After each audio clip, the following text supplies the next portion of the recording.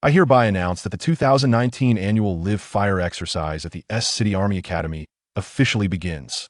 Came the commanding voice of the Academy's president, who also served as the chief commander of the exercise through the individual communication devices. The Red Army, composed of graduating cadets from the Academy, and the Blue Army, made up of a border motorized infantry regiment, had begun their maneuvers in the deserts of northern China. These cadets were the future pillars of the Republic's military. Today, they weren't cadets or officers in training, they were soldiers on the battlefield, locked in simulated combat with the Blue Army. Liu Yi was among them. He thought to himself, today's Live Fire drill is my chance to shine for the class of 2019. I'm not just the shooting champion this year, but also first in academics. Just wait and see how I show off my skills and earn some credit. If I do well enough, he'll be assigned directly to an elite unit after graduation. At that moment, he felt like Rambo ready to take on 100 enemies alone. Unconsciously, he tightened his grip on the Type 95 rifle in his hands. Squad leader Liu, enemy machine gun position at 10 o'clock, 50 meters away. Take it out with grenades, came the order through his headset. Leave it to me, Liu Yi thought confidently. Crawling forward more than 20 meters, he took cover behind a large rock and pulled out the training issue grenade. Although the enemy position was unoccupied, since this was a live fire drill, everything except blanks in the rifles used real explosives. Why does the school still use these old 77-style grenades? Why haven't they issued the new models? Who knows how long ago these were manufactured? Will it even detonate properly? He thought, all while continuing his motions, twisting off the cap, pulling the fuse pin. Just as he was about to throw it, a deafening explosion roared in his ears. Then came darkness. His last thought before losing consciousness was, what the hell kind of 77 series grenade was this? They said 3 seconds delay, but it went off the second I pulled it. What rotten luck. Oh, my head hurts. Where am I? Liu Yi felt numb all over, his head pounding. His eyes wouldn't open, and fragmented memories swirled in his mind. Liu Yi, born in the 37th year of Wanli, son of Liu Zhaosan, a household officer under General Liu Ting, former Sichuan Commander-in-Chief Liu Yi, destroy the Blue Army's machine gun nest. Grenade ready. Liu Yi shouted and sat bolt upright. A blinding ray of sunlight pierced through his eyelids, and instinctively he raised his arm to shield his eyes. The young master has awakened. Sir, the young master is awake. Such noise in the barracks, what discipline is this? My son is awake. After adjusting to the light, Liu Yi squinted and looked around. He was lying in a military tent. Sunlight streamed through the flaps, casting bright beams onto the carpet inside. Outside, 2 voices could be heard, one high-pitched, one deep and rough. The flap opened again, and a tall figure entered over 6 feet tall and gently helped Liu Yi sit up, inspecting him carefully. Are you all right, my son? Only then did Liu Yi clearly see the man before him. He was in his 30s, with a square face, a long beard, a wide nose, thick lips, and narrow phoenix eyes somewhat resembling a modern-day movie star named Shuele. He wore Ming Dynasty armor, Shanwen, Jia, mountain patterned armor, a large breastplate, tiger head belly guard, purple cloud waist sash, and a helmet topped with a red tassel fluttering proudly. He exuded martial might. So this is my father? Liu Yi tried to recall, drawing from the strange memories flooding his mind. Another person stepped into the tent dressed in Yuan Zhanpao, a style of battle robe, with cotton armor layered over it, several copper rivets missing. He wore a red woolen hat and carried a Sanyan Chong, a triple-barreled musket. He looked every bit the part of a regular soldier in the Ming army. I seriously time traveling? How the hell is this even possible? Liu Yi thought, his ears still ringing. Liu Bao, go fetch some water, so master, he can wash up there's blood on him, the older man ordered. Yes, sir.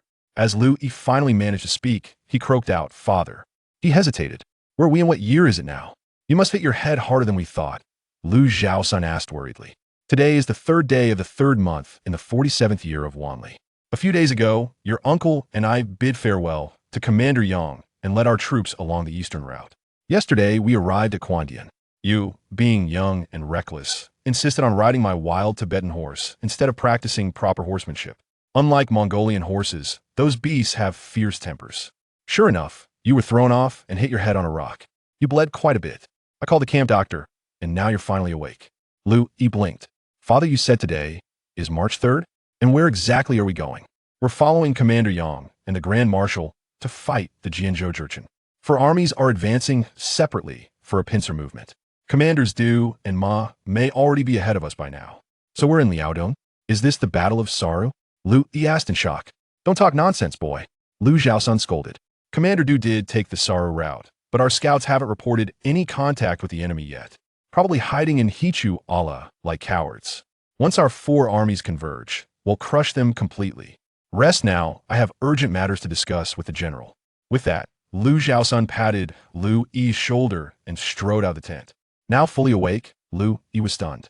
He had somehow traveled back to the late Ming Dynasty. Back in military school, whenever his instructors discussed the tragedies of the late Ming period, especially the legendary battles, Liu Yi would shake his head in sorrow. If only Li Zicheng hadn't captured Beijing. If only Emperor Chongzhen had moved the capital south. If only the Teju crown prince had been sent to Nanjing. If only warlords like Lian Yi, He Renlong, and Wu Sangui hadn't defected or fled. If only the scholar official class hadn't drained the nation's resources. If only Kong Yat hadn't surrendered with his artillery units, giving the Qing a critical advantage in firepower. If only the eunuch faction and Donglin party hadn't engaged in endless factional struggles, ignoring the greater good, then perhaps the Ming Dynasty wouldn't have fallen. Perhaps Han Chinese civilization wouldn't have suffered such devastation and loss. Over 100 million people lived in the Ming era.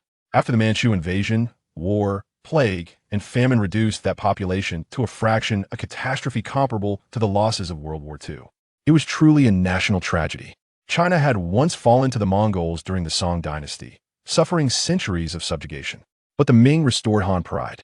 Even after the Timu crisis, they refused to surrender territory, unlike the weak Qing government that endlessly ceded land.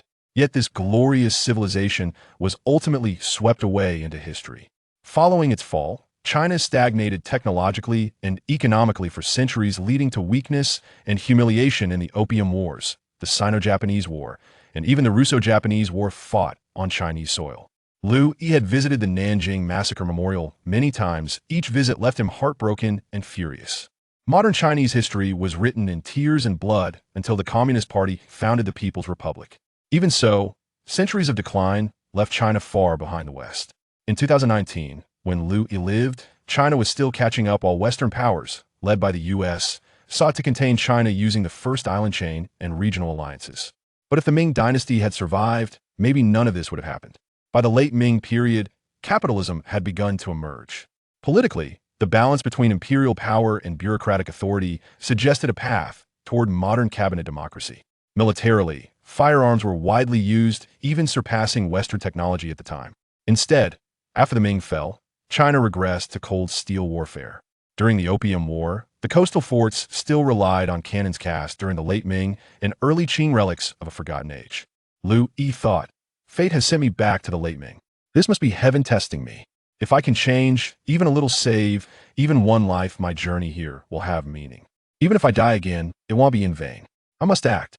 Just then, Liu Bao returned with a basin of water. "Master, let me help you wash up. I barely got to wipe your face last night after your accident. No time for the rest. Let me clean you up." "No need," Liu Yi replied. "I can manage. You go rest." This Liu Bao hesitated. "He'll be fine. Go on." "All right, master. He'll be right outside if you need anything." Liu Bao pulled the tent flap closed and exited. Finally alone, Liu Yi gathered his thoughts. Looking into the water basin, he saw the reflection of a 10-year-old boy's square face, phoenix eyes, high nose, thick lips, fair skin. Shaking his head, he sorted through the memories now filling his mind. This body also bore the name Liu Yi, born in the 37th year of Wanli, making him 10 years old. His father, Liu Zhaosun, was the adopted son of General Liu Ting. Liu Zhaosun had come from Wenyuan County in Guangdong, originally recruited by Admiral Chen Lin during the Korean campaign. At 15, he joined Chen's flagship as a standard-bearer. Later, General Liu Ting met him and liked him so much that he requested Chen to give the boy to him. When Liu Ting was stationed in Nanjing's Ziyajai King Barracks, Liu Zhaosun followed him. There he met Wang Shi, a woman from Taiping Prefecture, Liu Yi's mother. She died in childbirth. Since then, Liu Zhaosun had remained unmarried, traveling with the general across campaigns. Only an elderly servant remained to manage the family home in Taiping. Growing up without a mother, Liu Yi had lived in the military camps, trained in martial arts by the camp instructors. Though only 10, he had mastered the Qi family spear techniques. His daily life was taken care of by two of his father's guards, Liu Bao and Liu Jin. Because of his upbringing, Liu Yi had grown strong despite his thin frame, nearly 5 feet tall, about 1.6 meters, lean but muscular from constant training. This expedition to Liaodong against the Jurchens was his first field assignment. Liu Zhaosan believed the Ming forces vast and filled with elite troops, veteran generals, and famed commanders were invincible. Wanting to train his son, he brought Liu Yi along, though not for frontline combat, just to observe and learn. Suddenly, Liu Yi gasped, "I really have time traveled. The soul of the 2019 top graduate from the Army Academy has merged with the body of this 10-year-old boy." Oh no, today is March 3rd. The Battle of Sarhū is about to begin. By now, Du Song and Ma Lin's divisions may already be destroyed. In the Army Academy, the Battle of Sarhū was studied as a classic example of outnumbered forces achieving victory. Liu Yi knew its outcome too well. He wrung out the towel and wiped his face. Tomorrow is March 4th. Nurhaci's forces should already be setting ambushes at Abu Dali Ridge. We're resting here in Quandian now, but I can't afford to die here again, not after coming back to the Ming Dynasty. Determined, Liu Yi quickly washed up and changed into clean clothes provided by Liu Bao's simple travel attire, boots on his feet. As a civilian with no official rank, he wore no uniform. He pushed aside the tent flap and hurried toward the central command tent, guided by memory. Behind him, Liu Bao shouted, "Master, Master, where are you going? Slow down." Chapter 2. Abu Dali Gang in the Grand Tent of the Central Army. Zhao's son had just received a command arrow from General Du. The messenger informed that General Du had arrived at Hichu-A-La at the hour of Qin today and had already encountered the enemy's 2 white flags. He urged us and General Ma to swiftly break camp and proceed to offer our support. The mountain roads are treacherous, and we have already delayed a day on our journey. Otherwise, we would have reached Hichu-A-La today. It remains uncertain how the battles ahead are faring. I have decided to break camp immediately. It is now the hour of Qin, and we are but a mere 100 miles from Hichu-A-La. We shall depart at once. I will lead the main cavalry and my personal retinue ahead, while you, Zhao's son, assist General Qiao in advancing the Central Army swiftly behind. The Korean forces will guard the rear, and it is imperative that the entire army reaches the battlefield by noon tomorrow. The speaker was none other than Liu Ting, the commander of the Eastern Route Army and a general from Sichuan. Approaching the age of 60, the veteran general's heroic spirit remains undiminished. During the Imjin War and the subsequent chaos of 1597, Liu Ting had entered Korea twice, alongside Qinlian, one by sea and the other by land, striking terror into the hearts of the Japanese forces. The commander of the Japanese troops, Ko Nishikawa, upon hearing Liu Ting's name, abandoned Sunshin Fortress and fled by boat under cover of night. The old general was stout with a round face, large ears, and dark skin, adorned with a full beard that, though streaked with gray, still emanated an imposing presence when he glared with his leopard-like eyes. He wielded a heavy, 120-pound iron crescent blade, clad in chainmail beneath his scaled armor, and wore a 6-petaled helmet topped with a high plume, the red tassel swaying like a resounding bell, embodying an undeniable gallantry. As the commander of the army, he led from the front, determined to advance with his personal retinue and cavalry. That is unwise. 2 of his officers rose simultaneously, General Zheng Zhilong, commander of the Korean forces, and Qiao Yi, a guerrilla officer under Liu Ting. Qiao stepped forward and declared, "As the leader of the army, you must not risk yourself in battle. It would be far wiser for me to lead the troops ahead while you and Captain Liu hold the central command. General Zheng and I can provide mutual support." "Enough." Qiao Yi, Liu Ting interrupted. "My mind is made up. This is a national conflict. We must engage to quell the invaders. General Du is currently locked in combat with the enemy, and I must lead our forces to strike the left flank of the enemy, alleviating the pressure on both General Ma and General Du. Furthermore, with 10,000 Sichuan soldiers under my command, they will not act without my presence." Having commanded Sichuan for many years, Liu Ting was known for his valor in battle, often charging into the fray, drenched in the blood of his foes. He earned the nickname Liu the Blade for his prowess with a formidable iron sword that was said to be impenetrable in his hands. Countless enemies had perished under its edge, and he was revered as the soul of the Sichuan army. Whenever Liu Ting appeared, the morale of his troops surged, and they fought with renewed vigor. This battle was of utmost importance, as the emperor himself had issued orders to mobilize elite troops from the 9 borders in the esteemed Qin family army, signifying a decisive intent to eliminate the threat posed by the eastern invaders. Liu Ting could not afford to take this lightly. He was determined to lead the charge and secure further achievements for himself before retiring. Seeing Liu Ting's resolve, Zheng Zhilong and Qiao Yi exchanged glances, knowing they could not dissuade him. "In that case, I will accompany my adoptive father," said Liu Zhao's son, rising from his seat to pay his respects. Please allow me to join you, as well. Very well, Zhao Sun, you may accompany me, Lu Ting replied. Xiao Yiqi and Jiang Hongli, heed the orders. I am at your service. They responded in unison. I, alongside Lu Qianhu, led the cavalry forward, while Qiao the guerrilla commanded the main infantry in the center. General Jiang marshaled 10,000 Korean gunners and archers to advance alongside the main contingent as per our unaltered strategy, intending to reach the battlefield by noon tomorrow. To strike decisively and obliterate the enemy. The two men received their orders and turned to prepare for battle. Lu Ting beckoned a trusted soldier and instructed him to inform Qiao that the Korean troops were unfit for service during the assistance to Korea. The Korean official army had suffered a rout, proving less reliable than the local militias. He suggested that Qiao take charge of military oversight, as the Korean forces, although present, were merely auxiliary and lacked strong combat intent and morale. Should they falter in battle, those who failed to advance at the sound of the drums would face execution. The soldier complied and promptly exited the tent to relay the message. With such arrangements, our chances of victory tomorrow appeared substantially greater. Even if we did not achieve immediate success, we could encircle the enemy and await the arrival of Li Rubai's troops from Liaodong. With the formidable cavalry of Liaodong supporting us, we would surely break the enemy lines. Lu Ting stroked his beard and smiled at Lu Zhaosan. However, Lu Ting remained unaware that the cavalry of Du Song was merely a deception, composed of Han Chinese masquerading as the enemy. Du Song's forces had been annihilated on the 1st of March by Nurhaci at Sarhū, with Du Song himself perishing in defeat. Nurhaci, leveraging the high mobility of the later Jin cavalry, had not advanced in unison with the 4 divisions of the Ming army but rather maneuvered strategically, concentrating his superior forces to exploit gaps, having already decimated the Malin and Du Song contingents. His army had now turned towards a Butaling to set an ambush. Sending Han soldiers disguised as Ming troops, brandishing captured orders from Du Song to deceive Lu Ting's forces into a hasty advance for support. Lu Ting, believing this ruse, had made the aforementioned arrangements. Father, Commander, this is a trap. We must not go. Who dares to make such a ruckus outside the tent? Do you not know that noise in the barracks without cause merits 30 lashes?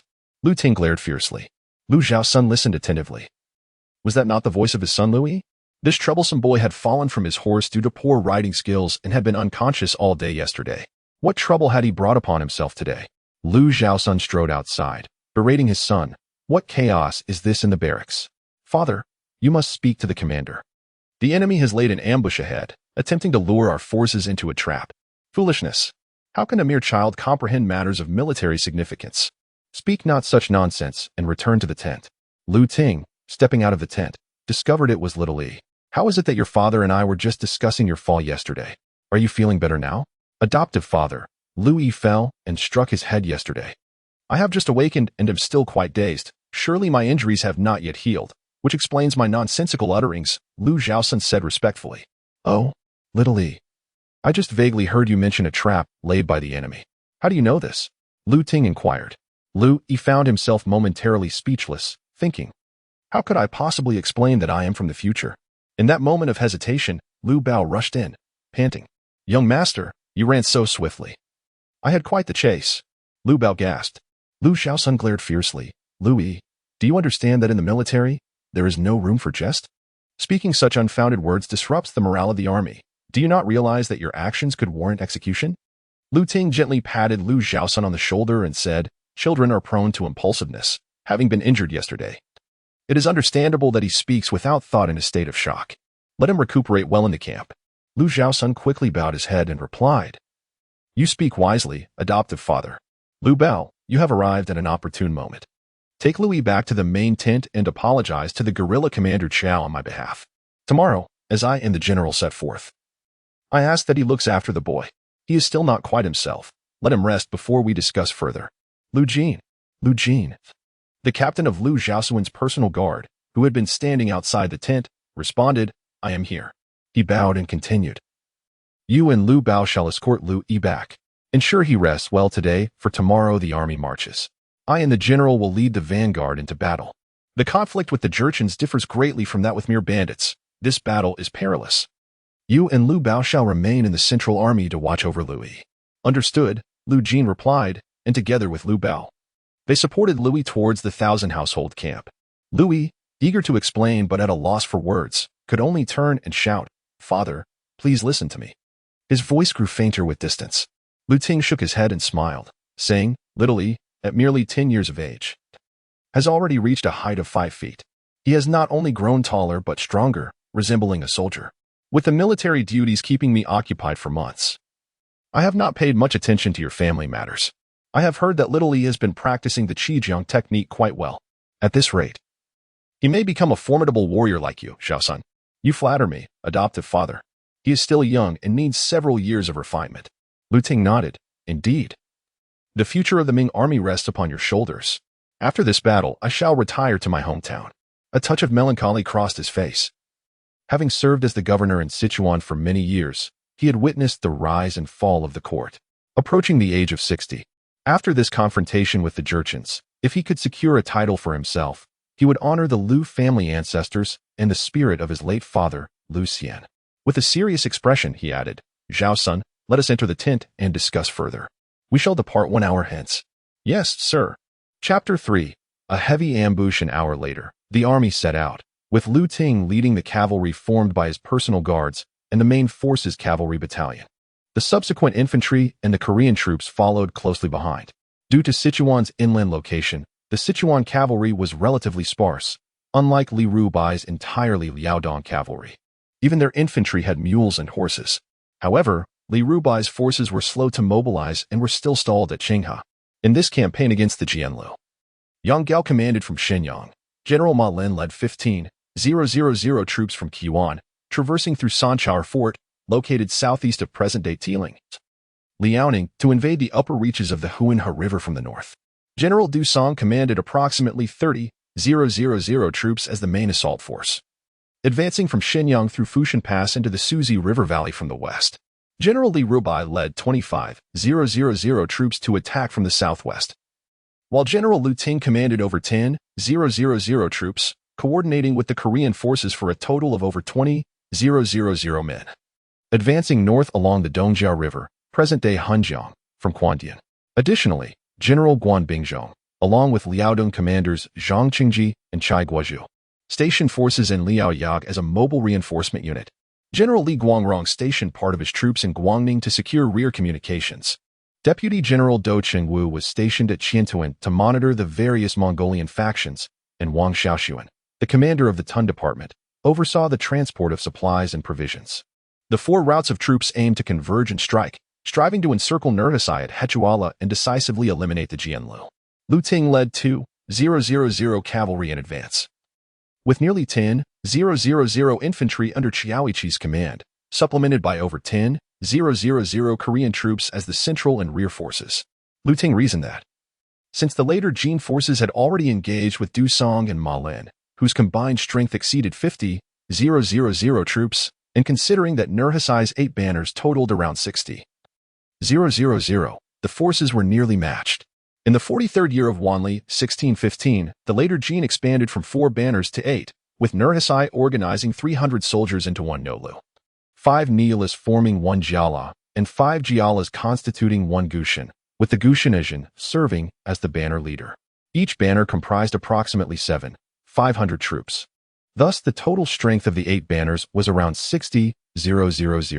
Lu Ting contemplated that with these 2 generals leading the elite forces of the 9 borders, particularly with 4,000 elite troops from the Zhejiang Qingyi Army in Du Song's ranks, even if they could not achieve victory, they could at least match the enemy's strength.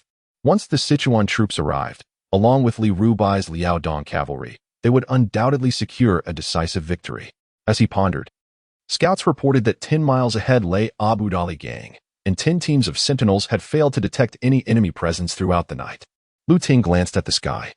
It was the 4th day of the 3rd month, at the hour of the hare, just as dawn began to break. He summoned Sun to relay orders to hasten the pace, directing the entire army to regroup at Abu Dali Gang. Upon receiving the command, the troops erupted in jubilant cheers. After a night of relentless travel, both men and horses were fatigued, and dawn was typically the most drowsy time of day. With Lu Ting's orders, the troops instinctively quickened their pace, hastening toward Abu Dali Gang, while the infantry lagged behind, having already fallen several miles behind the cavalry. At that moment, Abu Dali Gang was occupied by the 2 red banners led by the great Prince Daisan and the right white banner led by Prince Huang Taiji, who were urgently forming their ranks. The three banners had barely arrived at Abu Dali Gang an hour earlier, following Nurhaci's orders to intercept Liu Ting's eastern forces. At this moment, the 8 banners had only recently been established. Unlike during the reign of Hong Taiji, there were no Bayala or Gobushi Sin Keha camps, nor an abundance of elite cavalry.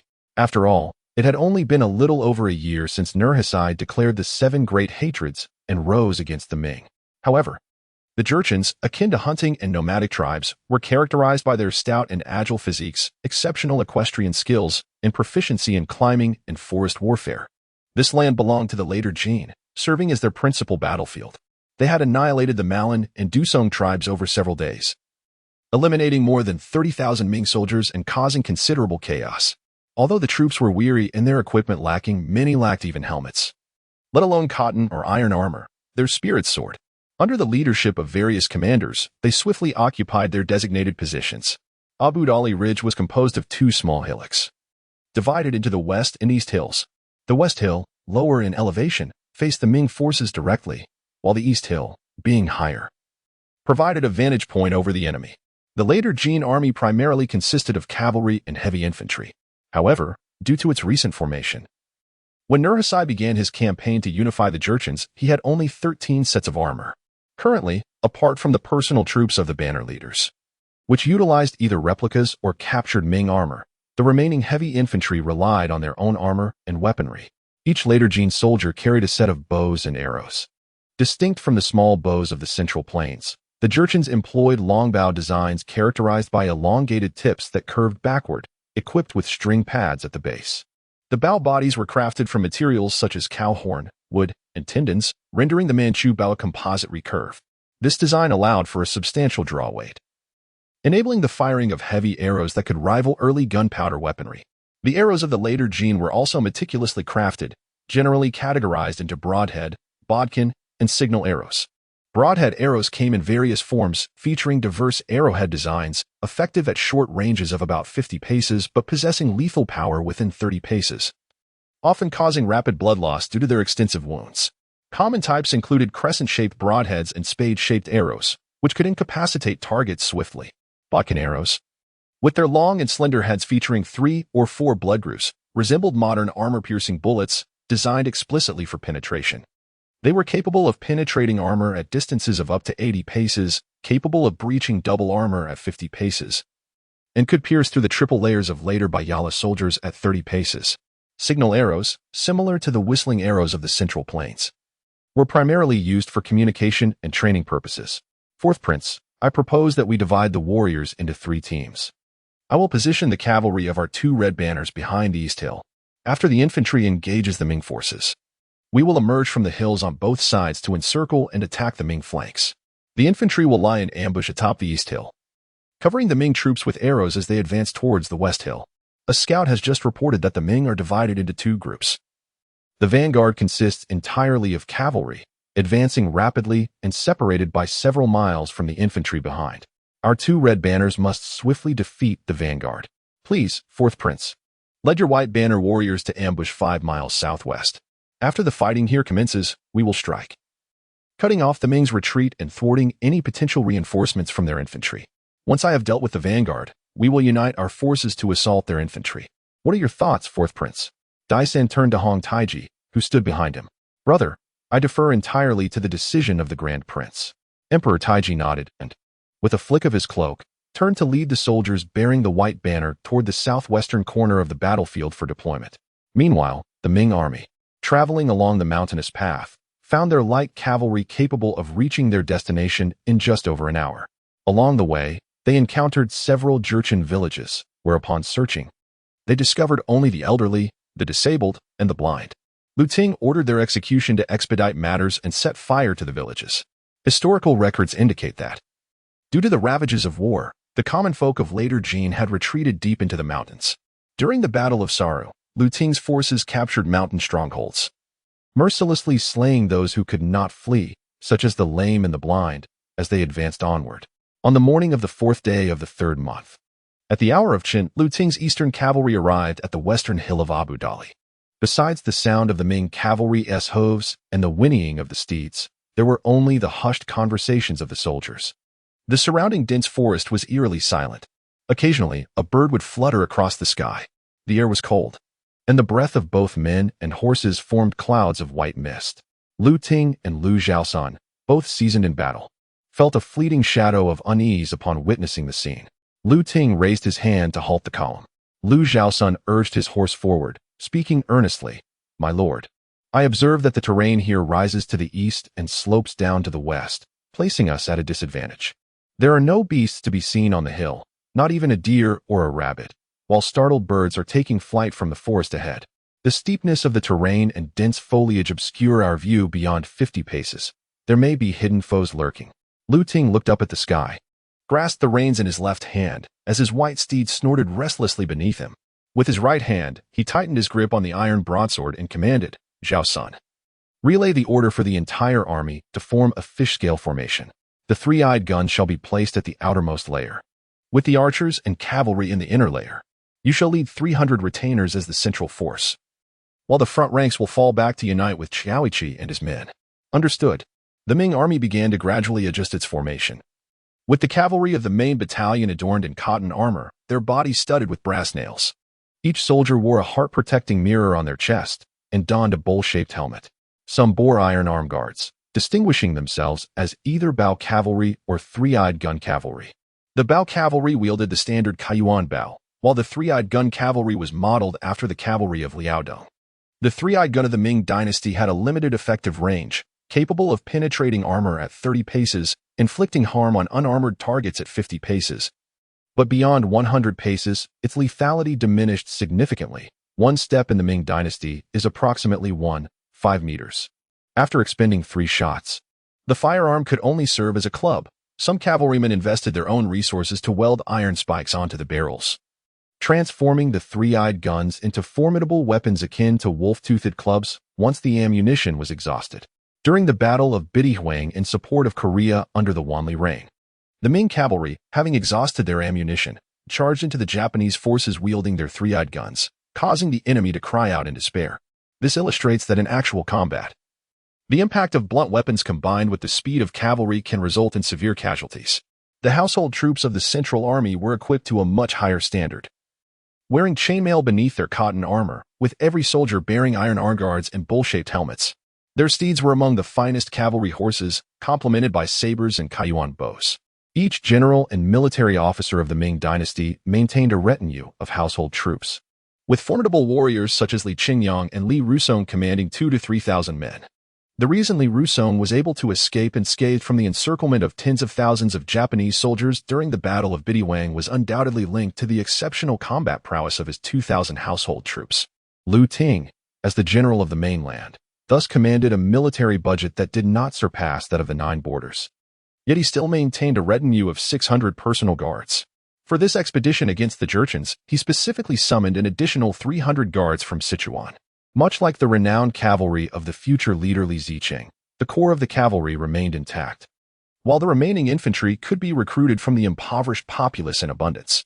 The personal guards functioned similarly to the old cavalry, with military officers extracting sustenance from the local populace, leading to an inflated nominal strength. A unit that should rightfully comprise 1,120 soldiers might, in reality, contain only 700 or 800, or even fewer. The surplus personnel were embezzled by the officers, who would arm a fraction of their retinue, numbering 100 or 200 guards. In combat, these guards would charge at the forefront, while the regular soldiers played a secondary role, akin to foragers gathering the spoils of victory, not to mention the additional station troops from the remaining garrisons. Chapter 4. The ambush. The Ming army transitioned from a marching formation to a fish-scale arrangement, with each 100-unit leader hastily reorganizing their troops. A cavalryman clad in cotton armor and wearing a felt hat galloped up to Liu Zhaosan and reported, "Lord Qianhu, several massive logs and stones are obstructing the mountain path leading to Donggang. It appears to be a deliberate blockage." No sooner had he finished speaking than a sharp sound pierced the air. A broken arrow shot from Donggang, striking through the red felt hat atop the cavalryman's head. The arrow entered from the back of his skull and exited through his left eye, splattering Liu Zhaosan's face with crimson blood and white brain matter. In that instant, a firelit signal rocket soared from Donggang, signaling the presence of hidden enemies. Liu Zhaosan, with little time to ponder, wiped the blood from his face and shouted, "Adoptive father, retreat swiftly." On the Donggang's side, Daisan released a signal arrow and, drawing his heavy sword, boldly declared, "Warriors of the Jin, the time to achieve glory has arrived. Unleash your arrows." The hidden troops under the two red flags surged forth, and over 10,000 archers unleashed a deluge of arrows.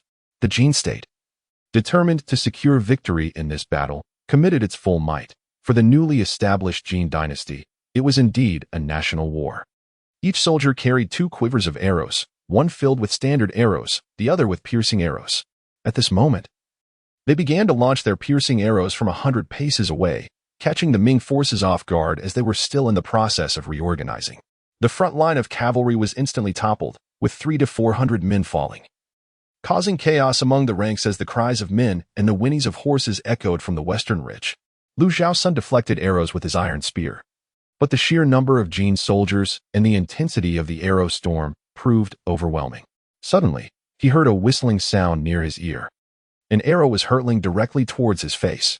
Liu Zhaosun swiftly executed an iron plank bridge maneuver, narrowly avoiding the arrow. Yet his iron helmet was knocked off in the process. "Protect the commander," he shouted urgently. The Ming cavalry, lacking the infantry's reed shields and tiger shields, instead relied on round shields for protection, raising them to meet the onslaught. "Liu Ming, form a shield wall to safeguard the commander," came the command. "At once," replied Liu Ming, the captain of Liu Zhaosun's household troops. Among the 300 household soldiers, a dozen had already fallen, and the remaining soldiers formed a protective circle around Liu Zhaosun, raising their shields as arrows clanged against their iron shields. The elite troops of Liu Zhaosun, consisting of his main battalion and household guards, had already suffered significant casualties, with several hundred toppled in the initial chaos. As the remaining 1,500 to 1,600 men gradually regrouped, they found that the round shields were too small, inadequate for protecting against both men and horses. Many of the Ming war horses were injured or killed by arrows, forcing the soldiers to dismount and fight on foot, which undoubtedly hindered their mobility. As the Ming army's fish-scale formation on the western ridge began to stabilize, Dyson turned to call out, "Akatun, Alanbayo," among the dozen or so warriors behind him. 2 stepped forward and bowed, "Your servant is here." These 2 stout figures, one with a rat-tail hairstyle and the other bald, donned cotton armor resembling that of the Ming. Their red armor trimmed with white. Neither wore helmets, which accentuated their robust appearance and fierce expressions. They were Liaodong, the 1st and 2nd Cavalry under Dyson's command. Known for their valor, "You two shall lead all the cavalry of the red flag from above and strike the flanks of the Ming formation with full force, aiming to slay Liu Zhaosun. Since your cavalry is not yet at full strength, I shall petition the Khan to bolster your ranks and elevate you to the status of cavalry commanders." Daishan spoke softly, and the 2 men, their faces lit with joy, bowed deeply, declaring, "We shall obey your orders, even if we were to be ground to dust. We could hardly repay the grace of the noble lord. Warriors, charge with me." The 2 led the charge, with the red-flagged cavalry under their command. A single unit comprised over 300 men yet only boasted 40 to 50 cavalry. Another unit had around 200 cavalry.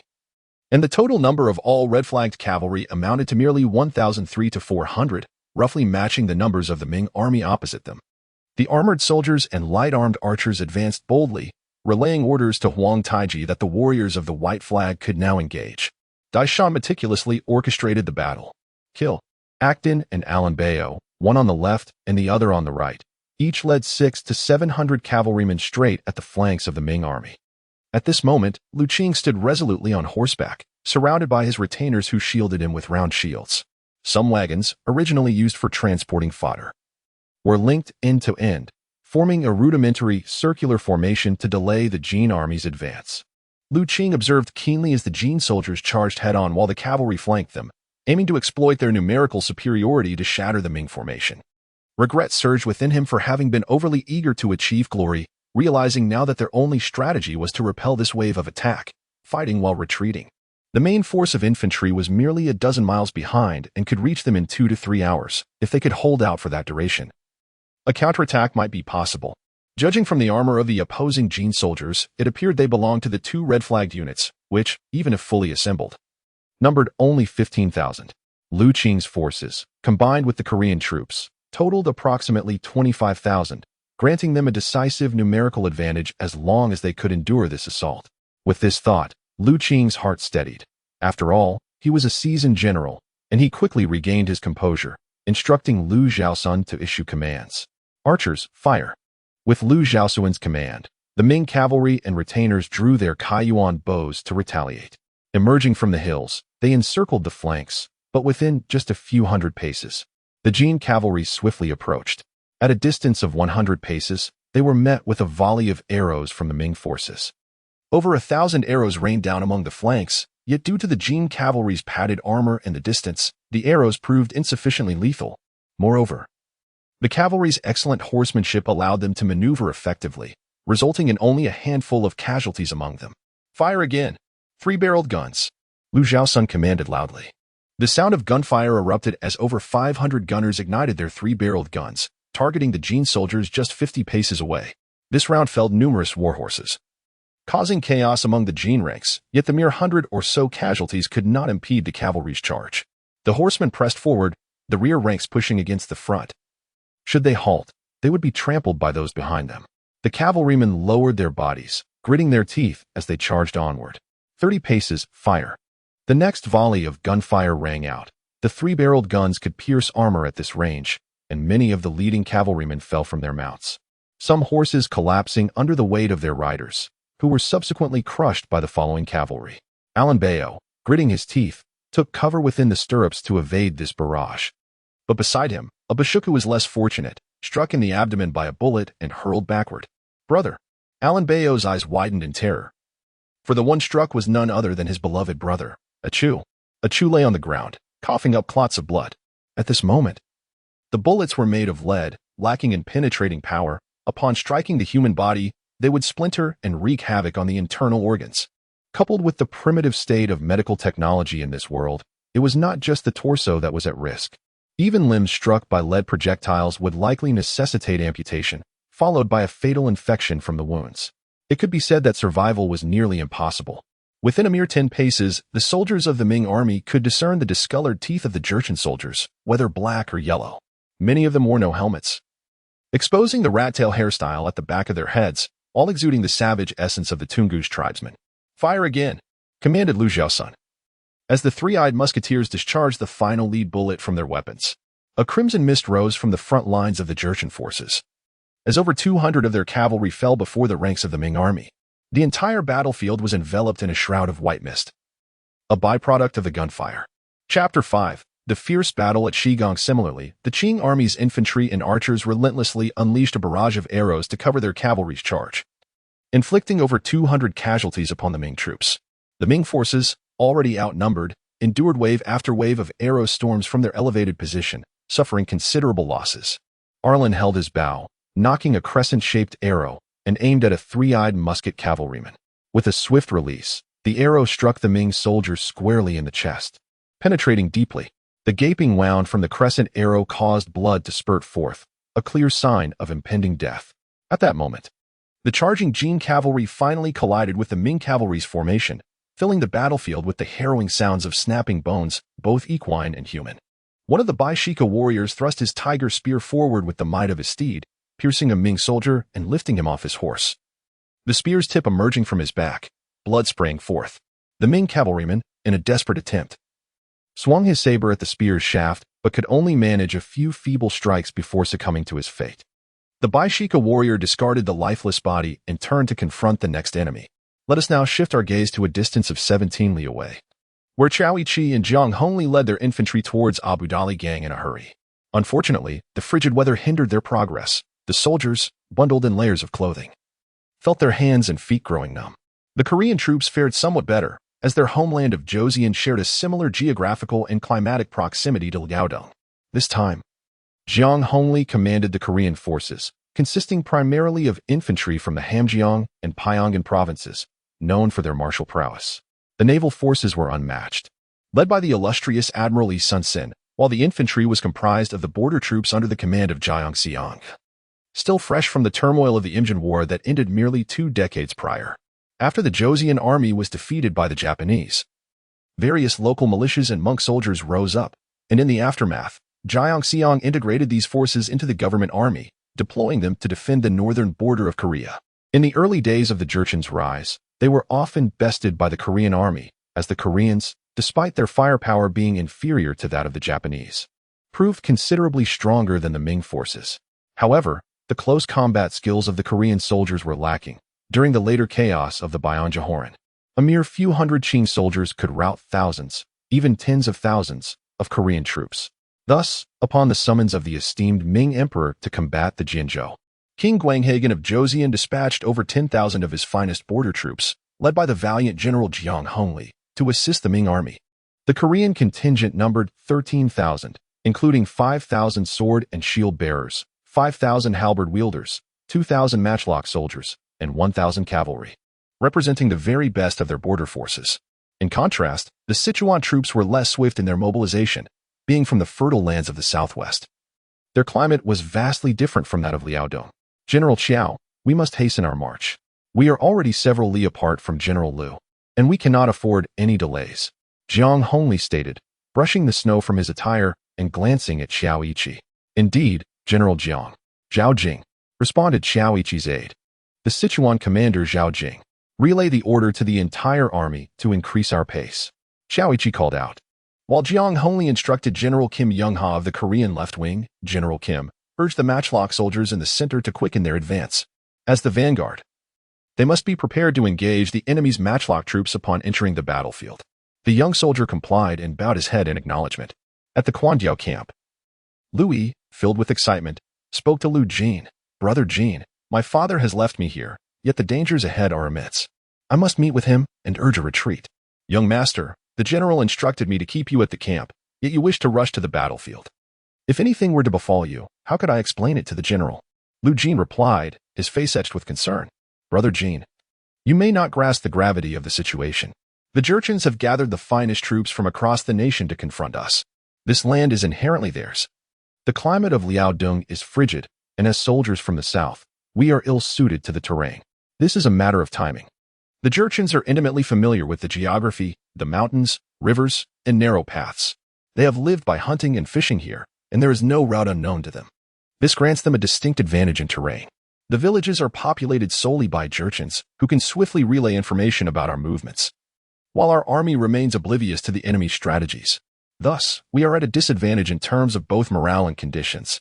Furthermore, our forces consist primarily of infantry, while the 8 banners cavalry exceeds 10,000. In combat, we are at a significant disadvantage, Liu Yi insisted fervently. Liu Jin and Liu Bao exchanged bewildered glances at Liu Yi. The young master was merely 10 years old. He was adept with a spear. Yet today he spoke of military strategy, a subject he had never shown a serious interest in before. Whenever the general urged him to study General Qi's military treatises, he would abandon them within half an hour to practice his weaponry. Today, however, was truly peculiar. Liu Bao addressed Liu Yi, young master. Both Jin and I are personal attendants of the general. Before departing, the general commanded us to ensure your safety at the Quandiao camp, alongside the sick and injured soldiers. He left over 20 attendants to protect you. While I may not comprehend the military principles you just articulated, I am aware that in a military camp, orders are paramount. The general has tasked us with your protection, and we must adhere to his commands. Please do not place us in a difficult position. Despondently, Louis sat upon a stool. Brother Jin, Brother Bao, alas, you truly do not understand the complexities of this matter. Louis felt a deep frustration within, unable to disclose that his soul hailed from a future time. Such revelations would be too sensational. Although he had never met Liu Zhaosun in this life, the essence of the 10-year-old boy's spirit conveyed to him that Liu Zhaosun was indeed his father in this existence. He could not bear to witness his father's demise. Moreover, as they were on the brink of the tumultuous late Ming era, the priority was survival, followed by the hope of finding a way back. Having a father in a position of authority was certainly preferable to having none at all. What should he do? Louis raised his gaze to Liu Jin and Liu Bao, saying, Brother Jin, Brother Bao, I wish to be alone for a moment. Please step outside the tent. Very well, they replied, turning to exit the tent. Louis retrieved a dagger from within his garments. This was a gift from Liu Zhaosun on his 10th birthday. Drawing the blade, he stealthily approached the edge of the tent and thrust it forcefully, creating a hole in the fabric. He then carefully sliced downward, and thanks to the dagger's sharpness, he soon fashioned an opening through which a person could crawl. In a swift motion, he darted out from behind the tent, heading straight for the horse corral.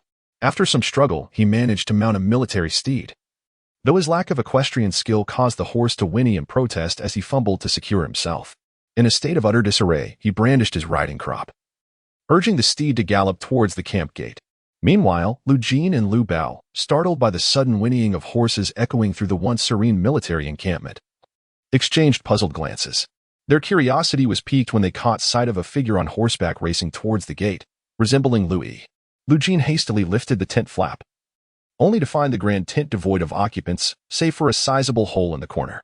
The two exchanged concerned glances before sprinting towards the horse corral, calling out to the servants as they ran, "Come quickly.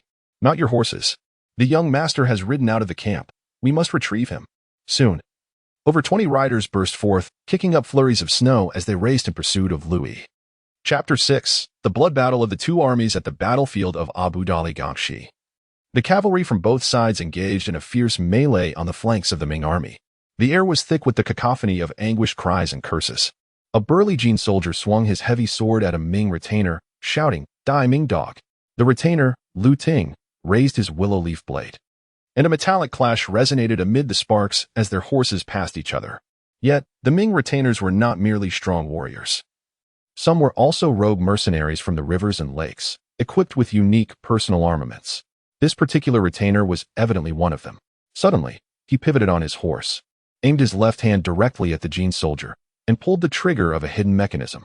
Two finely crafted steel crossbow bolts shot forth from his sleeve. These were the concealed darts commonly used by the mercenaries in the Qingyi, small yet coated with deadly poison, capable of penetrating armor within 10 paces.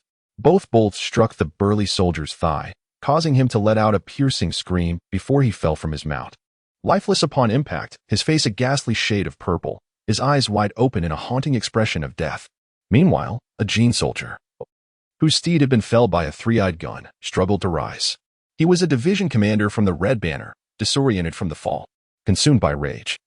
He threw his leather hat to the ground, revealing a rat-tail hairstyle on the back of his head. In the bitter winter, steam rose from his sweat-soaked scalp. With a furious roar, he lunged forward, his long saber cleaving through the neck of a kneeling three-eyed gunner, the warm blood spraying across his face, transforming him into a monstrous figure reminiscent of the underworld. With a swift motion, he turned and severed the leg of a nearby Ming cavalryman, sending the rider crashing to the ground, his spear clattering aside. The cavalryman rolled to his feet, drawing his waist knife to confront the threat. But the division commander was quicker, leaping high with a powerful downward strike that cleaved both man and weapon in two, entrails spilling onto the snow, exuding warmth as they lay scattered, the air thick with the nauseating stench of blood. At this juncture, the Jin foot soldiers discarded their bows, drawing their sabers to engage the Ming forces.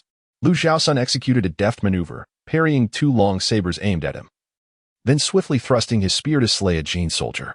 With his left hand, he retrieved a finely crafted crossbow from his saddle, firing it to topple another enemy before turning to face yet another foe.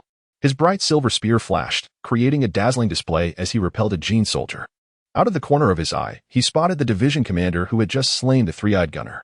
With a fierce cry, he charged forward, piercing the commander's chest with a single thrust, the man collapsing with a wail of despair.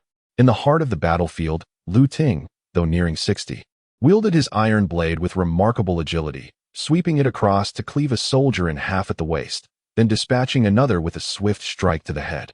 His loyal retainers fought desperately by his side, engaging the Jin soldiers in a brutal exchange of spears and blades, using whatever weapons they could grasp, even resorting to fists and teeth in their fight for survival.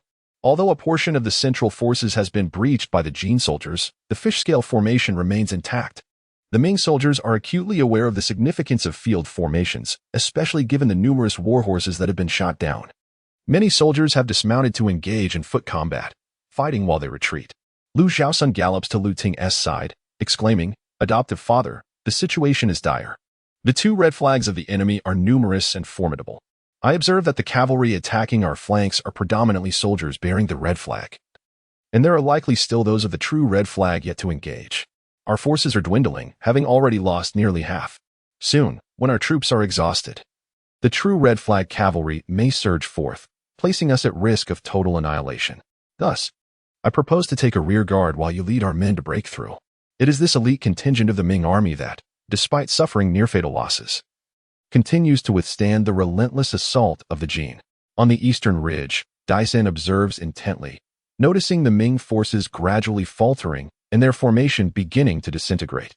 His heavy cavalry fights valiantly at the front, while the archers in the rear unleash arrows, felling Ming soldiers one by one. Now is the moment. He swiftly draws a signal arrow, knocking it on the bowstring, and releases it with a resounding whoosh. Let the warriors of the true red flag present the heads of the Ming dogs as tributes to our great Khan. Charge with me. Daisen leads the charge. The true red dragon flag rising behind him, its white dragon at the center poised to leap forth. With over 1,000 true red flag cavalry surging like a tidal wave towards the Ming forces. Simultaneously, Huang Taiji, upon receiving his brother's command, leads the troops of the true white flag to cut off the Ming army's retreat. Reports from scouts indicate that there are tens of thousands of Ming infantry advancing less than 10 miles away. Huang Taiji resolves to ambush the Ming forces, instructing his cavalry to bind their horses' mouths with cloth and positioning the infantry and archers in quiet ambush along the slopes of the mountain path, drawing their bows taut. The young Huang Taiji wipes the beads of sweat from his forehead and turns to his aide. In this cursed weather, why is it so oppressively hot? The aide, unsure how to respond, observes the young leader's tension. At this moment, the air is frigid, revealing that it is not heat but rather the anxiety of the young Huang Taiji, who is commanding troops for the first time against a regular Ming army that outnumbers them significantly. Recently appointed as the fourth prince, his youth and inexperience breed skepticism among many within the later Jin, fueling his desire for a decisive victory to prove himself as a worthy son of Nurhaci. Meanwhile, Daisen leads the true red flag cavalry into the fray, their war cries echoing as they join the ongoing battle. The cavalry cleaves through the Ming ranks, splitting their formations as they engage fiercely. A piercing scream resonates as a Ming soldier is disarmed, losing an arm and tumbling from his horse, only to be overwhelmed and slaughtered by the advancing armored troops. Another Ming officer, having lost his mount to an arrow, dismounts to fight on foot, only to be fatally pierced by a thrown spear, pinned to the ground. The Ming forces continue to dwindle, showing signs of collapse. Liu Zhaosuan's gleaming silver spear has long since shattered. Abandoning his weapon, he draws the red-tasseled yin-wing sword from his back. His steed has perished beneath him, and he bears wounds in both his arm and left leg. Yet Liu Zhaosun fought with the ferocity of a mad tiger, relentlessly engaging in battle. A soldier from the enemy, bearing a heavy sword, charged forward with a roar, only to be cleaved to the ground by Liu Zhaosuan's blade. He swiftly pressed his foot upon the fallen foe and wielded his goosewing knife, striking mercilessly at the man's head and face, reducing him to a bloody pulp, with only the occasional convulsion of his body betraying any sign of life. He called out to Lu Ting, urging, "Adoptive father, let us break through." Lu Ming immediately stepped in to shield the commander during the retreat, insisting that they must leave before it was too late. On Lu Ting's side, he had just felled 2 archers who were firing arrows at him, and with his battle knife, he surged forward. Captain Lu Ming, despite sustaining multiple injuries, positioned himself firmly before Lu Ting, proclaiming, "Commander, I shall protect you as we withdraw. We must depart swiftly. There is no time for hesitation." The cacophony of battle echoed around them, and Lu Ting wiped the blood from his face, stamping his foot in frustration, lamenting the loss of his men and wondering how he could face Supervisor Yang upon his return. Meanwhile, Liu Zhaosun, alongside several soldiers, fought their way through and reached Lu Ting, helping the panting commander onto his horse. He too prepared to mount and retreat, as the remaining capable household guards began to gather, readying themselves for the breakout. Not far away, Daishan, with a sudden thrust, killed a Ming soldier. He then caught sight of a Ming general clad in scaled armor, mounting a horse about 50 paces away. The 6-petal iron helmet glimmered in the sunlight, particularly the striking lightning rod and red tassel atop it. Without a doubt, it was Lu Ting. Daishan retrieved his great bow from his back, intricately carved with a tiger, slightly larger than the usual longbow. This bow had been a gift from Nurhaci after he had slain a wild boar during a spring hunt last year.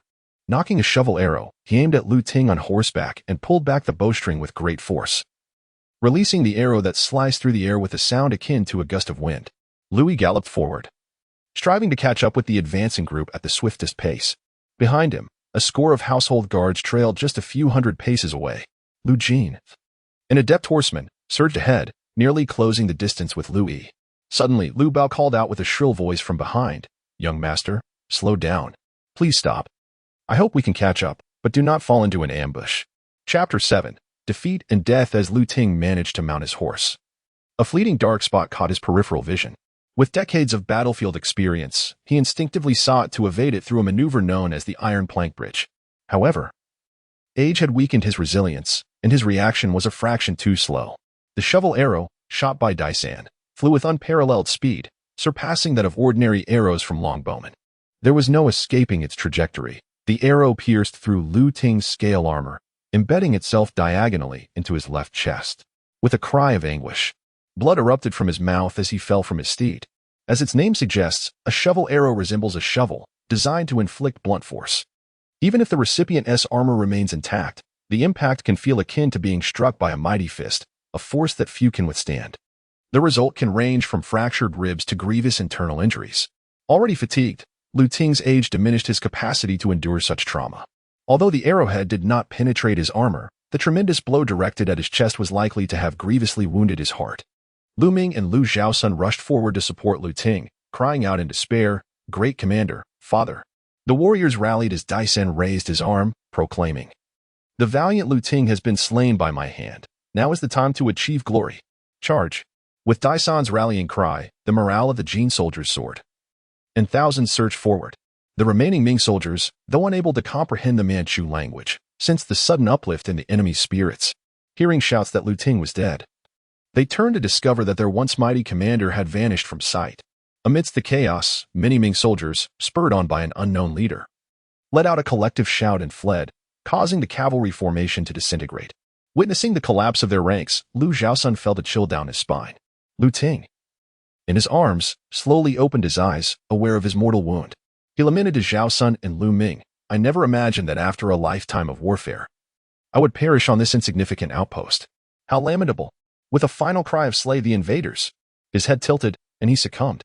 History records that Liu Ting was among the most valiant of commanders, having subdued numerous foes, Miao rebels, the formidable Luo Xiong, Japanese pirates, and various tribes, engaging in hundreds of battles. His reputation echoing throughout the realm. "Commander! Commander!" Surrounding retainers wept bitterly, their grief palpable.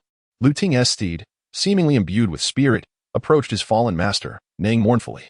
Lu Zhaosun lifted Liu Ting's body, instructing Lu Ming to secure it with ropes upon a horse. Then, mounting his own steed, he urged, "This is no time for sorrow. We must retreat and bring our commander's body back." Over 100 retainers mounted their horses. Yet they were met with a hail of arrows that felled 2 or 3 dozen. "Quickly, follow me to break through. Charge!" The retainers surged through the chaos, toppling both Jin and Ming soldiers in their path. Daisan, leading his red-flagged cavalry, relentlessly pursued them, firing arrows that struck down those who lagged behind. The Ming soldiers on horseback fared better, but those whose steeds fell or were forced to fight on foot cursed their fate. Ultimately, they could not outrun the relentless red-flagged cavalry, who cut them down mercilessly. A Lin Bao observed a Ming soldier desperately fleeing ahead, discarding his three-eyed gun and helmet to lighten his burden. A cruel smile flickered across his lips as he turned his saber upright, allowing it to slice through the neck of the Ming soldier with the momentum of his horse. A large head flew off. Once the Ming forces lost their organized resistance, the battlefield transformed into a one-sided massacre, with the remaining Ming soldiers besieged by the cavalry of the 2 red flags. The pounding hooves obliterated their figures. These Sichuan soldiers would never return to the land of abundance. Lu Zhaosun, seeing that he was left with only about 50 riders, hastened his steed towards the edge of the battlefield. Suddenly, several hundred cavalry surged out from a diagonal flank. Upon closer inspection, he realized they were soldiers clad in red flag vests, led by Milei Jing Acton, who was attacking the left wing. After the collapse of the formation, Acton, with keen eyes, spotted a Ming general in mountain-patterned armor carrying Liu Ting's corpse attempting to break through. He immediately commanded his guards and a portion of the red-flagged cavalry to encircle from the left side, determined to behead this Ming general, his mind filled with malice. He quickened his pace, charging directly at Lu Zhaosun. "Damn it, where did these dog-like invaders come from? Charge with me!" Lu Zhaosun shouted, wielding his geese-wing saber fiercely, felling 3 of the red-flagged soldiers blocking his path. The remaining attendants were not so fortunate, nor did they possess such martial prowess. The Jin soldiers swiftly drew their bows, shooting down the attendants one by one. Lu Ming bellowed, "Lord Liu, you go ahead. I'll hold them off." Lu Zhaosun said nothing, understanding in this life-or-death moment that Lu Ming was sacrificing himself to buy time for him. Lu Ming, alongside the few attendants behind him, turned his horse to face Acton, shouting, "Kill the invaders." Acton, enraged, laughed maniacally, "Foolish Ming dogs, shoot them down, brave warriors." After a hail of arrows, numerous Ming soldiers fell to the ground. With Lu Ming at the forefront, struck by dozens of arrows, reminiscent of Yang Zixing from the past at Xiaoshank. After eliminating this wave of attendants, the Jin soldiers immediately turned their steeds toward Liu Zhaosun. Lin Bao, pursuing the Ming forces from behind, noticed Acton leading his troops forward and hastily followed suit. Liu Zhaosun's horse, having endured grueling combat, was now exhausted and burdened with Liu Ting's body, causing its speed to diminish. The pursuing enemies were drawing ever closer. Daisan, riding alongside the red-flagged cavalry, closely followed behind. As Acton approached within 100 paces, he commanded, "Fire! Shoot at his horse!" The soldiers unleashed a volley of arrows. And suddenly, one pierced Liu Zhaosun's horse's leg, causing it to falter and roll on the ground, throwing Liu Zhaosun far off its back. Using his saber for support, Liu Zhaosun slowly rose to his feet, his helmet askew, the chin strap having snapped from the force, which he discarded aside. Liu Ting's corpse tumbled onto the snow not far away. The advancing red-flagged soldiers, trampling through the snow, surrounded Liu Zhaosun, dismounting and aiming their bows at him. "What is this, dog-like invaders? Is your only skill shooting arrows? Do you dare to engage in a real fight with me?" he exclaimed, surveying the fierce faces surrounding him. Then bursting into laughter. "Come, approach.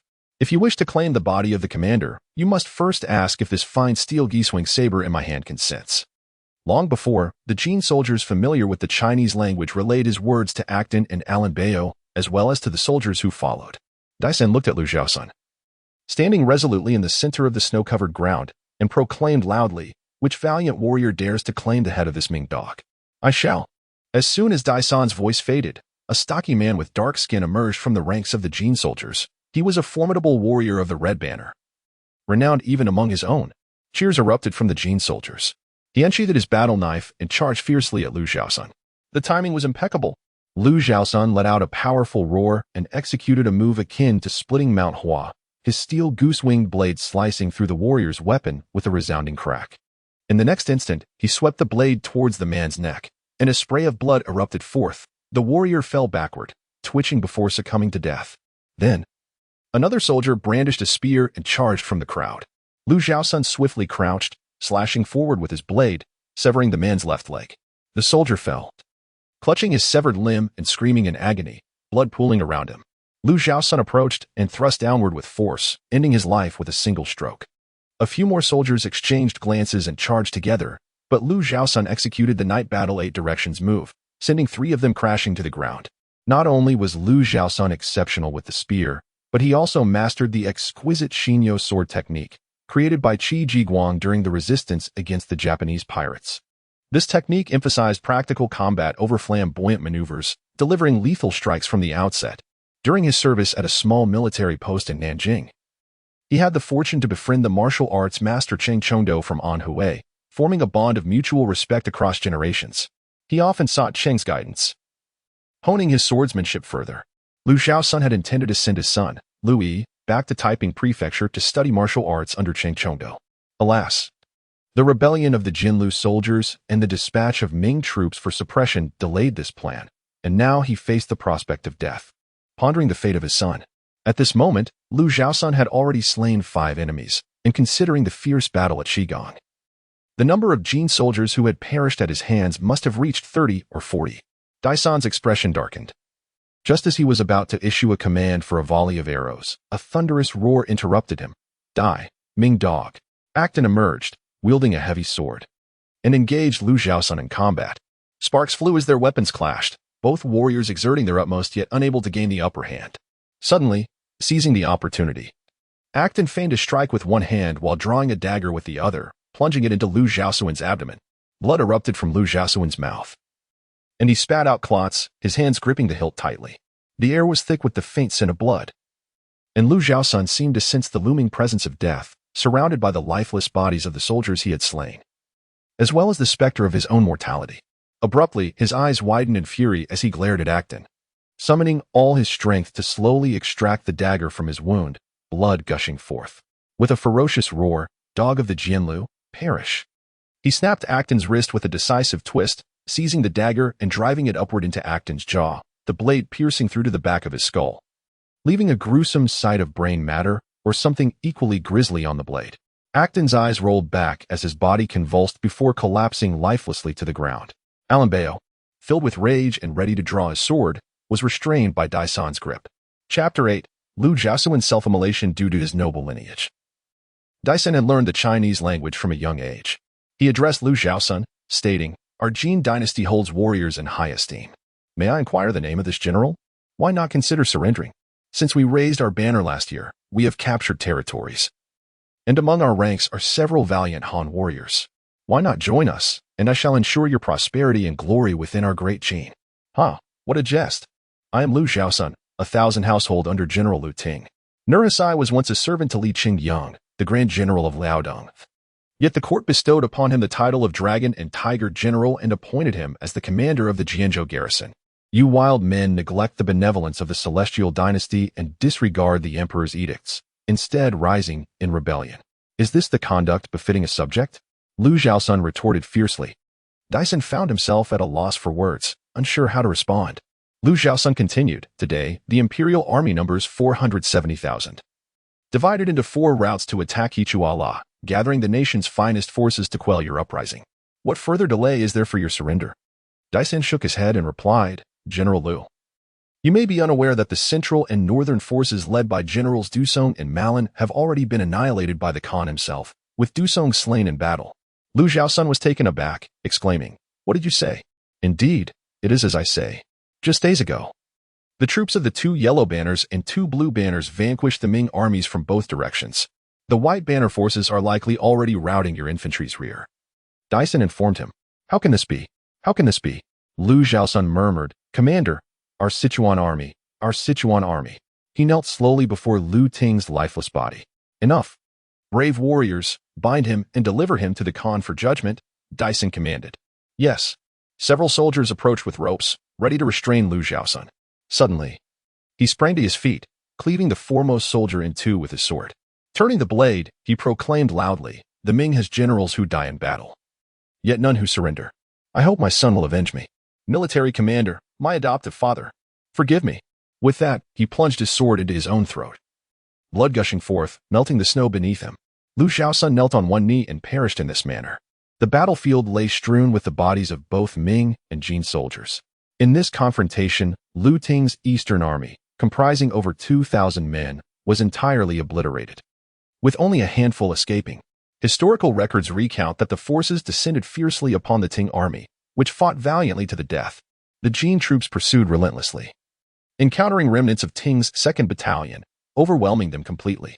Liu Ting fell in battle, and his adopted son Liu Zhaosun, renowned for his valor, fought fiercely, slaying several foes before succumbing himself. Few soldiers managed to escape. Note by the author, the Battle of Sarhū resulted in the complete destruction of Liu Ting's vanguard, with both Liu Ting and his adopted son Liu Zhaosun perishing. This narrative aligns with historical accounts, while other records indicate that Liu Ting was mortally wounded and continued to fight valiantly until his demise. After Liu Zhaosun met his demise, Deis Han commanded his men to sever both Liu and Liu's heads, wrapping their bodies in white cloth for burial on the spot. The heads were entrusted to Alan Bayo, who was to deliver them back to the Khan as a report of victory. The troops were then organized, with the vanguard leading the charge, followed by armored soldiers and archers, hastening towards their objective, to obliterate the rear guard of the Eastern Route Army. Meanwhile, Nurhaci, having dealt with the northern and central route forces, was also mobilizing his troops towards Abu Dali Gang. The Eastern Route Army awaited an unfortunate fate. Xiao Yi and Jiang Hongli's forces were trudging along when, unexpectedly, a volley of arrows rained down from the dense thicket on the hillside, toppling hundreds of Korean musketeers at the forefront of their ranks. Jiang Hongli shouted for formation, and Xiao Yi urgently advised him, "General Jiang, there is an open area we passed earlier. We must retreat there immediately. The current path is too narrow for our musketeers and archers to maneuver. I shall lead a charge ahead while you arrange the Korean troops." "Very well," Jiang Hongli responded, "Retreat, retreat, and form ranks at the rear." He directed the Korean soldiers. "General Jin, lead the cavalry to drive the enemy from the woods." At this moment, Huang Taiji, with a smaller army, refrained from ordering a full-on assault, opting instead to employ archers to inflict damage while organizing the troops of the right white banner. "Warriors, follow me to intercept their serpentine formation, preventing their front and rear from connecting. Charge!" With a rallying cry, over 1,000 soldiers of the right white banner surged forth. As Huang Taiji was favored by Nurhaci, he had been granted additional Ming armor for the right white banner during the distribution of captured military supplies. Thus, the hundreds at the forefront, clad in imitation Ming armor, were further reinforced with either padded armor or chainmail beneath. At a distance of 30 paces, the Yuan bows could not penetrate their defenses. Arrows fired back by the Ming merely hung askew on their outer armor without breaching it. Conversely, the Jin soldiers' arrows easily pierced the Ming infantry's armor, which consisted of only a layer of padded protection. Many Korean spearmen wore only leather armor, and their large-brimmed military hats, lacking even iron helmets, left them vulnerable. The weight and force of their arrows, bolstered by the momentum of their horses, proved devastating as the armored soldiers unleashed a barrage of arrows from 50 paces away, striking down the retreating Korean troops en masse. Unbeknownst to who initiated the shooting, the Korean musketeers fired upon the Jin troops before they had properly organized themselves. Zheng Zhilong was alarmed. "You wretched scoundrels, who ordered you to fire?" "Who?" The artillery tactics of the Korean army were inherited from Japan. During the Imjin War, the Japanese arquebus wielded by the foot soldiers struck terror, with their gunfire causing the Korean soldiers to cry out in despair. Had it not been for the Ming Dynasty's deployment of troops, leveraging their artillery superiority to repeatedly bombard the Japanese firearms formations from a distance, the Japanese might have dared not engage in open battle, confining themselves to the defense of the cities. It is likely that Korea would have been absorbed into the Japanese realm. In a chaotic scene, the Korean musketeers hastily discharged their firearms and, under Zheng Zhilong's command, scrambled to reload. Jin, perceiving the urgency of the situation, quickly reined in his horse and led his cavalry to intercept the White Banner cavalry. However, the Korean horsemen were no match for the Eight Banners cavalry. After a brief struggle, they found themselves at a disadvantage, succumbing to the long sabers, heavy swords, and arrows that brought them down from their mounts. Jin managed to pierce the chest of one adversary, but found himself unable to withdraw his blade as the foe clung tightly to the hilt. In that moment, a burly opponent struck down with a great sword, severing Jin's right arm at the elbow, blood gushing forth like a fountain. With a cry of anguish, he fell from his horse, only to be struck by another assailant's gunshot, struggling briefly before falling silent. From a distance, Zheng Zhilong witnessed this tragic scene unfold and, filled with grief and rage, cried out, "General Jin." Meanwhile, the Ming forces, led by Liu Yi, exchanged fire with the hidden archers of the White Banner in the woods. The mountain path was densely crowded, and as Liu Yi called for his troops to form up, the ground trembled with the thunderous approach of Dian. Leading two red banners of cavalry, Dian pressed forward without pause, commanding his cavalry to engage in battle, taking advantage of the chaos to strike at the Ming troops. The infantry of the White Banner, witnessing the arrival of reinforcements, shouted as they surged forth from the dense forest, launching a pincer attack on the Ming forces. Dian, charging ahead, urged his soldiers to shout that Liu Ting had perished. The morale of the Ming army faltered, and even Liu Yi found himself momentarily at a loss. Just as the situation escalated, the two Red Banner cavalry had already plunged into the Ming ranks, scattering them before they could form their battle lines. Countless Ming soldiers fled in disarray, while the Jin forces unleashed a hail of arrows, resulting in Liu Yi's immediate demise. The Ming army collapsed. In the aftermath, the fleeing troops crashed into the rear ranks of the Korean soldiers. The Korean musketeers, still in the process of reloading their lead projectiles, abandoned their firearms and turned to flee, leaving behind countless weapons and banners. The Jin cavalry and infantry pursued the Ming forces relentlessly, turning the battlefield into a scene of chaos and bloodshed, where darkness enveloped the sky and blood flowed freely. Chapter 9 Encounter with the Jin army. Liu Yi rode forward, with Liu Jin and Liu Bao trailing closely behind him. Just as they were about to catch up, he suddenly heard someone ahead shouting for help. Upon closer inspection, he saw two Ming soldiers clad in tattered uniforms, panting heavily and stumbling towards him, without any weapons in sight. At that moment, Liu Jin, Liu Bao, and the household guards galloped forward, but before they could inquire, the sound of galloping hooves echoed as several cavalrymen approached from the distance, though still 100 paces away. Liu Yi noticed several dark figures in the sky and shouted, "Be careful." A scream pierced the air. It turned out that the pursuing Jin soldiers had shot a few arrows, one of which struck a fleeing Ming soldier in the back. Without armor, the arrow easily pierced his body, and he fell forward, lifeless. As the cavalry drew closer, 10 Jin soldiers appeared, led by a robust figure, pursuing the fleeing Ming and Korean soldiers. The leader, upon spotting the 20-odd riders ahead, narrowed his eyes and reined in his horse, causing his Mongolian steed to whinny as it raised its front hooves, kicking up a flurry of snow. The 10 Jin soldiers halted 50 paces away. Liu Jin exclaimed, Not good. It's the Jin cavalry. Prepare to engage the enemy. The guards swiftly readied their bows, while Liu Yi gripped the wooden spear tightly. Being still a youth, he was not yet able to wield heavy weaponry, and could only manage the wooden spear that weighed around 20 pounds.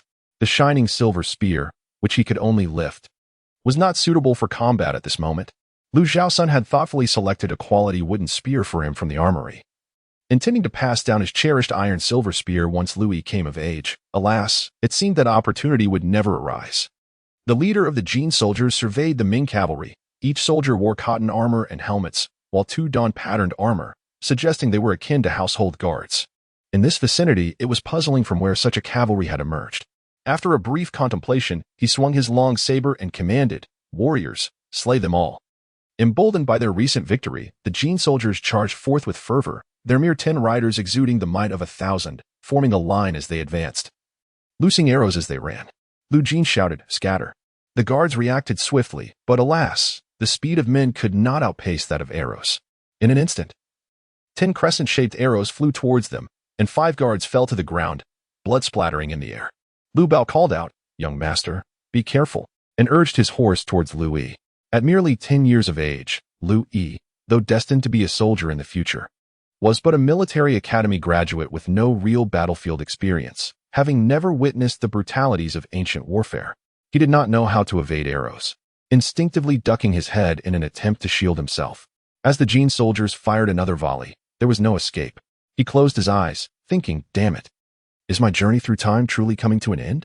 Liu Bao leaped from his horse in a desperate attempt to push Liu Yi down, an arrow grazing Liu Bao's arm and drawing blood as it passed. The guards released a volley of arrows, yet despite their numbers, their accuracy paled in comparison to that of the Jin soldiers. Coupled with the exceptional horsemanship of the hunting tribes, they deftly maneuvered on horseback. The guards' barrage resulted in the downfall of only 2 horsemen. A cruel glint flickered in Zhuang Da's eyes. To him, the tens of thousands of Ming troops had already been vanquished by the great Jin, and the adversaries before him were merely lambs awaiting slaughter. 50 paces were traversed in an instant by the cavalry, and as both sides discarded their bows and arrows, they collided in a fierce melee. Zhuang Da wielded his saber with precision, cleaving the head from a guard's shoulders. The speed of the horse and blade was such that the guard had no time to react before feeling as though he had soared into the air, followed by a swift descent into an abyss of darkness. The headless corpse was carried off by the horse, only to collapse some distance away. Meanwhile, Liu Bao tackled Liu Yi from his mount, sustaining injuries in the process. A Jin soldier, spotting the two sprawled on the ground, particularly noting that Liu Yi was merely a youth clad in commoner's attire, bore a wicked smile and galloped over, leaning low in his saddle. He aimed to use the horse's momentum to sweep his blade across the bodies of the two. Liu Bao, incapacitated by his wounds, could not rise. In that moment of peril, Liu Yi felt a surge of vitality within him. Having lived 2 lives, he absorbed the martial prowess of this era's Liu Yi, and in a desperate instinct, his innate combat skills were awakened. Performing a swift roll to evade the lethal strike, he hurled his red-tasseled spear with ferocity, piercing through the soldier's back and emerging from his chest. The soldier faltered, incredulously gazing at the spear that protruded from him, a drop of crimson blood splattering from its tip. A gurgling sound escaped his throat as he helplessly tumbled from his horse, succumbing to death. Liu Yi stared at the lifeless body, then at his own hands. Had he taken a life? So this is what it feels like to take a life. Yet, the life I extinguish belongs to a barbarian, one who is poised to dominate the Central Plains and bring calamity upon the Chinese people. I realize now that there are no insurmountable obstacles. It is no wonder that the principal, a veteran of the battlefield, often asserts that as long as one fights a just war, in defense of the motherland and its people, there is nothing to fear. With this thought, I tore a strip from my garment to tend to Liu Bao's wounds, and then, resolutely grasping his willow leaf blade, I charged headlong into the fray. After the Jin soldiers brutally slew a servant, blood splattered across his face. He instinctively licked the blood that had landed near his mouth, and in a surge of primal instinct, he swiftly severed the leg of a nearby servant's horse. The rider was unseated, and the fallen steed crushed him beneath its weight, shattering his ribs and causing him to spew blood before succumbing to death. Liu Zhaosun's household servants were valiant warriors drawn from across the Ming territories. Yet due to the scarcity of horses in the inland regions, the average infantryman, even among cavalry, lacked significant martial prowess. In suppressing rebellions in the southwest and stabilizing Sichuan, the forces primarily engaged in foot combat, and the cavalry's charge would scatter the infantry, resulting in battles of relatively low intensity. Consequently, their equestrian skills paled in comparison to those of the Jin soldiers. Although the Eight Banners army predominantly relied on infantry armor, supplemented by cavalry, it is important to note that the cavalrymen of the Eight Banners were meticulously selected warriors. Coupled with the innate prowess of a hunting people, they could effectively match one cavalryman against 3 Ming cavalry, with the exception of the formidable iron cavalry of the Nine Borders. The foot soldiers displayed remarkable prowess in battle. However, they faltered in mounted combat. In the blink of an eye, aside from the 2 cavalrymen who had been shot dead earlier and 1 slain by Liu Yi, the remaining 7 horsemen managed to inflict casualties on their adversaries, bringing down 8 of them. Additionally, with the 5 previously killed, the total of Liu Yi's group, which initially numbered 27, was now halved. Liu Jin had just engaged with the cavalrymen, their blades clashing fiercely, when he found himself nearly disarmed by the opponent's formidable strength. At that moment, Liu Yi rushed to Liu Jin's side, and the 2 sides stood in tense silence, poised for the next charge. After a brief interlude, the Jin warrior Zhuang De let out a roar, and the cavalrymen surged forward once more. Liu Jin shouted, "Fire the crossbows." The crossbows, also known as sleeve arrows, had been mentioned earlier regarding the Ming soldiers, some of whom were adept in the arts of the underworld and equipped with such concealed weapons for emergencies.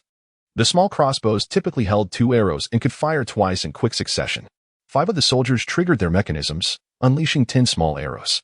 1 arrow hurtled directly towards Zhuang Da's face, but his exceptional skill allowed him to deflect it with his broadsword. Unfortunately, the remaining cavalrymen were less fortunate.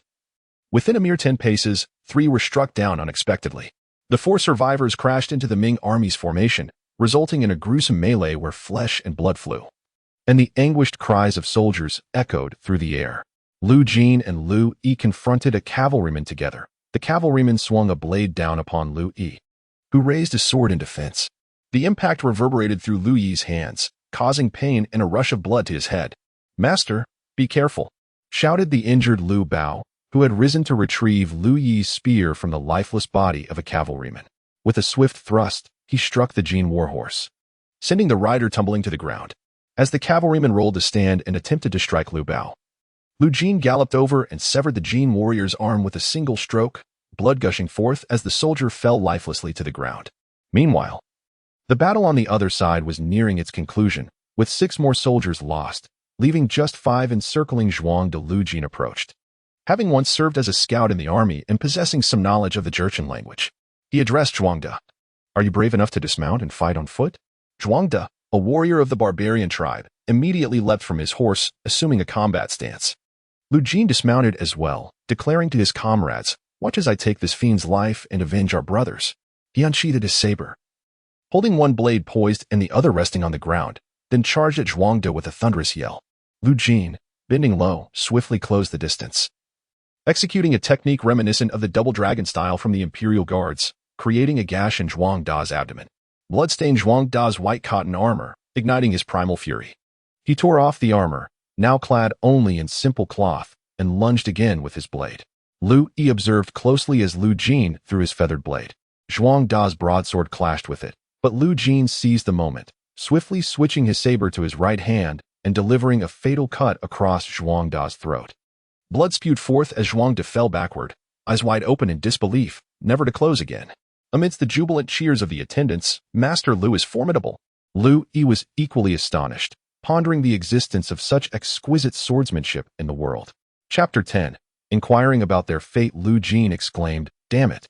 Not a single soul was spared. We have no knowledge of the situation ahead." Suddenly, he slapped his forehead, recalling the Ming soldier who had fled back.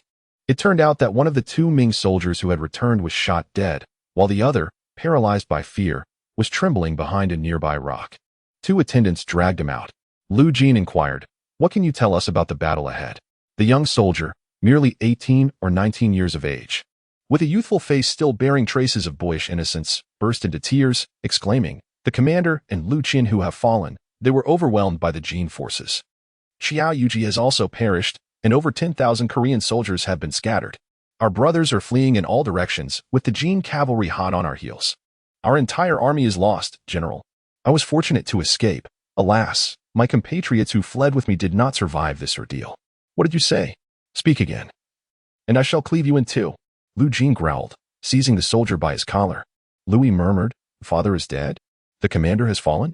Father! Father!" He cried out in anguish, tears streaming from his eyes, influenced by the spirit of Liu Yi within him, genuinely expressing his sorrow. "I swear I speak the truth. Our brothers have been decimated." The Jin shouted that the commander was dead while charging our ranks. "The mountain paths are narrow, and they ambushed us. Our firearms were not properly arranged before they broke through." Everyone present displayed faces of despair and fury. A series of coughs interrupted, revealing that the soldier who had lost his hand was still alive. He slowly rose from the ground, his face contorted, perhaps from pain or from hatred. As his eyes scanned the crowd, one of the attendants approached and kicked him down, placing a military boot on his chest. "You dog of the Jin, where is our commander's order?" he demanded, ready to take the soldier's life with a single stroke. "Hold on," Liu Yi interjected. "Liu Jin, do you not speak Jurchen? Ask him about the battle and see if it aligns with what the others have said." Liu Yi understood that the corpses of several generals who fell at the Battle of Sarhū were never recovered. Historical records indicate that Du Song and Ma Lin were dismembered by the Jin forces. It was likely that Liu Ting met a similar fate, not to mention Liu Xiaosun. The tomb of Liu Ting established in later years was merely a symbolic burial, as his body could not be retrieved, having traversed into this life.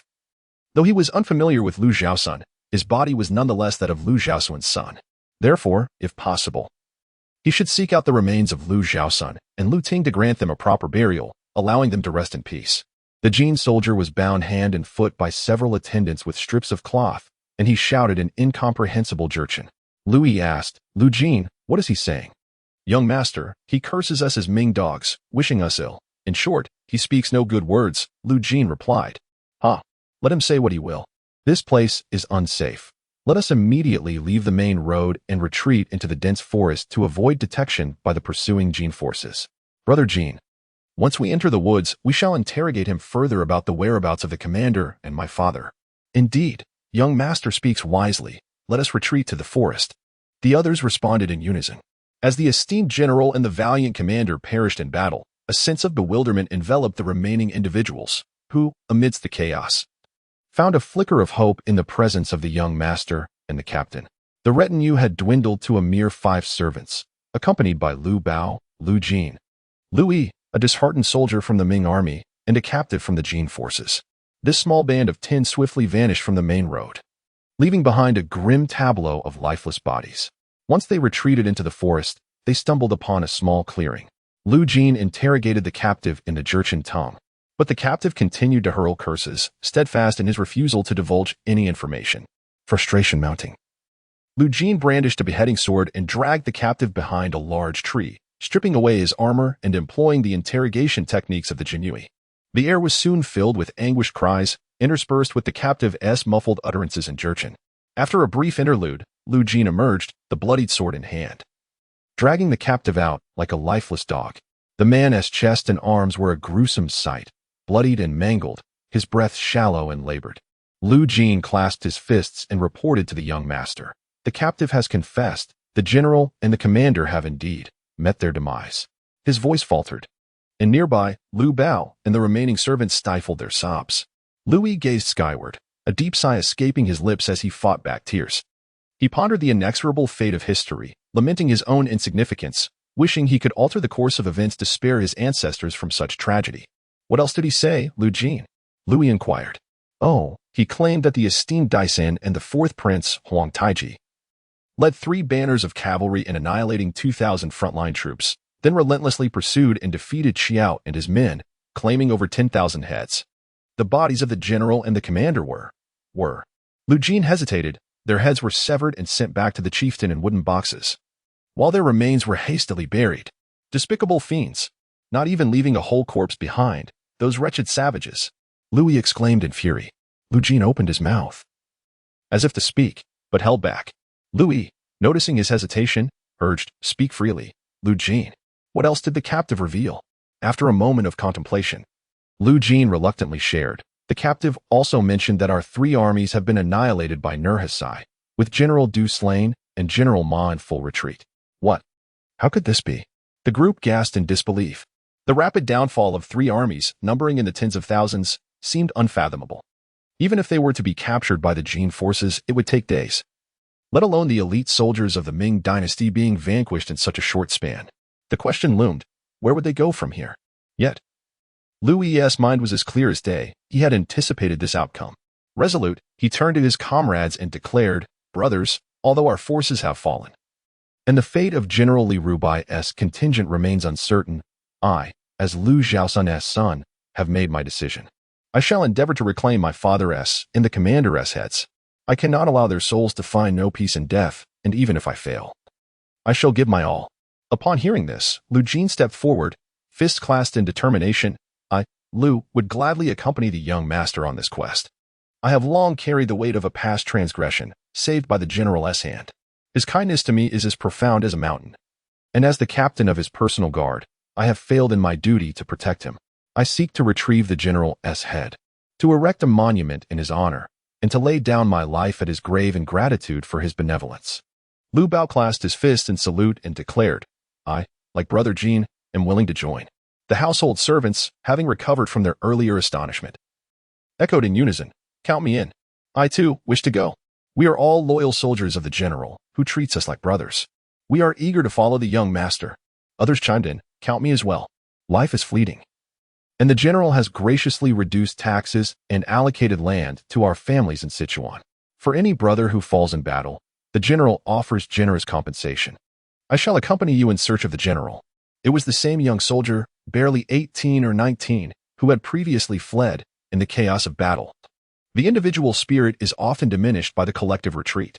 Now, witnessing the boldness of his comrades, especially Liu Qianhu's son, who, although only 10 years old, resolved to venture deep behind enemy lines to retrieve his father's remains, he too felt compelled to join them.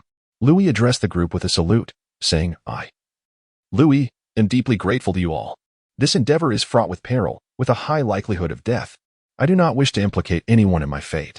If any wish to depart, I shall not hinder you." While Liu Yi usually did not stand out, the gravity of his words, spoken by his youthful visage, gave him the air of a seasoned commander. Little did they know that Liu Yi's soul had transcended to that of a future being. The crowd responded fervently, "We are willing to follow." "Very well," Liu Yi continued. "I thank you all once more. I have some family wealth at home. Should we survive this ordeal, I shall reward you handsomely." He then instructed Jin to inquire where they might find the escort for the general and his father's head. Liu Yi gestured toward the fallen golden-armored soldier on the ground. Liu Jin prodded the wounded soldier with the hilt of his sword while questioning him. And soon the seemingly lifeless soldier let out a horrifying scream. After a brief moment, Liu Jin turned to Liu Yi and reported, "Young master, I have obtained the information. This time, Huang Taiji and Daisan have set up a temporary camp 20 miles north of Abu Dali Gang, on the southern bank of the Prince River. They have stockpiled some supplies there, guarded by only a handful of armored men. Having just concluded battle, the victorious soldiers will certainly return to the camp to change horses. From my understanding of the Jianlu, meeting the Khan during peacetime requires proper preparation and armor. Moreover, if what this Jianlu soldier claims is true, Nurhaci has recently vanquished several of our armies. He is likely to return in triumph to Hichuala by tonight. Huang Taiji, being the last among the four Baal, will surely seek to make his mark after such a victory. These messengers will undoubtedly spend the night at Prince River, intending to report their success to Nurhaci and the other nobles at dawn. The Prince River is less than 100 miles from here. We must depart now, avoiding the main roads and taking the forest paths northward. If we ride swiftly, we can reach the camp by the early hours of tomorrow. Let us set off immediately." Liu Yi recalled the map of the Battle of Sarhū, remembering key locations despite not having a complete recollection. He recognized Liu Jin's assessment was indeed accurate. He rallied the group to depart. Liu Jin nodded, drew his sword, and moved behind a tree. A chilling scream pierced the air as Liu Jin emerged, having dealt with the armored soldier, leaving no survivors. As the crowd mounted their steeds, the youthful Ming soldiers, aged 18 or 19, found themselves unable to ride and thus shared a horse with Liu Jin. Fortunately, having just vanquished a considerable number of Jin soldiers, and with the Ming army also suffering significant losses, several horses became available. This allowed the group to alternate mounts, conserving their steeds' strength and hastening their advance. Silently, they pressed forward through the forest, encountering scattered remnants of defeated soldiers who were fleeing from the pursuit of the Jin forces into the depths of the mountains. The expressions of these Ming soldiers were vacant. Upon seeing Liu Yi and his small contingent of cavalry galloping in the opposite direction, their eyes widened in disbelief. They then continued their retreat into the old forest. Chapter 11. The camp by the river on the 5th day of March, at the hour of the tiger. By the southern bank of the Prince's River, winter naturally brings a late dawn, and this hour, equivalent to around 4 or 5 in the morning, still finds the sky shrouded in a gray haze, with the sun yet to rise. Following the testimony of the scouts, the group advanced along the southern bank of the Prince's River for less than 5 miles, when they beheld before them the shadow of a dark military camp. A bonfire flickered atop the lookout tower, with a few sentinels faintly visible as they patrolled. At this moment, Aranbeo and his companions rested within the camp. After a day of fierce battle, both man and horse were weary. Only a dozen or so infantry remained in the camp. Their numbers diminished as Deus Han and Huang Taiji had taken all the troops with them during their advance, leaving behind merely a handful of guards to oversee the supplies. They had not anticipated an encounter with the Ming forces, thus only a few soldiers remained under the command of a robust leader to safeguard the provisions. Combined with the few scouts brought by Aranbeo, totaling no more than 18 or 19 individuals. Unable to find rest, Aranbeo sat up in his tent, lost in thought. The previous day had seen the death of Acton, both men being of the Li Zicheng. With Acton's demise, Aranbeo recalled Deus Han and Huang Taiji's instructions to deliver Lu Ting's head precisely at noon, when the Khan would ascend the tent, neither earlier nor later. Deus Han, 10 years the elder of Huang Taiji, had always shown a particular fondness for his younger brother, who in turn held great affection for his elder sibling. In the future, as Huang Taiji ascended to power, he would find Deus Han as his staunchest supporter. Deus Han was acutely aware of the envy surrounding Huang Taiji, who, despite his youth, had become one of the 4 great princes. This opportunity to present a victory would serve to elevate his brother's standing. However, they could not return to report their success in person. They needed to conclude matters in the field to leave a sense of both discretion and authority in the eyes of their father, the Khan. Thus, Deus Han had specifically instructed Aranbeo on the opportune moment for the presentation of their triumph, promising that should he successfully fulfill this task, it would be regarded as a significant achievement, ensuring Aranbeo's elevation to the rank of Jiala Zheng upon their return. Though the distinction between Li Zheng and Jiala Zheng appeared minor, the leap between ranks was a formidable challenge. Achieving this advancement would place one among the higher echelons of commanders, yet, to ascend further would require both merit and opportunity. This was his moment. With such thoughts swirling, Aranbeo found himself invigorated, pacing within the confines of his tent, pondering how best to present himself before the Khan. Meanwhile, the others dismounted and stealthily approached a hillock. Situated merely a mile or 2 from the camp, Liu Yi intended to scout ahead, with Liu Yi accompanying him. They crouched within a thicket at a higher elevation, observing the enemy's encampment. "Jin Gur, you are concealing something from me, aren't you?" Liu Yi inquired. "Young master, why do you say that? Surely, you are part of the Qingyi, are you not?" "This, young master, from where does this assumption arise? I am but a personal retainer. How could I be part of the Qingyi?" "Jin Gur, given our bond, please do not withhold the truth. If you can interrogate prisoners, you might claim it as a skill acquired from the night watch. But your analysis of the internal dynamics of the Jin forces is not something an ordinary soldier could possess. Tell me, in the realm of the great Ming, who else but the Qingyi would have such capabilities?" Liu Yi turned to fix an intense gaze upon Liu Yi. Liu Yi was momentarily taken aback, pondering the newfound prowess of the young master. "Indeed, you are correct, my lord. I am indeed a member of the Qingyi. During this campaign to Sarhū, numerous Qingyi have been dispatched alongside the army to monitor the troops and gather intelligence. Since my association with the general, I have been ordered to infiltrate the ranks under the guise of a servant, keeping an eye on the movements of the Sichuan army. Not only I, but also the general's own elite guards, as well as the likes of Guerrilla Qiao and General Zhao's son, have our agents among them." Liu Yi sighed deeply. "Brother Jin, what you spoke of regarding your father's rescue of you from peril was merely a ruse, was it not?" "My lord," Liu Yi replied, "at this juncture, I shall speak candidly. It is indeed true that I am a Qingyi, having joined the army under General Zhao's son in Sichuan. I enlisted during the recruitment phase, relying on my martial prowess to rise to the rank of personal guard, eventually ascending to captain. In truth, my identity was discovered by General Zhao several years ago, during a martial contest in the camp, where I inadvertently showcased my Qingyi skills. When the general confronted me, I realized I could not conceal the truth any longer and confessed. Yet, the general treated me as a brother, overlooking my background." As Liu Yi spoke, tears streamed down his face, and he cast a fiery gaze towards the direction of the Jin camp. Having followed the general for over 5 years, The general had met his untimely death without a complete burial.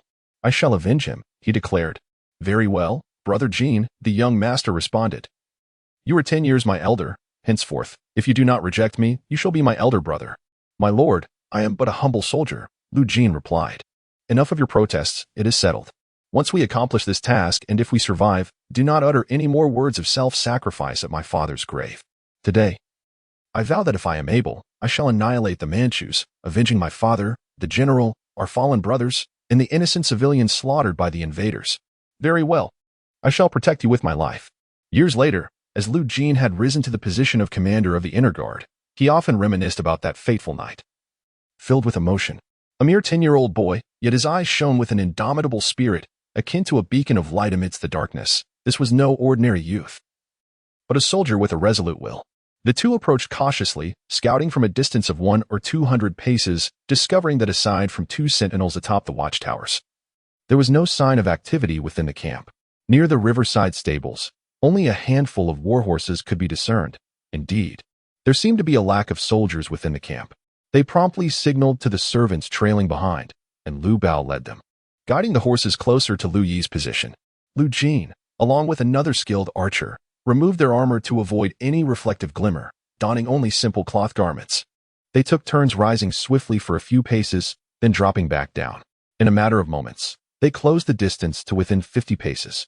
Liu Jin drew his Yuan Bao, knocked an arrow, and with a sudden pull of the string, released it. The 2 arrows flew swiftly, striking the sentinels in the neck and chest, who fell silently within the tower. Liu Yi commanded, "Liu Bao, you are injured. You and the soldier from the regular battalion. What is your name?" Liu Yi inquired. The soldier replied, "My surname is Tao, and you may call me Tao Zong. I originally served as a cavalryman under the command of Guerrilla Chiao, proficient in handling the small cannons." "Very well, Liu Bao. You and Tao Zong shall remain here to guard the horses. Once we succeed, you must promptly bring the horses to assist us." Although Liu Bao yearned to join the fray, he recognized that this was not the time for contention, and he nodded in agreement, saying, "Go ahead, young master. The moment I hear the signal, I shall rush to your aid." After assigning their tasks, Liu Yi led the group swiftly away. Upon reaching the entrance of the camp, an eerie silence enveloped them. 2 servants formed a human ladder, while Liu Jin took several steps back, employing the acrobatic skills of the Jinui to vault forward. The 2 servants interlocked their hands, propelling him upwards as Liu Jin leaped onto their hands and soared into the camp, quietly unlocking a small side door adjacent to the main entrance. Crouching low, the group hurried towards the center of the encampment. The camp was not large. Having observed the area during their reconnaissance, they noted a plume of white smoke emanating from the center, undoubtedly a sign that the enemy troops were warming themselves by a fire. They hastened towards the flickering light, but suddenly Liu Jin gestured for them to halt. Before them stood a Jin soldier, clad in misaligned cotton armor, with his back turned, relieving himself in a corner outside a tent. Liu Jin signaled for silence, bending low like a poised leopard ready to pounce.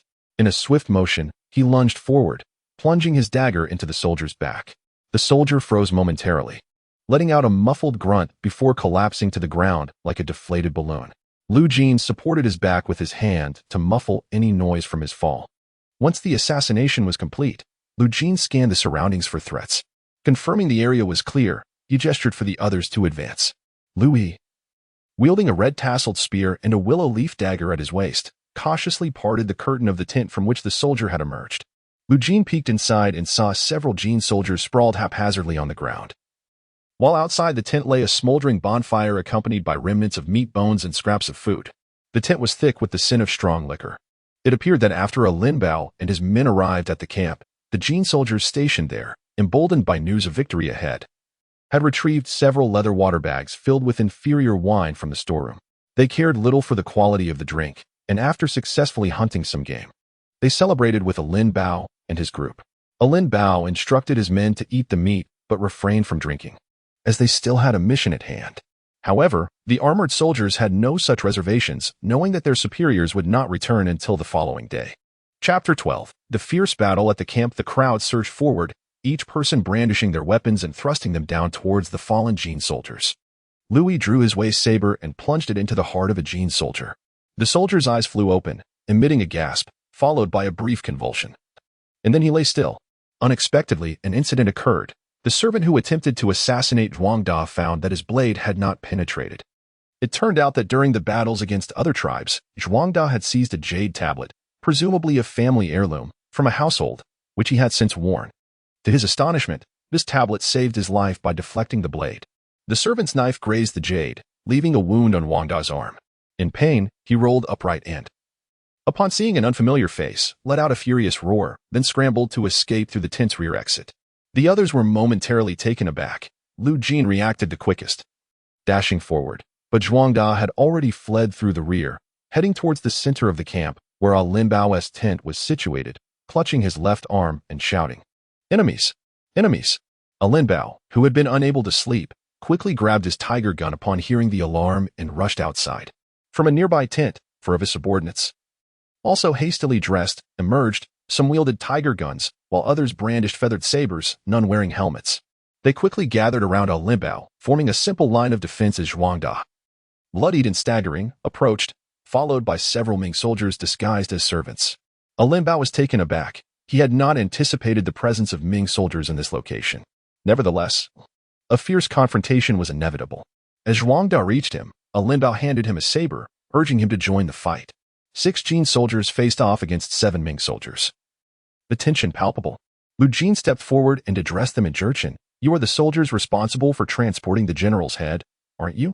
Surrender it, and we shall spare your lives." Lin Bao erupted into laughter, and his comrades joined in, as if they had heard an exceptionally humorous joke.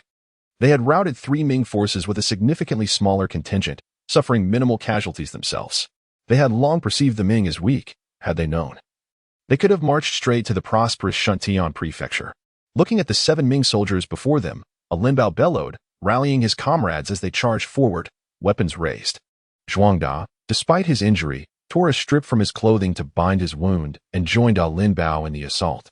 Unlike the chaotic fighting of the previous day, Liu Yi, fueled by fervor, launched his spear at the Jin soldiers. Now, they faced a direct clash with the ferocious Jin warriors, clad in the distinctive red-flagged elite armor.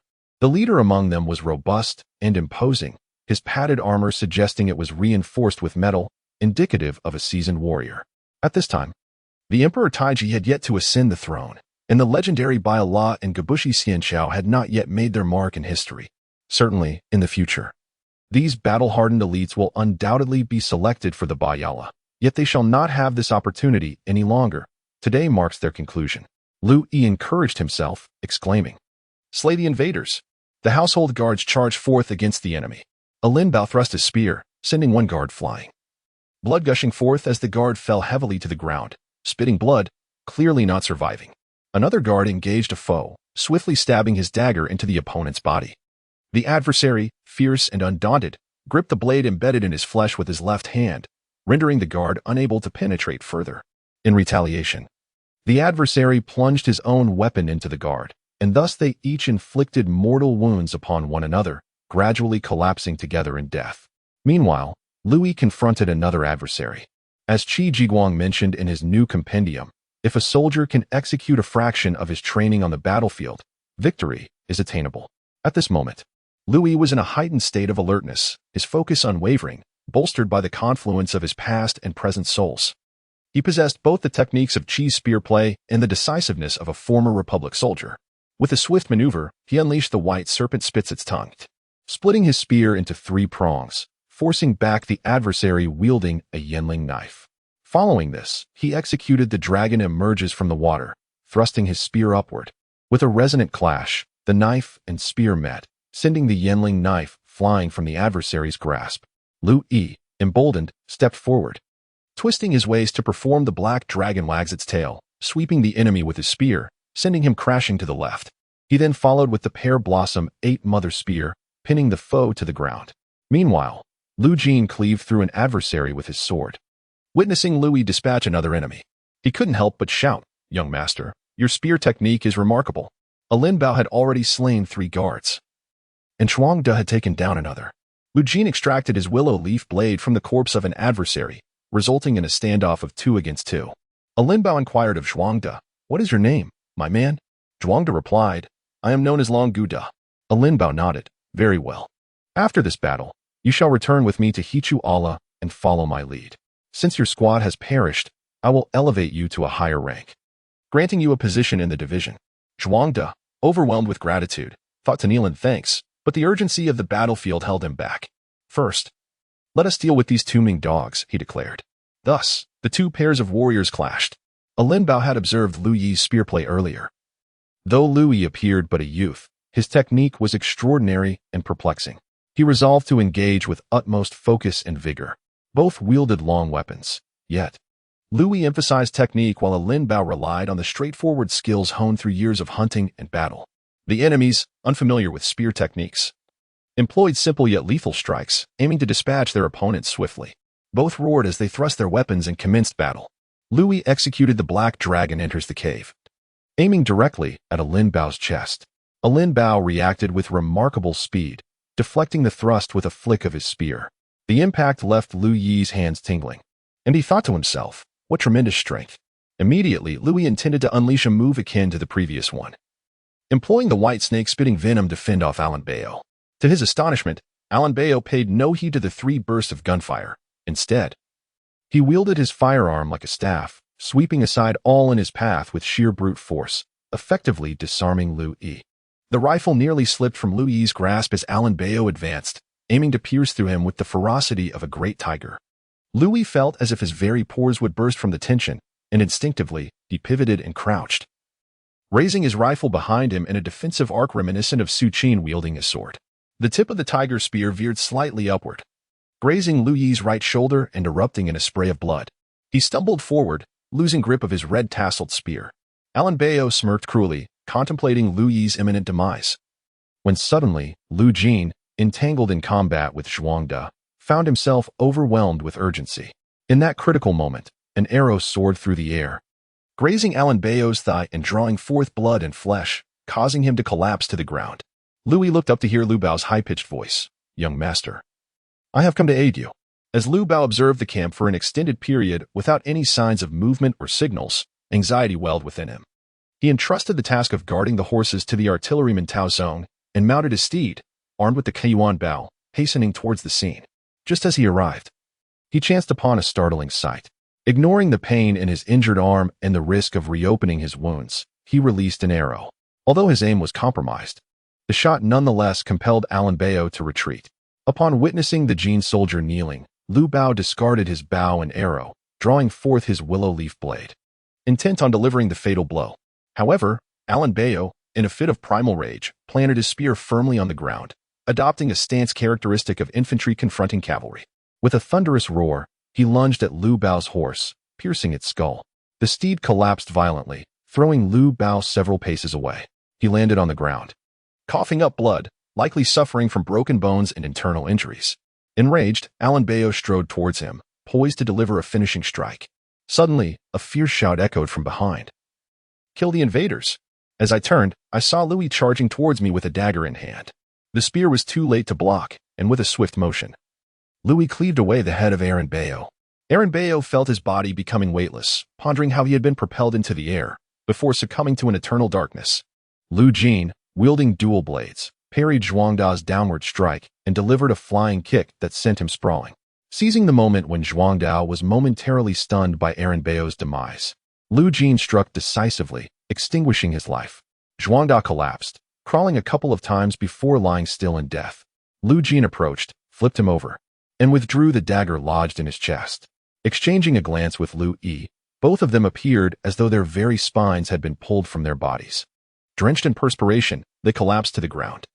Chapter 13. The seizure of the skull. The two sat on the ground for a brief moment before rising together to approach Liu Bao. They gently lifted him. Noticing his eyes were tightly shut, they softly called out, Liu Bao, brother Bao, awaken. After a considerable time, Liu Bao finally opened his eyes. Just as he was about to speak, he suddenly expelled a large amount of black blood, splattering it upon himself and Liu Jin and Liu Yi. Upon seeing the black blood, Liu Yi surmised that it must be a severe internal injury, and if surgery were to be performed immediately, there might still be hope. However, this was the late Ming era. Not only was there no surgeon available, but even a physician was absent at the rear of the battlefield. The two were filled with anxiety, perspiration beading on their foreheads. After expelling the blood, Liu Bao's expression became somewhat clearer. He struggled to lift his right hand, gently patting the backs of their hands, and slowly said, "Young master, brother Jean, do not grieve. I, too, am a soldier. Such grave wounds must have affected my internal organs. It appears I am beyond saving." Cough, cough. As he spoke, he coughed up 2 more mouthfuls of fresh blood. "Quickly, take the remains of the general and the commander away. I have asked Tao Zong to look after the horses outside the camp. I have known the general for many years. In my youth, my family was impoverished. All that remained were my blind mother and my younger sister. I had intended to become a eunuch in the palace to support my family. Yet, fortune's path led me to meet the general. And I found a life within the military. The general, not forsaking me, allowed me to serve as his personal guard and even provided my mother with 50 taels of silver for our household. I am content. Now that the general has passed, I can only hope, brother Jean, that you will protect the young master well. How could the general in the afterlife be without his personal guard to serve him tea? I shall go, accompany."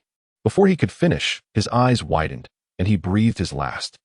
Lu Jin struck the ground with his fist, lamenting, "Alas, it is my lack of skill that prevented me from safeguarding the young master, resulting in Brother Bao's demise."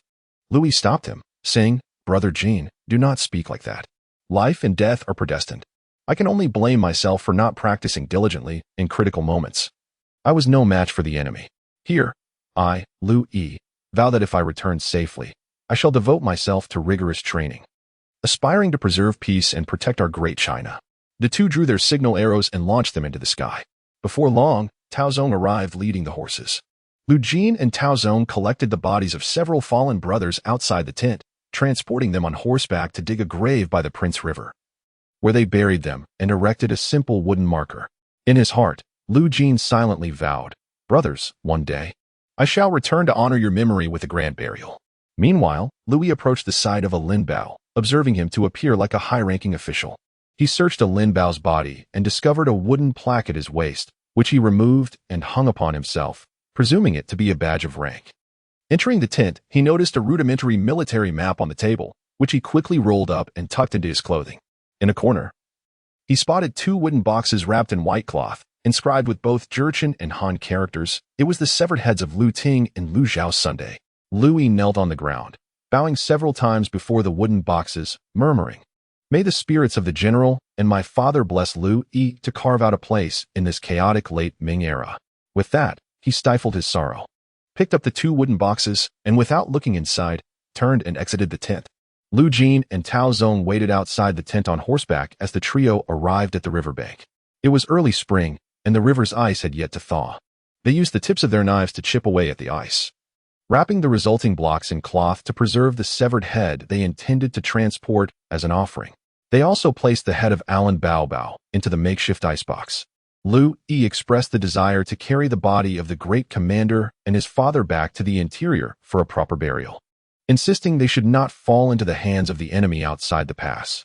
The group abandoned their surplus horses and selected 6 strong steeds from their original mounts and from the stables of the Jin soldiers, each rider taking 2 horses. They scavenged some dried meat and fresh water from the camp, then galloped westward as dawn began to break on the horizon. As they rode westward with 6 horses, Lu Jin inquired, "Young master, where are we headed?" "To Yahoo Pass, to find General Li Rubai. He is currently stationed there," came the reply. Lu Jin, though puzzled as to how the young master knew of Li Rubai's whereabouts, had no time to ponder this further and spurred his horse to keep pace, with Tao Zong following closely behind. On the morning of the 5th day of the 3rd month, near Yahoo Pass at Hulun Ridge, General Li Rubai sat resolutely atop his warhorse, surrounded by the seemingly endless cavalry of Liaodong. The southern army, composed of Liaodong troops, was the legacy of the formidable Li Chongliang, boasting considerable strength. The future cavalry of Guaning would also be built upon these forces. The southern army numbered over 20,000, with more than 10,000 cavalry and the same number of infantry, all clad in iron armor, both mounted and foot soldiers alike. Among them were 5,000 archers and gunmen, along with a contingent of swordsmen and pikemen. Suddenly, a messenger galloped in from the rear, shouting, "General, the edict from the commander, our 3 armies have suffered defeat. You must return to the camp at once." Shock rippled through the assembled officers, their armor clanging as they exchanged incredulous glances. Li Rubai, as composed as a monk in meditation, remained silent, the air thick with tension. 3 armies defeated? How could this be? He thought, frustration boiling within him. The court's inept officials, oblivious to the realities of warfare, were to blame for this calamity. Their incessant factional struggles cost the lives of countless loyal and brave soldiers.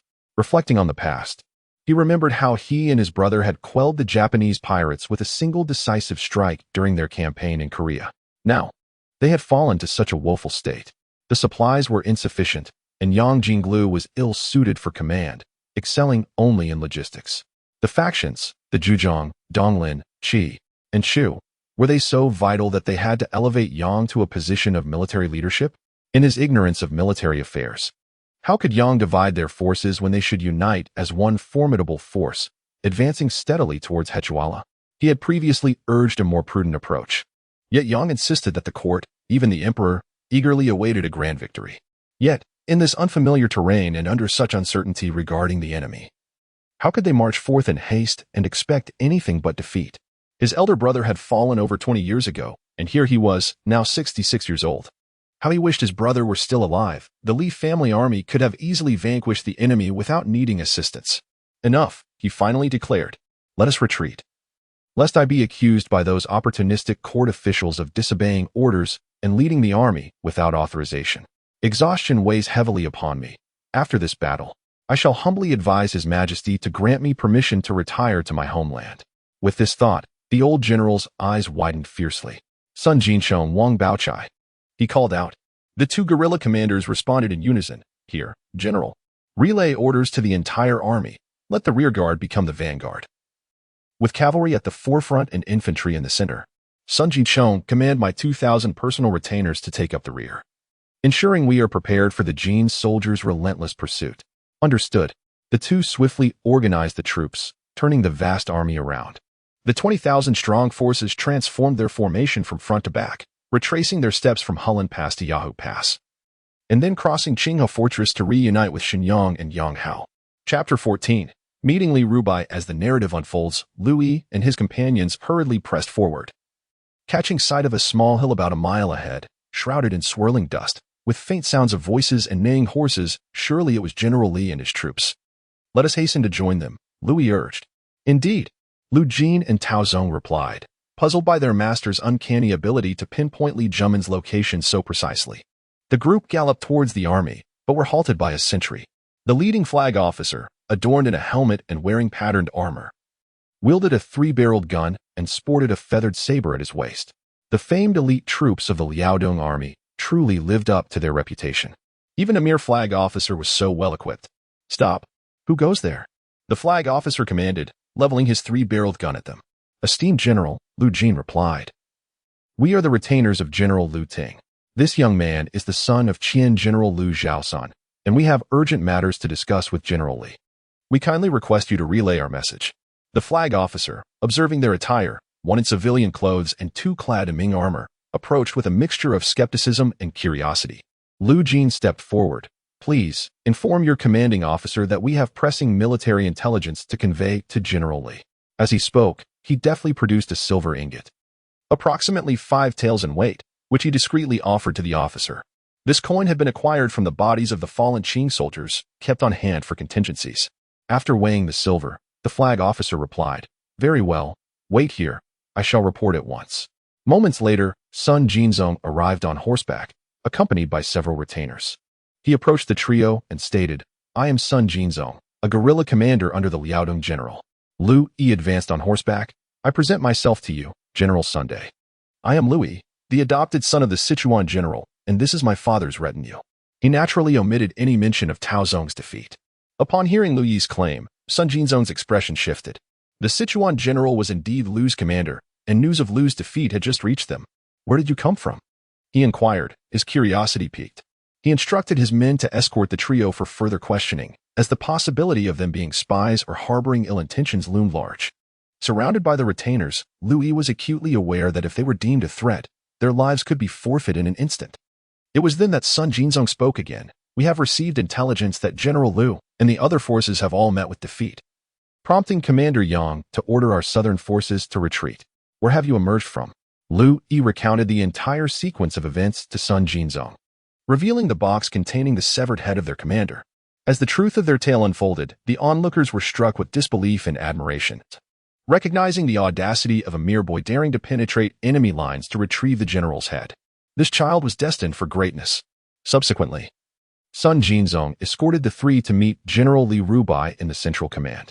At this moment, Li Rubai was lost in contemplation on horseback, pondering how to compose the military report upon his return.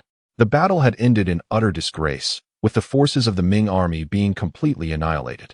Although he had managed to preserve his contingent, the retreat without engaging in combat would likely lead to a deluge of reprimands from the censors upon his return. Historically, it was precisely such censure that had driven Li Rubai to take his own life in a bid to affirm his integrity. "General! General!" a voice called from behind, belonging to Sun Jicheng, which piqued Li Rubai's curiosity. He turned to see why Sun had ventured from the rear, where he was supposed to be guarding the baggage train. Sun Jicheng galloped to Li Rubai's side and clasped his fists in respect. "General, I beg your pardon for leaving my post, but urgent military matters demand your attention." "What pressing matters?" Li Rubai inquired, his displeasure evident. Sun Jicheng leaned closer, whispering a few words into Li Rubai's ear. He had chosen to withhold the news of Liu Ting's beheading to avoid disturbing the morale of the troops. Li Rubai commanded his aides to bring forth Liu Yi and the others, while Sun Jicheng turned his horse to hasten back to the rear. In the Southern Army's marching column, Li Rubai addressed Liu Yi. "Are you Liu Yi?" "Indeed, I am," Liu Yi replied respectfully. "Bring forth the head for me to examine." Li Rubai instructed, nodding. He moved aside with a few personal guards, while Liu Yi and his companions stood at the lower ranks. One of the guards presented a stool, and Sun Jicheng had previously briefed Li Rubai on the recovery of the severed head. Li Rubai, with a commanding presence, sat down and opened the package containing the head. He first unveiled Liu Ting's, and it was indeed Liu Ting's. Alas, General, who has faced countless battles, now lies wrapped in a shroud of horsehide. "Only days ago, we were toasting in Supervisor Yang's tent, and now you are," he lamented. He then opened the next package, revealing Liu Zhaosuan's head. "I have had a few encounters with Liu Qianhu. I have also heard he was Liu Ting's adopted son, and now," turning his gaze to Liu Yi, he asked, "Are you Liu Zhaosuan's son?" "Yes, I am," Liu Yi bowed respectfully. "Indeed, though you are merely in your teens, you have ventured deep behind enemy lines to reclaim the heads of your father and General Liu. To your father, this is filial piety, and to General Liu, it is loyalty, truly a remarkable demonstration of courage and valor at such a young age." Li Rubai smiled, squinting as he appraised Liu Yi. "I have heard from Sun that you also killed an officer of the Jinlu." "Indeed, I have, and I possess the token and the head as proof." As he spoke, he unwrapped another package containing ice, revealing a gruesome sight, a severed head with rat-like features, unmistakably not of Central Plains origin. Li Rubai, well acquainted with the Jianlu from his time in Liaodong, recalled that Nurhaci was once merely a guard of Li Chengyang. "Indeed, this is undoubtedly a Jianlu. Present the token for me to examine." Liu Yi respectfully offered the token with both hands. Upon inspecting it, Li Rubai stood up abruptly from the stool. Recognizing many Manchu characters, he was taken aback upon reading the token. "Well done, young man, you have slain a Malayan, truly a youthful hero." "Malayan?" To my astonishment, I had slain a Malayan. In military academies of later generations, Liu Yi remained well acquainted with the early military structure of the Qing forces. The Gushinahen served as the flag leader, subdivided into 5 jiala, each commanded by a Malayan with 2 subordinate Malayan. In essence, a Malayan was akin to a Qianhu or even a guerrilla leader of the Ming Dynasty. During the Battle of Sarhū, he was indeed a high-ranking enemy general that we had defeated. In truth, Nurhaci himself boasted that in the Battle of Sarhū, his forces had vanquished tens of thousands of foes while suffering merely over 200 casualties, claiming that the Ming army's firearms could not touch his troops, a blatant falsehood. Although the Ming army faced a disastrous defeat, historical records indicate that prior to their total annihilation, they mounted organized counterattacks, displaying considerable valor in the initial stages. Subsequent research by historians specializing in Ming and Qing history revealed that the Jurchens suffered losses of 5,000 to 6,000 men. However, in light of the Ming army's near 50,000 fatalities, such losses were nearly negligible. "General, this victory is not solely my merit. It was achieved in tandem with my father's retainers, though they have all perished and lie buried by the Taizi River, leaving only Liu Jin and Taozong by my side," Liu Yi replied, bowing respectfully. Li Rubai, after a moment of contemplation, felt a surge of admiration for the young warrior. The Li family had a tradition of recruiting valiant men. a practice that had begun with Li Zicheng and continued with Li Rusong and Li Rubai himself. The fact that these individuals could slay so many urchins, despite the absence of corpses, was substantiated by the genuine melee urchin's severed head and waist badge. It was inconceivable for a melee hen to lack guards. Thus, the presence of slain guards alongside the head was a foregone conclusion. Rising to his feet, he extended his hands, momentarily cradling Liu Yi's, and said, "Liu Yi, though you are but 10 years of age, your courage and spirit deeply impress me. Would you and your companions be willing to join my ranks? Once I return to Liaodong and you reach the age of 16, I shall appoint you as a commanding officer. What say you?" The Ming Army regulations allowed for the direct promotion of officers below the rank of Qianhu by the commanding general, pending notification to the Ministry of War. Thus appointing a commanding officer posed no issue. Li Rubai chuckled warmly, his hands transforming from a gentle cradle to a swift strike aimed at Liu Yi's face. Having already traversed the battlefield and dispatched 2 foes, Liu Yi had gained considerable combat experience. Reacting quickly, he executed a technique reminiscent of a modern Republic soldier's grappling skills, promptly immobilizing Li Rubai's arm.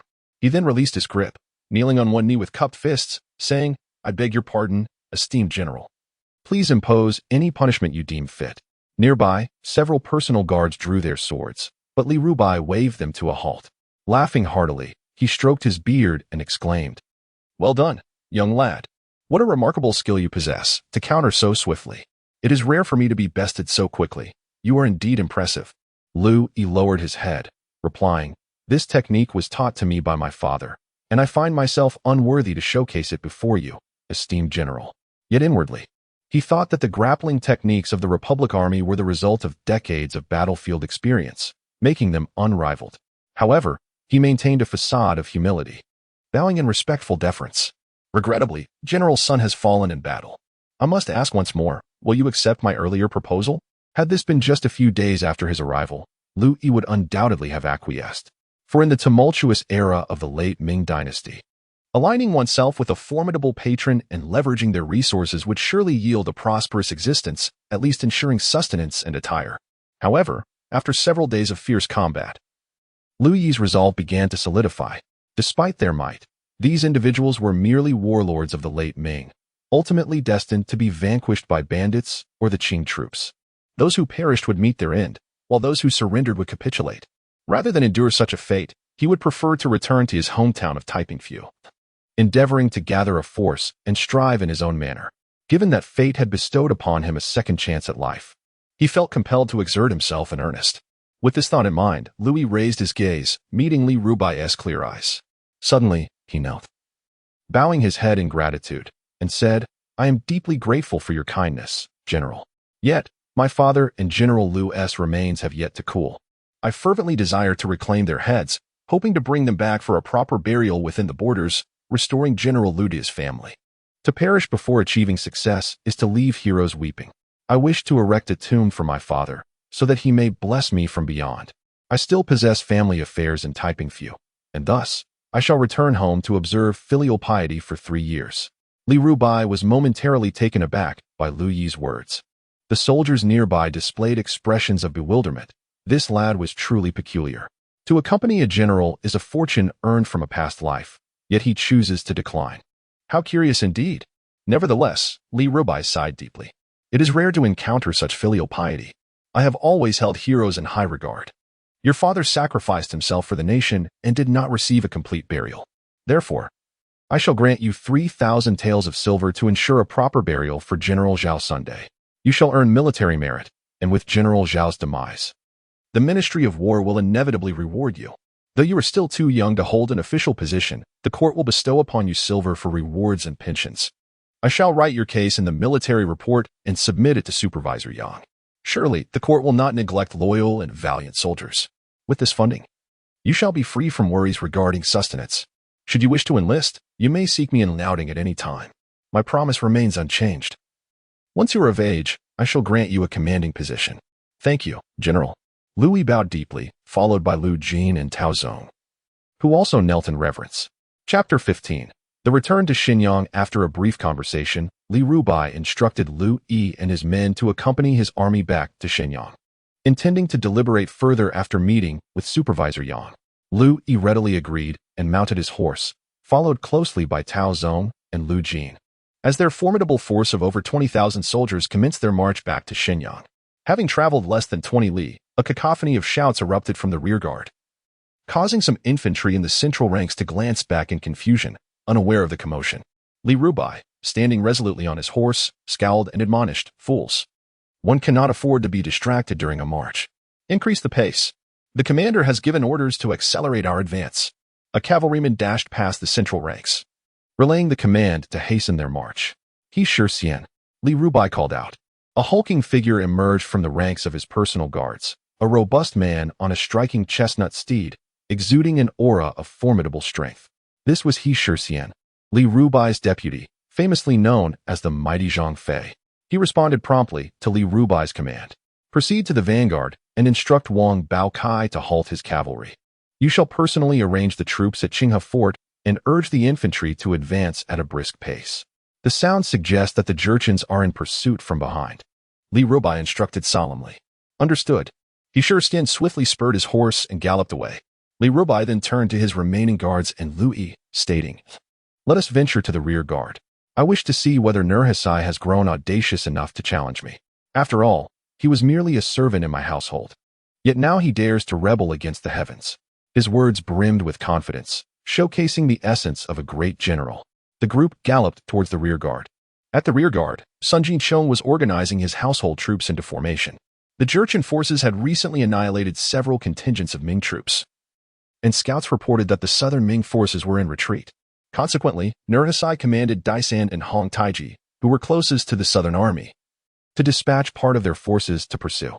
If an opportunity to engage presented itself, they were to strike. Otherwise, they were to give chase, demonstrating the might of the Qing dynasty.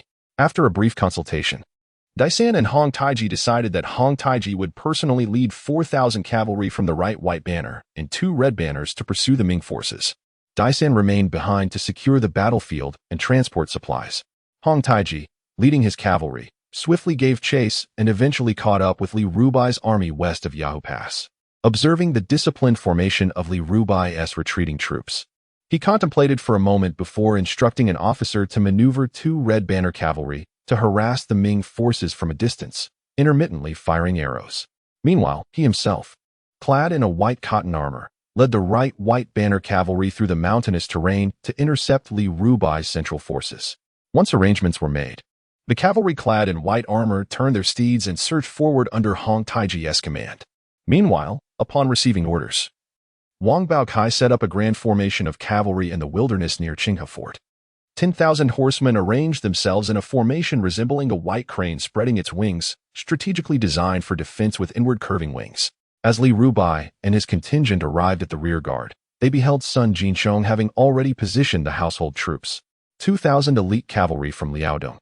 Clad in iron-studded cotton armor and wearing helmets, stood ready, with officers adorned in 6-part iron helmets. The vibrant red tassels atop their heads fluttered, instilling an atmosphere of deadly resolve, truly embodying the elite warriors of Liaodong. The 2,000 cavalry were arrayed in 3 columns, with 3 cannons at the front and Yuan bows in the rear, standing poised for battle. The soldiers donned in the crimson flag uniforms roamed back and forth 150 paces away, deliberately avoiding the range of fire. Sun Jinchong, upon noticing Li Rubai's approach, promptly bowed and reported, "General, it appears to be enemy cavalry harassment, which poses no real threat." Li Rubai nodded in agreement, instructing, "Have the lads form ranks and withdraw slowly, with several lines of cavalry providing alternate cover." Upon receiving the order, the first line of cavalry turned their horses and retreated several dozen paces, followed by the second and then the third lines in succession. This coordinated retreat left the Crimson Flag soldiers with no opportunity to engage, while Louis observed from the sidelines, his heart racing with awe. This was indeed a formidable army, exhibiting such tactical prowess and seamless coordination. They were truly battle-hardened elites. He resolved to cultivate a similar force in the future. Meanwhile, the household troops at the rear confronted the Crimson Flag soldiers in a standoff, while the central army faced significant trouble. It was then that Huang Taiji led the White Flag soldiers, maneuvering from the right flank to the position of the central infantry. Observing the Ming troops arranged in a long, snake-like formation, he smirked coldly. Suddenly, he drew his battle blade and exclaimed, "Warriors of Jin, follow me to slay the Ming dogs." 1,000 cavalry surged forward, their momentum akin to a vast army, charging towards the central forces. The infantry, already fraught with anxiety, had been privately spreading rumors of the defeat of the three armies and the urgent retreat ordered by Supervisor Yang. The command to hasten their retreat only served to confirm their fears. They dared not linger in thought, proceeding to run forward in silence, while a few officers galloped alongside, cracking their whips to enforce silence among the soldiers. Suddenly, the air was filled with the thunderous battle cries from the nearby thicket, as numerous soldiers clad in white cotton armor surged forth. Leading them was a general adorned in imitation Ming scale armor, wearing a helmet and carrying a white flag emblazoned with a black dragon. The front line charged ahead, with the Jin soldiers following closely behind, unleashing a volley of arrows. With a swift whoosh, hundreds of arrows struck into the Ming ranks, toppling over 100 men and disrupting their formation. In the age of cold weapons, cavalry were the nightmare of unformed infantry. The Ming troops scattered in panic, and the officers in the Central Army could not contain the chaos. The soldiers fled like headless flies, while the Jin forces plunged into their ranks, wreaking havoc and claiming many more lives. Upon hearing the turmoil in the Central Army, Li Zicheng shouted, "It's a trap." He ordered Sun Jinsheng to continue overseeing the rear guard, while he himself summoned 500 men equipped with three-eyed guns to return to the Central Army. Upon his swift arrival, he discovered that the Jin forces were not numerous, perhaps only 1,000, yet they relentlessly pursued and slaughtered over 10,000 Ming soldiers. Igniting his fury, he commanded the three-eyed guns to form ranks and retaliate against the Jin cavalry, successfully downing several dozen soldiers. Witnessing the Ming reinforcements, Huang Taiji ordered his messenger to sound the retreat. The Ming infantry, in a state of disarray, trampled over one another as they fled for more than 20 miles before finally encountering the well-ordered cavalry from Liaodong, positioned behind Yishirstian. Gradually, the scattered remnants of the defeated soldiers began to regroup. The Crimson Flag cavalry, witnessing the formation of over 10,000 horsemen, realized their chance had slipped away. Just then, as Huang Taiji led his troops back, he issued a command, and they retreated like a receding tide. In the end, aside from the 200 to 300 casualties inflicted by Huang Ti, fortunately, the losses of the Southern Army were minimal, and the elite cavalry of Liaodong remained largely unscathed. The Grand Army, in its majestic formation, turned northward, retreating towards Shenyang. After approximately half a day, they arrived at the gates of Shenyang. Liu Yi looked up at the city, later known as Xinjing, the capital of the Qing Dynasty, unable to believe that it was such a small place.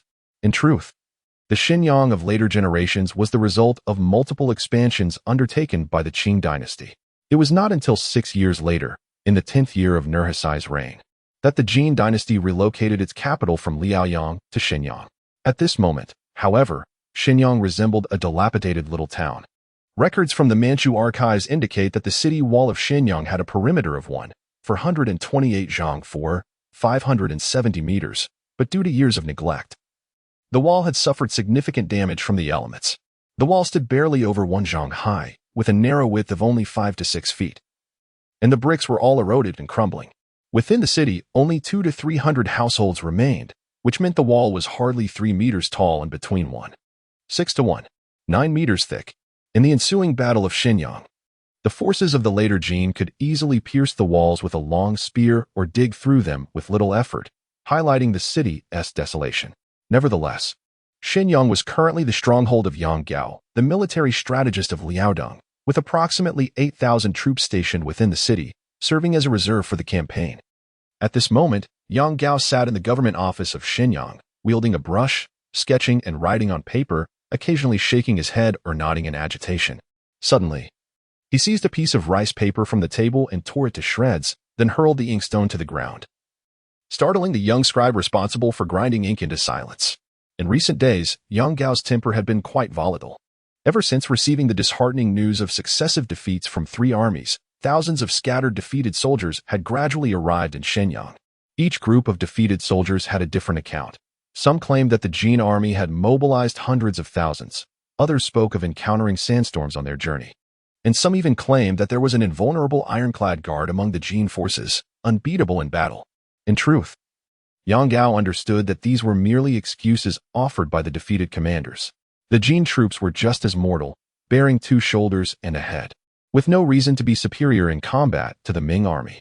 Yang Gao, acting in his capacity as the right vice minister of war, was responsible for the defense of Liaodong, a position roughly equivalent to that of a modern deputy minister of defense overseeing the Xinjiang military region. His rank was indeed significant. He commanded the elite forces of the Ming Dynasty, with approximately 30,000 cavalry from the three garrisons of Su NF, DT Ing, and SHNX, around 25,000 troops from the four garrisons of YNSU, and Yingxi, GNS, and GUN, about 20,000 from Sichuan, Guangdong, Shandong, Shaanxi, northern and southern Jili, 4,000 infantry from the valiant Zhejiang Army, and roughly 7,000 from various local chieftains in Yongshan, Baojing, and Shizhou, as well as the local soldiers from the west and east of the river. The total strength of the Ming army amounted to approximately 86,000 men. Together with their allies, the Yehejurchens from the Haishi region, numbering around 10,000, and the Korean forces, totaling 13,000, the combined forces claimed to number over 470,000. The Emperor Wanli had dispatched all the elite troops available from across the Ming Dynasty to Liaodong. Yang Gao felt a deep sorrow within. Despite having such formidable generals and numerous elite troops, the situation had devolved to this state. What face did he have left to return to the emperor? It would be better to take his own life here to repay the world. Chapter 16. On Yang Gao. At this juncture, the author interjects a digression, noting that in the annals of history, the blame for the Battle of Sarhū is often unjustly placed upon Yang Gao. However, the author contends that this perspective represents merely a fraction of the truth. A brief analysis reveals three key points. Firstly, the defeat at the Battle of Sarhū undeniably rests, in part, on Yang Gao's strategy of dividing forces for a concentrated assault. This strategy may have been effective against the erratic movements of northern bandits or Mongolian cavalry, as their unpredictable maneuvers and swift mounts rendered them elusive targets for a decisive confrontation. Consequently, the Ming forces often employed a strategy of division, launching simultaneous offensives from multiple directions to corral these foes into designated battlegrounds for annihilation. Yang Gao initially calculated that the well-equipped and formidable forces of Nurhaci's later Jin could be treated similarly to those of mere bandits, dispatching four armies to simultaneously strike, thereby compressing Nurhaci's troops into Hichuala for encirclement. Yet, he failed to recognize that the 8 banners troops commanded by Nurhaci were far superior to the Mongolian cavalry, representing a military coalition that would later unify the realm. By the time of the Chongzhen period, the decapitation of a single Qing soldier could elevate one's rank, while it took the slaying of 10 adversaries such as Li Zicheng or Zhang Xianzhong to achieve the same. This illustrates the formidable nature of the 8 banners. By the twilight of the Ming Dynasty, the killing of dozens of Qing soldiers would be hailed as a great victory. Moreover, it is well understood that as a nascent nation, particularly one that embodies a military-civilian amalgamation, the cohesion of such a state can be terrifyingly potent, akin to contemporary North Korea, albeit even more unified. The 8 banners comprised approximately 60,000 troops, and Nurhaci, a strategic genius, innovatively consolidated his forces, creating a scenario where the few overpowered the many. The Ming forces intended to drive away the 8 banners, only to find themselves encircled and annihilated by an enemy that vastly outnumbered them. This mirrors the strategic approach employed during the party-led Liberation War, where, despite not having numerical superiority, concentrated forces launched 3 pivotal campaigns, systematically dismantling the armies of the reactionary Kuomintang. Secondly, the internal strife of political factions exacerbated the situation. The factional disputes that began in the Wanli era were fundamental to the demise of the Ming Dynasty. The scholarly elite and the monarch sharing dominion is not inherently problematic. However, the detrimental actions of these factions proved disastrous. The earlier struggles between the 3 factions in the Donglin party, comprising the Qi, Xia, and Shu factions, were soon compounded by the emergence of Wei Zhongxian and his eunuch-led faction, which further intensified conflicts with the Donglin party, leading to turmoil that persisted until the downfall of the Ming Dynasty. Even during the Southern Ming, these factions continued to disrupt governance, resulting in the Southern Ming's swift demise after merely 20 years, despite initial prospects that suggested it could evolve into a second Southern Song, coexisting with the Qing dynasty. The detrimental consequences of these factional disputes were that the individuals involved prioritized their parties and personal interests over the nation's welfare, opposing merely for the sake of opposition. During the Chongzhen reign, the annual tax revenue amounted to a mere 3 million taels, while upon entering Beijing, Li Zicheng discovered only a paltry sum of 130,000 taels in the royal treasury. In stark contrast, during the interrogation of officials, it was revealed that many possessed silver reserves in excess of hundreds of thousands of taels. The wealth of the nation has been plundered by these literati, who evade taxation, leaving the imperial treasury to rely solely on the burdens of the peasantry for military funding. This creates a vicious cycle. Warfare leads to taxation, which incites peasant revolts, prompting further military action and taxation, ultimately depleting the resources of the Ming Dynasty. Meanwhile, what are these factional leaders doing? When Li Zicheng approached, there were considerations for the southern migration during the reign of Chongzhen, yet Guangxiang and his faction vehemently insisted on adherence to ancestral precedents, refusing to allow Chongzhen to retreat or even permit the crown prince to be dispatched to Nanjing. Ironically, Guangxiang himself later defected to Li Zicheng. Moreover, the shameless literati like Qin Yi surrendered en masse to the Qing. These individuals are ineffective in governance and excel only in internal strife. Is it not clear who Yang Gao is? Instead of utilizing formidable figures like Sun Qingzong and Yuan Chonghuan, they insisted on appointing Yang Gao. Though Yang had proven himself as a capable logistics officer during the Wanli campaign in Korea, he was inexperienced in leading troops into battle, as evidenced by the debacle at the Battle of Wanli. Yet, political factionalism dictated his appointment as the strategist for Liaodong. Consequently, the disastrous defeat at Sarhū ensued, prompting Prime Minister Fang Songzhi to kneel before Wanli, lamenting that the loss was solely his fault. Within 2 years, Fang himself resigned and returned to his hometown. Furthermore, the internal issues within the Ming army, stemming from factional disputes, exacerbated the situation. The preparations for this great battle were woefully inadequate.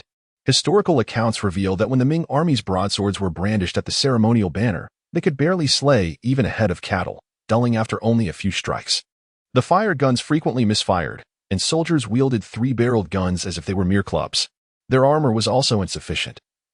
The frigid weather of Liaodong delayed the Battle of Sarhū by 5 days due to heavy snowfall. Originally set to commence on February 21st, it was postponed to February 25th, leaving many troops from the interior without adequate winter clothing to withstand the cold. Some have claimed that the volunteer army in Korea fought in single garments. How could the fighting spirit of the Ming soldiers possibly compare to that of the volunteer forces? These soldiers were merely conscripted to eat rations, contrasting sharply with the later People's Army, which fought to defend their homeland. As a result, the Ming military summoned elite troops from across the nation, yet failed to provide sufficient supplies in advance, leading to chaos and rivalry among the ranks. Zhejiang troops scrambled for cotton clothing, Sichuan forces seized weaponry, and border troops exchanged their firearms in disarray. The 4 divisions operated in isolation, with communication severely lacking. Even Du Song and Ma Lin suffered total annihilation, while Lu Ting led his men towards Hechuala, only to face defeat and death. Thus, the defeat at Sarhū, while seemingly fortuitous, was in fact inevitable. The Ming army had already exhibited signs of decline during the Wanli campaign in Korea. It was only the presence of formidable generals like Chun Lian and Ma Gui, coupled with the relatively unarmed Japanese pirates, that allowed for a series of victories. Ultimately, however, they too faced the calamity of Wanli. It took another 20 years after the assistance to Korea for the Battle of Sarhū to erupt, yet by then, the Ming army had deteriorated significantly since the reforms of Wanli.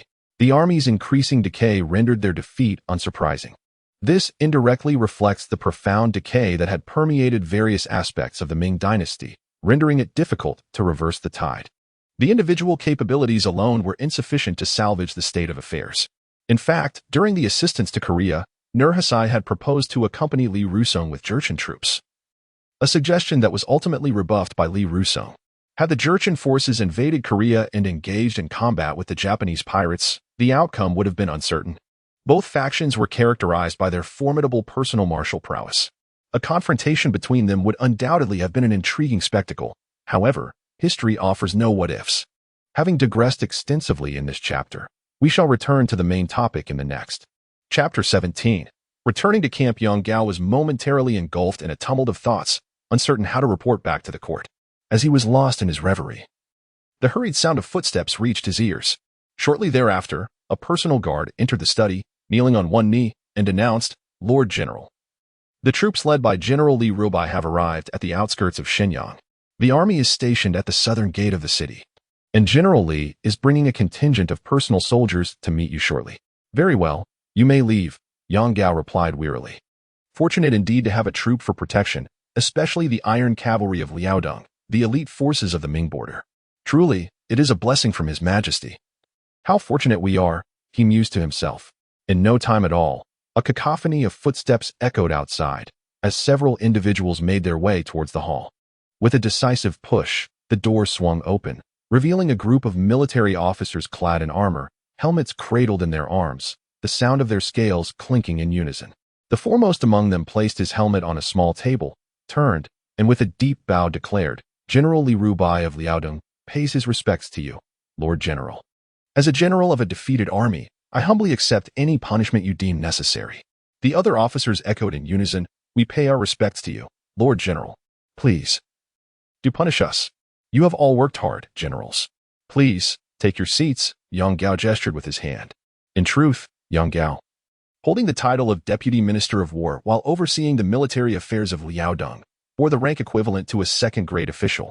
Conversely, Li Rubai, as the general of Liaodong, held the same official rank, though strictly speaking, Li's position was slightly superior. However, during the late Ming Dynasty, the value of civil officials had risen above that of military ones.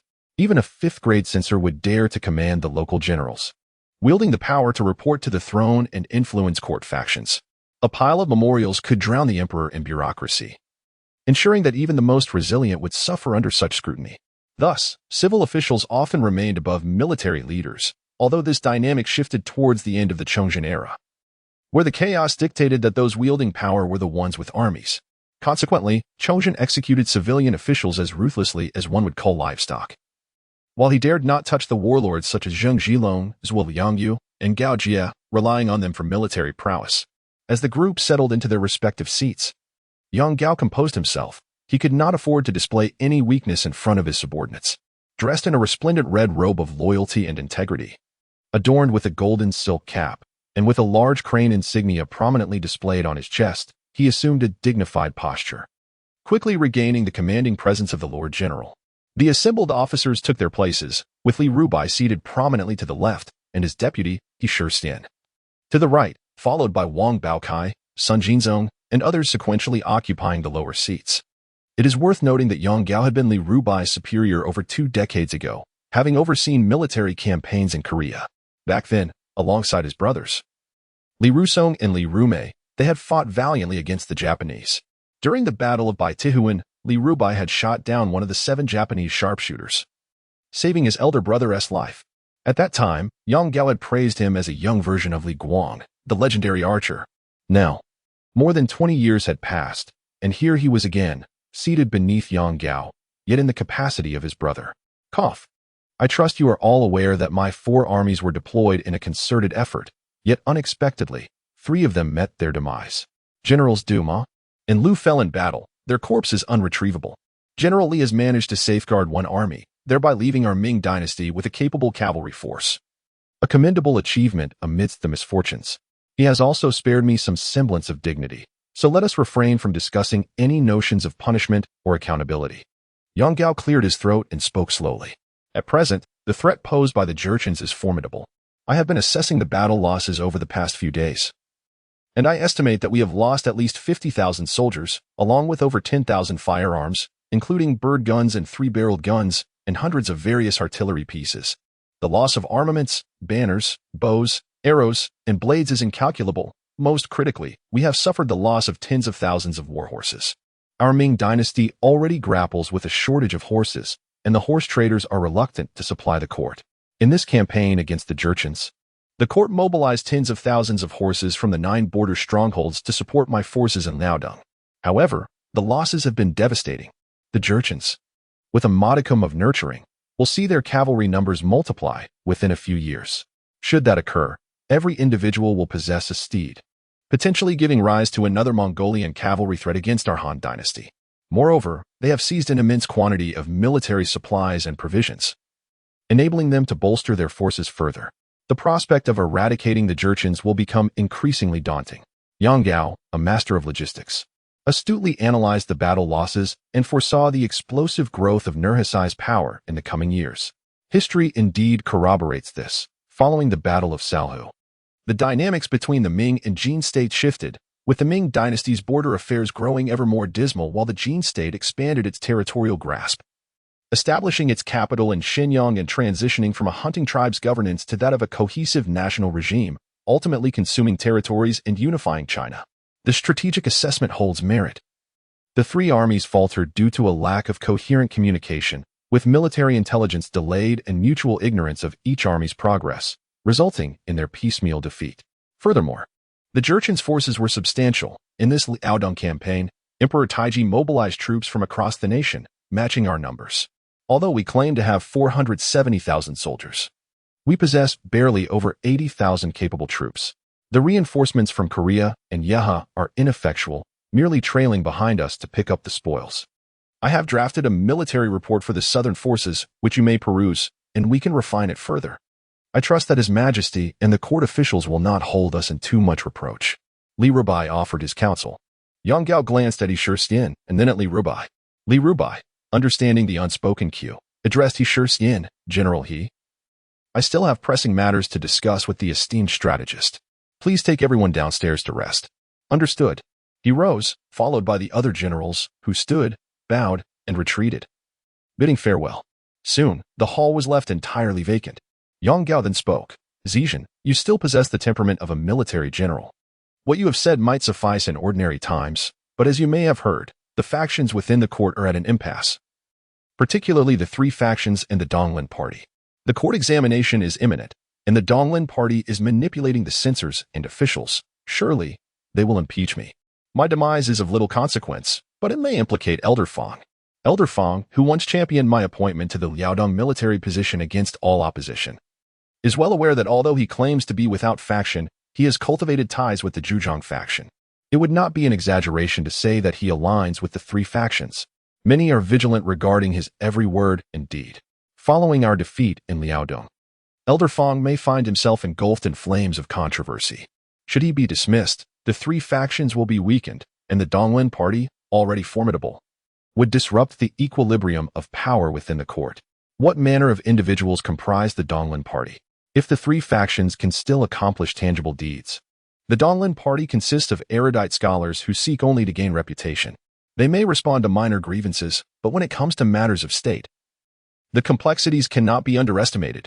Their ideals are overly utopian. They perpetually aspire to restore ancestral rights, promote political integrity, and ensure the well-being of the populace. Such aspirations cannot be realized overnight. Silver. The Ming Dynasty is in dire need of silver. Yet, with taxes failing to materialize, these scholars conceal their wealth and oppose commercial taxation, actions that will inevitably erode the foundations of the Ming Dynasty. Yang Gao grew increasingly fervent as he spoke. Your Excellency, I must confess that I do not fully grasp these political affairs. I believe it is best left to the court officials to manage these matters. Our duty is to lead the troops into battle. If we succeed in defeating the Jurchens, we will have achieved a monumental victory. Our current situation requires the refinement of our military reports, Li Rubai interjected. Yang Gao nodded in agreement. Indeed, they require refinement. Your Excellency, I nearly forgot to report another matter. Li Rubai tapped his head and looked at Yang Gao. Oh, Zicheng, what is it? Speak freely. During our march back, I encountered Lu Qin's subordinate, Qianhu Lu Jiasuan's son, a lad named Liu Yi, who was merely 10 years old. Earlier, Your Excellency mentioned the deaths of several generals. Their remains unaccounted for. Remarkably, this young boy, accompanied by a few retainers, dared to penetrate the Jin prince's camp and recover the heads of Lu Qing and Lu Zhaosan, even slaying a bannered Liaodong. Truly, heroes emerge in youth. I have ordered him to accompany me, and he is currently awaiting outside. Oh, such a remarkable occurrence? Call him in at once. I wish to inquire further. A personal guard was dispatched, while Li Rubai elaborated on the matter to Yang Gao. Chapter 18. Meeting Yang Gao before long, a personal guard ushered Liu Yi into the hall. As soon as he entered, Liu Yi knelt on both knees, bowing his head in respect, and proclaimed, Commoner Liu Yi pays his respects to the esteemed general and the honorable commander. Li Rubai had always regarded this young man with admiration, and at this moment, he felt a surge of delight. He cheerfully grasped Liu Yi's arm, encouraging him to rise and converse with the general. Yang Gao remained silent, quietly observing the youth. Although Liu Yi kept his head bowed, his eyes stealthily flickered towards Yang Gao. The latter appeared to be around 60, standing over 5 feet tall, his beard flecked with gray, and his complexion somewhat dark. With a round face and small but piercing eyes, he donned a loose-fitting military uniform that rendered him somewhat gaunt. Despite nearing his 60th year, he stood with an upright posture, exuding an air of authority and dignity, unmistakably a seasoned commander, whose mere presence commanded respect without uttering a word. Indeed, Yang Gao had often led troops into battle, displaying decisiveness in warfare, skillfully managing the fierce and proud soldiers under his command. Conversely, with Yang Gao's keen insight into human nature, Liu Yi found himself exposed before him. Yang Gao gestured for him to raise his head and speak, then nodded before returning to his seat. Internally, he was astonished. Li Rubai had introduced this boy as merely 10 years of age, yet he stood at 5 feet tall. Though his physique was not yet robust, he was certainly distinguished among his peers, appearing to be a martial artist in training. With Yang Gao's extensive experience commanding hundreds of thousands of soldiers, he recognized that if this boy were meticulously guided and taught by a skilled master, he could undoubtedly blossom into a formidable warrior. What struck Yang Gao most was the boyish gaze, which belied his tender age, resembling that of a man in his 20s or 30s, revealing an indescribable depth that rendered him inscrutable. It seemed that Zizhen's words held truth. This boy had undoubtedly witnessed bloodshed on the battlefield and had taken lives, for he bore an undeniable demeanor of a seasoned warrior. Yang Gao had never seen eye to eye with Liu Qing. Although Liu Qing outwardly respected Yang Gao, he harbored a lingering disdain, believing that a defeated general had no place to assert authority, especially when Liu Qing was a renowned victor in the Ming Army. The animosity between them had begun during the Wanli period's intervention in Korea, one stemming from Yang Gao's mismanagement leading to a disastrous defeat at Ulsan. While Liu Qing had successfully driven the Japanese invaders into the sea through both land and naval assaults. Thus, Liu Qing had always held a critical view of Yang Gao, and their mutual disdain was palpable. However, Liu Qing had entered court during the latter stages of the war, unaware of Yang Gao's earlier efforts, particularly during the First Imjin War when Yang Gao had commanded the famous Battle of Jishan, where his fierce general, Xie Sheng, had brought the likes of Kuroda Nagamasa and Date Masamune to their knees. This pivotal battle had reversed the tide on the Korean front, leading the Japanese forces to avoid engaging the Ming Army in open warfare thereafter. Yang Gao was not without the capacity to appreciate talent. Otherwise, he would not have garnered the loyalty of the Korean court and the Ming Army despite having offended many during his efforts to reorganize the political landscape of Korea. When he was dismissed and returned home following the defeat at Ulsan, he was sent off by the entire nation of Korea. The annals of King Seonjo recorded that from the king to the commoners, all wept bitterly, with men and women donning white mourning attire, blocking the roads to bid him farewell, extending their send-off to the outskirts, while ministers composed poems in his honor. The scene was particularly spectacular. As Yang Gao's palanquin departed from Han City, not only did the king and officials shed tears in farewell, but many common folk of Korea also chased after it, weeping along the way. Some even formed groups to block the road, desperately preventing Yang Gao from leaving, compelling him to dismount several times to persuade them, parched and hoarse. This illustrates that Yang Gao indeed had a commendable reputation among the people. Given that Liu Ting had already passed away, Yang Gao would naturally not hold any grievances against the deceased. Moreover, the young man before him had slain a Milaojing and retrieved Liu Ting's head, thus restoring some of his own dignity and demonstrating that there were capable individuals within the Ming Army. This would undoubtedly enhance the military report, allowing for a more vibrant narrative. What Yang Gao did not foresee was that Liu Yi, this butterfly who had crossed into the Ming Dynasty, had inadvertently saved his life. Historically, Yang Gao's fate was to return and be dismissed from office, imprisoned in a death cell, ultimately sentenced to death, though he was not executed until the second year of Chongzhen. However, due to his achievement of slaying the Milaojing and retrieving Liu Ting's corpse, he was granted a lesser sentence, confined to prison and permanently barred from employment. Of course, that is a matter for another time. Reflecting on this, Yang Gao's expression softened, revealing a hint of a smile that evoked a sense of springtime warmth. Truly, he was a seasoned official, with his facial expressions displaying no trace of artifice. He spoke softly. Indeed, throughout history, heroes have emerged in youth. General Li has just informed me of your deeds. To retrieve the heads of General Liu and your father amidst a sea of soldiers, and to slay a Jianlu Milaojing, is a testament to your extraordinary courage and loyalty. If our Ming Dynasty had more warriors like you, how could we ever fear the Jianlu? Liu Yi quickly bowed and replied, Your Excellency, you flatter me. I am but a commoner, unworthy of such praise. Yang Gao waved his hand dismissively, saying, No matter. I am a man of principle, rewarding merit and punishing faults. You have achieved such great merit. While I cannot bestow upon you an official title, I will not be stingy with rewards. Liu Yi, what do you desire? Taking a step back, Liu Yi replied earnestly. It is my duty as a citizen to fight for my country. In the public sphere, the rise and fall of the state is a shared responsibility, and personally, I sought only to retrieve my father's head. I dare not accept any reward. Ah, truly a young hero, exclaimed Li Rubai, clapping in admiration. Yang Gao nodded with a smile, recognizing that this lad, at just 10 years of age, could articulate such profound truths, far surpassing the pedantic officials in court. He then expressed his appreciation. Very well, I shall take the lead in this matter, and later we will file it with the Ministry of War. I hereby grant you 5,000 taels of silver. I have heard of the demise of Liu Zhao's son and Liu Qianhu, and your family's weaponry is now lost. You may select some fine arms from the arsenal.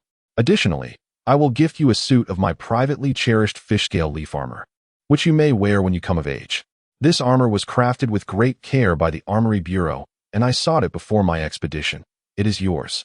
I hope that when you grow up, you will fight for our country. Liu Yi's heart swelled with joy. He had intended to return to the Taiping mansion to diligently hone his martial skills and assemble a troop, yet had been troubled about where to procure the necessary funds. With the 8,000 taels of silver granted by Li Rubai and Yang Gao, combined with the savings from his family's estate, he would have at least 10,000 taels. He had acquired a splendid suit of armor and planned to retrieve a suitable weapon from the armory shortly. It was indeed commendable. He knelt down and expressed his gratitude, saying, I am deeply thankful for your generous favor, my lord. Yang Hao smiled and bid him rise, then stated, Let it be thus. I shall take the heads of General Liu and my layer back to the court for reporting, while you may personally ensure a proper burial for your father. As he spoke, he produced several payment vouchers and continued, Accept this compensation from the court as well as a token of my personal regard. I have heard that your household servants have suffered greatly. This silver shall provide for their families and offer solace to the spirits of the brave and loyal warriors who have passed. Liu Yi accepted the vouchers and bowed once more, saying, Thank you, my lord. Your immense kindness will forever be etched in my memory. Very well. You may retire and rest, Yang Hao replied. As you Chapter 19, the selection of weapons after Liu Yi exited the courtyard. He relayed the recent conversation to Tao Zong and Liu Jin, who were waiting outside. Upon hearing his account, their faces brightened with joy. Tao Zong recounted his escape from the battlefield, where he had encountered Liu Yi and his companions. Inspired by their valor in combat, he expressed a desire to join them, even willing to serve as Liu Yi's personal attendant. With the recent loss of General Sun and the absence of others in Liu Yi's household, save for an elderly servant, Tao Zong offered his allegiance. Having lost both parents and lacking relatives in his hometown of Sichuan, he had been merely a cannoneer in the Sichuan army. He fervently hoped Liu Yi would not abandon him. Liu Yi, recognizing his own need for personnel, welcomed Tao Zong, especially since his previous attendants had suffered heavy casualties. Moreover, as he aspired to form his own troop, having an experienced cannoneer like Tao Zong, who had served 3 years in the Sichuan army, would be invaluable.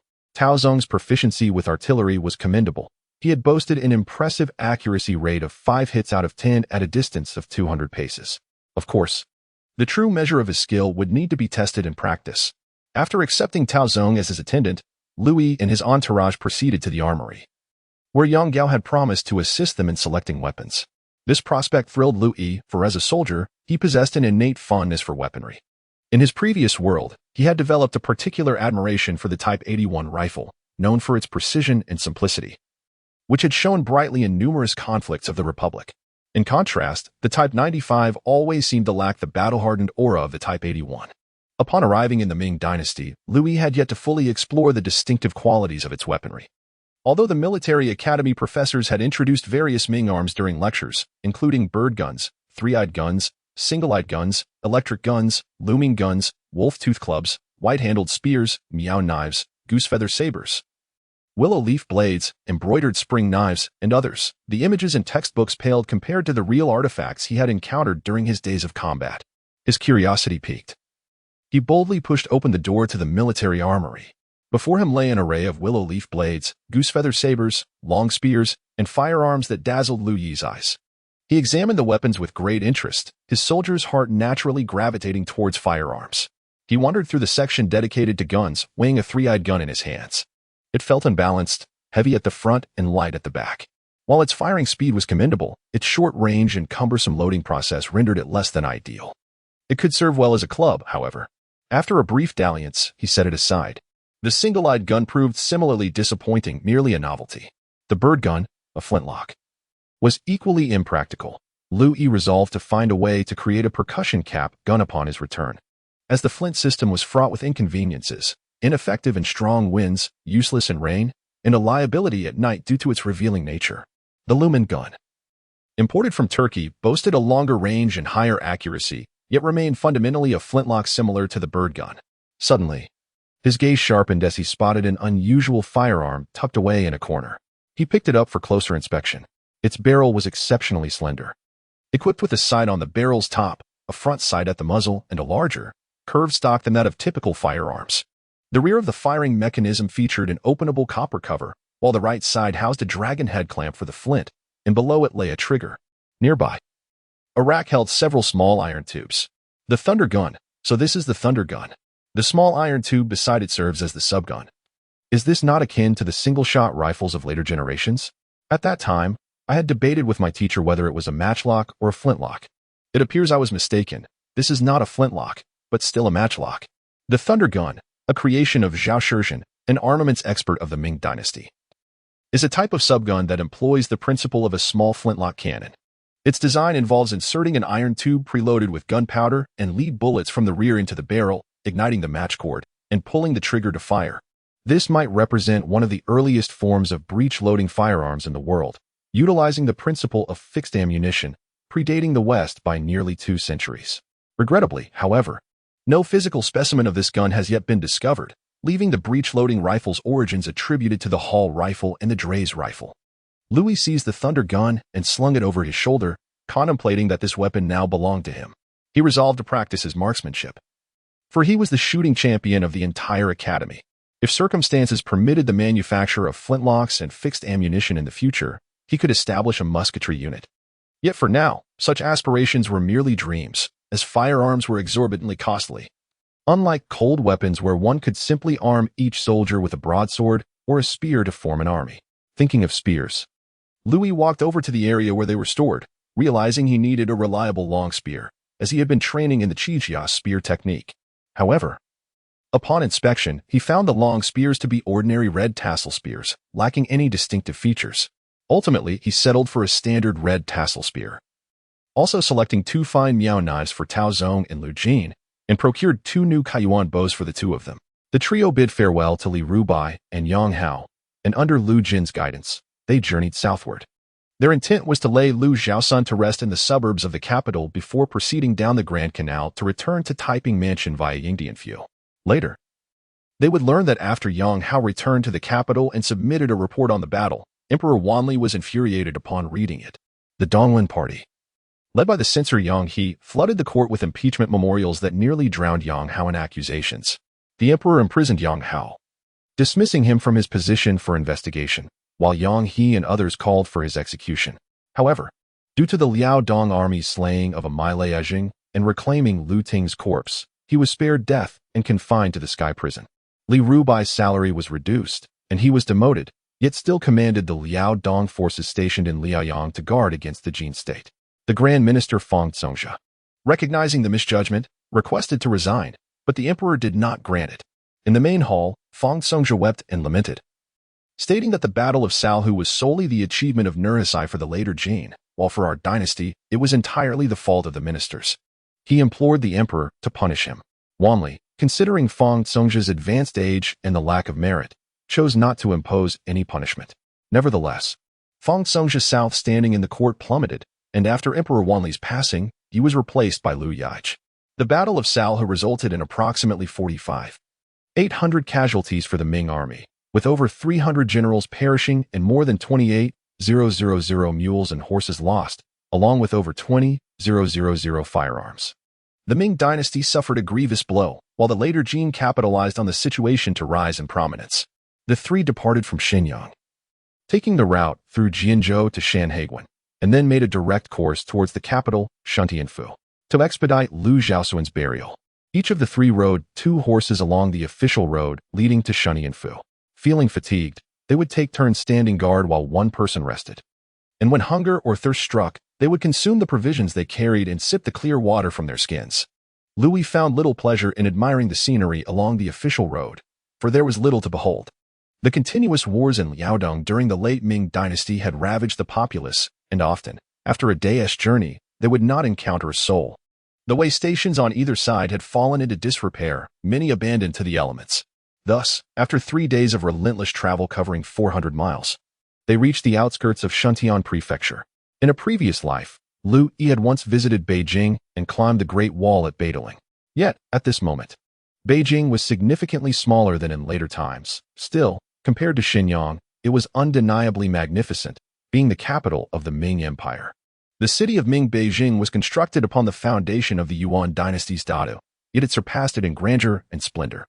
The overall layout of Ming Beijing was characterized by a convex structure, with the outer city enveloping the southern face of the inner city, which in turn encased the imperial city, and the imperial city surrounded the forbidden city.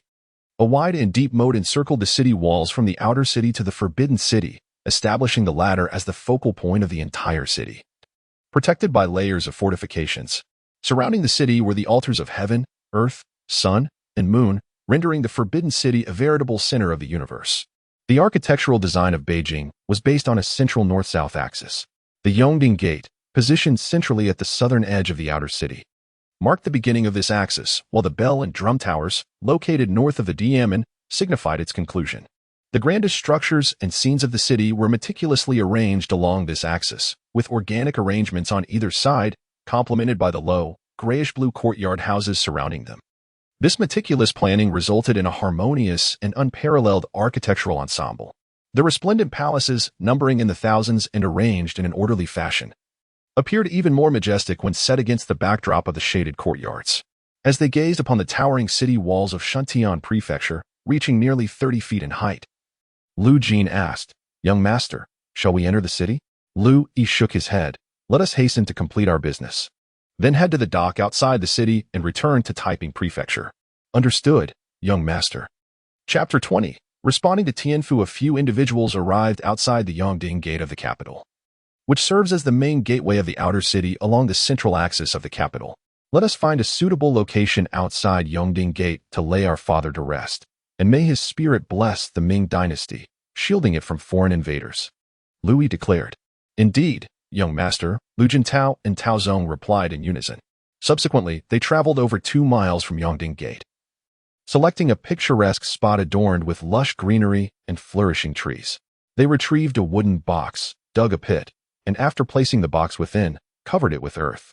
They then took out a modest gravestone purchased during their passage through Jianzhou, positioning it before the grave, inscribed with the words, "Liu Zhao's son, Qianhu of the Sichuan Army, forever remembered." After offering incense, Liu Yi knelt before the grave, flanked by Tao Zong and Liu Jin, both of whom also knelt and bowed thrice. Liu Yi spoke earnestly. "Father, may you rest in peace. I implore your spirit to guide your son in achieving great deeds and safeguarding the Ming. Today, I stand with the valiant Tao Zong and Liu Jin, who are committed to aiding me. Please rest assured, we shall accomplish significant endeavors. The journey is long, and we cannot bring you back to the family estate in Taiping for burial. Instead, I ask you to watch over us here in the capital, and I promise to return to visit you." Rising to his feet, the other two followed suit. "Let us depart for Taiping. Today, before my father's grave, I vow to undertake great accomplishments, and I earnestly seek your support," Liu Yi asserted with a respectful gesture. "We would not hesitate to brave any peril for you," they replied, cupping their fists in salute. With a flick of his riding whip, the three mounted their steeds and galloped away. From this day forth, Liu Yi officially became part of the Ming Dynasty, and neither Tao Zong nor Liu Jin could have anticipated that this 10-year-old boy would one day emerge as a towering figure. On the first day of April in the 47th year of the Wanli era, aboard a passenger ship navigating the Grand Canal towards Nanjing, Liu Yi stood at the bow, hands clasped behind his back, gazing at the splendid landscapes on either side of the riverbank. April marked the onset of early spring, and though in the south, the air remained quite chilly, with the wind sweeping across the river. Inside the cabin, Tao Zong and Liu Jin were enjoying drinks. "Liu Yi, come inside. The river breeze is quite strong and cold," Liu Jin called out. Liu Yi merely smiled, offering no reply. Since the day they buried Liu Zhao's son, they had sold their horses at the dock, exchanging them for over 100 taels of silver. They changed into new garments and equipped themselves with weapons and armor. Chartering a medium-sized official vessel with a painted cabin for 50 taels of silver, instructing the boatman to take them directly from Beijing to the dock at Yingdianfu. The boatman was to provide for their meals during the journey, with any excess considered a tip. The boatman, overjoyed, realized that these gentlemen were indeed generous. Anticipating a profit of over 20 taels, a sum surpassing his usual earnings for an entire season.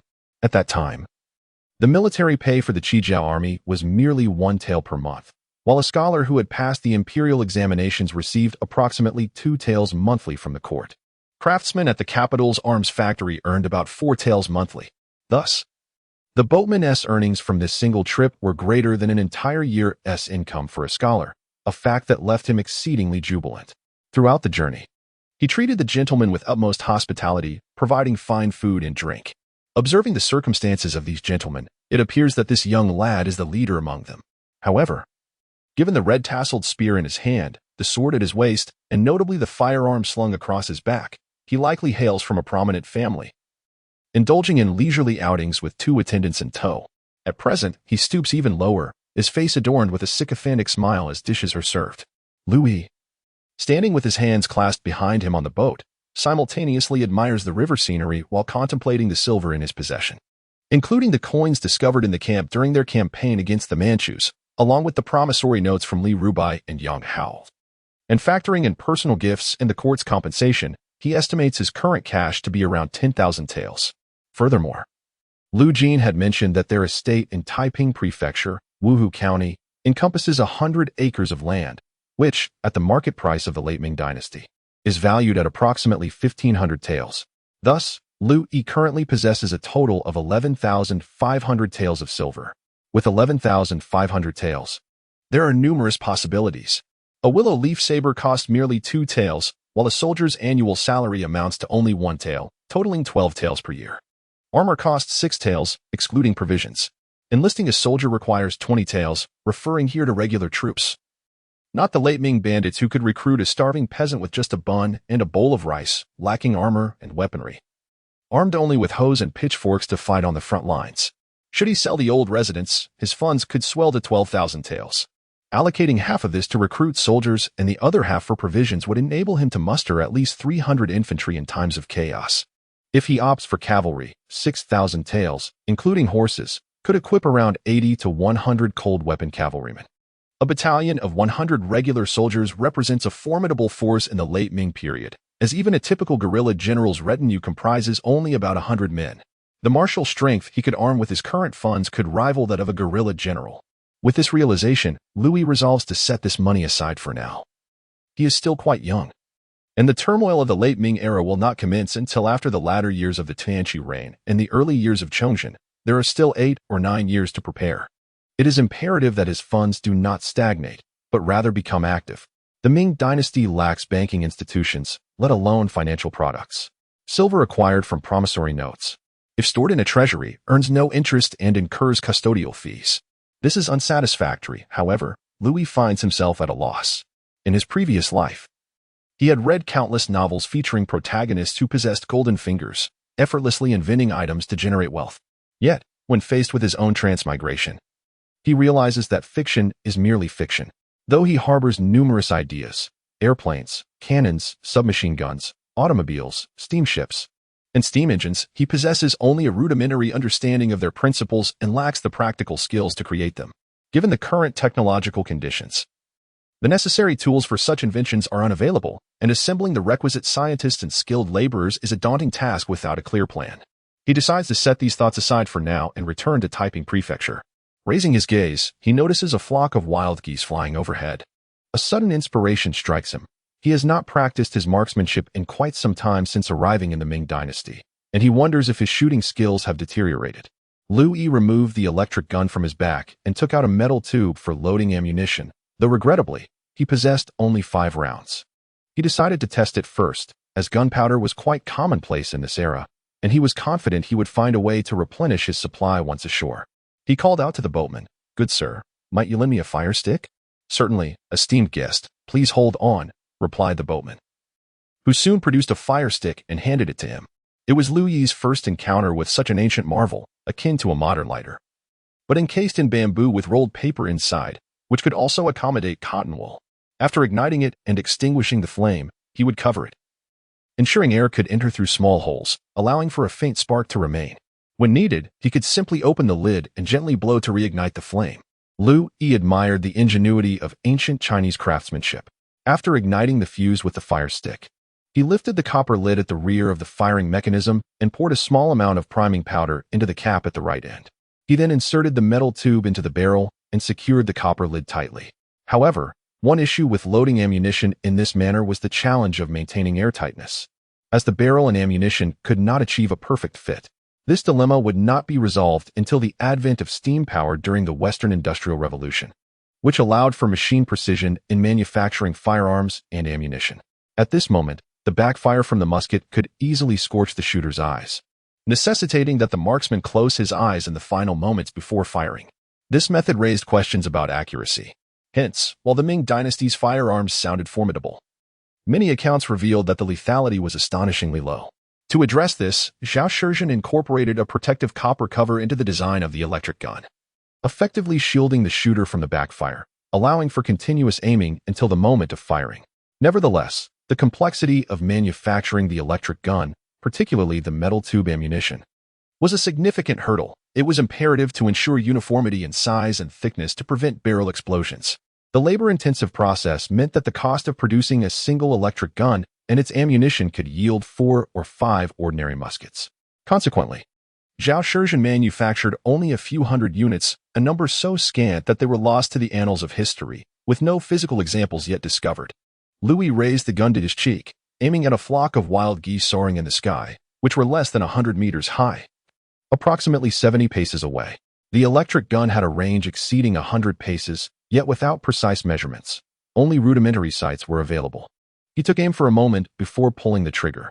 With a resounding bang, the recoil was far more substantial than that of modern rifles, causing his shoulder to ache painfully. However, the geese continued their graceful flight, untouched by a shot. Clearly, the accuracy of the smoothbore gun required considerable enhancement. The absence of precise measurements presented a challenge, and after pulling the trigger, unlike modern rifles that discharge instantly, the ignition of the fuse required a moment to catch fire. This delay allowed the geese to drift further away, resulting in a miss. Liu Yi truly exemplifies the virtues of an esteemed soldier of the Republic. He quickly grasped the intricacies of the situation.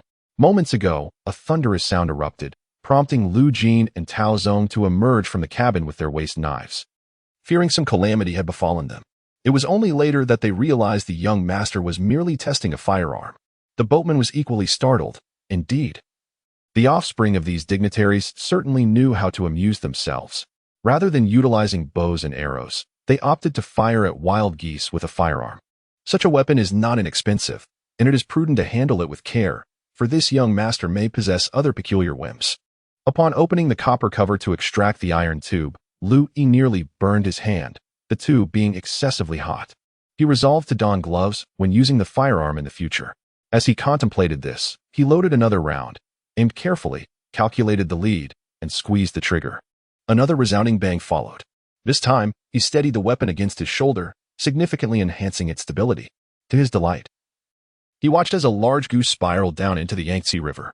"I hit it," Liu Yi exclaimed, with Liu Jin and Tao Zong applauding from behind. When had the young master learned to shoot? Liu Jin pondered, perplexed, recalling the peculiar changes he had noticed in Liu Yi since the events at Sarhū. After mastering the technique, Liu Yi discharged the remaining ammunition in quick succession, hitting 3 out of 5 geese, and his speed increased with each shot. Once finished, he pulled out a cleaning rod to cleanse the barrel. The advantage of the firearm lay in its design. Unlike muzzle-loading guns that required cleaning after each shot, this weapon allowed for 4 or 5 shots before needing to clear the residual gunpowder. Liu Yi marveled at the ingenuity of ancient craftsmanship. If the ammunition supply was sufficient, a skilled marksman like Liu Yi could unleash 5 to 6 rounds in a minute. Such power is formidable. If combined with the 3-stage firing mechanism of the Divine Machine Camp, a trio could potentially fire at least 15 rounds in a single minute, 4 seconds per shot, nearly matching the rate of a later bolt-action rifle. If a squad equipped with firearms were to number in the thousands, with ample ammunition and the capability to neutralize distant artillery threats, surely they could dominate the world in this era. As Liu Yi's thoughts meandered, the boatman called out, "Esteemed guests, We shall arrive at the Yingtian feudal in just a mile. Chapter 21. The Dragon Cult. As the group disembarked from the vessel, they gathered their belongings, creating a heap of luggage by the dock. Young master, there is a carriage shop ahead. Shall we hire a carriage? It only takes about 8 or 9 hours to reach Taiping Prefecture from here. However, I have always wondered why we disembarked at Yingtian Prefecture when Taiping Prefecture also has a dock. We could have taken a boat directly back, Liu Yi inquired. Because I wish to purchase a horse. We sold our steeds in Shuntian Prefecture due to the difficulties of long-distance transport. The Ming Dynasty is already lacking in horses, and horses from Jiangnan are particularly scarce. Thus, to acquire a horse, we must travel to a large city, and the largest city along this route is Nanjing, Yingtian Prefecture. Liu Yi elucidated. As martial practitioners, we cannot be without excellent steeds. Moreover, my equestrian skills are lacking, so I wish to practice more, he continued. I understand, young master, Liu Yi replied, then added, I have also visited Yingtian Prefecture before. Coincidentally, the Jiangdong Gate is not far from here, and there is indeed a horse shop outside the gate where we can procure horses. Liu Yi nodded, saying, let us go and have a look.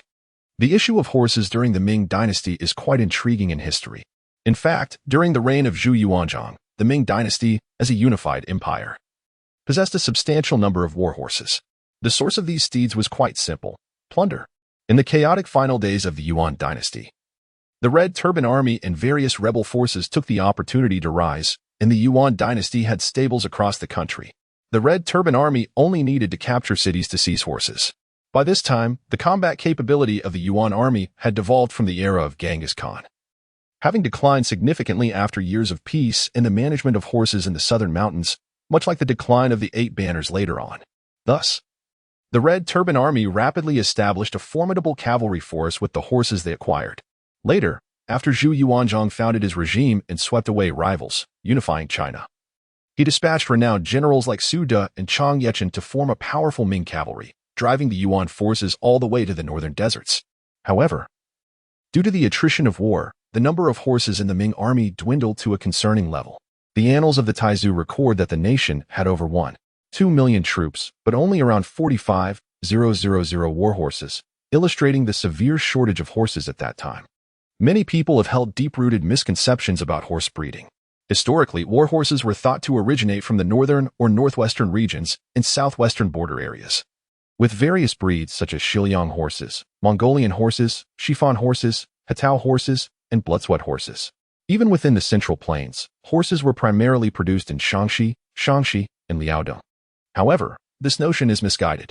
During the Ming Dynasty, the Jiangnan region boasted numerous small-scale horse farms, and under Zhu Yuanzhang's encouragement, private horse farms proliferated across the nation. Moreover, the Ming court established a system known as the horse administration. This administration comprised 3 main components. First, official breeding, exemplified by institutions such as the Royal Horse Bureau and the Imperial Horse Temple, which utilized military personnel for horse rearing. Second, civilian breeding, where the official horses from the 2 capitals were entrusted to local households for husbandry, accompanied by certain compensations. For instance, during the Hongwu era, each household in the north was allowed to raise 1 horse, while in the south, 1 horse was permitted for every 11 households. If a horse-raising household could produce a foal each year, they would be exempt from serving governmental duties. After the mid-Ming period, a policy was enacted whereby households could raise a male horse for every 50 acres of land, thereby relieving them of the obligation to pay state grain taxes. In the past, regular horse markets were held at the borders, where nomadic tribes exchanged tea for horses. During the late Hongwu era of the Ming Dynasty, there was a notable record of trading 13,500 horses in a single year. Following the implementation of this system, the number of war horses reached an extraordinary height during the reigns of the founding emperor and his successor. According to subsequent experts who meticulously reviewed extensive historical documents, the number of official horses during the reign of the Yongle Emperor had soared to 900,000, while the number of civilian horses was so vast that it could not be quantified. This implies that during the Yongle era, the Ming Dynasty possessed at least several million horses nationwide, capable of assembling hundreds of thousands of cavalry. Consequently, when the Yongle Emperor launched his northern campaigns, the Ming forces penetrated deep into the desert, catching the Mongols off guard. However, over time, this policy began to deteriorate. After the Yongle Emperor, wars became infrequent, leading to a significant decrease in the demand for war horses. Although the Ming authorities provided subsidies for horse breeding among the populace, strict regulations stipulated that horses could not be allowed to die, with penalties for non-compliance. This resulted in farmers discovering that raising horses was less profitable than cultivating land, prompting many horse breeders to abandon their livestock for agriculture, which led to the collapse of civilian horse breeding. With no wars necessitating war horses, the government's interest in state-owned horse breeding naturally waned. Furthermore, the descendants of Zhu Yuanzhang, along with certain noble families, began to engage in the smuggling of war horses, undermining the state monopoly on horse trade. As a result, they hoarded war horses, artificially inflating prices and leaving the market devoid of quality horses, which ultimately led to the collapse of the horse market. This vicious cycle continued until the Chongzhen era, where the number of war horses had dwindled to a mere fifth of the initial figures, with only several 100,000 horses scattered across the nation among military and civilian sectors. Thus, by the end of the Ming Dynasty, apart from the elite cavalry of the Qingyi Army, there were no established cavalry units nationwide.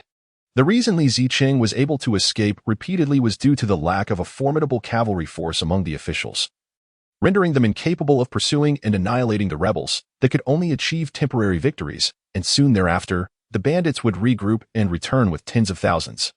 Perpetuating this cycle, the three men arrived at a private horse shop outside Jiangdong Gate, where the proprietor greeted them. "Are you gentlemen here to purchase horses?" "Indeed. We wish to see what fine horses you have." Each person intended to buy a horse, totaling 3. "Very well, please come in. The stables are at the back, and I shall escort you." Liu Yi and his companions followed the shopkeeper to the stables behind the shop. "Gentlemen, please have a look. It appears that you are seasoned warriors."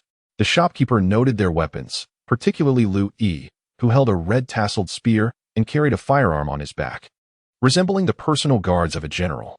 In truth, the Ming Dynasty prohibited individuals from carrying weapons in public. However, there were policies in place that allowed for circumvention, especially in the chaotic late Ming period, where many individuals carried a weapon for self-defense and scholars often bore swords. Local officials typically turned a blind eye to this practice. The three men perused the stables, and although Liu Yi was not well-versed in horses, Liu Jin possessed some knowledge. He addressed the shopkeeper. "These horses, while decent war horses, cannot be deemed of the highest quality. Do you not have any superior war horses in your establishment?" The shopkeeper raised his thumb in approval. "This guest has a discerning eye. We have recently acquired an exceptional horse, but..." Liu Yi understood his meaning and reassured him. "Do not worry about the silver. Rest assured, you shall not be shortchanged." "Very well. I too prefer to engage with generous patrons. Please follow me." He led the group to a small courtyard behind the stable. Upon opening the courtyard door, they beheld a magnificent steed, entirely cloaked in snow-white fur, without a single hair out of place. It measured a length of 10 feet from head to tail and stood a height of 8 feet from hoof to withers. Upon the entrance of guests, the horse neighed loudly, its voice resonating with the strength of a dragon soaring into the sea. "This is the latest addition to our establishment," the proprietor announced. "It is a war horse from Guizhou, just 5 years old, in the prime of its life. The average lifespan of a war horse is around 20 years, with its golden years spanning from 5 to 15. This horse exudes an aura of vitality." Liu Yi thought, immediately taken with it, then turned to inquire. "May I ask the price?" The merchant held up 3 fingers. Liu Jin interjected, 30 taels? That is considerably higher than the market rate for war horses." The merchant shook his head. "No, esteemed guest, I meant 300 taels. By the heavens, are you selling a horse or committing robbery? Why not just go and steal it? What horse commands a price of 300 taels? Liu Jin retorted angrily. Liu Yi calmly remarked, "Surely the provenance of this horse raises some concerns." The merchant chuckled. "Ah, this steed is a Guizhou horse, as you may know. Our founding emperor had a great fondness for them, renowned for producing exceptional steeds, often referred to as dragon horses. This particular white horse is called Flying Dragon Steed, a truly rare find, occurring only once in several decades." Liu Yi surmised that this horse must have been smuggled from a noble's stable, explaining its exorbitant price. Yet 300 taels clearly indicated the merchant's intent to swindle. "Very well, may I test ride it?" Liu Yi inquired. "Of course, young master, feel free to try." Liu Yi approached and patted the horse's head, speaking to the Flying Dragon Steed. "My friend, you shall be mine from this day forth. I shall ensure you assist me in achieving great feats." The horse seemed to comprehend, no longer neighing, instead stamping its front hooves on the ground and exhaling with a huff. Liu Yi praised, Indeed, a noble steed. He placed his left foot in the stirrup and vaulted onto the horse's back, riding onto the grassy expanse beyond the courtyard. As he galloped around twice, he discovered that the horse possessed an almost uncanny intuition, responding perfectly to his slightest movements of the reins, darting to the left and right as if it could sense his thoughts. Chapter 22. Homecoming. After circling a few times, Liu Yi dismounted and addressed the shopkeeper. "I shall take this horse for 300 taels. The shopkeeper, overjoyed, felt fortunate to have encountered such a generous patron. As the cost price of the horse was merely 100 taels, he never expected to sell it for 3 times that amount. He nodded enthusiastically, exclaiming, "Young master, you truly possess a spirit of grandeur. Wait, do not be too hasty with your flattery. I have not stated that I do not have additional conditions," Liu Yi replied. The shopkeeper, somewhat embarrassed, inquired, "Might I ask what additional conditions you have, young master?" "Actually, it is not too difficult. I shall provide you with 300 taels in cash for this horse, but I require you to furnish my guards with 2 war horses. We shall proceed to your stable shortly to select 2 steeds. Moreover, aside from the saddle, stirrups, and reins that come with the horse, I also demand a complete set of your finest iron horse armor. Surely, you cannot claim that your shop lacks such items?" Liu Yi, well versed in the history of the Ming and Qing dynasties from his studies at the military academy, understood that a private horse dealer would indeed stock high-quality war horses and armor, though such items were typically restricted by the state and not openly sold. The shopkeeper, with a cunning gleam in his eyes, hesitated. Outside, horses were valued at only 20 to 30 taels each. Even the finest of the lot would not exceed 40 or 50 taels. Thus, providing 2 horses would still yield him a profit exceeding 100 taels, a full 100% margin. "Very well, I shall offer you 2 horses," he said with a beaming smile. "Young master, you are indeed a straightforward gentleman, and I am equally forthright. You may have your guards choose from the outside. Whichever 2 they prefer, they may take. However, as for the horse armor, my humble shop, being a small business, does not possess such military equipment." Liu Yi chuckled. "Shopkeeper, if that is the case, I shall report to the authorities that you are smuggling war horses and artificially inflating prices. The situation at the borders is dire, and the army is in desperate need of horses. In recent years, the government has neglected equine affairs, but now, as the nation is in need of horses, if I were to inform the officials, you would surely find yourself in significant trouble. Oh dear, my little ancestor. One must not speak carelessly. My humble business cannot withstand such accusations," the shopkeeper said, beads of sweat forming on his forehead. Fearing that this Navii youth might truly report him, "I would be in dire straits indeed. I shall count to 3, should you not agree. I will forego the horse and head straight to the magistrate," Liu Yi threatened, feigning to depart. "Oh dear, young master, please, what are you doing?" "Very well, I agree. I agree," the shopkeeper, dejected, replied. Shortly thereafter, he led Liu Yi and his companions to the storeroom and opened the door. Upon entering, Liu Yi was greeted by the sight of over a dozen sets of horse armor. The horse armor of the Ming and Qing dynasties differed significantly from that of the Tang and Song periods, which were composed entirely of full-body armor. Examples such as the iron pagoda of the Liao dynasty and the heavy scale armor of the Western Xia covered the entire horse. During the Ming and Qing eras, due to the proliferation of firearms and changes in combat tactics, cavalry no longer donned full-body armor, resembling the iron pagoda that left only the eyes exposed. Instead of enveloping the warhorse entirely, akin to light cavalry or the later Napoleonic cuirassiers, the protective gear now focuses on vital areas such as the head, chest, and abdomen. The materials used for horse armor have also evolved, transitioning from cumbersome iron plates weighing dozens to hundreds of pounds to lighter options like chainmail, scale armor, and leather. Liu Yi scanned the surroundings but found nothing satisfactory. As he stepped behind a rack, he noticed an unusual sound beneath his feet, suggesting the floor of the storeroom was hollow. Dusting off the ground, he uncovered a removable iron ring. The shopkeeper attempted to intervene, but Liu Yi yanked it open, revealing a sizable wooden box concealed within the floor's recess. Turning to the shopkeeper, he noticed the muscles in the man's face twitching. Clearly, this box harbored something extraordinary. Liu Yi kicked the box open, and inside lay a fine set of black scale armor gleaming with potential. Crouching down to examine it closely, Liu Yi noted that while the armor bore some age, a coat of rust-resistant black lacquer had preserved it remarkably well, with only a few scales showing signs of wear. The scales were uniformly sized and neatly arranged, with a leather lining that had been crafted first, then adorned with the scales to form the horse armor. divided into 3 sections: the headpiece, belly guard, and chest plate. Liu Yi drew his feathered blade and struck the armor with force. A resounding clang echoed, scattering sparks. Yet the armor remained unscathed. What a magnificent piece of iron horse armor! I shall take it. The shopkeeper, feeling the weight of his loss, numbly ushered 3 ill-fated individuals out the door and collapsed into a chair, lamenting his financial misfortune. This armor was a prized possession, acquired by his late father from the military arsenal at Datong, dating back to the era before the reign of Emperor Wanli. He had hoped to sell it for a handsome price, but unexpectedly it had been taken away, worth no less than 80 taels, along with 2 fine war horses. Was this not tantamount to a complete loss? Cursed misfortune! How could such a young child harbor such ill intent? The shopkeeper was left in despair. The 3 riders hastened to Taiping Prefecture, with Liu Yi astride the black-armored flying dragon steed, racing down the official road. Its speed quickly leaving Liu Jin and Tao Zone behind. Filled with exuberance, Liu Yi shouted, "Ming Dynasty, I am coming." After several hours, they finally arrived at Taiping Prefecture, specifically Wuhu County. Taiping Prefecture is situated on the southern bank of the lower Yangtze River, with its administrative center in Dongtu County, encompassing areas roughly equivalent to today's Mianshan and Wuhu cities in Anhui Province. During the 5 dynasties, the Southern Tang Dynasty established the new state of Xinhua, which later evolved into the Yuan Army. The Song Dynasty renamed it the Qingyi Army, which was elevated to the status of Taiping Prefecture.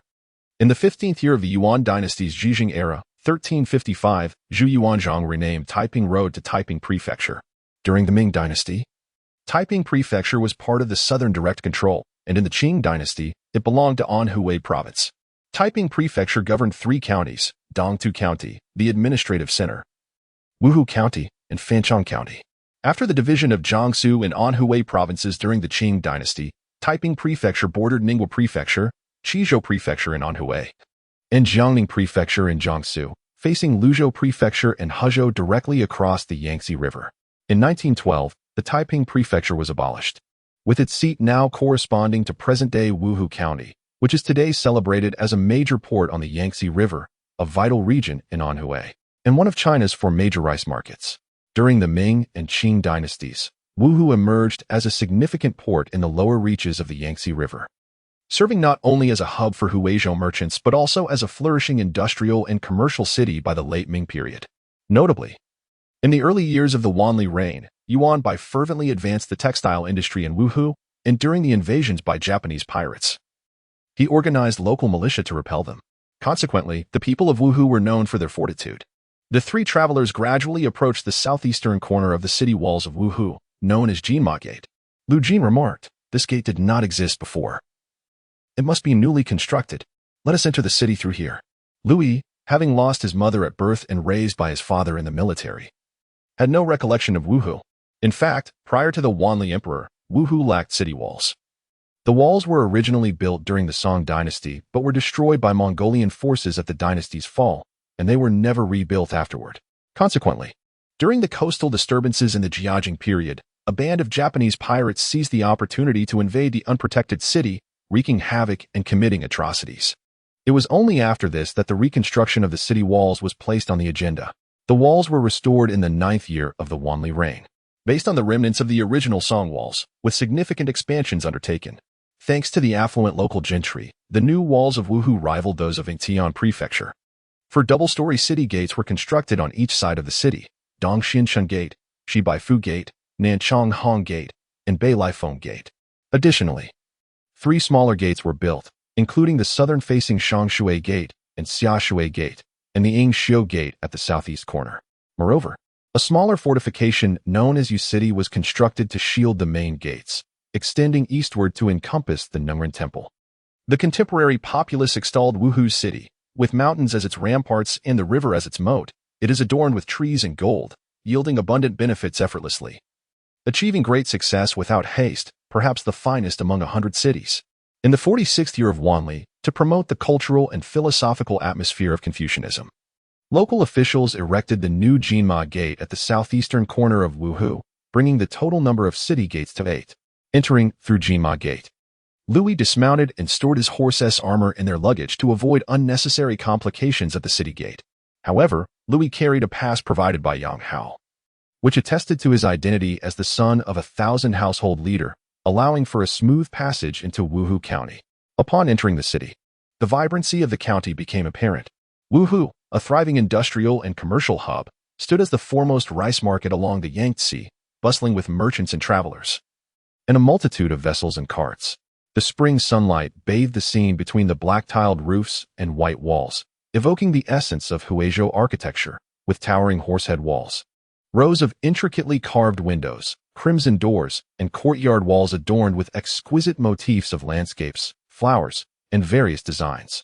Along the streets, lofty shop signs fluttered in the breeze, while a steady stream of pedestrians and an unending procession of carts filled the thoroughfares, each face reflecting a serene composure. Tea houses, taverns, pawnshops, workshops, brothels, rice stores, textile shops, and snack stalls lined the streets in harmonious succession. In the more open areas, tables were set up selling large bowls of tea, while vendors offered trinkets from makeshift stands, and children joyfully darted through the corners. A scene of tranquil bliss enveloped Liu Yi, leaving him somewhat bewildered. Is this truly the place of my birth? The bustling vibrancy of Wuhu stands in stark contrast to the desolation of the northern lands. Liu Jin, having spent some time in Wuhu, found it somewhat tolerable, while Tao Zong, akin to Liu Laolao entering the Grandview Garden, marveled, surely this surpasses even the splendor of Chengdu. He sighed, no wonder everyone extols the virtues of Jianan. Just look at the women of this region. Many young ladies strolling down the streets possess hands as delicate as tender shoots and skin as smooth as fine cream. The sight left Tao Zong, a spirited young man, utterly captivated. Liu Jin playfully rapped him on the head, admonishing, "You brat, what are you staring at? You're about to drool. Hurry and accompany the young master back to the residence." Chapter 23. The turmoil at the county yamen after passing through the Golden Horse Gate. They arrived at the shores of a small lake known as Xiang Lake. It is said that Father Matteo Ricci, during his missionary work in Nanjing, visited Wuhu and leisurely rowed a boat on this very lake. The locals, seldom encountering a Westerner, named it Xiang Lake, though the original name has been lost to time. Louis rowed slowly, taking in the scenic beauty along the way. Liu Jin mentioned that his family home was situated in a place called Zhangjia Mountain. During the Jiajing period, Wuhu suffered repeated invasions by Japanese pirates. A gentleman of the Zhang clan organized his kin and able-bodied men in the hilly region to resist the invaders, but tragically fell in battle. In his memory, the area was named Zhangjia Mountain. Though Wuhu thrived during the Ming Dynasty, its city walls stretched only 20 miles, making it relatively small compared to its later expansions. The population numbered around 43,000 households, totaling over 200,000 souls. Soon, under Liu Jin's guidance, they inquired for directions and finally reached their residence in Wuhu, a courtyard covering more than an acre. Liu Jin approached and knocked on the door, which was opened by an elderly man. "Uncle Fu, it is I, your little Jin," he exclaimed joyfully. The old man, appearing to be in his 50s, felt delighted upon seeing Liu Jin and promptly inquired, "Where is the general?" Liu Jin's expression darkened, and Uncle Fu, sensing the shift in mood, fell silent. Liu Jin then said, "Uncle Fu, look, this is the young master." Uncle Fu hastily turned to Liu Yi. "Young master, you have returned. You were but 3 years old when you left with the general. 7 years have flown by, and I, with my dimming eyesight, could hardly recognize you." Liu Yi quickly replied, "Uncle Fu, I am deeply grateful for your care of the household over the years. Please allow me to bow to you." He attempted to kneel, but Uncle Fu hurriedly supported him, insisting he must not. They entered the courtyard, which housed only 7 or 8 rooms. Uncle Fu led Louis to the main room to settle in, while Liu Jin and Tao Zong were shown to the side quarters. During this time, they also learned of Liu Zhaosuan's death in battle, which brought forth tears and profound sorrow. That evening, Uncle Fu went to a tavern to order food and drink to welcome the young master home, but this matter will not be elaborated upon here. The following morning, Liu Yi rose early to practice martial arts, having tossed and turned in bed the previous night, unable to sleep. Uncertain of his forthcoming plans and how to navigate his life, he pondered that since he was born into turbulent times, he must establish himself amidst the chaos. First and foremost, he needed to hone his martial skills to ensure his own safety. Otherwise, it would be tragically unjust to perish before accomplishing anything significant. His training in the military lacked the guidance of a master, as Liu Zhaosun was often preoccupied with military affairs and seldom had time to offer instruction. Thus, much of his practice was unrefined. This dilemma weighed heavily on his mind. He recalled Liu Yi mentioning that his father had a close friendship with a certain Cheng Chengdo, an esteemed martial artist from the Ming Dynasty. He wondered if the man could possibly offer him guidance. Cheng Chengdo was a martial arts master from a family of Huizhou merchants, whose parents hoped he would inherit the family business. However, he harbored grand aspirations, eschewing commerce to seek martial training, yearning for a distinguished place on the battlefield. In his youth, Cheng Chengdo was dispatched by his father to transport goods to the capital. On his journey, he passed by the Shaolin Temple and decided to enter the monastery to seek a master. He studied under Hong Ji, who imparted the techniques of staff fighting and received guidance from monks Zhong Shu and Zhong Dai. Subsequently, he became a disciple of Guanyin, serving him with utmost diligence and mastering his extraordinary skills. After over a decade of training at Shaolin, Cheng Chengdo adhered to the regulations for secular disciples and independently dismantled the puppet mechanisms to leave the temple, emerging as an outstanding figure among the secular disciples of Shaolin. Renowned for his white eyebrow staff techniques, Cheng Chengdo also excelled in the arts of the spear and broadsword. His spear techniques were learned from the esteemed masters Li Kaofu and Lu Guangdu, while his broadsword skills were passed down from the legendary Japanese sword master Liu Sanfeng. Coupled with his ability to synthesize and innovate, his martial prowess reached an extraordinary level. His kin, Cheng Buoqing, remarked, "When he strikes, though mountains may crumble and tides may surge, it scarcely conveys his valor. In the face of fierce winds and lightning, it hardly captures his swiftness. Amidst layers of ice and accumulating waters, it fails to express his rigor and precision." Liu Yi practiced the Qingyi spear techniques against a wooden post, but felt perplexed and ineffective. On the battlefield, he had narrowly escaped death, and the more he pondered, the more agitated he became. Frustrated, he thrust his spear into the post and sat on a stone bench, shaking his head in despair. At that moment, Fu Bo also rose and, noticing Liu Yi's distress without knowing the cause, approached him and inquired, "May I ask, young master, what troubles you?" "Fu Bo, I yearn to train diligently in martial arts, yet I lack a distinguished master for guidance. I feel that no matter how I practice here, I will never attain mastery. I heard from Liu Yi that my father and master Cheng Chengdo share a deep friendship, yet I do not know where to find him. I wish to learn from him." "Ah, so that is the matter at hand. Young master, you have indeed inquired with the right person. Master Cheng Chengdo is currently in Wuhu County, serving as an instructor for the soldiers guarding the town under County Magistrate Zhou Zhihan." "What? Such news is truly fortuitous. I did not expect Cheng Chengdo to be in Wuhu County." Historically, Cheng Chengdo, as a scion of Huizhou merchants, did spend a considerable time in Wuhu, returning to his hometown only in his later years, though the specific dates remain unverified. This narrative will extend his stay in Wuhu to the late Wanli era. Immediately, Liu Yi completed his morning rituals and had a simple breakfast of 2 large buns and a bowl of congee to satiate his hunger. After donning a clean outfit, he mounted his swift steed, the Flying Dragon, and hurried towards the county office, eager to meet Cheng Chengdo. The Flying Dragon galloped swiftly, and within a short while, he arrived at the county office located near the red hillside in the city. Dismounting, Liu Yi hurried up the steps, but 2 constables blocked his way, one on each side. Despite Liu Yi's height of 5 feet, his youthful visage resembled that of a boy in his teens. "Hey, you there. Halt. What is your business?" "My apologies, good sirs. I have heard that Master Cheng Chengdo is instructing the soldiers in Wuhu County, and I have come to seek him out for martial training." Liu Yi replied respectfully, "I am Liu Yi, the son of Liu Zhaosan, a general of the Sichuan army. My father shares a long-standing friendship with Master Cheng, so I kindly ask you to convey my message. The son of a Sichuan general has come to our Wuhu district. Here, we only have Huang Yu and Wu Bin as captains, while the governor's side is overseen by Dragon General Long Zhongwu. Even if your father is a 1,000-household military officer from Sichuan, he has no authority here. Moreover, how can I ascertain the veracity of your claims?" A constable addressed Liu Yi. As they were embroiled in this debate, Liu Yi, through the open main gate of the county office, perceived a conversation occurring in the inner courtyard.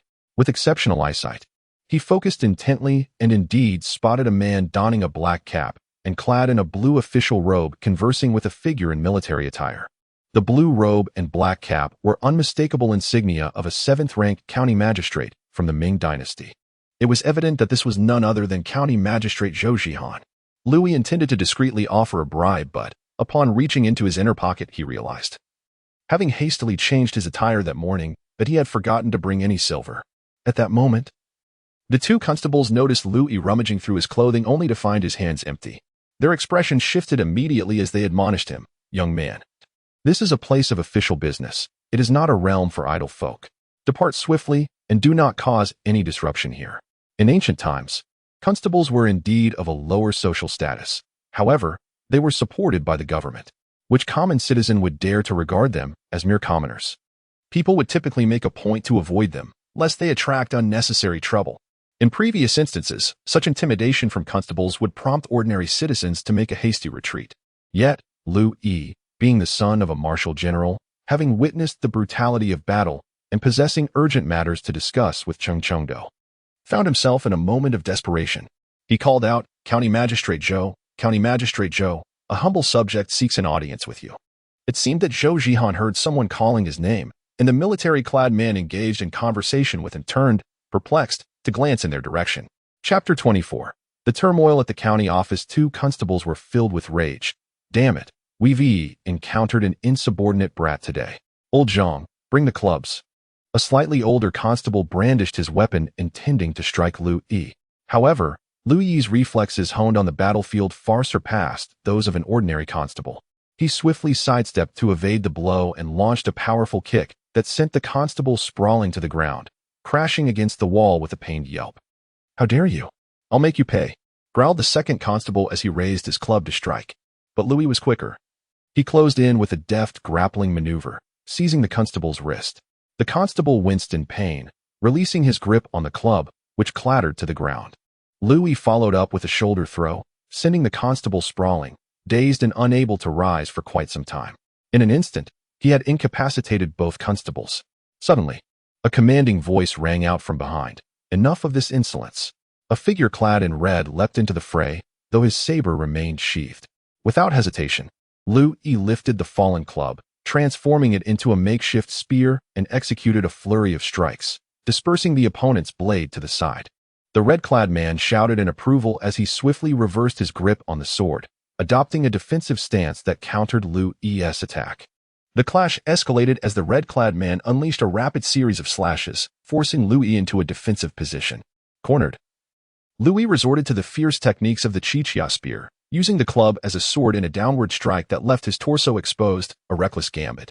Suddenly, pain shot through his wrist. He could no longer maintain his grip on the club, which fell to the ground. From the shadows came an elder's voice, slightly hoarse yet respectful. "Young brother, your technique is quite remarkable." Liu Yi took a step back, halting his movements. The red-clad man also withdrew, creating space between them. As Liu Yi surveyed his surroundings, he realized that his opponent was not merely a common fighter but a military officer, discernible by his polished boots, distinctive battle attire, and official insignia. He deduced this was one of the two captains he had seen speaking with the county magistrate earlier. To engage in direct discourse with the magistrate indicated a position of considerable authority, one of the county's captains, no less. Unexpectedly, an elderly voice interrupted his thoughts. He turned to see County Magistrate Zhou standing in the courtyard, accompanied by a venerable elder clad in white, whose meticulously groomed white hair and beard gave him an ethereal presence. The elder spoke, "Captain Huang, stand down. And young brother, it would be wise for you to refrain from further conflict." The magistrate's expression betrayed his displeasure. Liu Yi, realizing the gravity of the situation, clasped his hands in a gesture of respect towards the military officer, acknowledging, "I apologize for my transgressions."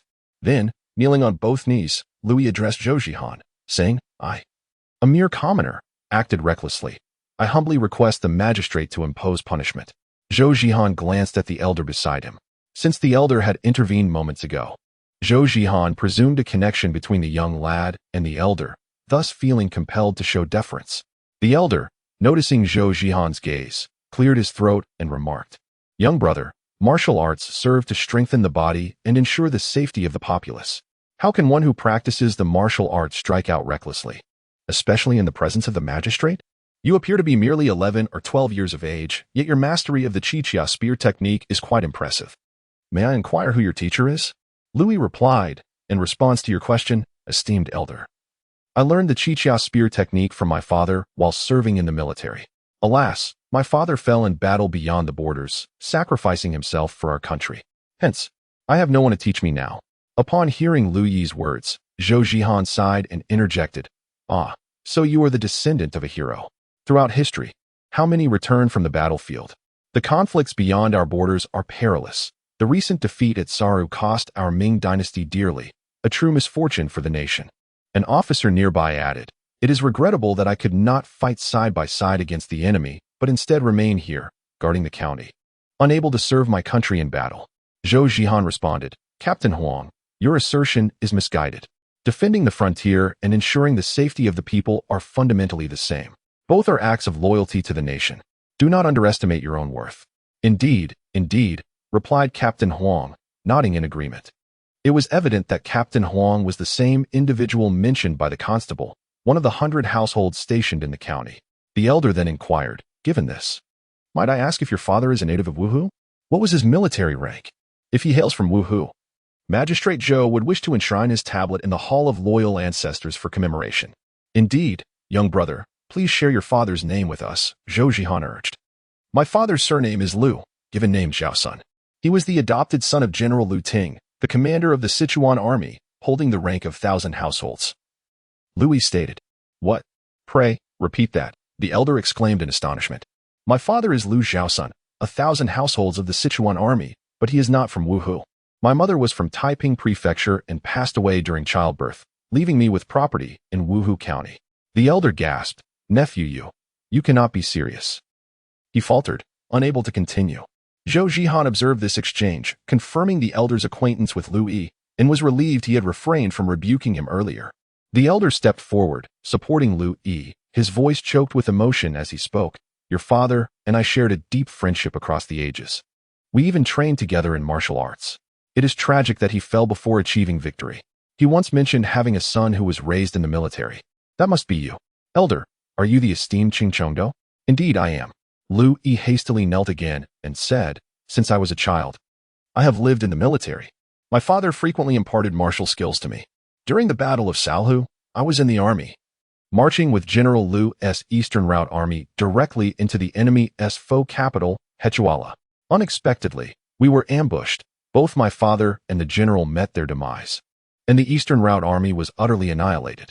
I, along with a couple of loyal attendants, infiltrated the enemy's rear and managed to slay a Liaodong. Retrieving the heads of my father and General Liu, I presented them to Commander Yang Gao and have since brought my father back to the interior, where I buried him with honor outside Shuntian Prefecture and erected a monument. As my family still possesses assets in Taiping Prefecture, I returned to Wuhu County with 2 of my battle-hardened attendants, arriving just yesterday. I often heard my father speak highly of your esteemed name, old sir, claiming that you were the foremost martial artist of the Ming Dynasty. He had once expressed a desire to introduce me to you, but alas, my father has fallen, and I shall never have the chance to meet you." The others listened to Liu Yi as if hearing celestial scriptures, with Huang Yu and Zhou Zhihan displaying expressions of astonishment, while the 2 guards outside, who had just been beaten, gaped in disbelief. What? Did this young man just claim he penetrated the enemy's rear, retrieved General Liu's head, and even killed a Liaodong? Although the guards did not comprehend the significance of Liaodong, they could discern from the expressions of Zhou Zhihan, Cheng Chongdo, and Huang Yu that it must be a position of considerable authority.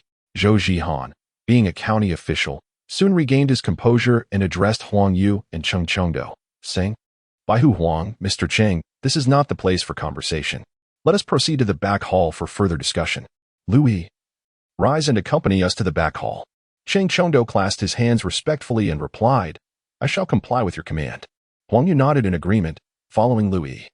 Upon entering the back hall, Zhou Zhihan took the central seat of honor, with Huang Yu seated to his left and Cheng Chongdo, despite being a military instructor, relegated to the right side due to his status. Liu Yi stood in the hall with his hands at his sides, awaiting their discourse. During this interval, Cheng Chongdo scrutinized Liu Yi closely. He observed that Liu was clad in a grayish-white cotton and linen practice outfit and wore short boots. The resemblance between Liu and Liu Zhaosun was striking. Standing upright with a slight forward lean, his hands resting naturally against his trousers, legs together, and gaze unwavering. He emanated an aura of vigor. With such spirit, he is undoubtedly a promising candidate for martial arts training, given his earlier display of prowess. Should I have the opportunity to guide him, his future accomplishments in martial arts will surely surpass my own. Cheng Chongdo mused silently. unaware that Liu Yi's stance was a classic military posture of the future republic. Wang Yu, observing from the side, secretly admired him. Noting that an expert can discern talent with a mere gesture, after witnessing Liu Yi's few exchanges with him, and now observing his stance, it was evident that he had undergone extensive training in the military. His claim of slaying a Milei Ajing must be credible. Indeed, heroes emerge from youth, and given time, he will surely shine brightly. Both men pondered their thoughts while seated at Zhou Jihan's lower ranks. Zhou Jihan then inquired, Liu Yi, I ask you, is what you just said true? Liu Yi replied, esteemed county magistrate, I possess a document bestowed by Commander Yang Gao for your perusal. Oh, present it to me for examination. Liu Yi respectfully extended the document with both hands, while Zhou Jihan meticulously examined it. After a brief interval, he closed the document, exclaiming in awe, truly remarkable, truly remarkable. Lord Huang and Mr. Qing, do take a look. He then handed the document over to Huang Yu. Upon receiving it, Huang Yu and Cheng Chengdo scrutinized it, both utterly astonished. Although the few pages contained no elaborate descriptions, merely outlining Liu Yi's identity and achievements, those present were not ordinary folk. They understood that the tale within this document, personally stamped by Yang Hao, must be fraught with peril and bloodshed. Huang, who had always admired heroes regardless of their age or background, found himself deeply impressed by this young man's extraordinary capabilities and courage. As a martial general known for his forthrightness, he quickly dismissed any prior tension, and despite being a sixth-rank official, he clasped his hands in respect, revealing his admiration. Nay, Lord Huang, you flatter me. These accolades belong to the valiant retainers under my father's command, all of whom tragically perished in battle. They are the true heroes of the Ming Dynasty, Liu Yi replied, exhibiting a modest demeanor befitting a true hero.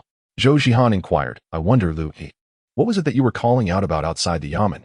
My lord, it is as follows. As I mentioned earlier, my father had a significant connection with Mr. Cheng. With my father's sacrifice, I have returned to Taiping Prefecture, wishing to seek Mr. Cheng as my mentor. I have heard that Mr. Cheng is currently training soldiers at the county Yamen, and thus I have come to humbly request his guidance, no matter how arduous the training may be. Whether through trials of fire or sword, I, Liu Yi, will not shy away, Liu Yi declared with unwavering resolve. I see, Zhou Jihan responded. Mr. Cheng, what are your thoughts on this? He turned to Cheng Chengdo, who, recognizing Liu Yi's youthful talent and remarkable presence, felt a surge of admiration. At his advanced age, he had not seen much potential in his previous disciples, most of whom had merely opened martial arts schools or served as minor officers in the military, with none truly exceptional. Having declared his retirement from taking on new students 5 years prior, he had come to assist Zhou Jihan in training soldiers only due to his roots as a Hui merchant, with the Hui business legacy centered in Wuhu. Very well. Since I am an old friend of your family, and knowing I shall not have the chance to meet again in this lifetime, I shall take Liu Yi under my wing. He shall be my last disciple, a fitting tribute to an old acquaintance, he resolved, acknowledging the exceptional potential of this young man before him. Chapter 25. Apprenticeship. In an instant, myriad thoughts whirled through Cheng Chengdo's mind. Liu Yi, you must ponder carefully. Learning martial arts under my tutelage is no trivial affair. My training methods are unlike the ordinary and are 100 times more arduous than what you have experienced in the military camp. Can you endure this? Cheng Chengdo spoke calmly. The autumn wind mourns the battle steeds, and the setting sun weeps for the wild geese. When shall I drink the Huanglong wine in joyous revelry, toasting the flowing rivers in honor of the fallen? Liu Yi recited, then continued, the Grand Marshal, my father, General Du, General Ma, and over 50,000 valiant soldiers of the Ming perished at Sarhū. The Jurchens are fickle, betraying our Ming, slaughtering our border citizens, seizing our lands. For both public and private reasons, I, Liu Yi, am sworn to avenge them. One day, I shall strike directly at the heart of the Jurchens to repay the blood of countless fallen soldiers and civilians. This poem was composed by Dr. Sun Yat-sen in memory of Liu Dao, and Liu Yi quoted it. Excellent. What a stirring line about drinking Huanglong wine. Liu Yi, merely a 10-year-old lad, can articulate such heroic verses. We, who have benefited from the Emperor's grace, cannot share in the burdens of our sovereign. The court is rife with factional strife, and the border situation deteriorates, while a mere child possesses such patriotic aspirations. We, who are well-versed in literature, remain idle and ashamed.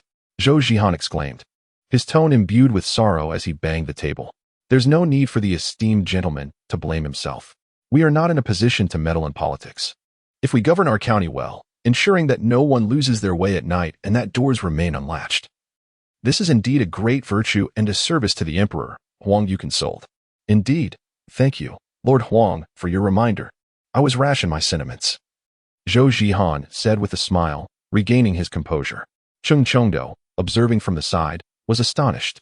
Such ambition at such a tender age. This child is surely not to be underestimated, as the saying goes. A golden-scaled fish is not merely a creature of the pond, but transforms into a dragon upon encountering the wind and clouds. Liu Yi knelt before Cheng Chengdo, declaring, Today, I swear before heaven and earth, as well as my father and the spirits of the fallen soldiers. And I ask both esteemed gentlemen to bear witness. If I cannot complete my studies under Master Cheng, may I be struck by lightning.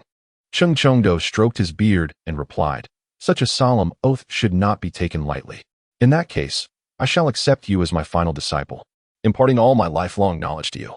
From this day forth, you shall be my apprentice. Thank you, Master Cheng. But should I not still address you properly? Cheng Chengdo feigned anger. Yes, I am foolish. Master, please allow me to bow to you, Liu Yi said, performing 3 respectful bows. Rise. You should return home now and prepare. Report to the county office early tomorrow morning. I shall arrange for you to practice at the martial arts arena for the children of Huizhou merchants. After I conclude my county affairs, we shall retreat to the outskirts for seclusion and training until you are ready to embark on your journey, Cheng Chengdo instructed. I shall obey your command, Master. After concluding his remarks, Liu Yi rose and addressed the 2 officials, Master Zhou, Master Huang. I have one more request. Upon returning to my hometown, I find that my father's household guards have dwindled to just 2, who have accompanied me back. As I have been studying martial arts under my master, I beseech you, Master Huang and Master Zhou, to assign some tasks to these 2 guards. Both are seasoned veterans from Sarhū. One is proficient in the use of the flintlock, while the other is my father's chief guard, highly skilled in combat. I do not wish for them to languish idly at home, and I am certain they would not agree to such a fate. I humbly ask for your kind assistance. The 2 officials exchanged glances, and Huang Yu replied, This is not a problem. I am currently training soldiers and am in need of personnel, as my ranks are insufficient. I have positions for a chief flag officer and a junior flag officer that can be filled. The difference between seasoned troops and those who have yet to see battle is palpable, and I believe these 2 will prove themselves capable. In truth, it was quite common during this period in the Ming Dynasty for soldiers to be on the payroll without actually serving. Ideally, the 1,000 household office should have 120 soldiers, but the actual number likely hovered around 600 or 700. As a subordinate of Huang Yu, he was supposed to command 120 soldiers. Yet he had only about 70 at his disposal, with the remainder being mere figures on paper. Thus, there was indeed a vacancy for a chief flag officer and several junior flag officer positions, making the arrangement feasible.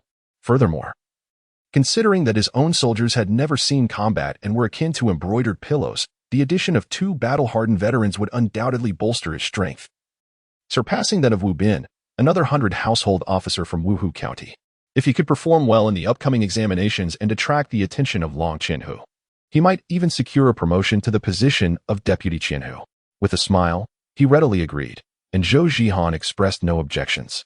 Thank you, esteemed officials, Liu Yi said, kneeling to bow his head in gratitude, before rising to take his leave. He bid farewell to Huang Yu and Zhou Zhihan and swiftly rode away. The 2 gatekeepers, having retreated to a distance, craned their necks to observe, and one remarked, Old Zhang, how could we have been so blind as to overlook his hidden depths? Inside, Zhou Zhihan congratulated Cheng Cheng, saying, Congratulations, Mr. Cheng, on acquiring such an excellent disciple, a descendant of heroes, a scion of a military family, destined for greatness. Huang Yu concurred. Cheng Cheng, feeling elated, replied, Your praise is too generous, esteemed officials. How about this? Tonight at Gungfushing in the northern part of the city, I shall host a modest gathering with some wine. I invite you both to join me for an evening of merriment. Huang Yu, a connoisseur of fine spirits, readily agreed, exclaiming, Excellent. We shan't return until thoroughly intoxicated. Zhou Zhihan laughed, adding, It is settled. Then, we shall not return until we are well and truly inebriated. That evening, the group indulged in spirited revelry at the Gungfushing Tavern, drinking to excess. Even the typically reserved scholar, Zhou Zhihan, drew his sword and sang aloud, evidently inspired by Liu Yi's poetic verses from earlier in the day. The amusing anecdotes of the officialdom shall be set aside for now. Meanwhile, Liu Yi returned home and recounted the events of the day to Lu Jintao, Zhong, and Uncle Fu. He placed all the meeting slips he had on him into a concealed compartment in his room and exchanged several hundred taels of silver at the treasury, distributing the funds among the three. They insisted on refusing, but Liu Yi insisted they accept, understanding that the local military also required financial support. And Uncle Fu had worked tirelessly over the years. After ensuring everything was in order, Liu Yi enjoyed a restful night's sleep. The following morning, with the electric whip slung over his shoulder and the Yanling knife tucked in the saddlebag of his swift steed, Liu Yi grasped the crimson-tasseled spear and galloped toward the county office. Upon his arrival, he spotted Cheng Chengdo, donned in a white martial arts uniform, waiting patiently at the steps of the county office. Liu Yi promptly dismounted and, with a respectful bow, addressed Cheng Chengdo, saying, "I apologize for my tardiness, master. Please, do punish me." Seeing Liu Yi's magnificent white horse and his elegant bearing atop it, Cheng Chengdo felt a surge of satisfaction. Liu Yi exuded the demeanor of a seasoned general, reminiscent of Liu Zhaosan. With a smile, Cheng Chengdo replied, "You have not arrived late, my disciple. There remains a quarter of an hour until the appointed time. Come, let us proceed to the Hui Merchants Martial Arts Arena." Liu Yi, displaying utmost respect, offered, "Master, please mount your horse. Allow me to hold the reins for you." Pleased by the display of humility and reverence, Cheng Chengdo nodded approvingly and said, "Very well. I shall not refuse." With that, he effortlessly leaped onto his mount, employing the lightness technique he had mastered during his 10 years of training at the Shaolin Temple. Cheng Chengdo had acquired numerous superior Shaolin skills, and his lightness technique allowed him to harness the full potential of the human body. While an ordinary person may jump 2 meters high, he could soar 3 meters, while others might leap 5 or 6 meters, he could reach 10. Thus, to the untrained eye, it appeared as though he could defy gravity itself. Liu Yi, witnessing this display of skill, felt a deep admiration and silently resolved to master martial arts himself, aspiring to fulfill his ambitions through military service. The two of them rode swiftly and soon arrived at the martial arts arena by the riverbank, not far from the county office. Wuhu County's terrain is elongated from north to south, resembling a serpent with a swollen belly. The city of Wuhu is built alongside the Yangtze River and its tributaries. To the north and west lies the Yangtze River, while to the south flows the Qingyi River. At the northernmost point is the majestic Tianmen Mountain, famously gazed upon by Li Bai, and to the east stands the administrative seat of Taiping Prefecture in Danta County. Chapter 26. The Huizhou Merchants Martial Arts Arena. The Huizhou Merchants Martial Arts Arena is situated not far from the Wuhu Wharf, adjacent to the Qingyi River. Even before entering the arena, one can hear the resounding shouts of discipline emanating from within. Cheng Chengdo dismounted his horse, and the gatekeeper greeted him with a respectful gesture, exclaiming, "Mr. Cheng has arrived." He then opened the wooden gate of the arena. Liu Yi, following closely behind, entrusted his horse to the gatekeeper, who promptly took it away. Subsequently, Liu Yi entered the grand entrance of the arena alongside Cheng Chengdo. Under the brilliant spring sunshine, the waters of the Yangtze River remained unfrozen as they often do in northern regions. The Qingyi River, a tributary of the Yangtze, though lacking in grandeur, possesses its own unique charm. The arena is enclosed on 3 sides by wooden walls, while the side facing the Qingyi River is left open. A gentle river breeze carried the scent of the water, mingled with a subtle hint of fish. The center of the arena was divided into several sections, where dozens of young practitioners donned in training attire were practicing their martial arts under the guidance of an instructor. They stood firmly in horse stances, responding to the commands of their coach. Left punch, right punch, hold your stance steady. The coach approached one of the disciples, delivering a sharp kick to his leg, scolding, "Where has all your strength gone? Look at your stance. Is that a man's punch or a woman's? Does that feel impactful? Do you believe I could pierce you with just a finger? Now run 10 laps around the arena, and do it at once." "Yes, instructor," the young man replied. "Damn it, have you not eaten? I can't hear you." The instructor kicked him again. "Yes, instructor," the young man shouted, obediently beginning his laps around the arena. On the opposite side, another group of young men wielding red tassel spears were thrusting at wooden dummies. The spear instructor shouted, "Thrust, attack, kill." A row of red tassel spears lunged forward, some striking true, while others missed entirely, with the latter receiving a kick from the instructor as a reward for their inaccuracy. "Master, they are practicing the chief family spear technique," one observer noted. "Indeed, Among the various spear techniques, the Yang family spear is the foremost. General Qi, in his time, refined and developed the Qi family spear based on Yang's techniques, making it a treasured compendium of martial arts in our Ming Dynasty. It is not only prevalent in the military but also widely practiced among the populace. Thus, civilian martial arts schools often hire retired military instructors to teach the Qi family spear technique, Cheng Chongdo explained. Liu nodded, realizing that the martial arts of the common folk also drew from military techniques. Having grown up in the military, he was less familiar with the practices of civilian martial arts. Not far away, some disciples were practicing sword techniques with wooden blades, evidently focusing on the Shinyo sword technique, simple and practical, effective in real combat, and convenient for practice, devoid of any ostentatious moves. Cheng Chongdo added, Disciple, do you know the origins of this Huizhou merchant's martial arts arena? Disciple does not know. I humbly ask Master to enlighten me. Cheng Chongdo paused in contemplation before slowly articulating. During the Jiajing era, the coastal marauders wreaked havoc across the southern lands. There was an incident where a band of approximately 50 to 60 pirates besieged Wuhu. At that time, Wuhu lacked fortifications and the local garrison was ineffective, allowing the intruders to easily penetrate the city. It was only through the concerted efforts of the local merchants guild that the pirates were expelled from the urban area.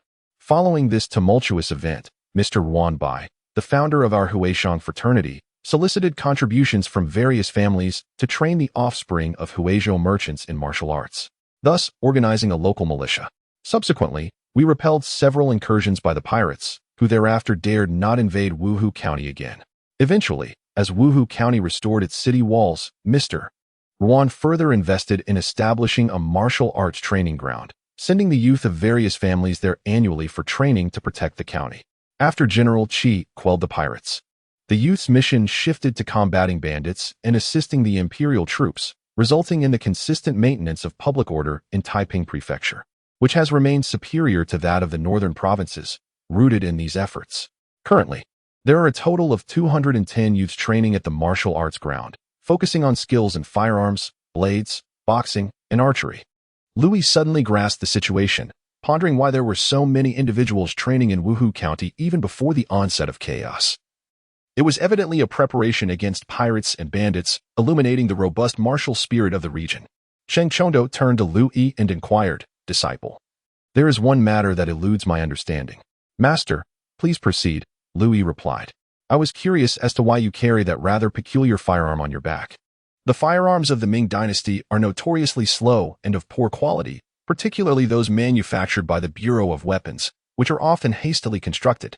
I have witnessed the production of these firearms under Huang Baihu, where it takes dozens of breaths to fire a single shot. In battle, the enemy would have already charged, and a barrel explosion could potentially blind the shooter. They are indeed unfit for use, inferior even to a bow and arrow. This question posed a genuine challenge for Liu Yi to answer, as the prevailing understanding of firearms was limited, and their quality was indeed subpar, coupled with exorbitant costs, rendering them less practical than cold weapons. He could only respond vaguely, Master, this firearm is called the Lightning Gun, a new weapon developed by the Bureau of Weapons, which I fortuitously acquired while in service with the Liaodong Army. Unfortunately, I currently lack ammunition and lead balls. Otherwise, I would demonstrate its capabilities for you. This gun can fire a shot within 10 breaths, truly a military asset, though it requires further refinement. I shall present it to you when improvements are made. Cheng Chongdo, lacking familiarity with firearms, merely nodded and said, Let us proceed, disciple, it is time for practice. Despite serving as a martial arts instructor for the garrison at the county office, Cheng did not need to attend daily. He only visited every few days to provide guidance and teach a few techniques, allowing him time to instruct Liu Yi at the martial arts ground. Cheng Chongdo retrieved a small flask from his waist and presented a booklet to Liu Yi, saying, Disciple, those who practice martial arts must regulate their meridians to unleash their utmost potential. This flask contains the secret pills I acquired from the abbot of Shaolin Temple. You are to take one every 3 days. The quantity here is sufficient for a year. You must persist for the entire year. The booklet contains my annotations on the Qijia spear and sword techniques. I observed your spear skills the other day. They lack spirit despite form. To master superior close combat, diligent practice is essential. We shall begin with strength. From today onward, bind your hands and feet with sandbags and practice with a heavier solid iron rod in place of the spear. Liu Yi gritted his teeth and replied, I shall obey your command. Zheng Zhilong continued. Remember, in the realm of martial arts, speed is paramount. Whether it be Qijia or Yanjia techniques or Shaolin Kung Fu, they all emphasize swiftness. When two opponents face each other, if you are quicker, your strike will land first. Liu Yi clasped his fists and declared, I understand. And I will practice diligently from this day forward. After their exchange, Liu Yi commenced his training. Zheng Zhilong assigned him a rigorous schedule, practicing spear techniques in the morning, sword techniques in the afternoon, crossing the Qingyi River while bound with sandbags, and practicing boxing and kicking after dinner. Liu Yi's days were thus filled to the brim. Martial arts training is a grueling endeavor. Some may achieve mastery swiftly, while others may struggle throughout their lives. Success depends on one's own effort. You may follow the routines of General Qi, but after each practice session, it is imperative to compare your techniques with the annotations in the booklet to uncover the nuances. This is the culmination of my lifelong dedication, and it would not be an exaggeration to call it a secret manual. If you have any questions, feel free to ask me. I will return every few days to assess your progress, Zheng Zhilong instructed Liu Yi. Rest assured, Master, I will not disappoint your expectations. Liu Yi bowed deeply. Zheng Zhilong waved him off, saying, Go now, and practice diligently. From that day forward, Liu Yi resided in the guest quarters at Zheng Zhilong's training ground. Zheng Zhilong informed the caretaker to look after his disciple well, providing for his needs. Liu Yi rose before dawn each day to train. During his first attempt to cross the Qingyi River, he nearly drowned. Although he could swim, the added weight of the sandbags made it exceedingly difficult to lift his limbs, and the water's resistance was formidable. He nearly sank but, in a desperate struggle, managed to paddle back to shore, shaken but alive. From then on, Liu Yi made daily progress. He swam 12 steps on the first day, 20 steps on the second, and continued to improve. After taking the Shaolin secret pills, he felt a revitalizing flow of energy within him, and his recovery was swift. Training all day did not leave him excessively sore. Remarkably, by the 30th day, he could swim back and forth across the river in one breath. Liu Yi's future ambition was to cross the Yangtze River, though that was a tale for another time. As the days passed, under the guidance of Zheng Zhilong, Liu Yi gradually refined his mastery of the Qijia spear techniques, while his proficiency in the Qijia swordplay improved modestly. Observing this progress, Zheng Zhilong decided to have Liu Yi focus exclusively on spear training, allowing only minimal practice of the sword techniques for self-defense. Occasionally, Zheng Zhilong would engage in sparring sessions with Liu Yi, both of them standing at the riverbank with half their bodies submerged in the water to increase resistance. Despite being well past his 60th year, Zheng Zhilong wielded the 80-pound iron rod with remarkable ease, demonstrating a mastery that made the weight feel as light as a feather. They would spar for half an hour, Zheng Zhilong remaining composed and unperturbed. In contrast, Liu Yi found himself struggling. He could barely hold his own for the duration of a single incense stick's burn, managing only a back-and-forth exchange with his master. However, as time wore on, his movements became disordered, and he was soon gasping for breath. During such moments, Zheng Zhilong would deliberately allow him a few openings, encouraging Liu Yi to simply manage to swing the iron rod. Yet, facing a master of Zheng Zhilong's caliber, Liu Yi often found himself unable to block the incoming strikes, as if the rod possessed a spirit of its own, always finding gaps in his defense. On several occasions, he felt the urge to collapse in exhaustion, but the piercing gaze of his master and his own aspirations kept him motivated. At times, he would even draw upon the sense of honor and indomitable spirit he had cultivated in his previous life as a soldier of the Republic, gritting his teeth and persevering. The days remained monotonous, and he had no idea when he would finally be ready to embark on his own journey. Chapter 27. Provocation at the martial arts arena for over 3 months. Liu Yi has been undergoing rigorous training under the watchful eye of Zheng Zhilong at the martial arts arena. The news of Cheng's acceptance of a closed-door disciple has gradually spread among the young merchants of Huizhou, drawing many spectators to witness the exchanges between Liu Yi and Zheng Zhilong. On this particular day, as was his routine, Liu Yi swam across the Qingyi River and back. Upon reaching the shore, he began to untie the damp sandbag, preparing to return to his quarters for a change of clothes. Just then, the sound of galloping hooves drew his attention. A spirited yellow-maned horse burst through the gates of the martial arts arena. Ridden by a young man who recklessly charged across the grounds, nearly colliding with several Huizhou youths practicing their swordsmanship, Liu Yi furrowed his brow and shook his head, then resumed his task of tidying his clothing. He reflected on the fact that he had not ridden a horse in several months. His prized steed, the flying dragon colt, was stabled nearby, and though he visited it daily and communed with it, he had yet to receive instruction in equestrian combat from his master, who was currently focused on foot combat. Nonetheless, during his leisure time, he would occasionally indulge in a ride along the riverbank on his beloved colt. As the young rider continued to gallivant around the arena, shouting boisterously, several attendants clad in servant garb rushed in from the entrance, calling out, young master, please stop. If you fall, how shall I explain it to the master?" It was evident that this reckless youth belonged to a prominent family. Displaying a flagrant disregard for decorum, Liu Yi merely observed, having recently arrived in Taiping Prefecture and wishing to avoid any trouble in this unfamiliar place. Besides, he did not know the young man. The reckless rider was none other than Wan Xing, the heir of the Yuan family, a leading figure within the Huizhou Merchant Association. Since Yuan Bai's arrival in Wuhu during the Jiajing era, the Yuan family had flourished, uniting various merchants to form the Huizhou Merchant Association, colloquially referred to as the Huibang. The wealth amassed by the Huizhou merchants was staggering, rivaling that of nations. Historically, the walls of Wuhu were constructed with funds from Yuan Bai, and the main gate of Wuhu is named by Fu Min in honor of his contributions. This is akin to Xin Huanshan's endeavors in constructing Nanjing, showcasing the opulence of the Huizhou merchants. Their wealth was but one aspect. They owned textile factories, shipping docks, rice shops, and tea houses throughout both southern and northern Anhui, even extending their influence to the vicinity of Yingtian Prefecture. The entire commerce of southern Jili was largely monopolized by the Huizhou merchants, who acted in unison, even daring to engage in the illicit salt trade, with the government turning a blind eye after being well compensated.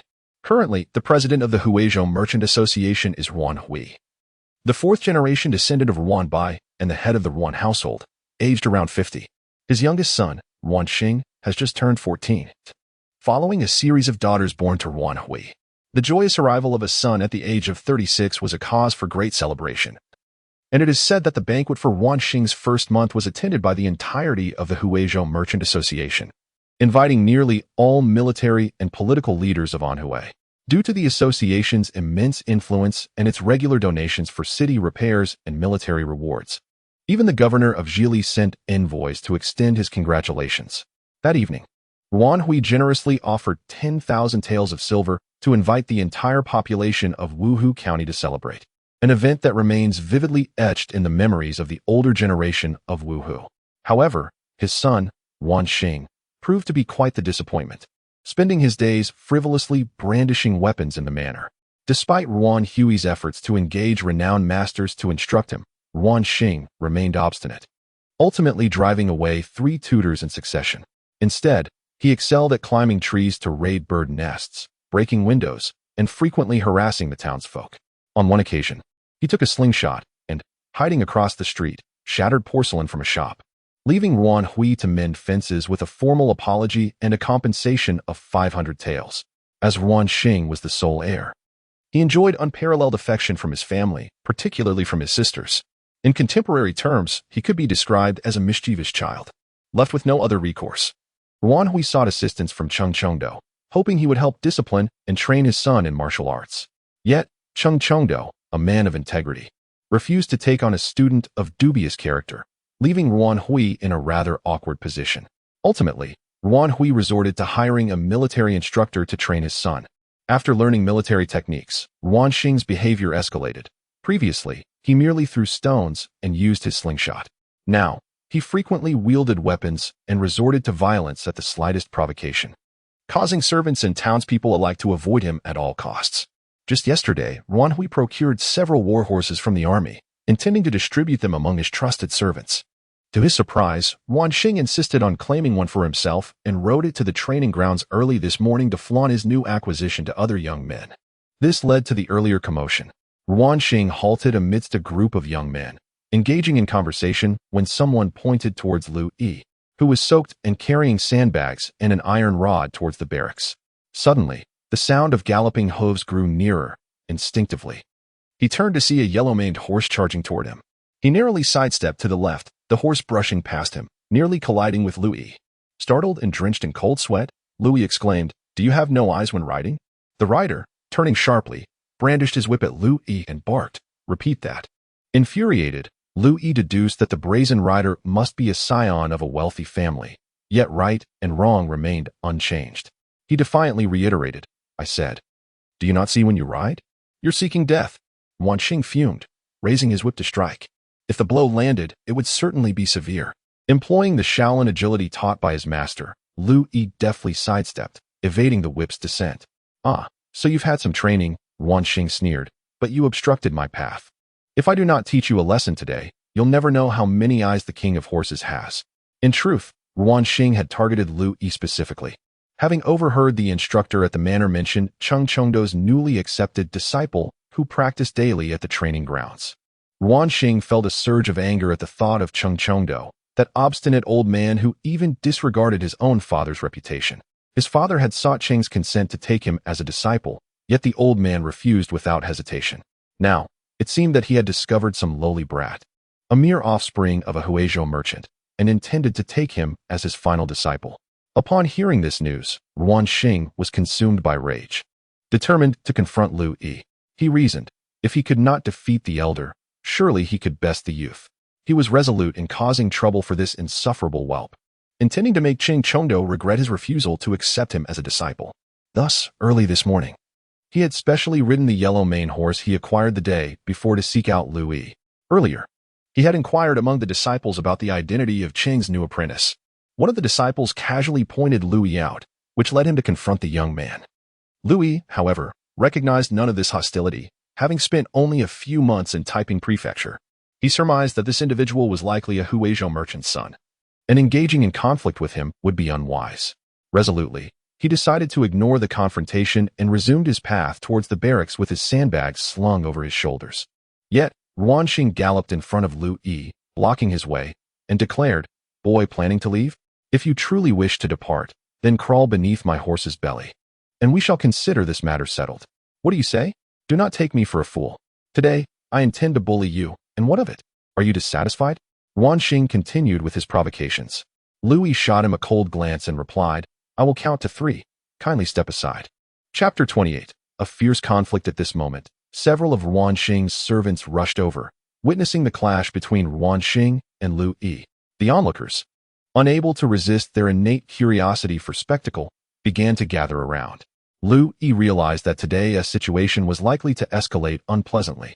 Yuan Xing, mounted on his steed, addressed the crowd, "Everyone, take a good look.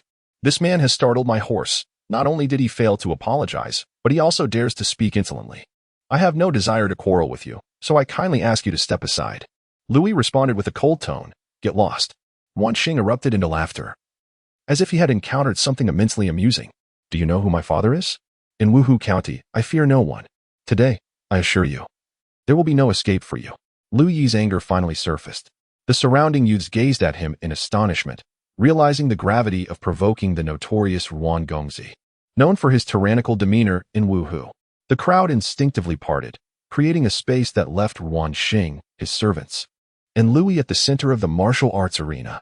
Yuan Xing glared at Liu Yi with malice, then turned his horse slowly toward the crowd, causing Yuan Xing's servants to breathe a sigh of relief. Could this little tyrant truly let it go? As Yuan Xing approached the throng, the onlookers parted to create a path. Suddenly, Yuan Xing yanked the reins sharply to the left, causing his yellow mane horse to pivot abruptly. With a crack of the whip against the horse's rear, it bolted forward, charging directly at Liu Yi, closing the distance of merely 30 paces in an instant. Should he collide with Liu Yi, the latter would either perish or suffer irreparable damage, destined to lie bedridden for life. Fortunately, Liu Yi, having lived 2 lives, was acutely aware that such spoiled brats would not relent easily. Recalling an incident from his military academy days during a drill, where a military vehicle was sideswiped by a Porsche driven by a wealthy heir, Liu Yi remembered how that young man had boasted about his father's influence, dismissing the soldiers as insignificant. The heir had brazenly reversed his car, injuring Liu Yi's squad leader in the process. The military had intervened, ensuring the wealthy scion faced consequences. Yet Liu Yi pondered what might have occurred had he encountered an ordinary citizen instead. Perhaps a mere monetary settlement would have sufficed. Thus, the nature of spoiled youths remained unchanged throughout history. Liu Yi had already prepared for such an eventuality. With resolve, Liu Yi gripped the iron rod tightly, solidifying his stance. He aimed the rod directly at Yuan Xing and the charging yellow mane horse. As the horse galloped towards him, Liu Yi, in a flash of brilliance, thrust the rod forward while simultaneously stepping aside, executing the yellow dragon lying down from the 42 styles of the Great Flower Spear. It was a feigned maneuver, with weapons in human form striking in opposite directions. The staff made contact with the horse, causing a sharp pain in the left neck of the yellow-maned steed. The horse's head tilted to the right, inadvertently nudging its body sideways, narrowly evading Liu Yi. A gasp erupted from the surrounding crowd, who believed the yellow-maned horse was about to collide with Liu Yi. Some timid onlookers covered their eyes, yet they could not resist peeking through their fingers. Upon seeing Liu Yi standing unscathed in the midst of the chaos, they were astonished to witness Yuan Xing galloping past him. "You fool! You seek your own demise." Yuan Xing bellowed in fury, drawing out his willow leaf-long blade from its sheath on the right side of his horse. With a swift motion, he urged the horse forward once more. Liu Yi shook his head, realizing this confrontation was far from over. Yuan Xing, wielding the sword in his right hand and holding the reins in his left, charged at Liu Yi, employing military cavalry techniques, gripping the blade backward, its edge facing outward, utilizing the horse's inherent speed to strike at his opponent. However, he had not yet drawn the blade from its sheath. Yet, even a glancing blow from such a weapon would be unbearable for an ordinary person. The horse surged forward like lightning, and Liu Yi brandished his small flower gun. Employing a one-handed grip with a motion akin to a striking light, he leaped into the air, the tip of his staff colliding with the blade. Fresh from swimming, he had yet to secure a clean sandbag. Unrestrained by the sandbag's weight, his staff moved at twice its usual speed, with immense power, leaving even Liu Yi himself astonished. When he executed this strike, Yuan Xing felt as though his blade had been struck by 1,000-pound force, nearly losing his grip and almost tumbling from his mount. The crowd gasped once more, with some exclaiming the sheer prowess displayed, while others praised the exquisite skill of the Qingyi spear technique. Yuan Xing, hearing the praise, felt his face flush with anger and humiliation, his hands trembling with rage. With a thunderous roar, he shouted, "You bastard, die!" drawing his sword from its sheath. The willow leaf blade glinted ominously in the sunlight, a military standard weapon gifted by his instructor, now sharpened to a lethal edge. "I will slay you," he charged, raising the great sword, determined to cleave Liu Yi in two. Liu Yi executed a defensive maneuver, parrying the strike with a resounding clash of blade against staff. Anger surged within him, and he decided to unleash his full strength. He crouched slightly, pivoted, and with a sweeping motion of his staff's rear end, he executed a powerful strike at the horse's legs, shattering both forelegs of the yellow-maned steed. Yuan Xing let out a piercing scream as he was thrown from his mount, crashing to the ground in a heap, unable to rise for a while. As the household guards rushed to him, they anxiously inquired about his condition. Yuan Xing sat up, his chin and mouth bloodied, his hair disheveled, a trickle of blood running from his lips. With venomous eyes fixed on Liu Yi, he gritted his teeth and commanded the nearby guards, "If I do not kill this man today, my heart will never find peace. Attack!" The guards exchanged glances with their leader, who, feeling powerless, understood that should they refrain from engaging today, they too might face Yuan Xing's wrath upon their return. Concluding that no lives should be lost, he resolutely declared to the guards, "Let us proceed together. Do not let it escalate to murder. Capture him alive." Nodding in agreement, a dozen guards retrieved their short clubs, forming a fan-shaped formation to encircle Liu Yi. With a commanding shout from their leader, the guards surged forward, shouting and clamoring to engage. Yuan Xing, having regained his footing, also rose, brandishing his battle blade as he joined the fray. Liu Yi deftly flicked the iron rod in his hand, unleashing a mesmerizing array of floral spear formations that dazzled onlookers. The gathered youths held their breath, fearing to disturb the fierce contest, while the instructors stood nearby, their brows furrowed, completely absorbed in the unfolding battle. With a sharp crack, Liu Yi swept the iron rod, sending a servant sprawling backward, unable to rise again. In a swift motion, he executed a reverse strike, the tip of his rod piercing the abdomen of another servant attempting a sneak attack from behind. The servant gasped in pain, clutching his belly as he knelt down. Liu Yi unleashed a flurry of strikes, forcing back several more servants. Using his rod as leverage, he propelled himself into the air, delivering a powerful kick to one servant, who then spewed blood and collapsed unconscious. Upon landing, Liu Yi performed a graceful maneuver, springing to his feet to strike another servant's leg with his rod. The sound of bone cracking echoed through the air as the servant writhed in agony, clutching his injured limb. Within a brief span of time, more than a dozen servants lay incapacitated on the ground. Only three stood, the leader of the servants, Liu Yi, and Yuan Xing. the servant leader, a former junior officer from the Taiping Army, had retired due to official corruption. While passing through Wuhu, he encountered Ruan's household recruiting servants and, having demonstrated commendable skills, ascended to the position of leader responsible for protecting Ruanxing. Seeing his comrades fall one after another at the hands of Liu Yi ignited a fierce rage within him. He lunged forward with his short staff, but an unsettling feeling crept over him as he observed Liu Yi standing there, as serene and unyielding as a mountain, devoid of any aggressive postures. This demeanor was reminiscent of a seasoned warrior he had once seen during a motivational address by General Long Qian, a man who had fought valiantly at the borders before suffering a grievous injury. The leader recognized the same indomitable spirit within Liu Yi, a quality born of countless battles and bloodshed, an unwavering presence even in the face of death. How could such a formidable essence manifest in a mere child of 11 or 12? Before he could ponder further, Liu Yi's eyes snapped open. Chuan Army, battle spears. Advance without retreat, kill. The technique he employed was not the traditional Qingyi spear style, but rather a lethal combat method honed in the armies of Liaodong, reminiscent of the life-and-death struggles of warfare. He recalled his father's words. This thrusting technique is a gamble for life, attacking relentlessly, aiming directly for the chest and abdomen, relying on the enemy's fear to avoid trading blows. The leader felt a chill run down his spine at the sight of this brutal fighting style. He quickly retreated, attempting to block with his short staff, though he managed to dissipate much of the force by stepping back when the rod made contact. He felt as if he were being lifted off the ground, only to crash down heavily a moment later, blood flooding his throat in disbelief as he gazed at Liu Yi. "Ah, I shall slay you," Wanxing cried out, rushing forward with a raised battle blade, intent on delivering a fatal blow to Liu Yi. Liu Yi averted his gaze from him and, with a sweeping motion, struck the heel of Ruanxing's foot with the iron rod, causing Ruanxing to fall backwards.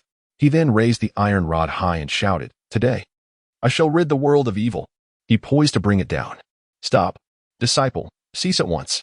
The commanding voices echoed from the entrance of the training ground, halting Liu Yi's iron rod mere inches above Ruanxing's head. He stood there in a daze for a moment before discarding the rod to the side and collapsing onto the ground, gasping for breath. Meanwhile, the household guards, supporting each other, gradually rose to their feet in small groups. Chapter 29. A talent for leadership. The individuals who intervened moments ago were none other than Ruanxing's father, Ruan Hui, and Cheng Chongdo. It turns out that some young disciples had informed Ruan Hui about Ruanxing's troublesome behavior at the martial arts arena. Thus, Ruan Hui hurriedly gathered a few family members and rushed to the scene. Meanwhile, upon receiving reports from the disciples at the county office, Cheng Chongdo also galloped towards the martial arts arena. Coincidentally, they arrived just in time to witness Liu Yi defeating the head of the household servants and nearly causing Ruanxing's demise. Both men shouted simultaneously, preventing a tragedy from unfolding. On their way, the disciples had already informed them of Ruanxing's provocation towards Liu Yi at the arena. Although Ruan Hui had not witnessed the events firsthand, he was well aware of his son's character. Behind him, several of Ruanxing's sisters rushed over to help him up, checking for injuries and offering their concerns. Cheng Chongdo quickly approached Liu Yi, assisting him to his feet and patting him gently on the shoulder. After grasping the situation, Ruan Hui approached Cheng Chongdo, cupping his hands in apology, and expressed, "I have failed as a parent, and my family has unfortunately produced this ungrateful son. His habitual oppression of the virtuous has led to this deserved reprimand. Should your disciple be injured in any way, the Ruan family will take full responsibility for the compensation." Cheng Chongdo simply smiled at this, choosing not to respond. Liu Yi, however, stepped forward and said, "Mr. Ruan, I was unaware that he was a young master of your esteemed household. I acted too harshly earlier and sincerely apologize. I am unharmed, but I fear that your household servants may have sustained serious injuries. It would be prudent to attend to their treatment promptly." He then turned to the surrounding crowd. "Bowing respectfully, ladies and gentlemen, I have been here at the martial arts arena for several months, studying under the esteemed Mr. Cheng Chongdo. I have not had the opportunity to interact with you all, and I regret my lack of courtesy in failing to greet you. My name is Liu Yi, and my father is Liu Zhaosan, a 1,000-man commander under General Liu Ting in Sichuan. I have been raised within the military since childhood. The tragic events at the Battle of Sarhū, where our forces fought valiantly and perished, are well known to you. Both my father and General Liu fell in that battle, their bodies not recovered. I was fortunate enough to gather dozens of brave warriors to reclaim their heads from the Jin camp for a proper burial. As my father had properties in Taiping Prefecture, I returned to Wuhu County to study martial arts under Mr. Cheng. If I have erred in any way, I kindly ask for your guidance and thank you all for your understanding. What? The Battle of Sarhū? He fought against the Jin soldiers? Can such audacity truly reside in a mere 11 or 12-year-old? The surrounding crowd erupted in astonishment. It was no wonder he possessed such skill. He had been on the battlefield, and at Sarhū, no less. At that moment, Cheng Chongdo raised his hands and addressed the crowd. Everyone, please be quiet. Indeed, Liu Yi is my beloved disciple, and what he has just recounted is the truth. Given Cheng Chongdo's esteemed reputation in Taiping Prefecture, his words left no room for doubt, prompting yet another wave of astonishment among the onlookers. Cheng Chongdo cleared his throat and spoke again. Liu Yi's presence here, learning martial arts under my guidance, is a decision I made. He is my last disciple. Orphaned at a young age, he lost his father mere months ago in the Battle of Sarhū. My heart aches for him, and I ask all of you to treat him kindly.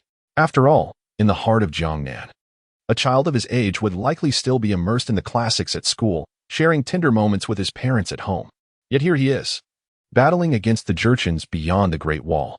I implore you all to extend him your compassion. Tears glistened in Liu Yi's eyes as he knelt before Cheng Chongdo. Master, my father called you uncle, and from this day forth, you shall be my grandfather. With that, he bowed repeatedly, moving everyone present deeply. Yuan Chonghuan stood by, mouth agape, unable to close it for quite some time. Rising to his feet, Liu Yi addressed those around him. To my fellow brothers and sisters in the training ground, it is my fortune to have been accepted as a disciple by this esteemed elder. From now on, I shall train alongside you all.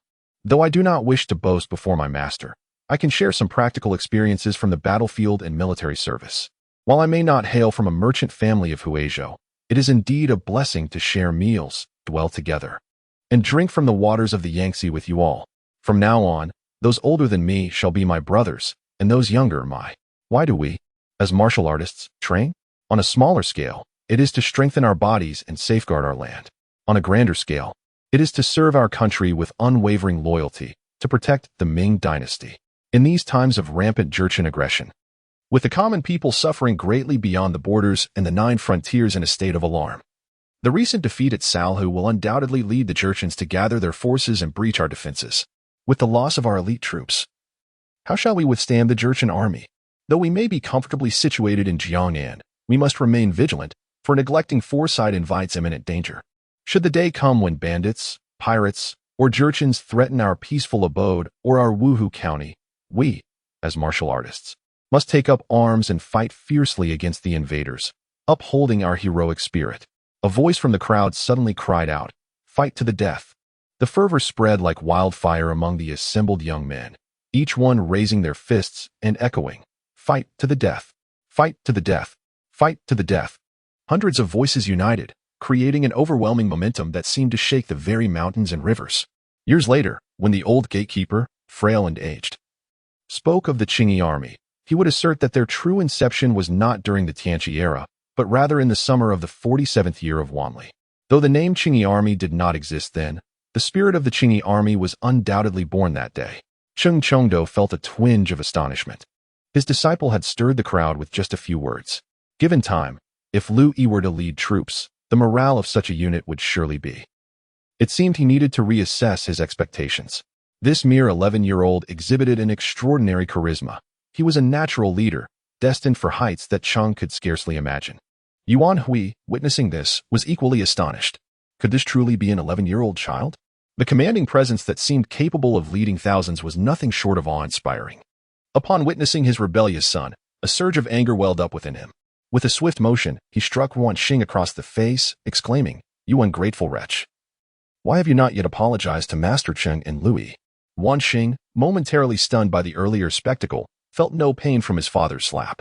Complying obediently, he approached Cheng Chongdo and Liu Yi, bowing respectfully as he said, "Master Cheng, Brother Liu, I have erred. My narrow-mindedness has led me to fail to recognize greatness." Cheng Chongdo replied, "Yuan Xing, the reason I did not take you as my disciple initially was due to your rebellious nature and the heavy air of extravagance surrounding you. In today's battle, despite your numerical advantage, you were bested by Liu Yi alone. Do you concede?" With his head bowed, Yuan Xing admitted, I concede." A chorus of cheers erupted from the crowd, as many among the Hui merchants had long harbored disdain for Yuan Xing's behavior. Witnessing his defeat brought them genuine joy. They encircled Liu Yi, lifting him high into the air, each face radiant with smiles, reflecting their deep respect for strength. Meanwhile, Chongzhen and Wanli conferred, deciding that beginning tomorrow, Wanxing would be sent to the Hui merchant training grounds to train alongside others. They sought not for him to attain exceptional skills, but rather to temper his character, preparing him to one day inherit the Yuan family legacy. Chapter 30. The prodigal Wanxing at the break of dawn the following day. Liu Yi rose as per his usual routine to practice martial arts. Just as he secured the sandbags, the gate of the training ground creaked open, and Wanxing, appearing as wilted as a frostbitten eggplant, sluggishly entered with his satchel. The other sons of Hui merchants in the training ground noticed Wanxing's arrival. Some observed him from a distance, while others whispered amongst themselves, pointing and gesturing. A few shook their heads, lamenting, "Had we foreseen this day, would we have acted differently? Alas, what a misfortune!" Some even scoffed at him with blatant disdain. At that moment, Wanxing felt akin to a street performer, subjected to the scrutiny of onlookers, wishing desperately for a crack in the ground to swallow him whole. His pride suffered a severe blow, for upon returning home last night, Wanli had resorted to family discipline, wielding the tiger-headed cane left by Wanli during the anti-Japanese campaign, with 2 servants restraining him. Wanli personally administered a beating that left Wanxing wailing for mercy, thus compelling him to shuffle in small, tentative steps to the training ground this morning. Moreover, last night, Wanli and Sheng Chong conspired to confine Wanxing to a year of secluded training at the martial arts arena, forbidding him from returning home and insisting he share a room with Liu Yi. This arrangement left Wanxing feeling utterly despondent. Being confined with Liu Yi was akin to a death sentence. How could he coexist with someone he could not surpass in combat?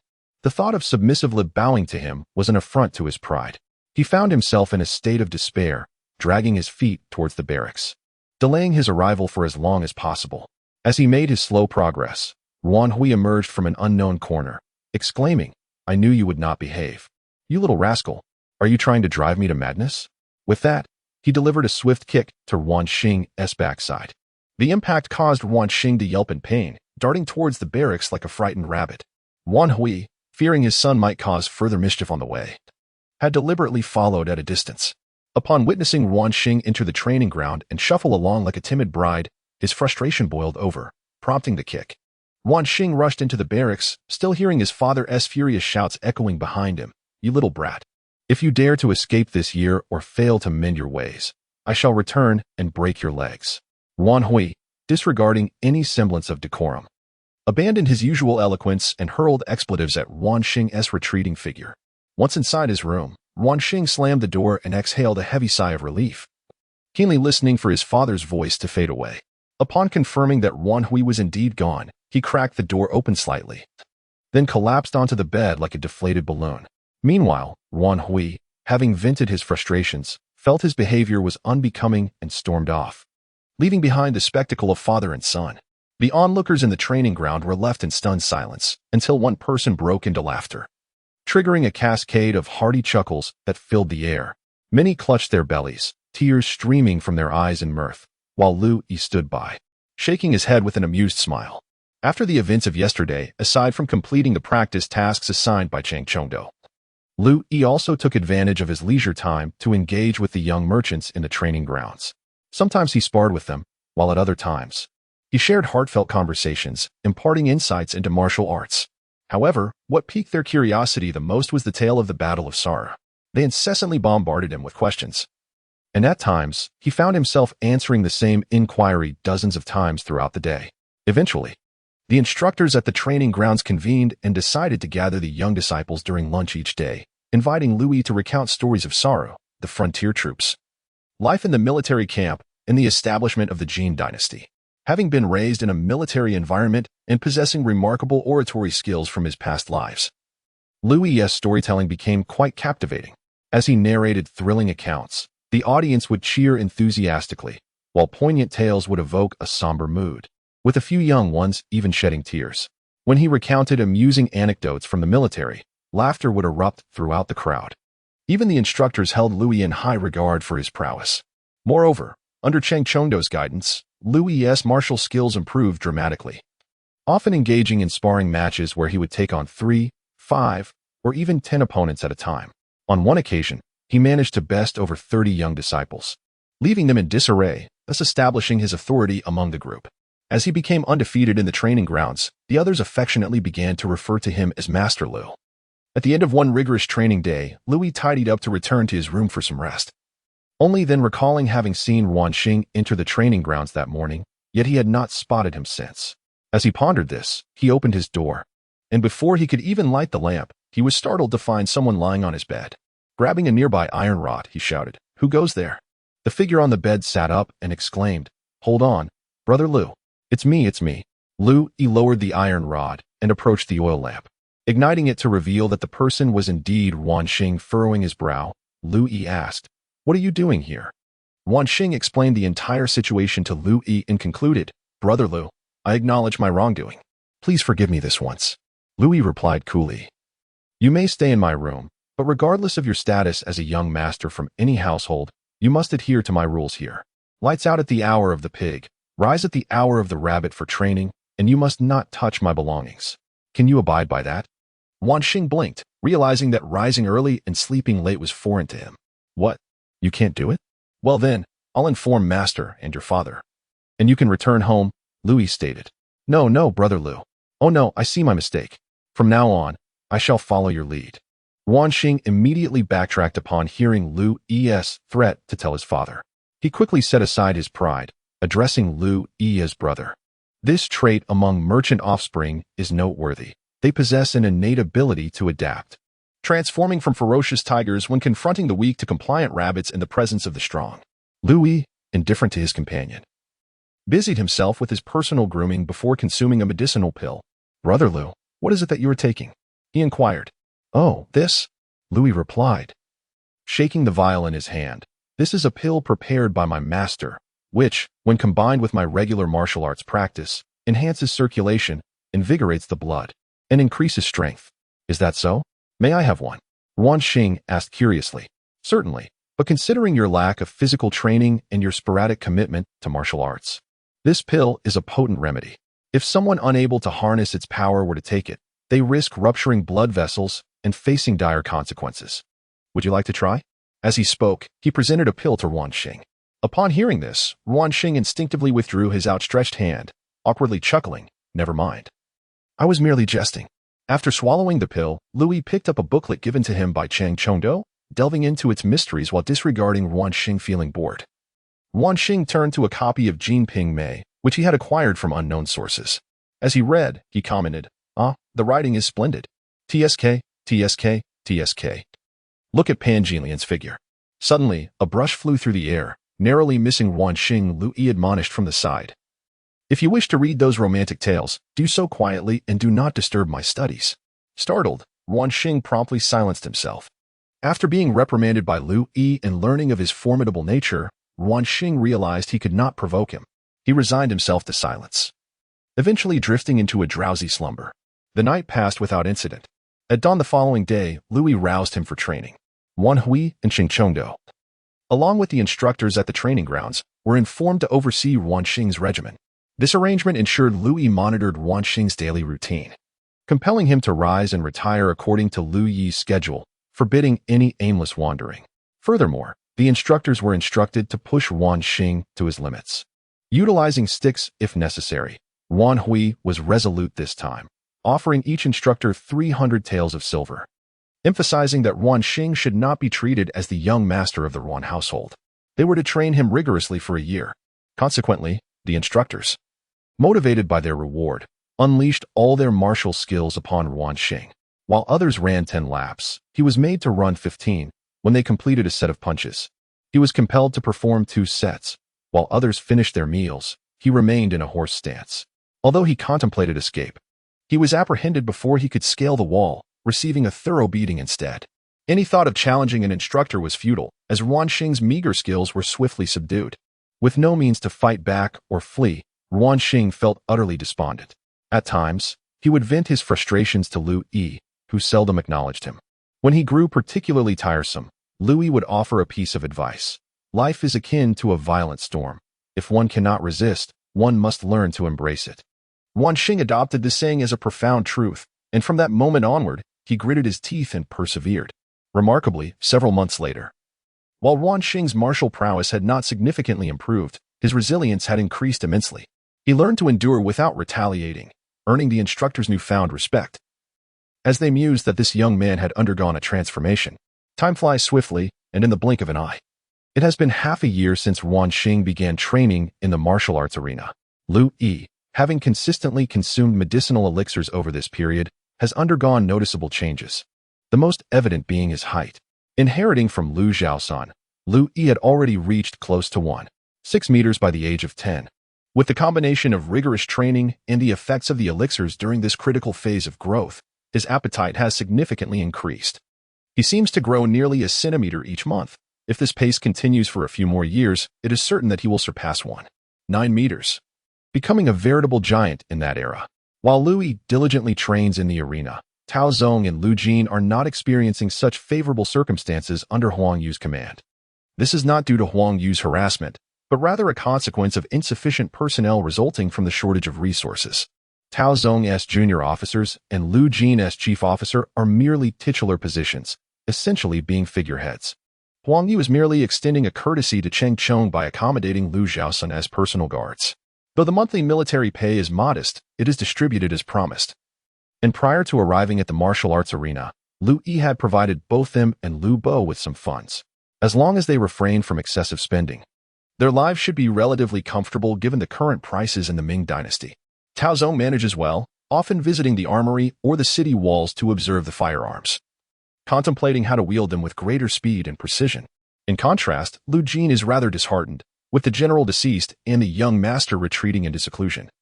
He finds himself without soldiers under his command.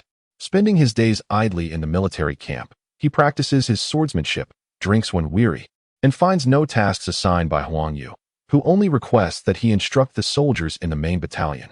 At best, he occupies the role of a mere instructor. However, this is an inevitable reality in China, a society deeply rooted in personal relationships. Huang Yu's chief officer, Long Qianhu, is connected to him through intricate familial ties. It is implausible for Liu Jin to be granted command over troops, so he remains sidelined. Fortunately, Liu Yi has written to Liu Jin, urging him to endure a little longer, to maintain his martial skills, and to drink less. He assures Liu Jin that once he is deployed, Liu Jin will find himself of great use. Implicit in this message is the hope that Liu Jin will not neglect his abilities, for there will be significant opportunities ahead. Encouraged by this, Liu Jin regains his confidence, living each day with renewed purpose as he awaits Liu Yi's deployment. Chapter 31. The Grand Examination at the Martial Arts Arena. Time flies, and in the blink of an eye, a year has elapsed. Cheng Chongdo has concluded his duties in training the militia at the county office, and he now intends to take Liu Yi from the martial arts arena to the outskirts for intensive training, personally guiding him. On this day, the Grand Examination at the Martial Arts Arena takes place, an annual event where the prominent figures of Wuhu County have received invitations from the Huaishang Association to observe the annual assessments of the Huaishang youths. Among the esteemed guests are the county magistrate, Zhou Zhihan, as well as the 100 household leaders, Huang Yu and Wu Bin. Huang Yu oversees matters within the county town, while Wu Bin manages affairs outside the city, which is why Liu Yi has never encountered him. Wu Bin, a man with a dark complexion in his 30s, stands stoically beside Zhou Zhihan, clad in a copper-studded cotton armor, military boots adorning his feet, and a helmet atop his head. He grips the hilt of a willow leaf sword at his waist, his height surpassing that of Huang Yu, and his sharp gaze scans the arena, exuding the aura of a seasoned military leader who has risen through the ranks from a common soldier to a 100 household leader, embodying the essence of a professional soldier. In contrast, Huang Yu appears more diplomatic, which is likely why he is stationed within the city. In addition to these officials, the president of the Huaishang Association, Ruan Hui, and Vice President Yan Guang are present, along with various dignitaries from the association and other prominent figures within the town, such as Geng Kuan, the proprietor of Gengfuxing Tavern, and Ma Tai, the owner of Ma Yixing Huihui Tavern.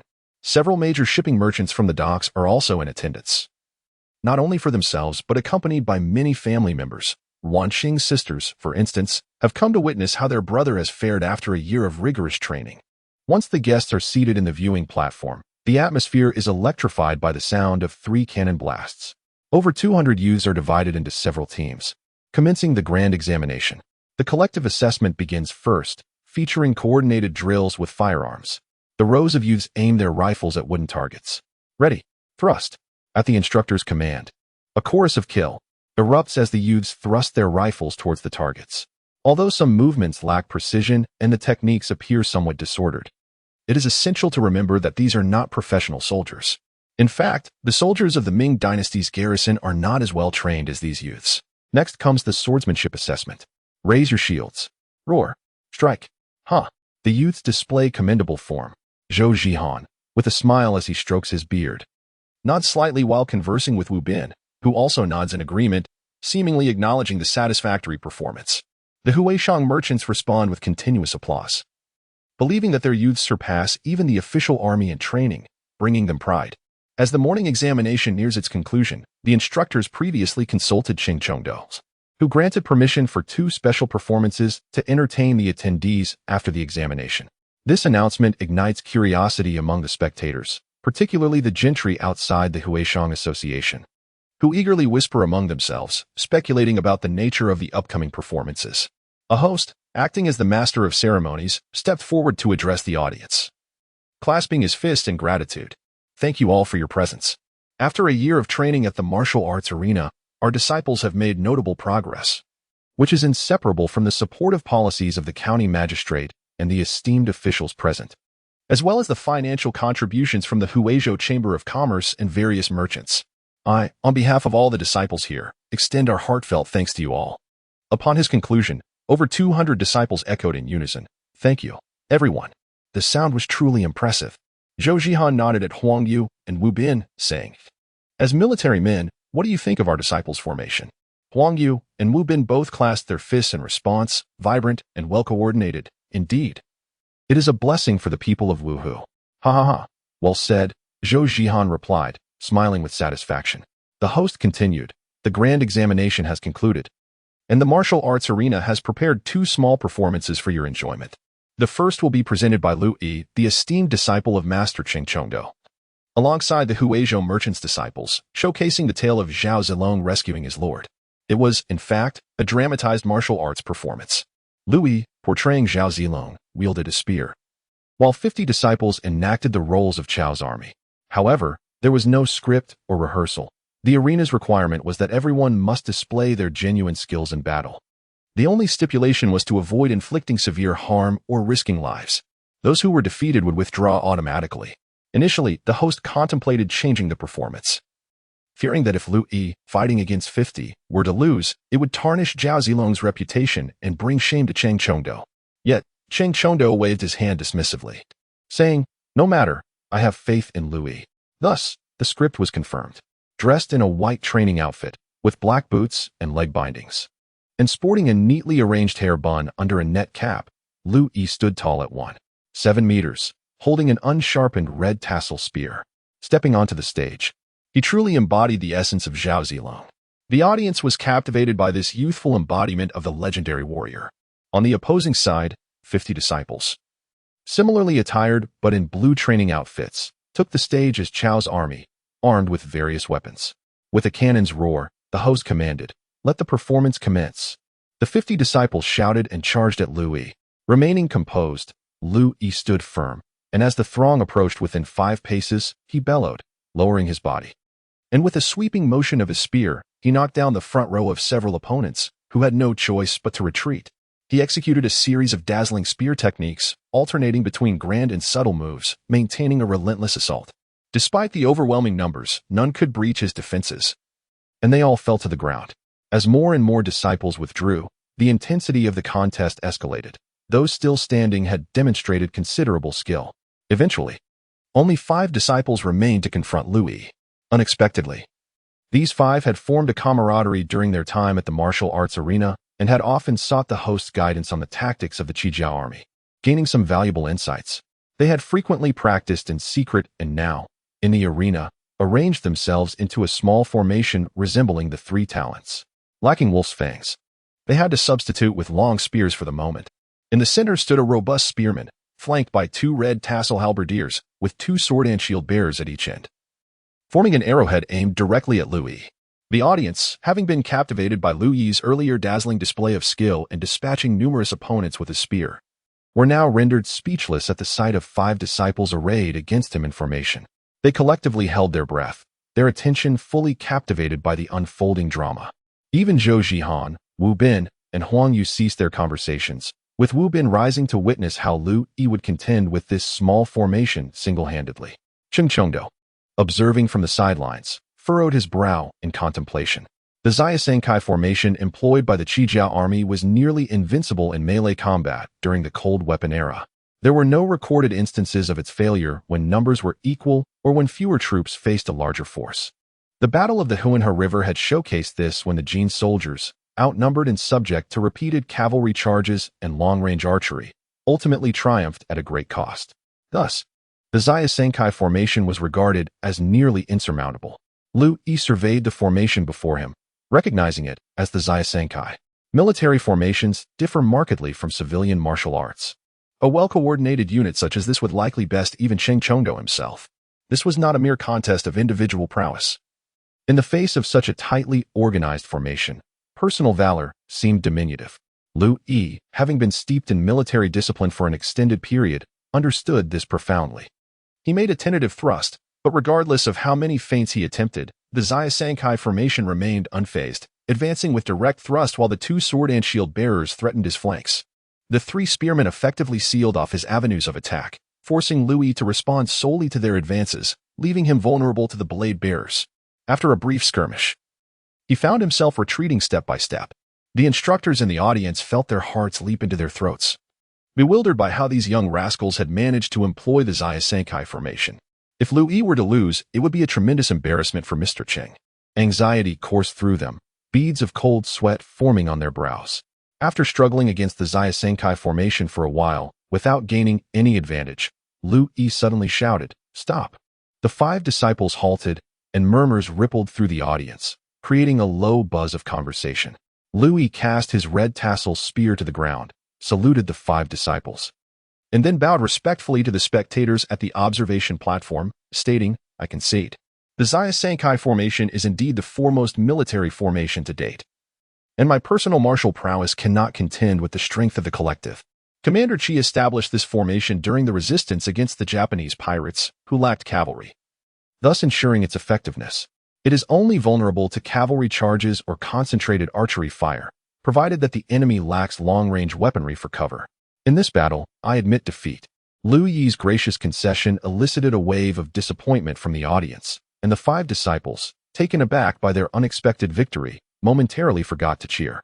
Chapter 32. The Grand Exam at the Martial Arena. A voice emerged from the crowd. "Young brother, are you suggesting that the 3 talents formation is truly unsolvable?"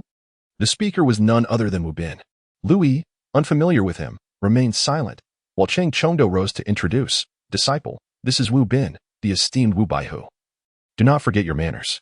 Liu Yi bowed, saying, "I was unaware I stood before General Wu. I beg your pardon." Wu Bin, perhaps due to his years of issuing military commands, spoke loudly. "No offense taken. Is it truly the case that this formation has no resolution? I, too, have often researched it and found no satisfactory solution." Zhou Zhihan's expression darkened. This Wu Bin was indeed a career soldier, lacking any sense of decorum. With so many present, must he and Liu Yi engage in such a lengthy discourse? Could they not conclude their discussion later? Yet he refrained from reprimanding him, for Wu Bin's rank was slightly superior. Liu Yi replied, "In truth, General Wu, there are indeed methods to unravel the formation. However, many are constrained by conventional thinking and dismiss the potential of innovative weaponry, unable to transcend their limitations." "Oh, there exists a method to decipher it?" Wu Bin inquired, raising his voice. The audience fell silent, their curiosity piqued, eager to discover Liu Yi's proposed solution. Zhou Zhihan, Huang Yu, Cheng Chongdo, and others leaned in to listen intently.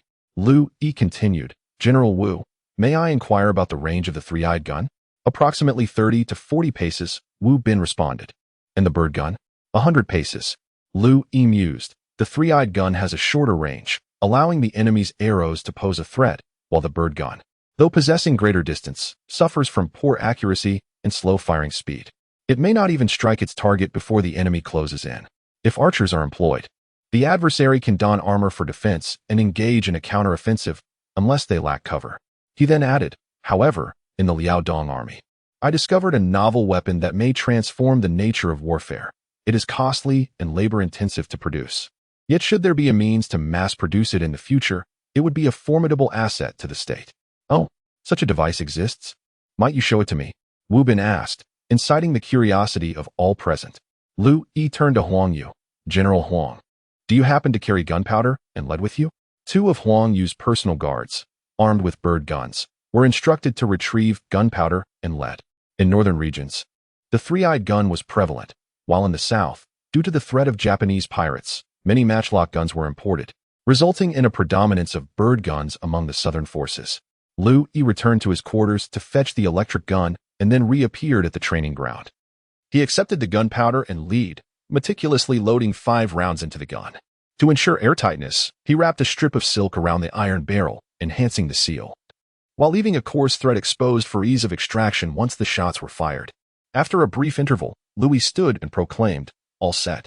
I kindly request the 2 gentlemen to stand beside the wooden figure over there." The 2 soldiers with bird guns positioned themselves approximately 5 to 6 paces from the wooden figure. Liu Yi then communicated something to Huang Yu, who waved his hand dismissively. But Liu Yi insisted, "It's nothing to worry about." The audience, perplexed, wondered what was to unfold. Even Wu Bin was left in the dark. Liu Yi then swiftly ran to a distance of over 120 paces. Huang Yu approached his 2 loyal soldiers and commanded, "Aim." The 2 men steadied their rifles, targeting Liu Yi, eliciting gasps from the crowd. Zhou Zhihan could no longer contain himself and stood, exclaiming, "Huang Baihu, what are you about to do?" Only then did Huang Yu address the assembly, stating that Liu Yi was to engage in a musket duel. Many felt this was exceedingly perilous, and even Cheng Chengdo, a master of martial arts, could not refrain from voicing his concerns. Despite his prowess, he lacked knowledge of firearms. In truth, the range of the Ming Dynasty's matchlocks barely exceeded 100 paces, and they were not as finely crafted as the Japanese iron cannons. So achieving a range of 90 paces was considered commendable. Liu Yi, meanwhile, shouted, "Rest assured, everyone," with a decisive command from Huang Yu. The 2 soldiers fired at Liu Yi. The loud cracks echoed, and the spectators gasped, covering their mouths. Simultaneously, Liu Yi aimed at a wooden target and fired, sending wood chips flying. Huang Yu's soldiers then retrieved their powder paper, bit it open, and poured a small amount into the priming pan. They heard another shot from Liu Yi's direction, followed by more splintering wood. They poured the remaining powder into the barrel, took out lead bullets, and heard yet another gunshot as they placed the bullets in the barrel, removed the cleaning rod, and pressed the bullets and powder down firmly. Just as they were about to aim, another shot rang out. Huang Yu shouted, "Stop!" and the 2 soldiers complied, lowering their matchlocks. Wu Bin stood in stunned silence, having witnessed Liu Yi fire 5 shots while only 1 had been discharged from their end. 5 shots, 3 hits. What kind of firearm was this? So rapid, so distant, and so precise? Huang Yu was equally astonished. While others may not have grasped the intricacies, the 2 men, being martial generals, understood the implications. Such formidable weaponry, if deployed on a large scale, would be akin to the scythe of death. The spectators responded with fervent applause, although they were not entirely acquainted with the new weaponry. They had some familiarity with the nature of firearms and had seen officials in Jiang and using matchlocks and single shotguns, which were scarcely superior to mere fire sticks, exhibiting slow rates of fire, poor accuracy, and a propensity to explode. Yet, Liu Yi's demonstration had opened their eyes. They had not anticipated matchlocks could perform in such a manner. Liu Yi approached Wu and Huang, saying, "This musket is called the lightning gun, a new firearm from the Armory Bureau, which I acquired in the Liaodong Army. It is not mass-produced, and its quantity is limited. However, if it were to be manufactured on a larger scale, it would hold great potential. I shall not delay you any further, and will discuss this in detail with you both later." The 2 nodded in agreement. Liu Yi then moved to the center and addressed the crowd. "I have embarrassed myself today. Although I could not break the Sankai formation with this firearm, dismantling formations is as easy as pie. I hope I have not disturbed your enjoyment." The audience responded with applause. Meanwhile, the 5 young men looked pale. This gun was excessively formidable. Had they been targeted, they would have been irretrievably doomed. Following this interlude, the host instructor glanced at the sky. Noting there was still half an hour until noon, he announced the final performance, the crossing of the Qingyi River. The young men hastily shed their shirts and lined up on the shore, with Liu Yi revealing his muscular physique. And among the crowd was also the figure of Ruanxing. After a year of rigorous training, Ruanxing's skin had darkened considerably, and upon removing his shirt, it was evident that he had developed a significant amount of muscle. appearing far more robust than the delicate young master he once was. Several sisters and Yuan Xing's mother stood nearby, discreetly wiping away tears, unaware of the hardships he had endured, yet they could not defy the patriarch. Yuan Hui observed Yuan Xing's figure with a sense of satisfaction, realizing that the trials of the past year had indeed borne fruit. His son had matured considerably. Meanwhile, Yuan Xing was warming up when a sudden inspiration struck him. He dashed back to the barracks and strapped 2 sandbags, typically used by Liu Yi for training, to his legs. He then waved to the audience, declaring, "Watch me increase the difficulty. I shall cross the Qingyi River with these sandbags." Yuan Hui shouted. "What nonsense are you up to?" Yuan Xing, laughing on the shore, replied, "Father, just watch, I will show you what I can do." Liu Yi could only smile helplessly, realizing that the boy's mischievous spirit had not been tempered over the year. However, he wondered if Yuan Xing could manage with the added weight. Just because he could handle it didn't mean others could, and it was indeed quite perilous. Before he could voice his concerns, the instructor called out, "Begin." The young trainees plunged into the water, swimming towards the opposite bank like fish, their natural affinity for water evident from growing up by the Yangtze River. The scene was lively as they raced against one another. Liu Yi, unencumbered by sandbags today, swam at twice his usual speed, leading the pack. In contrast, Yuan Xing lagged behind due to the added weight. Within a quarter of an hour, the trainees reached the opposite bank and began their return, nearing the finish line, with Liu Yi still in the lead, closely followed by several others. The crowd on the shore cheered, "Go, go." Liu Yi surged ahead, employing a swimming style reminiscent of modern freestyle, cutting through the waves like an arrow. He reached the shore first, eliciting a wave of applause from the audience. And even Cheng Chong could not help but give a thumbs up. One by one, the trainees emerged from the water, panting heavily, as the round trip had indeed drained their energy. However, some began to notice that Yuan Xing was missing. It turned out that Yuan Xing, burdened by the sandbags, had lost much of his strength upon reaching the opposite bank. During the return, his legs felt as if they were weighed down with lead, and his strokes grew increasingly feeble. Halfway through, he was utterly exhausted, yet, in modern parlance, he felt compelled to maintain his facade until the end. Yuan Xing gritted his teeth and pressed on, but suddenly, his thigh cramped painfully, and he realized the gravity of his situation. His strength seemed to evaporate, leaving him to bob along with the river's current, choking on several mouthfuls of water, his mind growing increasingly foggy. It was only then that those on the shore realized Yuan Xing was still in the river, seemingly drowning. Despite their calls, he showed no response. Yuan Xing's mother erupted in desperate cries, pleading for help, while Yuan Hui, frantic, began to pace. Several instructors had already started removing their clothing. Just then, with a splash, Liu Yi plunged back into the water, swimming towards Yuan Xing. Chapter 33. Yuan Xing drowning at this moment. Yuan Xing's consciousness was fading, his last thought being, "Damn it. I'm going to die today. In my next life, I will no longer be so reckless." Then everything went black, and he lost consciousness. As Yuan Xing slowly sank into the river, his mother and several sisters collapsed onto the ground, wailing in despair. Yuan Hui, too, had lost his composure, standing helplessly on the riverbank, stamping his feet in agitation. This was his only son, who would inherit his family legacy. Was he to bear the burden of producing another? Yet, the physician had informed him that he had lost the ability to conceive again, rendering him incapable of fathering another child. Thus, having fathered a son in middle age, he cherished this precious boy as a jewel in his palm. Although he had maintained strict expectations for him, it was solely for the purpose of ensuring the family business would be passed on. Now, he was utterly distraught. Meanwhile, after Liu Yi leapt into the water, several instructors and Huang Yu, along with Wu Bin's personal guards, followed suit, swimming vigorously towards the last known position of Yuan Xing. However, Liu Yi, who had jumped in first, had vanished from sight. The group waited anxiously. When Liu Yi dove into the water, he plunged deep beneath the surface. The Yangtze River was not as murky as the Yellow River. Particularly during the Ming Dynasty, it was relatively clear. Moreover, the Qingyi River, being a tributary of the Yangtze, was even clearer, allowing for good visibility underwater. Liu Yi swam determinedly towards Yuan Xing's last position and soon spotted him, arms outstretched, slowly sinking to the riverbed.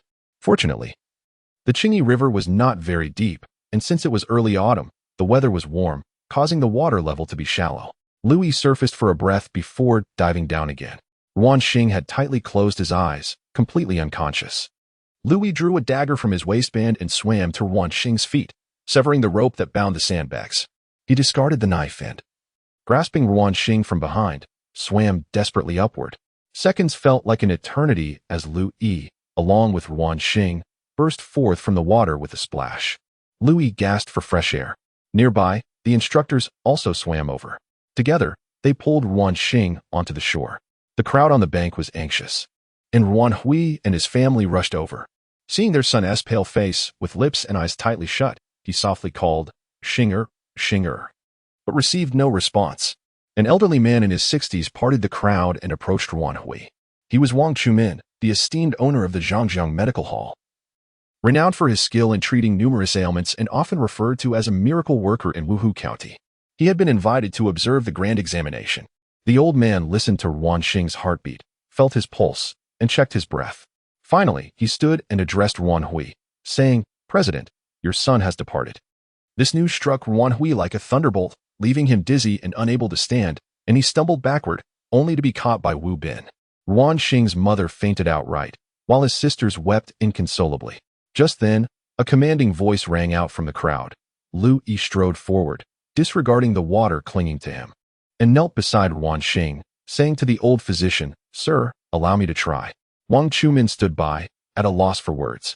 Based on his experience, he believed that Yuan Xing was beyond salvation, yet the disciple of Cheng Chengdo insisted on trying, and he could not intervene. He could only take a couple of steps back. Liu Yi flipped Yuan Xing over, positioning him across his bent thigh, applying firm pressure to his back. Some water escaped from Yuan Xing's mouth, and Liu Yi then turned him back over, pinching his nose and prying open his mouth. Taking a deep breath of fresh air, he blew forcefully into Yuan Xing's mouth, repeating this cycle numerous times. The onlookers were baffled, with some elderly scholars shaking their heads in disapproval at this unconventional male-to-male kiss. After several rounds of artificial respiration, Liu Yi placed the heel of his right hand beneath Yuan Xing's sternum, stacking his left hand on top, and pressed down vertically.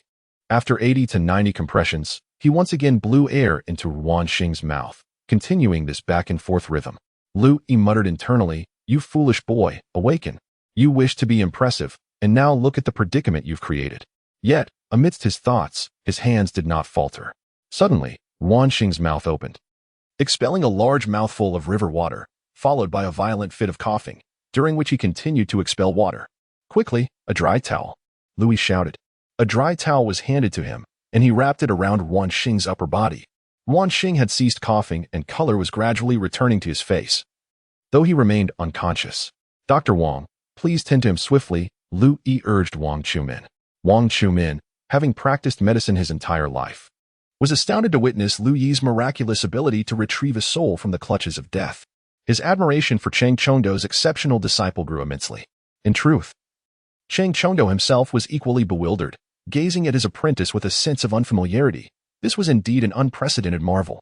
Without hesitation, Wang Chumin instructed a few servants to carry Yuan Xing to the carriage and transport him back to the clinic for treatment. Fortunately, the Zhangjiang Medical Clinic was situated near the Zhangjiang Tower at the mouth of the Qingyi River, making it quite close. The events of July 8th and the 48th year of Wanli spread rapidly throughout Wuhu County, with Liu Yi being hailed as a miracle worker by the townsfolk. He established a resounding reputation among the sons of Huizhou merchants, garnering universal admiration. For this extraordinary event unfolded right before their eyes, Liu Yi had managed to revive a lifeless individual. Some bewildered citizens even brought their families to seek Liu Yi's medical expertise, prompting him to deflect their requests by claiming he had only learned emergency techniques in the military and was not a healer. However, seasoned military figures like Huang Yu and Wu Bin pondered for a long time, unable to recall any faction possessing such emergency skills. Naturally, this became the topic of idle chatter over meals. That evening, Wanli hosted Cheng Chengdo and Liu Yi, and the Yuan family expressed their profound gratitude. Yuan Hui nearly fell to his knees in thanks for the life-saving intervention. Even Yuan Hui's mother, Yuan Xing's grandmother, an elderly matriarch in her 80s, leaned on her cane to approach the two, eager to pay her respects, but they quickly assisted her to her feet. Yuan Hui poured drinks generously, and Cheng Chengdo, who had a fondness for wine, felt an immense sense of pride in having such an extraordinary disciple. In high spirits, he welcomed all, and the banquet became a joyous occasion for both hosts and guests alike. As the drinking progressed, the atmosphere grew increasingly exuberant. Yuan Hui clapped his hands, prompting several attendants to bring forth a large red-lacquered wooden chest, draped with a crimson cloth. Rising to his feet, Yuan Hui unveiled the red cloth and then opened the lid, revealing a dazzling brilliance that momentarily blinded Chongzhen and Liu Yi. Upon closer inspection, they discovered the chest was filled to the brim with gold. With a respectful gesture, Yuan Hui expressed, "I am but a mere merchant. Today, thanks to the life-saving grace of both of you, my family has been spared from peril. The Yuan family and the entire Hui merchant community are immensely grateful. I am at a loss for how to convey my appreciation. Here lies a modest gift of 1,000 taels of gold, though it pales in comparison to your kindness." Liu Yi and Chongzhen were taken aback, their mouths agape. Liu Yi managed to compose himself, but Chongzhen, having never before witnessed such an abundance of gold, was astounded. Truly, the wealth of the Yuan family was legendary. They responded courteously, "Master Yuan, 1,000 taels of gold, at current market value, exceeds 10,000 taels of silver. This gift is far too lavish. We cannot accept it. Please, esteemed Master Qing and Brother Liu, do not decline. The life of my child is worth far more than a mere 1,000 taels of gold. I feel it insufficient to express my gratitude. Should you find this amount lacking, I can offer land and property, merely speak, and I shall present them to you with both hands." Chongzhen hesitated to refuse further, but Liu Yi discreetly tugged at his sleeve. Chongzhen, now recognizing his disciple's exceptional capabilities, restrained himself from voicing his initial objections. With a respectful bow, he said, "If that is the case, my apprentice and I shall graciously accept. Should you ever require assistance from me or Liu Yi in the future, do not hesitate to ask." After exchanging pleasantries, they resumed their seats. It was then that Liu Yi, who had remained silent until now, finally spoke. Though he was the true protagonist of the day, he had refrained from interrupting out of respect for his master. "Master Yuan," he began, rising and bowing, "I have a request. Please, speak freely. You have granted Yuan Xing a second chance at life. I will not hesitate to fulfill any request within my means." Yuan Hui replied earnestly. "It is as follows. After the Battle of Sarhū, my father's pension and my military accolades have been converted into cash by General Yang, totaling 10,000 taels of silver. Adding the gold you just bestowed, the total comes to 20,000 taels. Now, with no parents and relying solely on my master, I do not wish for this money to become idle. May I request that you facilitate a solution? I would like to entrust the entirety of this sum to you, treating it as a stake in any business of your choosing. According to the customs of the Yuan family, I would receive a proportionate share of the annual profits. I do not seek the silver immediately. Instead, I would prefer the dividends to be reinvested into the business for the following year's stake. Thus, this idle wealth could transform into active capital, growing rather than diminishing. When the time comes that I urgently require these funds, I hope you will be willing to return them to me. Would that be acceptable?" Liu Yi articulated his thoughts in one breath, though uncertainty lingered in his heart. This proposal amounted to a forced investment in the Yuan family's enterprises. Although he would not be involved in daily operations, the potential for compounded returns was uncertain. However, with the impending apocalypse on the horizon, he realized the necessity of accumulating strength. How could he save the masses without it?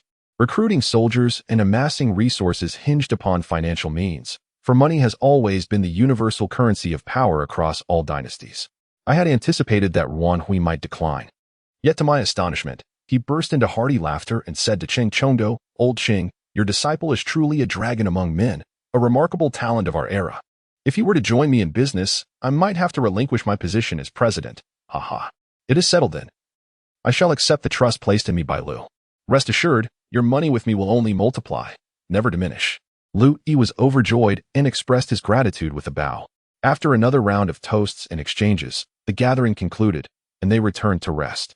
Liu Yi pledged to visit the medical clinic tomorrow to see Yuan Xing. Chongzhen was taken aback by his disciple's intentions, transforming stagnant wealth into active resources.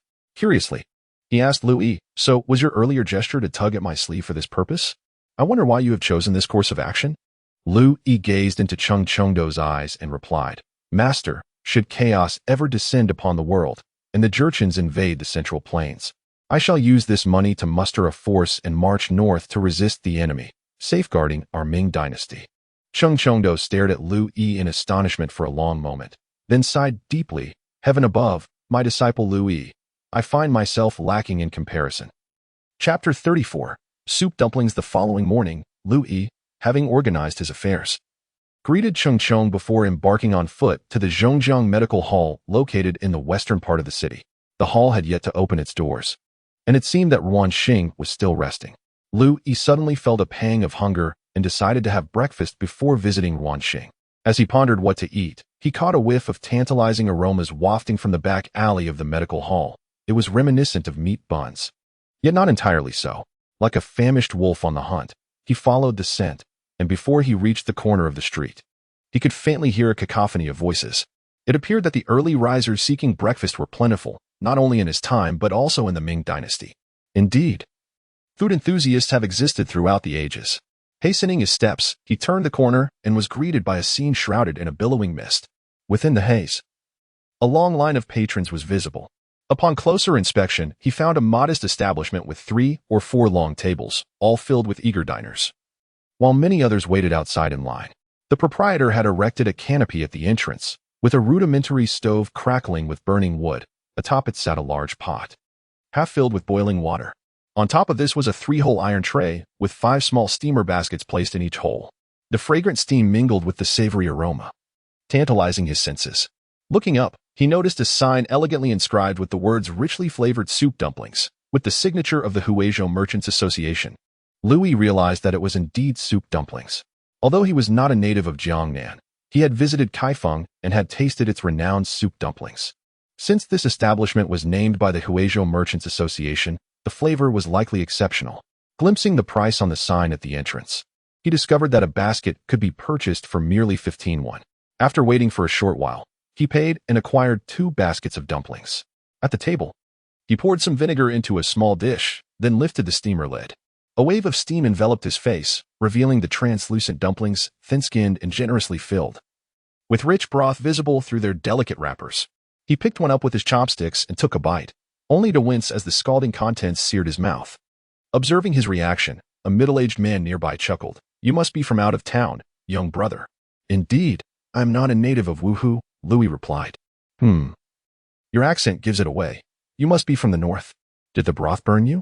Wuhu soup dumplings require a specific technique. First, you open the window, then sip the broth. Watch closely. The man demonstrated, gently biting a small piece from the edge of the dumpling, blowing softly to release some steam, and then slurping the broth cleanly from the dumpling before dipping it in vinegar. The vinegar trickled into the dumpling, cooling the filling slightly, before he consumed it in one bite, savoring it thoroughly. "Well then, young brother, have you learned?" "Thank you for your guidance," Liu Yi replied, mimicking the man's technique. As he sipped the smooth broth, he was overwhelmed by its exquisite flavor. After dipping it in vinegar and taking a bite, he was left with a lingering taste that invited endless reminiscence. The middle-aged man observed Liu Yi's rapturous demeanor and chuckled heartily. It appears that this young brother is savoring the exquisite soup dumplings of Wuhu for the first time. The essence of Wuhu's soup dumplings can be distilled into 3 words: sweet, savory, and fresh. Upon tasting, one perceives a subtle sweetness in the broth, a delightful result of pigskin jelly infused with rock sugar. The dumpling filling, crafted from meticulously selected cured pork shank, imparts a hint of saltiness, leaving a lingering, savory aftertaste that dances on the palate, all thanks to the translucent dumpling skin made from premium flour that beautifully encapsulates the flavors within. The middle-aged man elaborated. Upon hearing this, Liu Yi experienced an epiphany. He realized that the art of culinary creation is indeed a labor of love. These delectable soup dumplings could be enjoyed endlessly, and he resolved to return for more the following morning. With this thought in mind, he devoured 2 baskets of dumplings in a flash. The dumpling shop, having garnered Liu Yi's favor, eventually blossomed into the largest soup dumpling establishment in the Jiangnan region, rebranded as Liaodong, signifying a place one longs to revisit. Of course, this was a tale for another time. After finishing the dumplings, Liu Yi noted that time was of the essence. He hurried to the medical clinic, where he fortuitously encountered Wang Chumin standing at the door. Liu Yi bowed respectfully and inquired, "May I ask how Master Yuan Xing is faring?" Wang Chumin, deeply impressed by Liu Yi, who had encountered such extraordinary circumstances in his years of practice, addressed him as Master Liu. In response to Liu Yi's inquiry, he clasped his hands in greeting and replied, "Yuan Xing was revived by Master Liu's miraculous hands yesterday. After my careful treatment last night, he has shown significant improvement. This morning, I administered a specially concocted elixir containing various precious herbs. complemented by a prized ginseng from Liaodong, which fortifies the constitution and invigorates the vital channels. If taken consistently for several days, he shall surely recover fully. That is splendid news. May I enter to see him? Liu Yi asked. Certainly, please come in. Wang Chumin gestured invitingly. Upon entering the inner room and pushing open the door, Liu Yi beheld Wan Xing lying straight on the bed, a towel draped over his head. With his eyes tightly shut, approaching the bedside, Liu Yi called out, "Quit your pretense of being dead. Rise at once." At this, Wan Xing blinked and sprang up from the bed, chuckling. "Haha, Mr. Wang mentioned that you would come this morning, and I thought I might give you a fright." Liu Yi retorted with irritation, "I am capable of saving you. Thus, I am well aware that you merely had your heart and qi channels obstructed by the river water.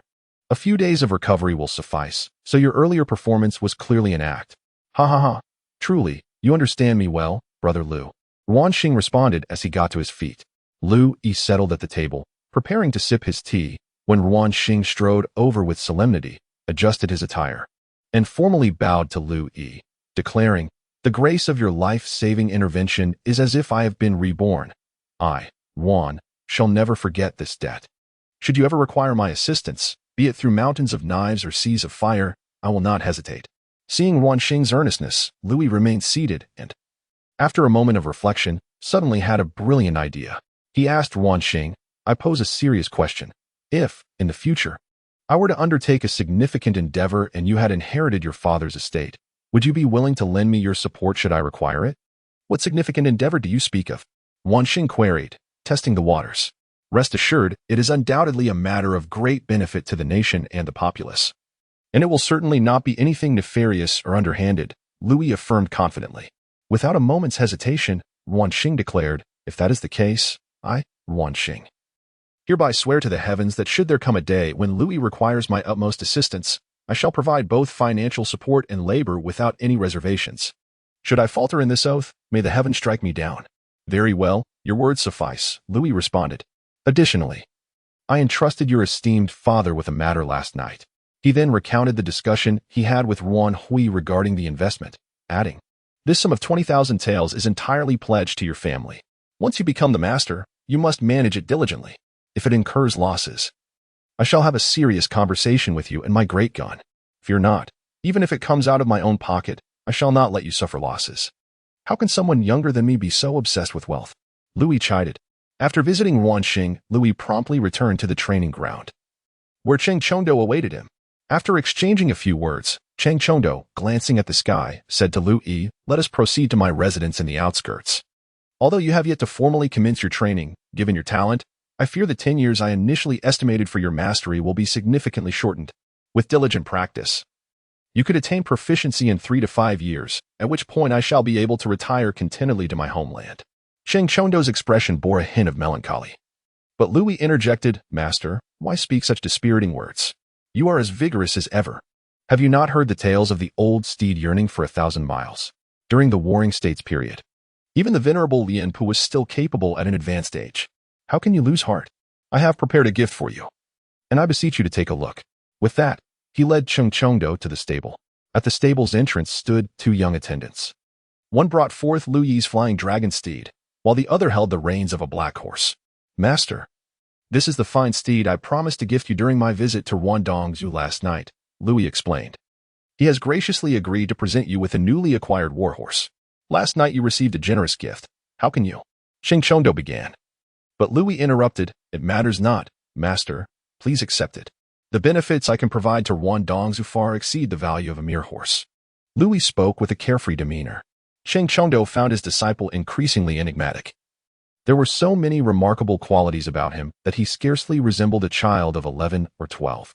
He was curious about any private dealings Liu Yi might have had with Wan Hui, but after last night's events, he felt no inclination to inquire further. His disciple demonstrated considerable talent in financial matters, so whatever transactions took place between him and Wan Hui, he decided to let it be. The master and disciple, each mounted on their steeds, galloped into the afternoon sun towards Cheng Chongdo's residence in the countryside. Chapter 35. The death of 2 emperors. Liu Yi had been training in martial arts with Cheng Chongdo in the outskirts for over 20 days.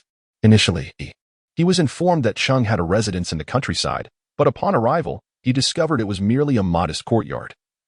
an ordinary farmer's dwelling nestled not far from the banks of the Yangtze River. The place was home to a few chickens and ducks, comprised of only 3 simple rooms. A low earthen wall enclosed the yard, which, rather than being overrun with weeds, was cultivated by Cheng with an assortment of radishes and vegetables, evoking a serene ambience reminiscent of the idyllic scene of picking chrysanthemums by the eastern fence while gazing at the southern mountains. If it were not disclosed that this was the abode of the esteemed martial artist Cheng Chongdo, one might easily mistake it for the home of an ordinary peasant.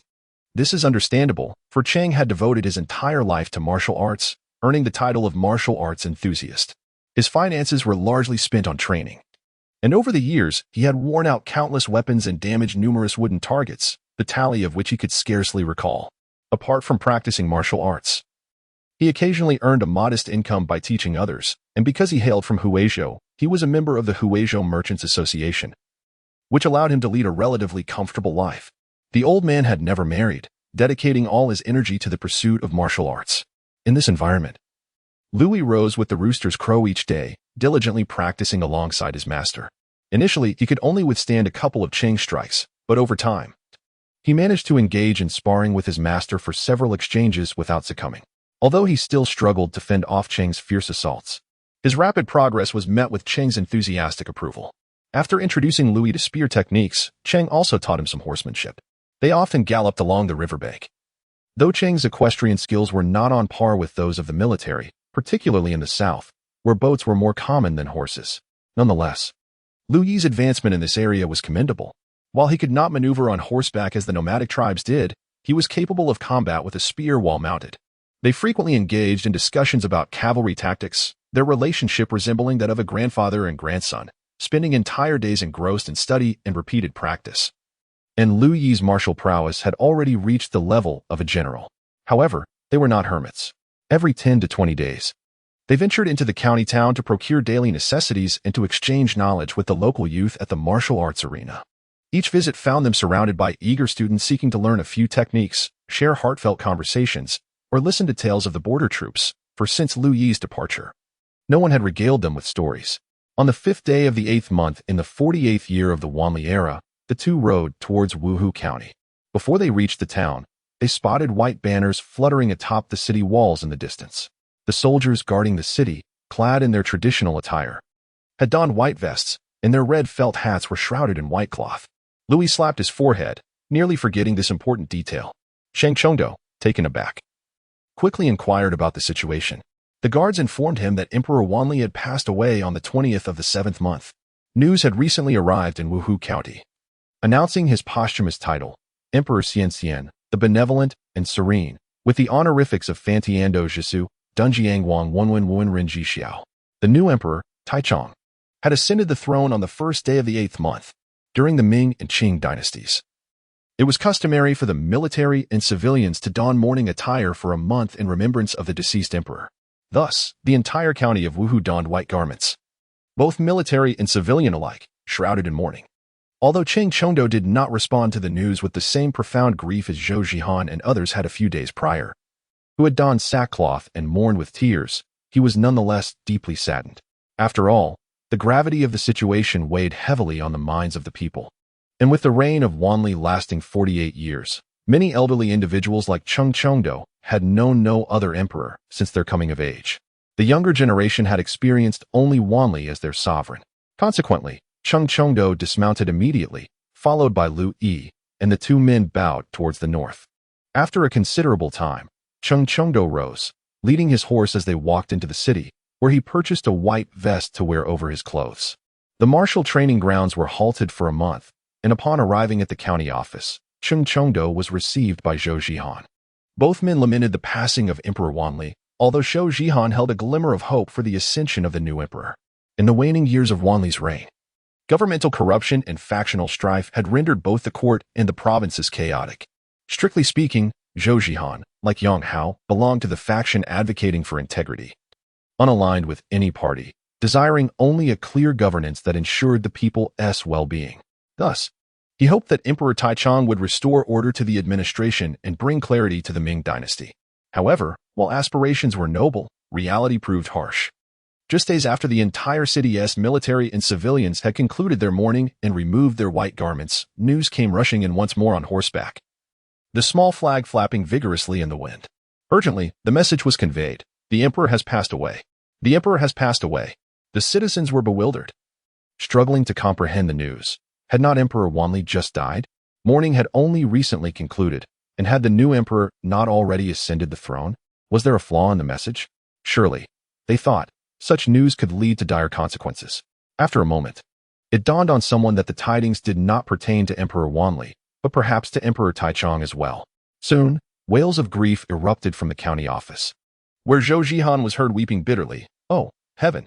Open your eyes and behold. In the span of a month, our great Ming has lost 2 emperors.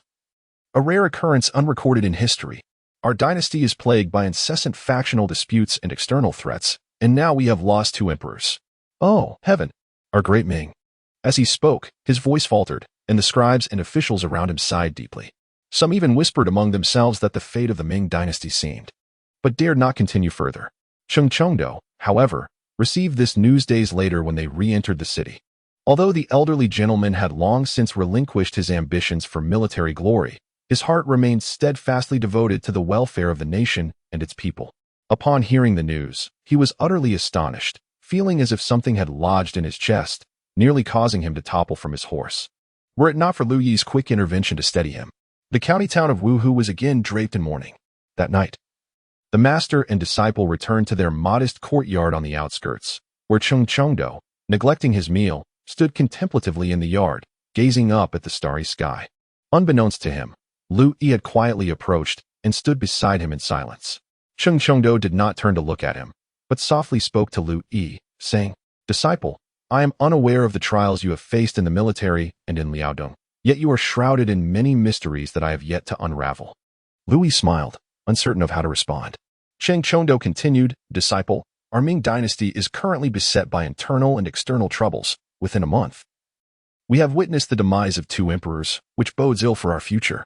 He further elaborated, this time, the ascension of the Taichung Emperor lasted less than a month before he passed away. I heard from county magistrate Shou that it was caused by the red pills presented by the sycophant Li Zicheng from the Ministry of Rites. The emperor, already in frail health, upon hearing of his extensive harem and indulgences, how could his body endure such deterioration? This treacherous Li Zicheng had the audacity to present such pills at this juncture.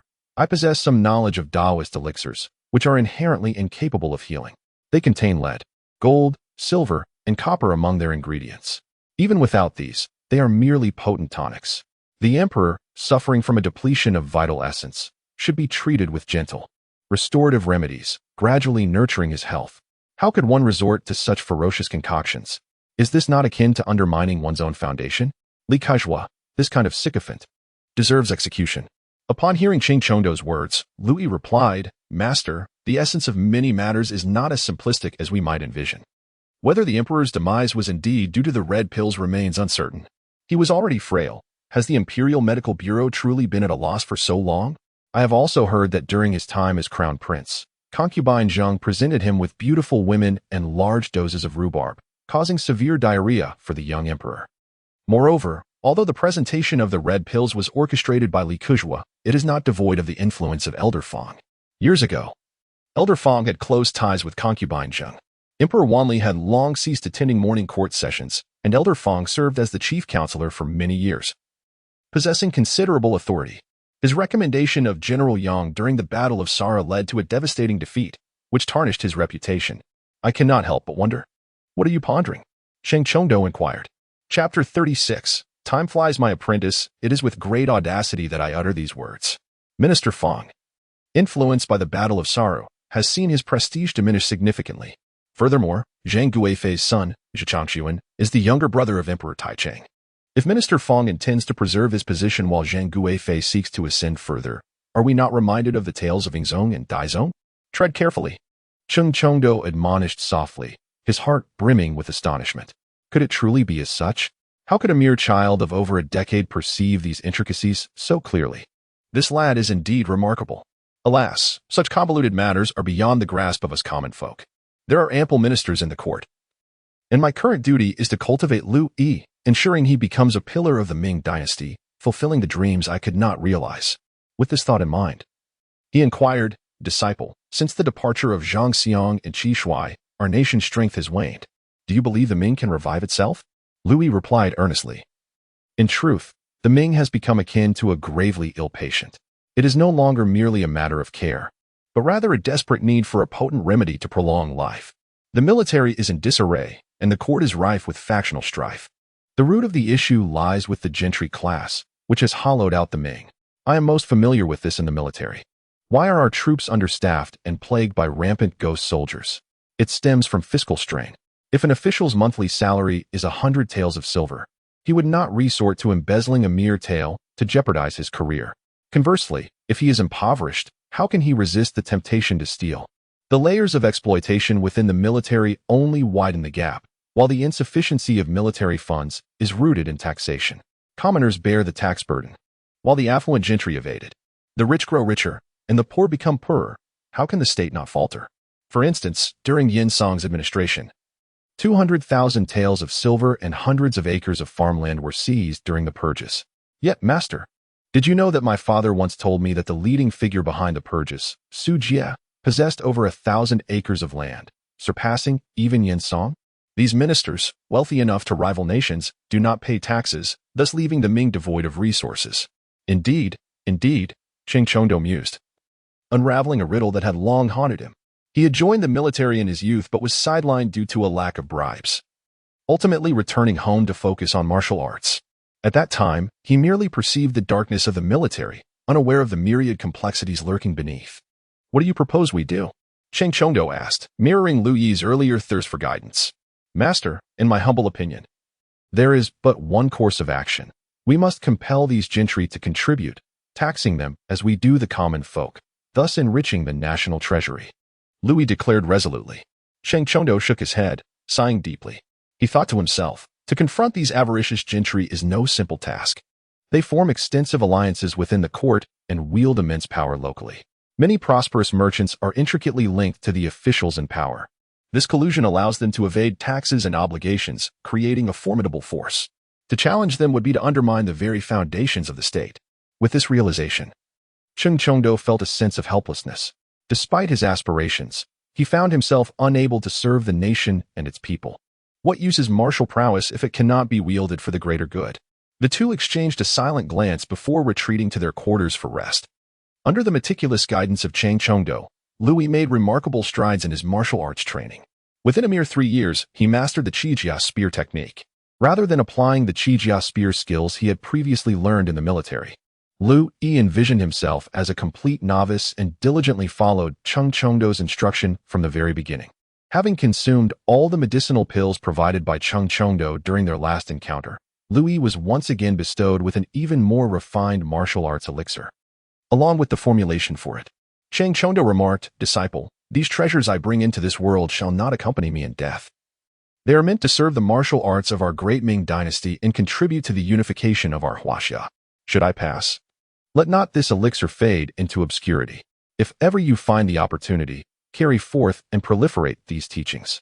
In tandem with his spear training, Cheng Chongdo imparted his self-created Zhuozhang mental discipline to Liu Yi, elevating his internal strength to unprecedented heights.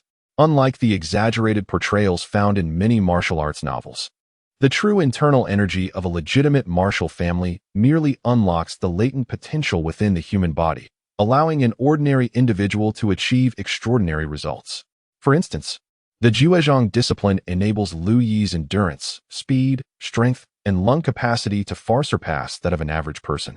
Where an ordinary individual might hold their breath underwater for 1 to 2 minutes, Liu Yi could endure for 3 to 5 minutes, marking the extraordinary nature of his abilities. Moreover, Cheng Chongdo innovated the ancient crossbow, transforming it into a concealed arrow mechanism. Unlike the versions utilized by the Qingyi and wandering warriors, his concealed arrows could reach a range of over 40 paces and penetrate armor within 30 paces, rivaling the effectiveness of the three-eyed gun. Remarkably, he enhanced the mechanism of the crossbow, allowing his concealed arrows to fire 3 projectiles in succession, unlike the typical versions that launched 2 short arrows simultaneously. This advancement meant that on the battlefield, those equipped with Cheng's concealed arrows could unleash a barrage akin to the three-eyed gun, significantly augmenting their sustained combat capabilities. As time swiftly passed, the year 1625 arrived, marking the 5th year of the Qingyi era. At the age of 16, which signified the coming of age in ancient times, Liu Yi was robust and formidable, boasting a muscular physique, sun-kissed skin, a height of 6 feet, approximately 1 meter and 90 centimeters, and a weight of 190 pounds. His towering stature exuded an undeniable aura of masculinity, unmistakably indicative of a masterful martial artist. In these 5 years, Liu Yi not only trained in martial arts under Qing Chong but also found time to spar with the disciples at the training grounds.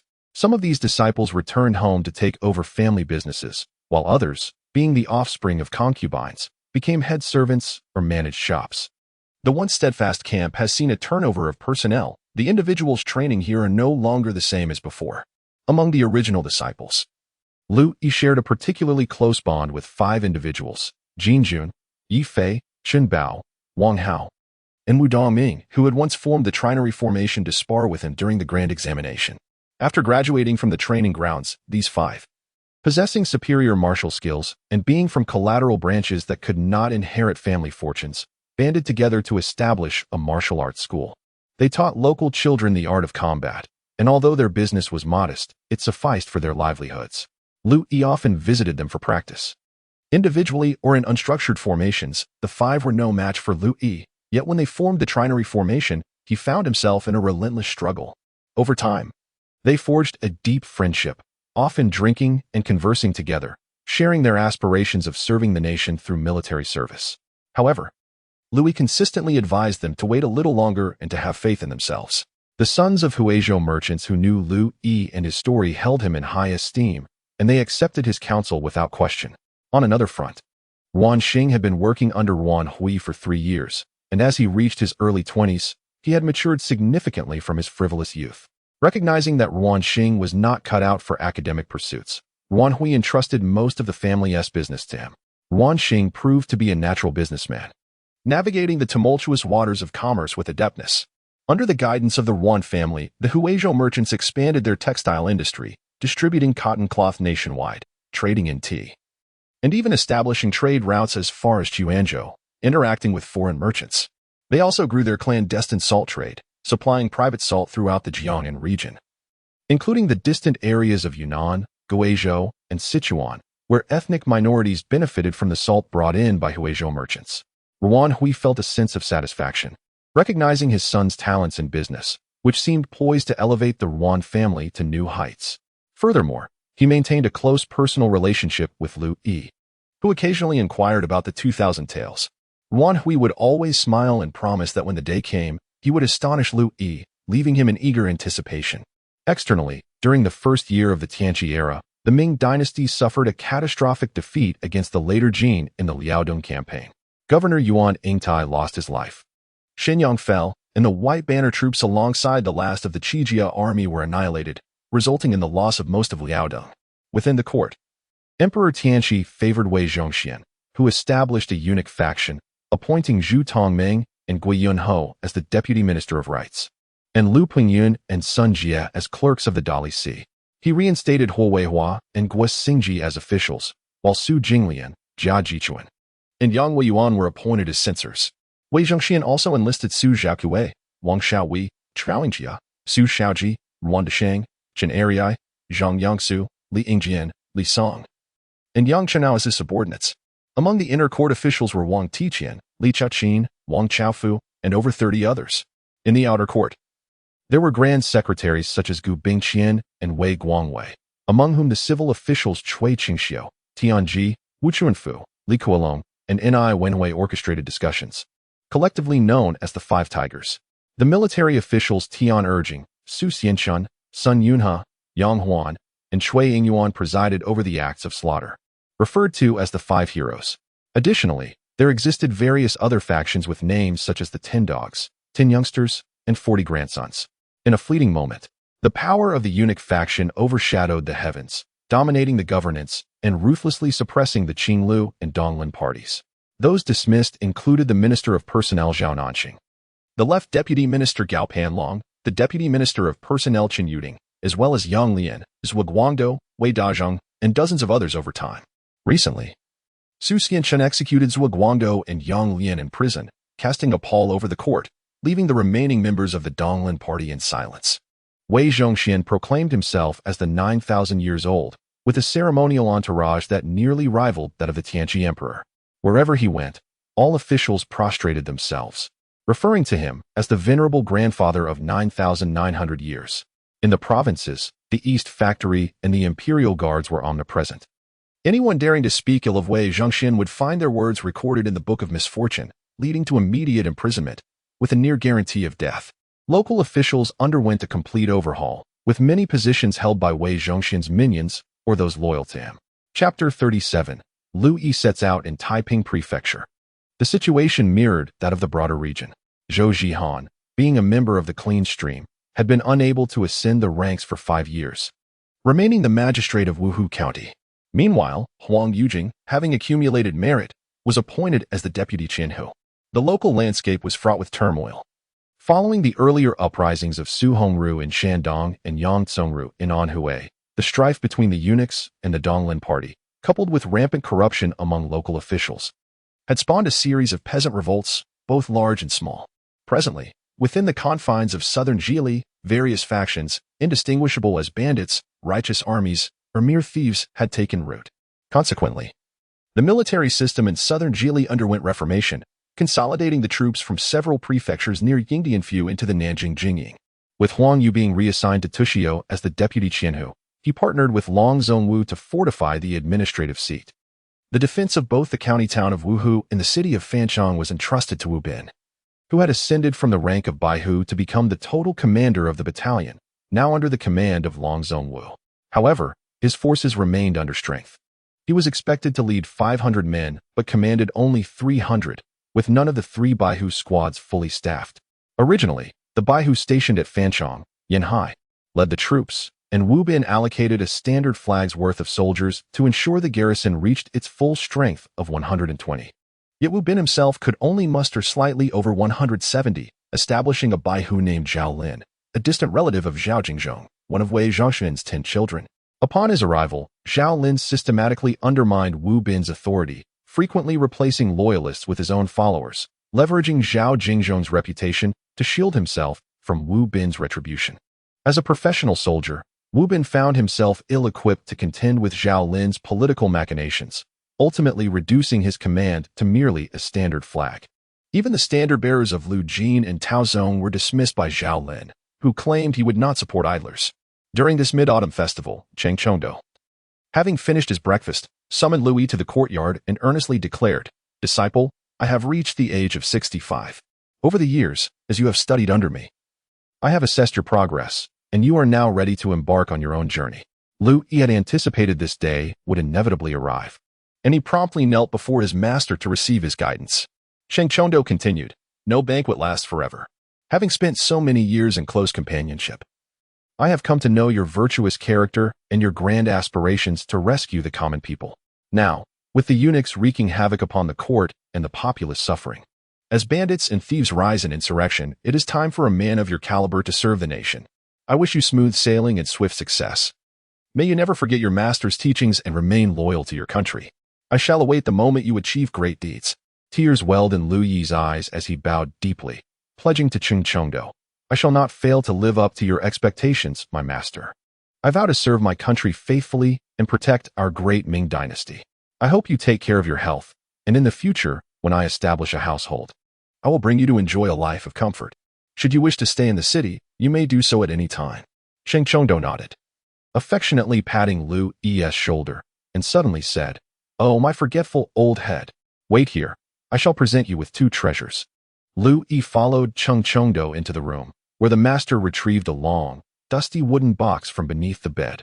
Opening it, he said to Liu Yi, "Behold, your treasures."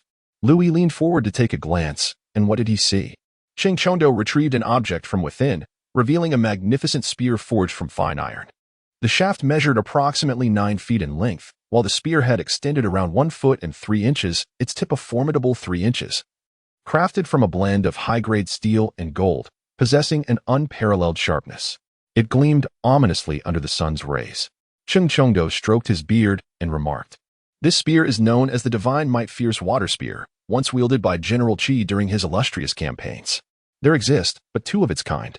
This particular spear was gifted by General Qi to his loyal general, Li Kefu, who was also my master in the art of spear combat. Thus, when I set forth on my journey, I was bestowed with this weapon, with the hope that I might achieve great deeds. Alas, I have failed to meet my master's expectations. Now, I present this divine might fierce water spear to you, in the hope that you may accomplish what I could not. Liu Yi knelt, accepting the treasured spear with both hands, expressing his gratitude. Disciple is profoundly thankful for the master's generous gift. This kindness shall be etched in my memory forever. I vow to fulfill the unfinished business of my master. Furthermore, Chongzhen continued, I bestow upon you the newly improved concealed arrows, distinct from those of the past. The arrowheads have been enhanced to become triangular barbed arrows, capable of piercing through 2 layers of armor within 30 paces. I hope they serve you well. Liu Yi, leading his swift steed, donned a pristine white training outfit, adorned with a net cap, wielding the divine might fierce water spear in hand, while a thunderbolt gun rested upon his back, and a goosefeather blade was tucked within his saddlebag. He turned to Chongzhen and called out, Master, take care. He bowed thrice, then mounted his horse and galloped towards Wuhu County, his silhouette striking and spirited. Watching him ride away, Chongzhen's tears flowed freely as he whispered, Disciple, take care. Chapter 38. The ruins of the Yuan family. After parting ways with Chongzhen, Liu Yi hastily made his way to Wuhu County. As a person from a future era, he found it impossible to adapt to the current examination system, thus realizing that his only path to success lay in the martial arts. In this life, Liu Yi was the son of Liu Zhaosun. Had Liu Zhaosun not met his untimely demise, joining the military would have been a natural progression for him, and he would likely have risen swiftly within the ranks of the Sichuan army. However, at present, he could only seek opportunities within the Taiping prefecture. Nevertheless, being an elite in the Republic's military, he had long devised his own plans. Upon entering the county, he made a beeline for the Yuan residence. The doorman recognized Liu Yi at once, aware that he was both the savior of the young master and a close friend. Thus, he greeted Liu Yi warmly, took his horse, and stored his weapon in the doorman's quarters, instructing a servant to escort Liu Yi to find the young master.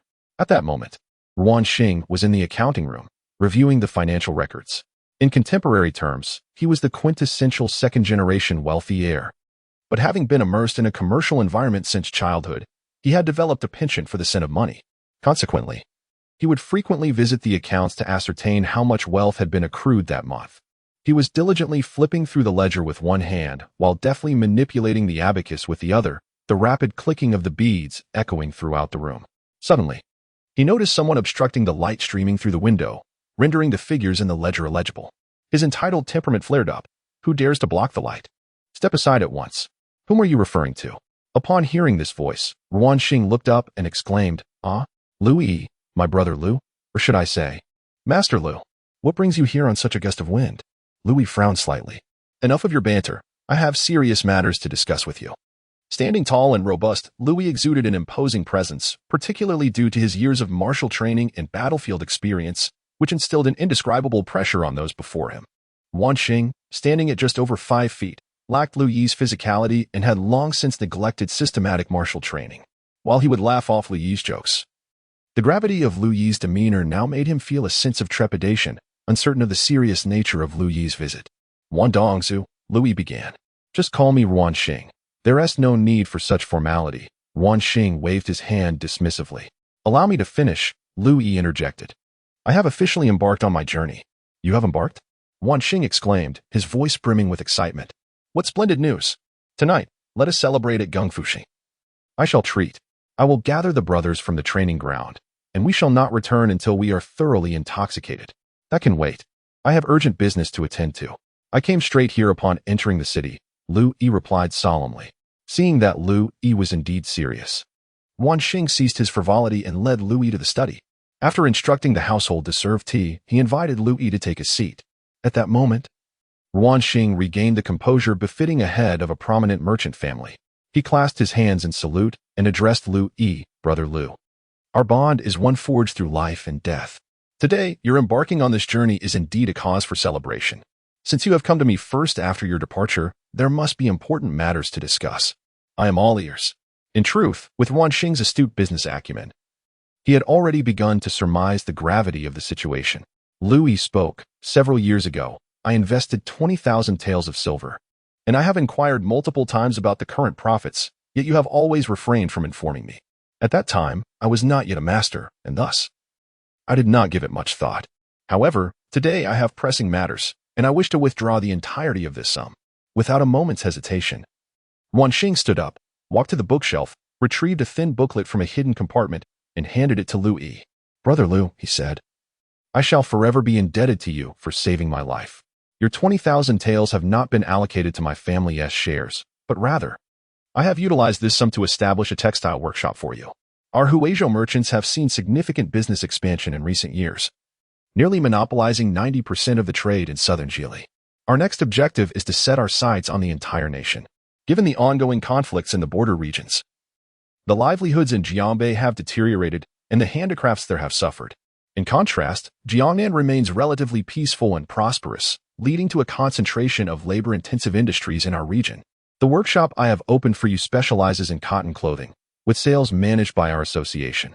We sell to the government, to the military, and some even reach remote regions such as Yunnan, Guizhou, and Sichuan. We have also established a connection with the Zhejiang Merchants Association, who purchase our cotton fabric, which is even sold to foreign traders. I am not taking a single cent from the workshop's earnings. They are all reserved for you, Brother Liu." Upon hearing this, Liu Yi was momentarily speechless, realizing he had been granted ownership of a workshop. Was he not now a boss?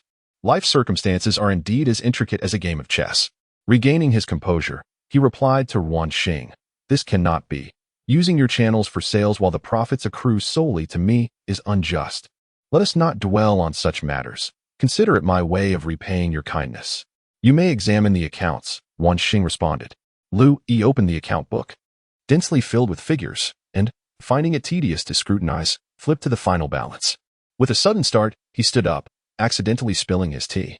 Trembling, he pointed at the account book and exclaimed, "This? So much?" Wanxing chuckled and took a sip of tea. "Did you not expect this?" "Indeed.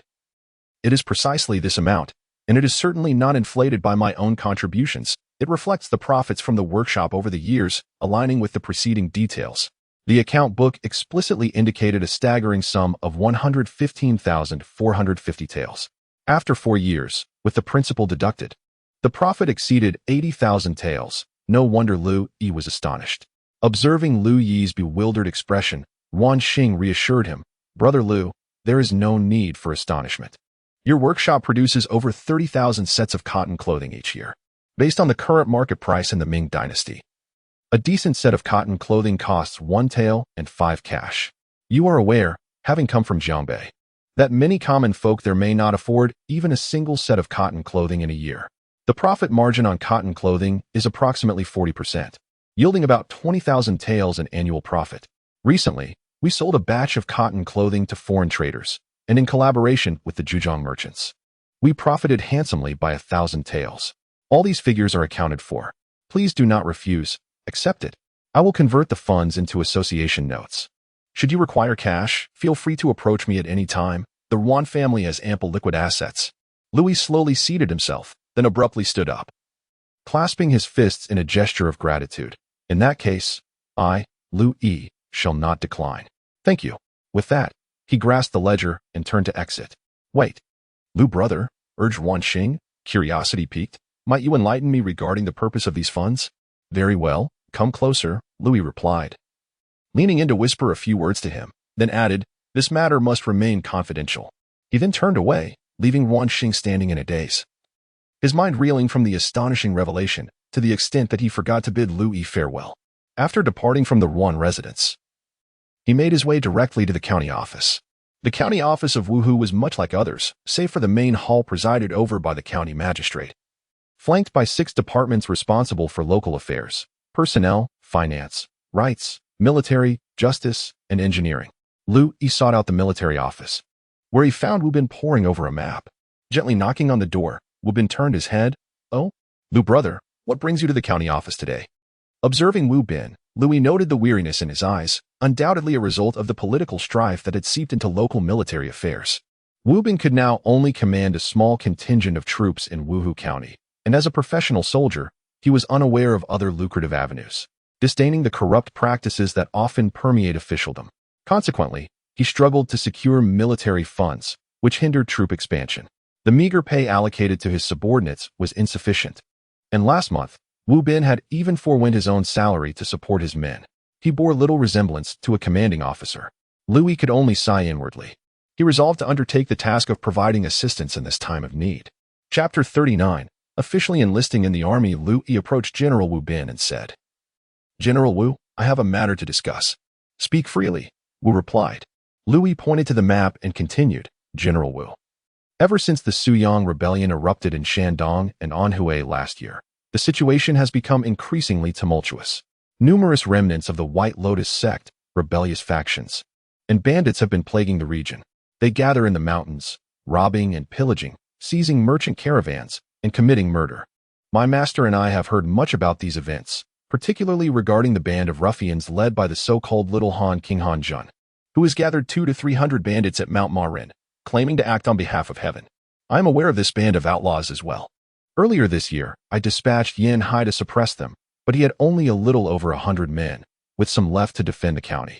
The terrain of Mount Marin is rugged and steep, and our troops struggled to ascend, exhausting themselves in the process. Although these bandits lack discipline, a lone tiger cannot withstand a pack of wolves. They charged down from the heights, rolling logs and hurling stones. And we lost over 10 men and had more than 20 injured before retreating. Currently, Yan Hai can only defend the city. Launching an offensive is not feasible. And my own situation is, it is best not to elaborate further." Liu Yi understood that Zhao Lin would not heed Wu Bin's commands. Thus, even if Wu Bin wished to suppress the bandits, he lacked the soldiers to do so. Stepping forward, Liu Yi clasped his hands in salute, saying, "I have a humble request that I hope General Wu will grant. The current state of our garrison is dire, with insufficient troops and inadequate funds. I have some knowledge of the situation regarding the guards in Wuhu County. The most pressing task is to swiftly eliminate the bandits at Marin, ensuring the safety of Wuhu. However, I am at a loss due to the lack of soldiers. I am not skilled. But I have already received the order to mobilize from Mr. Cheng Chongdo yesterday. Today, I come to offer my service. I am willing to carry on my father's legacy and lead some merchant sons to enlist and serve the nation. I implore the general to accept me." A glimmer of hope flickered in Wu Bin's weary eyes, yet it quickly dimmed again. Liu Yi, tall and imposing, possessed the makings of a formidable warrior. Hearing that he had already mobilized, it was evident that he must be proficient in martial arts. To have such a valiant general under his command would indeed be a tremendous boon. However, given Liu Yi's status as a loyal minister's descendant and his skills, he deserved a commanding position. Regrettably, Wu Bin had no soldiers at his disposal.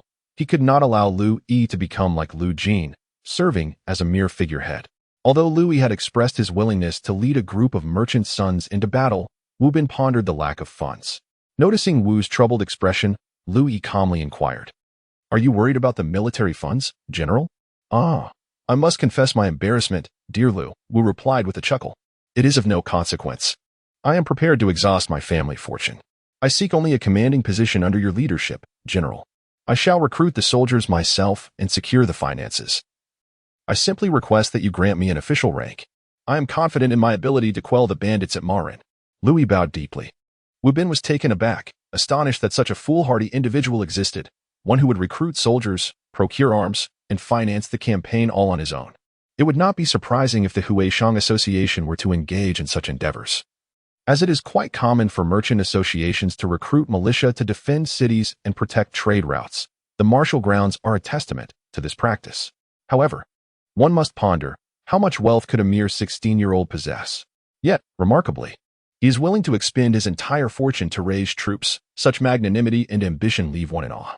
Nevertheless, as a professional soldier, Wu Bin did not dwell on trivialities. He believed that Cheng Chongdo's apprentice was not inept. "Very well, young Liu, your fervent patriotism is commendable, and I assure you, I will promptly draft a letter to General Huang Yu. A total flag officer, like Long Qianhu, can easily be appointed. With Long Qianhu's imminent promotion, General Huang will certainly not hesitate to recommend someone he deems worthy. As for my supplies, I possess only a few pairs of Mandarin jackets and felt hats. With no surplus armor, my own troops, as you have observed, are scantily equipped. However, there are indeed some weapons available for you to procure from the armory. The barracks adjacent to the county office have many vacant quarters, as Captain Zhao is stationed in my former encampment outside the city, so you are free to utilize them." "Thank you, General Wu." Grant me 3 days to assemble my men, and I shall report back to the county office thereafter." "Agreed," Wu Bin replied. Upon concluding their discussion, Liu Yi exited the county office and turned his horse back towards home. Lu Jin and Tao Zong, having been idle since their dismissal, were waiting at home. Tao Zong's martial prowess was modest. He could merely operate a flail, so Lu Jin practiced Tao Zong's skills while awaiting the return of his young master. Liu Yi had once told him to await an opportunity, and he had remained steadfast in that belief. Today, as Liu Yi pushed open the door, he addressed the two. "Prepare yourselves. We are leaving." They were engulfed by a sense of surrealism. Had the opportunity spoken of by their master finally arrived? After a brief gathering, they bid farewell to Uncle Fu, mounted their horses, and followed Liu Yi. Liu Yi then made his way to the martial arts school established by the Qingyi Army. Business at the school had been lukewarm, yet they were at a loss for alternatives, brimming with ambition but unable to act. Thus, when Liu Yi earnestly invited them to join his cause, they readily accepted, feeling as though they had discovered kindred spirits. They promptly resolved to close the martial arts school. Liu Yi entrusted them with the task of reaching out to aspiring Huaishang youths or students from the martial arts school who wished to enlist and serve the nation, instructing them to assemble at the barracks beside the county office in 3 days. That evening, the group, along with Wan Xing, enjoyed a hearty meal at Gungfushing.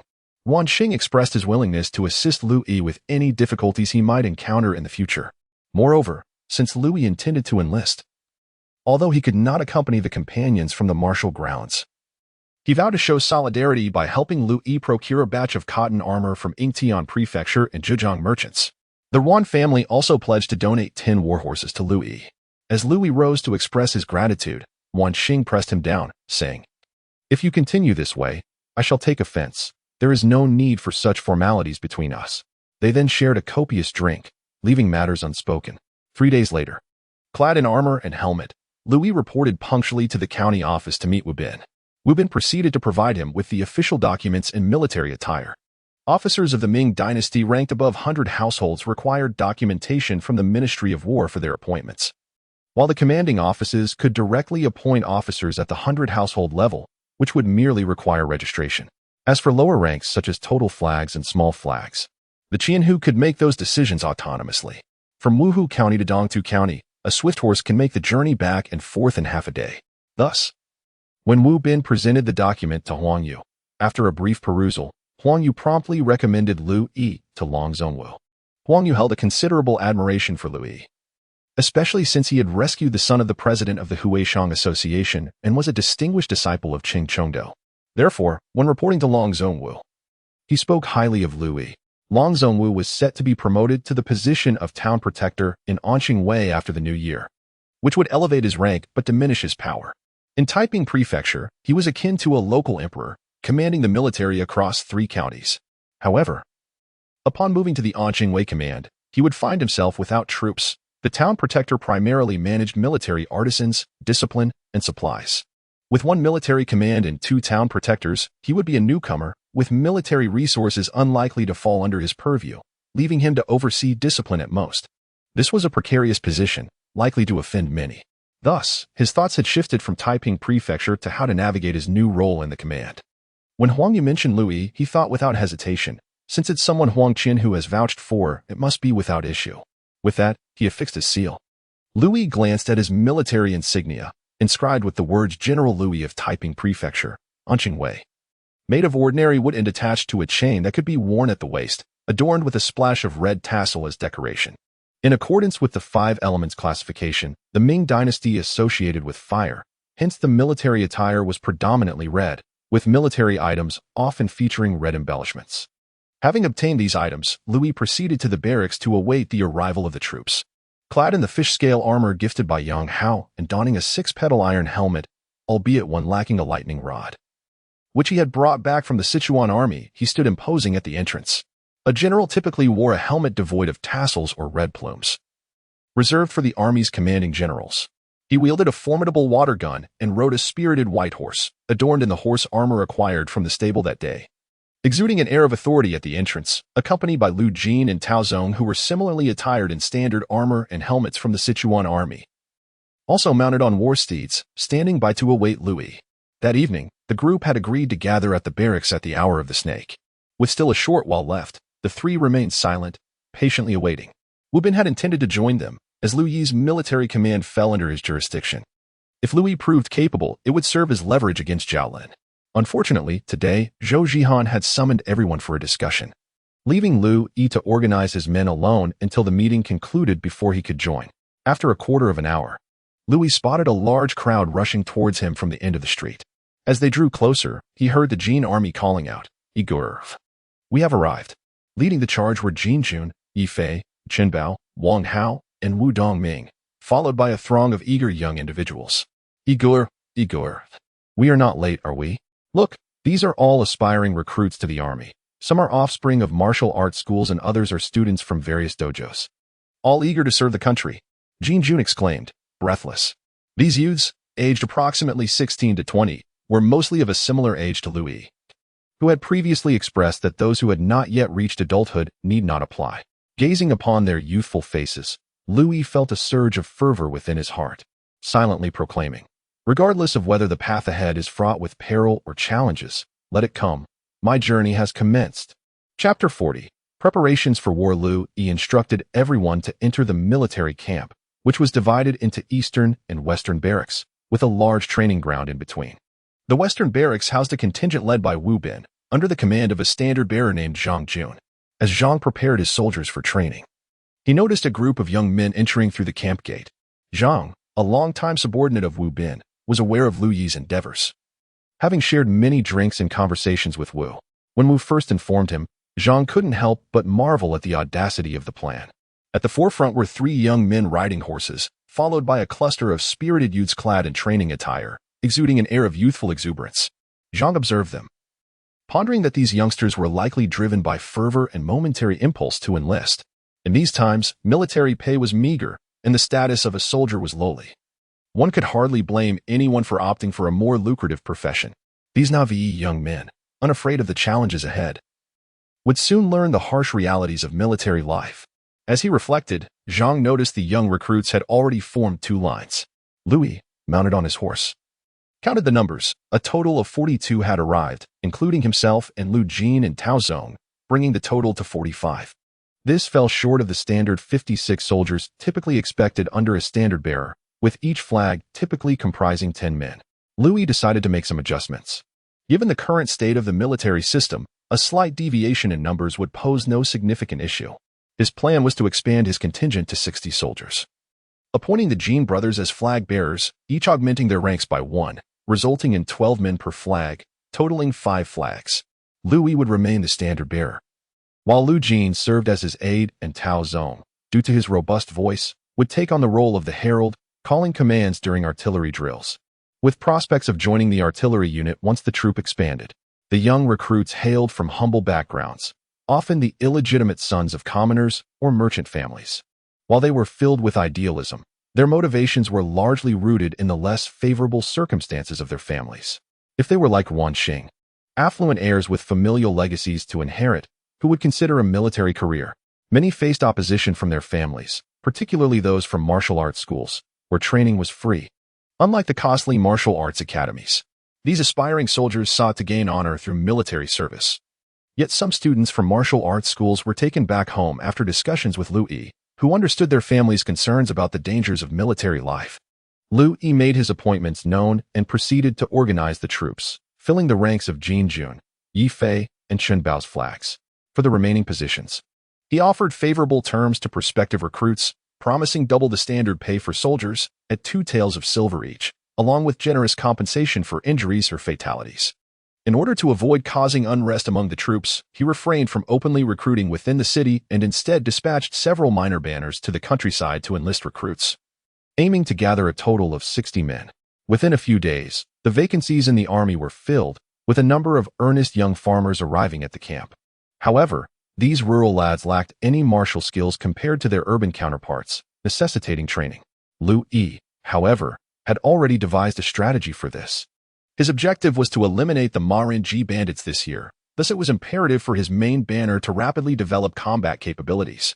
Wu Bin also visited the camp to assess Liu Yi's main banner and observed that many of the recruits were scions of Hui merchants. Yet they possessed no combat experience, indicating that it would take time to cultivate their fighting prowess. Liu Yi reassured Wu Bin, promising that with 3 months of training, they would be ready to march against the Maranji bandits by year's end. Wu Bin, despite harboring doubts, returned to the county office, feeling reluctant to interfere since he was not responsible for providing rations and could only observe how Liu Yi would proceed. 7 days later, Liu Yi's main banner was fully staffed. He distributed quality weapons selected from the county armory and procured from the training ground's arsenal. Wan Xing presented Liu Yi with over 70 sets of ordinary cotton armor, which were actually manufactured by military craftsmen from Zhejiang. Wan Xing had leveraged his connections with Zhejiang merchants to acquire this batch, misleading Liu Yi by claiming they were surplus goods obtained from an official in the Yingtian prefecture, associated with the headquarters. He also honored his promise by gifting Liu Yi 10 warhorses, much to the astonishment of Zhang Jun from the western barracks, who could hardly believe the fortune of a mere banner possessing 10 steeds. The personnel structure and equipment of the entire main banner comprised the following. The first minor banner, led by banner officer Jin Jun, consisting of 11 men, all equipped with cotton armor, red felt hats, and armed with red tassel spears and waist knives, serving as the left flank. The second minor banner, under the command of banner officer Yi Fei, similarly composed of 11 men, also clad in cotton armor and red felt hats, each armed with red tassel spears and waist knives, forming the right flank. The third minor banner, commanded by banner officer Chen Bao, comprising 11 men, each equipped with a large rattan shield and a willow leaf knife, all in cotton armor and red felt hats, designated as the skirmishing unit.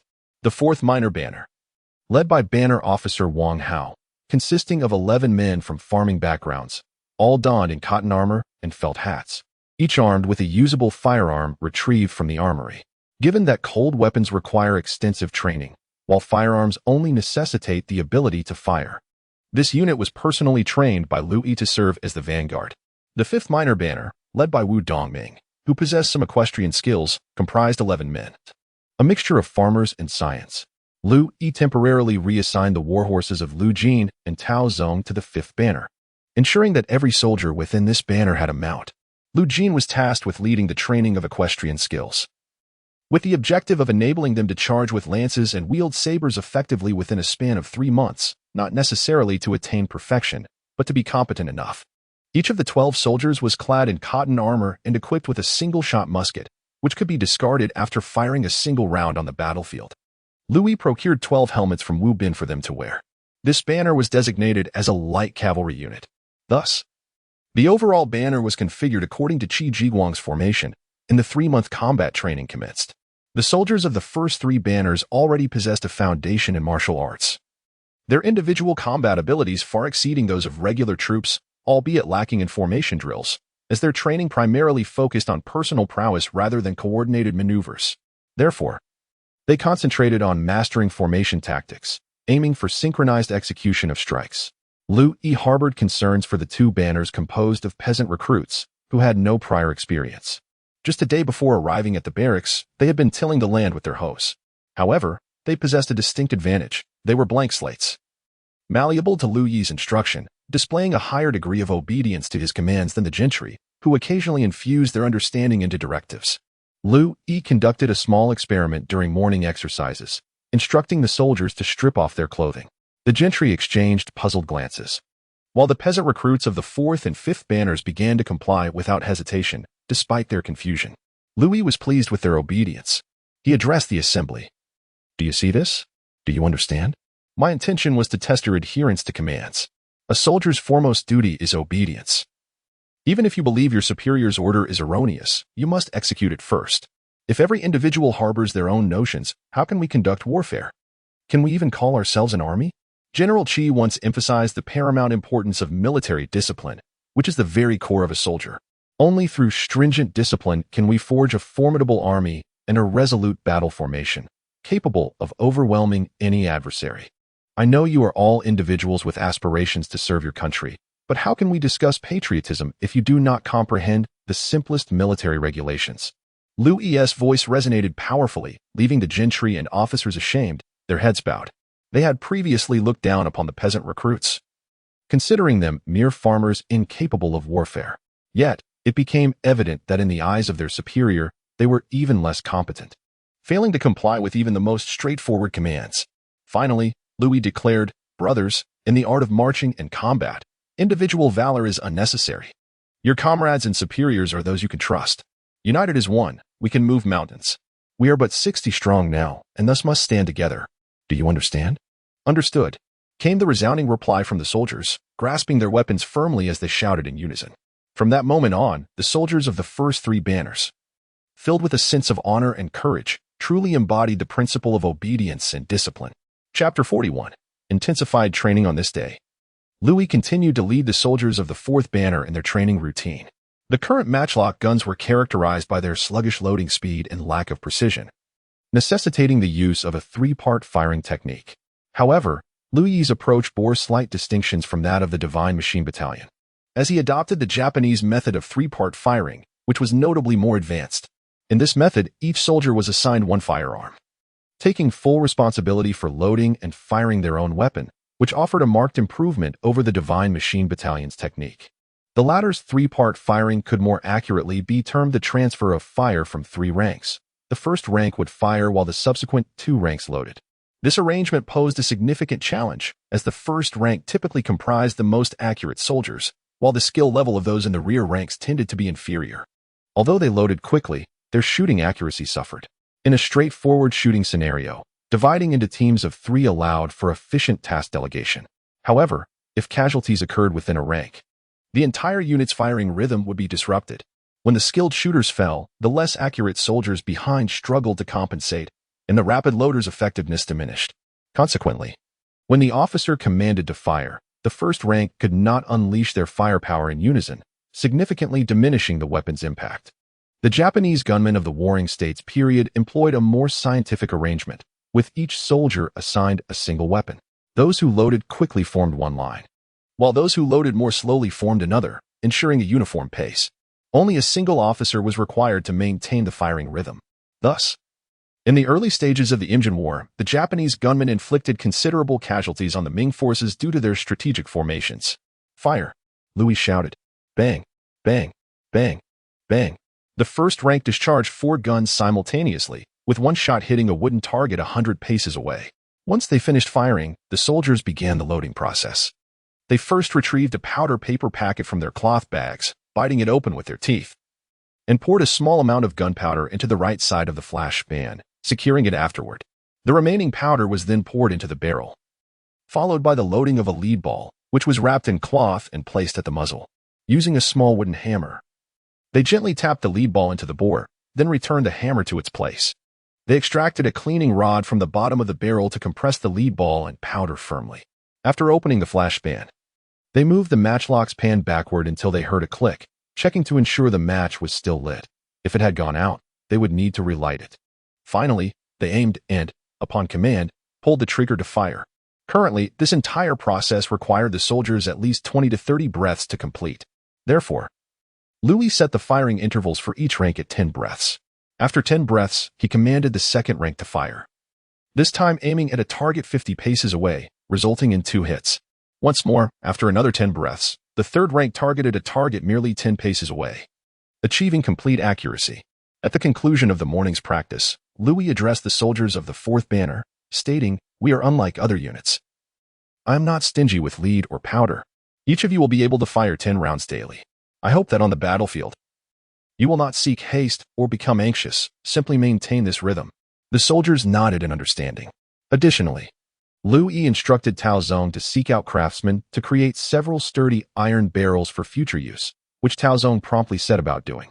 On the other hand, Liu Jin's cavalry training proved remarkably effective. Their tactics were rather straightforward.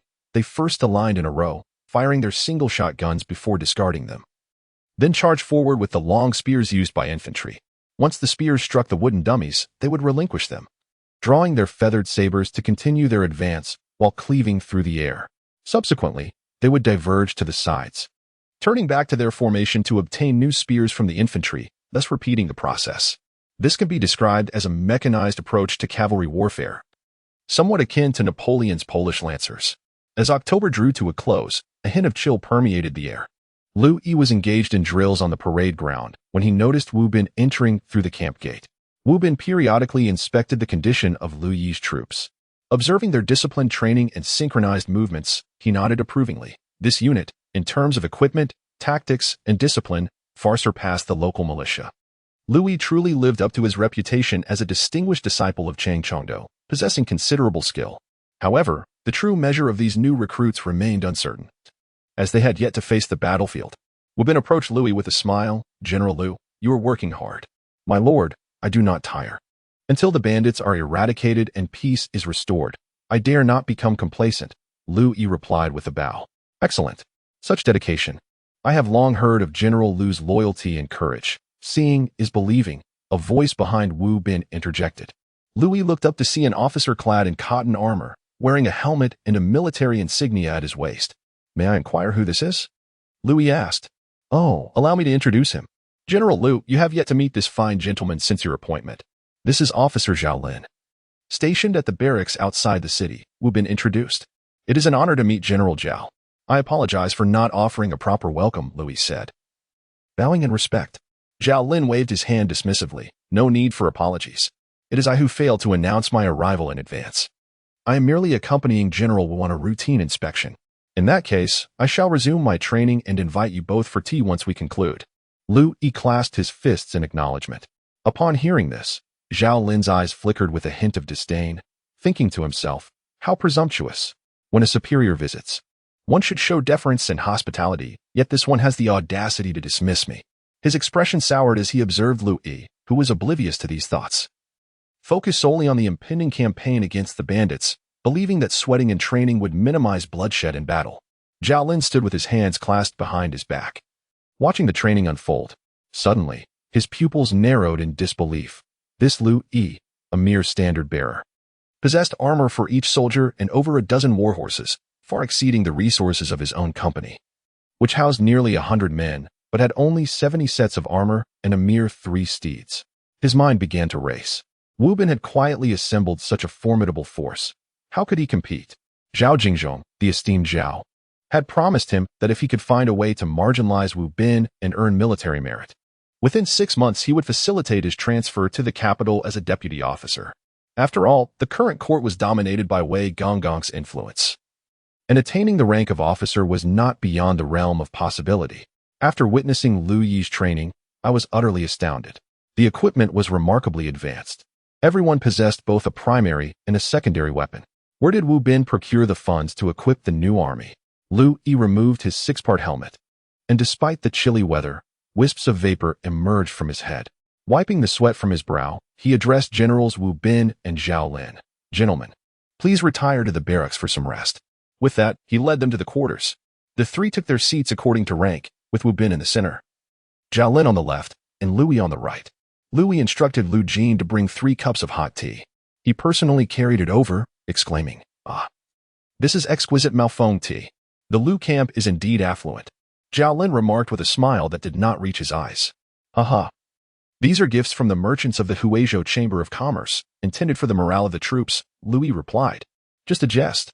"Liu, please do not take offense," Zhao Lin responded. "Not at all. Since the general enjoys Malfong, I shall have my men prepare 2 fine portions for you to take back and savor," Liu Yi said respectfully. "Then I am most grateful, Liu," Zhao Lin continued. "I have another matter to discuss with you." "Please, General, speak freely. I observe that every soldier in your camp is armored, well armed, and you have a dozen war horses. Meanwhile, the brothers stationed outside the city are suffering. They endure the biting cold while constantly guarding against bandits and horse thieves, and they lack both armor and mounts. Your camp is quite prosperous. Why not spare half of your horses and armor for those stationed outside? After all, we are comrades in arms.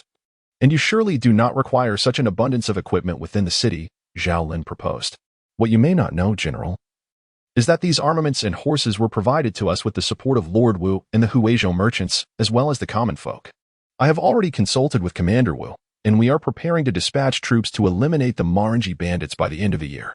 Therefore, I cannot spare any of these resources at this time. I hope you can understand," Liu Yi replied. "Liu, let us not forget that I am still your superior. Is it too much to ask for such a favor?" Zhao Lin expressed his displeasure. Wu Bin quickly intervened to ease the tension. "Ah, Zhao, Liu's words are indeed true. We are preparing for deployment at the year's end. Let us table the discussion of equipment for now." Wu Bin was cautious not to be too forceful, aware that Zhao Lin was backed by Zhao Jingzhong, the head of the Eastern Depot, who wielded immense power. In the face of such authority, Wu Bin, a mere captain, could not afford to confront him directly. Thus, despite recognizing Zhao Lin's provocations, he refrained from asserting his superior status. However, Zhao Lin appeared to ignore Wu Bin's attempt at mediation. He stirred the floating tea leaves with the lid of his cup, blew on the tea, and took a sip, saying, "Liu, will you grant this request, or not?" Realizing that Zhao Lin was clearly seeking a confrontation, with Wu Bin as his target and himself merely a pawn, Liu Yi understood the gravity of the situation. Such trivialities should not distract from their greater mission. Looking directly into Zhao Lin's eyes, he responded with a calm assertiveness. With merely a month remaining until the year's end, and with the Marangi bandits still at large, peace in the capital cannot be secured. I regret that I cannot comply with your request. Ha ha ha. Excellent. Excellent. You are indeed young and accomplished, Zhao Lin exclaimed, repeating the word excellent thrice. Zhao Lin rose and set down his teacup, saying, "General Wu, I have pressing matters to attend to and cannot remain with you any longer. I wish you victory." Commander Liu.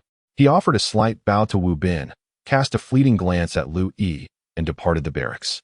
In Liu Yi's eyes, he detected a barely perceptible malice.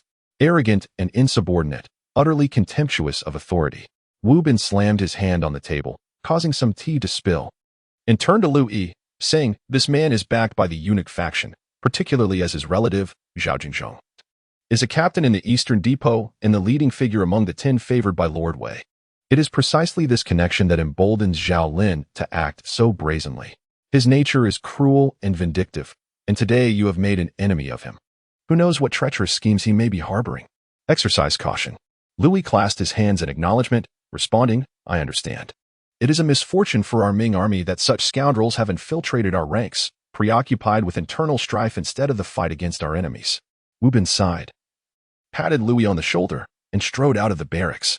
Chapter 42. The Thunder Cannon. Since that day, Zhao Lin had not returned, and Liu Yi was at ease, focusing on his training. Each day on the training grounds resonated with the fervent sounds of combat.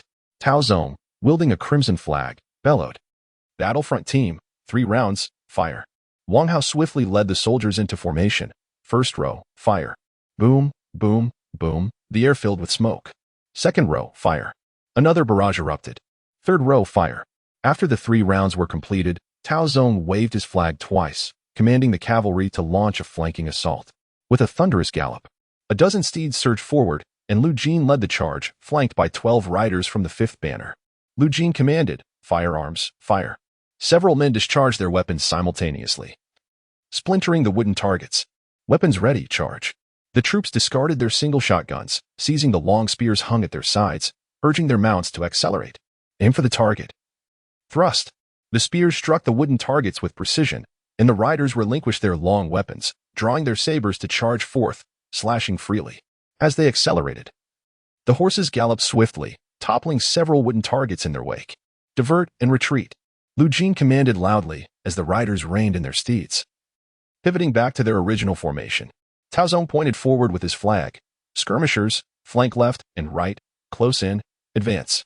Roars erupted from the 3 small flags of the skirmishers at the front, with the flanking troops following behind, marching forward with purpose. The Qingyi Army ordered, "Skirmishers, raise shields for cover." 12 soldiers from the skirmishers bowed and lifted shields of vine, tightly aligned as they advanced in small, measured steps. Behind them, Yu Fei and Qin Bao similarly commanded, formed 2 horizontal lines, close in. The flanking troops transformed into 2 rows, the left line leading, the right following closely behind. As they approached the wooden targets, Tao Zong shouted, "Open shields, push." The flanking troops alternated their movements, thrusting forward. "Kill, kill." The skirmishers forcefully thrust their shields forward to the left, a maneuver designed to disrupt the enemy's front line. In that instant, the soldiers of the flanking troops, taking advantage of the opening, thrust their red-tasseled spears through the gaps, creating a formidable barrage that struck the wooden targets in the chest and throat. Tao Zong shouted once more, "Withdraw spears, slash, close shields." The flanking troops retracted their spears, while the skirmishers cleaved at the wooden targets with their willow leaf sabers before swiftly closing their shields. This process was repeated until the entire formation passed through all the wooden targets. The cavalry and firearms soldiers remained active, with the cavalry darting along the flanks of the wooden target array to sow discord and eliminate isolated enemies, while the firearms soldiers fired freely, providing cover for the advancing troops. Liu Yi nodded in approval from the sidelines, observing the synchronized movements and high morale. The new army was finally taking shape. If they could replicate even half of their training performance on the battlefield, victory would be assured, even against an enemy that outnumbered them. He turned to Tao Zong and asked, "Have you completed the task I assigned to you?" "Indeed, it has been accomplished long ago. I commissioned the craftsman to make 3 iron barrels," Tao Zong responded. "Very well, after training concludes, come with me. I wish to discuss something privately," Liu Yi said. "Understood. My lord," Tao Zong replied respectfully. After Liu Yi and Tao Zong concluded their conversation, they proceeded to seek out Wu Bin to procure several barrels of gunpowder. The cannons atop the county town were scarcely utilized, and upon inspection, he found that only 2 or 3 could be fired. The smaller cannons were of little use. Thus Liu Yi aimed to create a formidable weapon. Subsequently, he ventured into the market to acquire some oiled paper, cowhide, coarse burlap, and hemp rope. Together with Tao Zong, he ventured to the riverside to fell trees, which they sawed into circular wooden boards. Perplexed, Tao Zong inquired, "Young master, what purpose do these serve?" Liu Yi halted his work and replied, "In truth, I am constructing a makeshift cannon.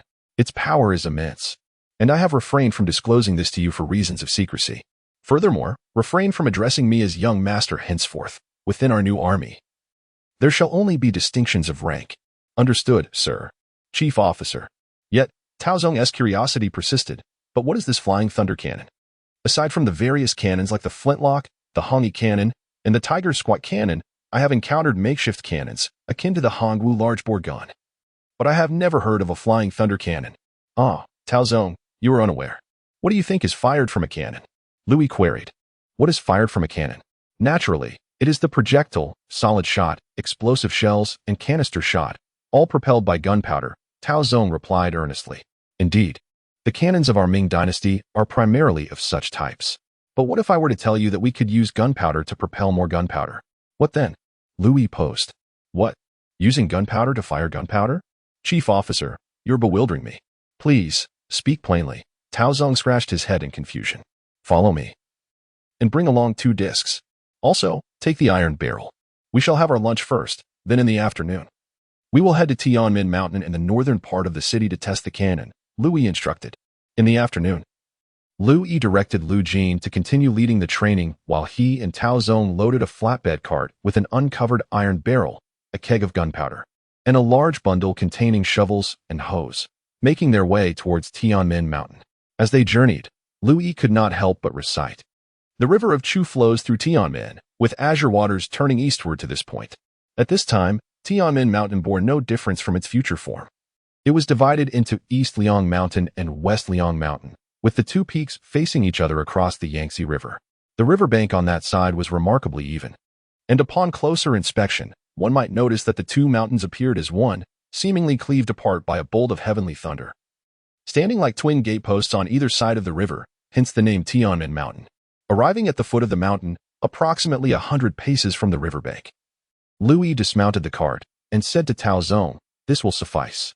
Come, let us dig a pit together." "All right," Tao Zong replied. Under Liu Yi's guidance, they excavated a pit approximately half the depth of the barrel, sloping down at an angle of about 40 to 50 degrees. "Now, place the iron barrel within," Liu Yi commanded. They carefully positioned the barrel into the pit, leaving the open end facing outward. Liu Yi then removed some earth from the top of the barrel, revealing a portion of its body, and took out a drill to slowly bore a small hole in the rear of the barrel. "Chief officer, this barrel is intended to serve as the cannon's body, is it not?" Tao Zong inquired. "You speak wisely.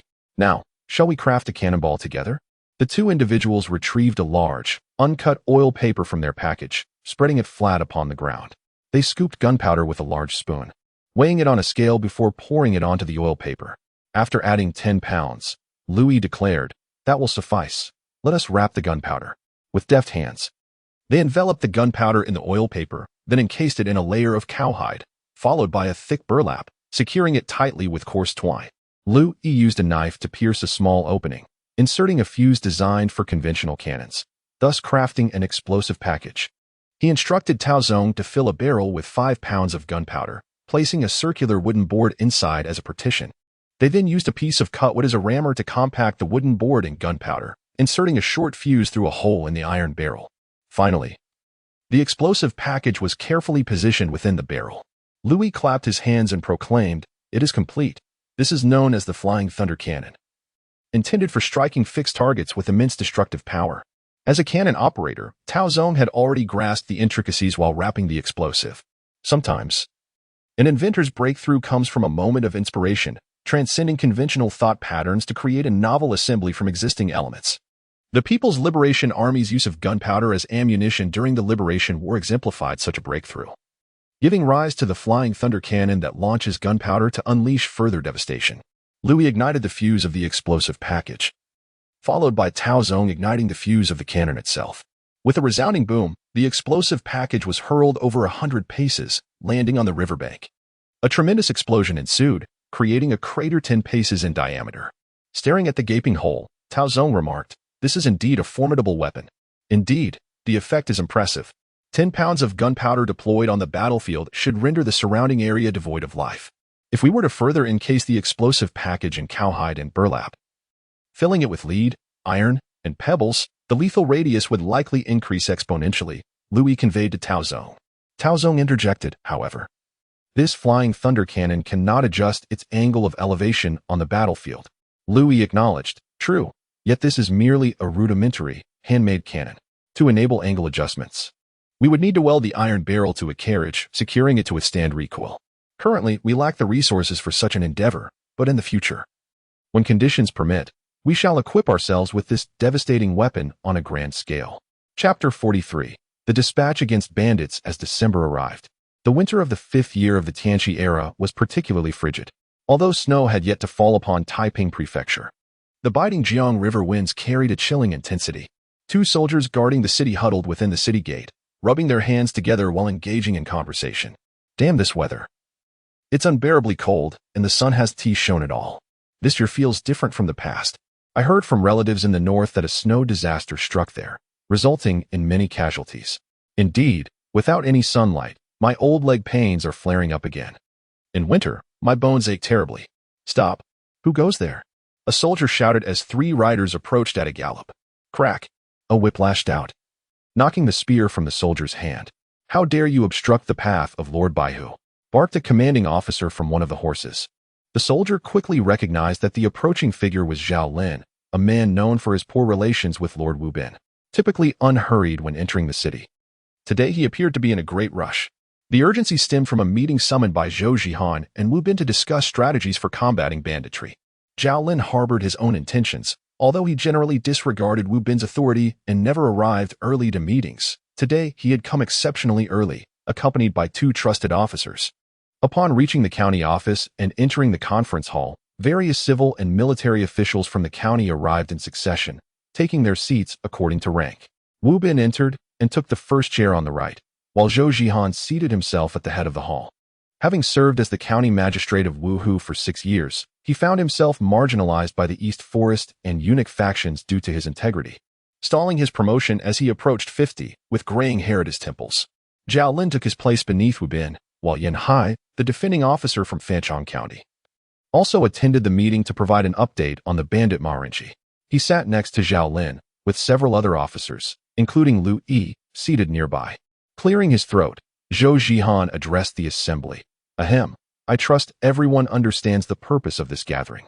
The bandit Marenji has repeatedly disrupted the peace of Taiping Prefecture, and we suffer from insufficient military strength in Fanchong County. Our last attempt to quell the bandits ended in failure, resulting in the loss of several troops. The governor and General Long from the Anda area have urged us to collaborate with our colleagues in Fanchong County to encircle and eliminate the bandit Hanjinji. Now, I invite Officer Yin to share the situation from that region." Yin Hai rose and approached a map of Taiping Prefecture, bowing respectfully to the assembly. "Esteemed colleagues, I am ashamed to admit that several months ago, our attempt to subdue the bandits ended in failure, and we suffered casualties among several dozen soldiers." Wu Bin gestured dismissively. "It was not your fault, Officer Yin. With only a single 100-man division in Fanchong, we are stretched thin, needing to divide our forces for the city's defense. You need not bear the burden of blame." "Thank you, General. In truth, Hanjin's band has not emerged this year, as early as a few years ago. Marauders had already begun to gather in the Ma Rin mountain region.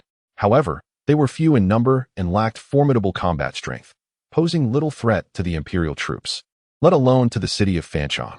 We engaged them a few times, and after a brief skirmish, they would retreat and remain subdued for months. The situation changed this year. Han is, in fact, a remnant of the White Lotus sect, hailing from Suzhou.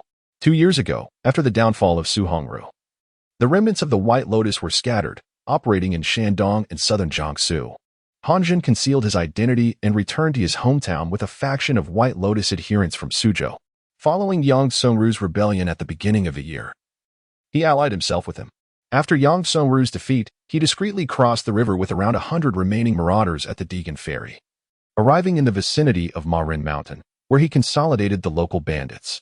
Some desperate souls, unable to survive, flocked to him, and he proclaimed himself the Little Han King, raising a force of nearly 300 men to plunder and massacre merchant caravans. Oh, that explains it. No wonder they can contend with the imperial troops. They are indeed remnants of the White Lotus sect. The crowd realized this with clarity. Wu Bin nodded. Please continue. Yan Baihu. Yes. In our last engagement, I led about 80 to 90 brothers directly to Marin Mountain, and they dared to array themselves at the foot of the mountain to confront me. Their infantry was not a significant concern. The key issue was their cavalry of over 30 men. While our troops were dispersing their infantry, Han personally led the cavalry to strike at our flank, which led to my defeat. Fortunately, they did not pursue, perhaps fearing reinforcements from our city. I still lost over 10 brothers and had more than 20 wounded, along with a considerable amount of weapons and armor taken by them. Upon hearing Yan Hai's account of the bandits in Marin Mountain, the assembly pondered thoughtfully. Wu Bin addressed Zhou Zhihan. Lord Zhou, esteemed colleagues, as Yan Baihu has indicated, the core of this bandit force lies with that cavalry of over 30. Yang Songru's rebellion was too recent for them to have formed a seasoned cavalry. This cavalry must be composed of White Lotus remnants. As for the infantry, they pose little threat. If we can devise a strategy to eliminate this cavalry, we may achieve significant progress. Zhou Zhihan replied slowly. Does General Wu have a sound plan? Wu Bin contemplated briefly before responding. Currently, our forces predominantly consist of infantry, save for a small cavalry unit in the camp of General Liu Yi, which could be utilized. General Liu, I shall lead the main army to engage their infantry while you command your troops to the rear. If the bandits attempt a similar ambush against our forces, can you ensure their eradication? Having undergone extensive training, Liu Yi felt confident in himself and his comrades. He stood and clasped his fists, declaring, I will ensure they do not return. Excellent. Wu Bin praised. Thus, I shall gather all available forces from Wuhu County, including the 2 banners under Baihu Zhao and the troops of Baihu Yan. The defense of Wuhu will be temporarily entrusted to the merchant militia of Huizhou. With the combined strength of 3 Baihu, we shall decisively eradicate the bandits. Zhou Zhihan struck the table decisively. The county office shall provide weapons and provisions. We will mobilize in 3 days. Yes. The civil and military officials rose in unison to affirm. That evening, in Zhao Lin's camp outside the city, Zhao Lin sat within his tent, the flickering candlelight casting shadows that danced across his face. Kneeling on one knee was a robust young man clad in the attire of the common folk. Zhao Lin set down his teacup and handed an envelope to the man, saying, within this envelope lies detailed intelligence regarding the troop movements and numbers for 3 days hence. It is anticipated that the forces will traverse Ban Shirling, where we can lay an ambush. At that time, Wu Bin will lead the vanguard. I shall be positioned centrally, and Liu Yi's new army will serve as the rearguard. They are specifically coming to counter your cavalry. Return and inform Han Zhun to concentrate his cavalry and charge at Wu Bin's front lines. I will ensure a separation between the vanguard and the rear. As long as Han Zhun can slay Wu Bin, I will then rally the troops. You must feign a retreat. Furthermore, do you not have some captives among your ranks? Execute them and present their heads as a demonstration of military prowess. If I can ascend to the rank of commander, there shall be ample rewards for him thereafter. Understood. I shall convey your message to the Little Han King. The young man responded. Zhao Lin waved him off. With a sinister expression, Zhao Lin reflected, Wu Bin, do not hold my ruthlessness against me. Your demise is essential for my advancement. As for your companion Liu Yi, once I attain the rank of commander, I shall ensure his suffering is profound and subsequently assimilate his new army, with military achievements and a robust force at my disposal. A mere nudge from Lord Zhao will secure a position of authority, rendering the 5,000 taels of silver I provided inconsequential. Meanwhile, the Little Han King, Han Zhen, garbed in the cotton armor of the Ming army and adorned with a crimson headscarf, knelt respectfully before the ancestral tablets in the hall, proclaiming, O spirit of our revered leader, The presence of traitors among the imperial forces is indeed a divine favor for our White Lotus army. I beseech the spirit to protect us, that we may annihilate the imperial troops in one fell swoop, seize Taiping Prefecture, and once again raise the banner of our White Lotus. After this, he bowed 3 times with reverence, the tablet inscribed prominently with the name of Sarhū, the leader of the White Lotus. 2 nights later, Han Zhun, accompanied by his entire band, moved towards Zhilong to set an ambush. However, the intelligence from Yanhai proved somewhat inaccurate, due to Marin Mountain's proximity to Anqing Prefecture. A number of refugees and bandits from Anqing had joined Han Zhun's ranks since the last skirmish against bandits. He had absorbed several small factions from Fancheng County and Tongling County into his forces. At this moment, Han Zhun's army comprised approximately 50 cavalry and over 400 infantry, presenting a formidable sight. Though their attire was not uniform and many garments were tattered, all bore red head scarves, a hallmark of the White Lotus rebels. Since declaring himself the Little Han King, he had indoctrinated and reorganized this force in the manner of the White Lotus, structuring them into groups of 10, 50s, and 5 teams constituting a camp, with seasoned veterans serving as leaders at various levels. He personally led the cavalry, despite the infantry wielding makeshift weapons. Often just hoes and shovels, the cavalry was well equipped with cotton armor, remnants from the White Lotus uprising, acquired through plundering and seizing from official caravans, as well as spoils from previous engagements. Thus, the cavalry became the core strength of his army. Remarkably, his ranks included over 100 archers, armed with various bows such as the Kaiyuan bow, small-tipped bows, and local bows. His strategy was straightforward. All archers would take position on the slopes of Zhilong to rain arrows upon the imperial soldiers, while the cavalry would launch a direct charge against the vanguard, followed by the infantry advancing to eliminate the imperial forces in one decisive stroke. After all, the troops of the garrison were not akin to the frontier forces. Their combat prowess was rather feeble. During the uprising years ago, they had clashed with the imperial army from Shandong, Anhui, and Jili, and their fighting capabilities were rather unimpressive. Had it not been for the overwhelming numbers of the imperial troops and the presence of traitors within their ranks, the White Lotus rebellion might not have met with failure. He commanded the officers to lead the soldiers into the ambush positions, then drew forth his willow leaf blade, meticulously polishing it. This was the very sword he had seized after slaying an imperial 100-man, and over the years it had undoubtedly claimed many lives. Gazing at the glimmering edge, he silently vowed, "For the grand cause of the White Lotus, tomorrow we shall surely achieve victory in battle." At dawn the following day, Wu Bin led his troops to the city of Fancheng, where they joined forces with Yanhai's men. Soon, over 300 imperial soldiers advanced towards Mount Myron. This time, aside from the provincial headquarters, all remaining forces were mobilized, as Wu Bin sought to carve out a name for himself. He urged his horse forward, cracking the whip. "Accelerate. We must reach Mount Myron within 2 hours and catch them off guard." "At your command." The others responded in unison. Chapter 44, Banshilan. On the winding mountain path from the city of Fancheng to Mount Myron, soldiers of the Ming army marched forward with resolute strides. Wu Bin led the vanguard, which included 2 banners from Yanhai and a banner from Zhang Jun of Wuhu, comprising over 150 men, advancing in 3 columns based on their banners. A distance of 70 or 80 paces behind them were Zhao Lin's 2 banners, followed by Liu Yi's troops another 70 or 80 paces behind. The entire army followed Wu Bin's standard, progressing onward. This was the customary formation during such marches, with gaps maintained between the various units to prevent the front or rear from being disrupted by a sudden assault, allowing for a brief moment of reaction to shift from marching formation to battle array. Only one standard or command flag could be held by a single commander, and during the Ming and Qing dynasties, only officers of at least 1,000 households were permitted to bear a large flag inscribed with their rank and name. Lu Jin rode alongside Liu Yi, remarking, "This mountain path always reminds me of Sarhū, although the terrain here is not as intricate or steep. The winding road truly resembles that place. Let bygones be bygones. We must look ahead. Since we have the opportunity to form our own army, we must make a statement in this battle," Liu Yi replied. "Indeed," Lu Jin nodded gravely. Turning to the soldiers, Liu Yi declared, "Brothers, we must demonstrate the might of the new army in this battle. All our hard training has led to this moment. With our superior equipment, comprehensive training, and high morale, do we have the confidence to annihilate the enemy?" "Yes," the soldiers roared in unison. "Well then, let us sing a song together. Do you remember the military song of the Qingyi Army that I taught you, the banner flutters?" Prepare to sing. Liu Yi had previously jested during training that the banner flutters was the Qingyi Army song, having slightly altered the lyrics. The soldiers had eagerly learned it. Now, he encouraged them to sing it to uplift their spirits. On the mountain path, the voices of over 60 marching soldiers rose in harmonious song. The banner flutters. The steeds whinny, guns on our shoulders, blades at our waists. Our blood surges like a raging tide.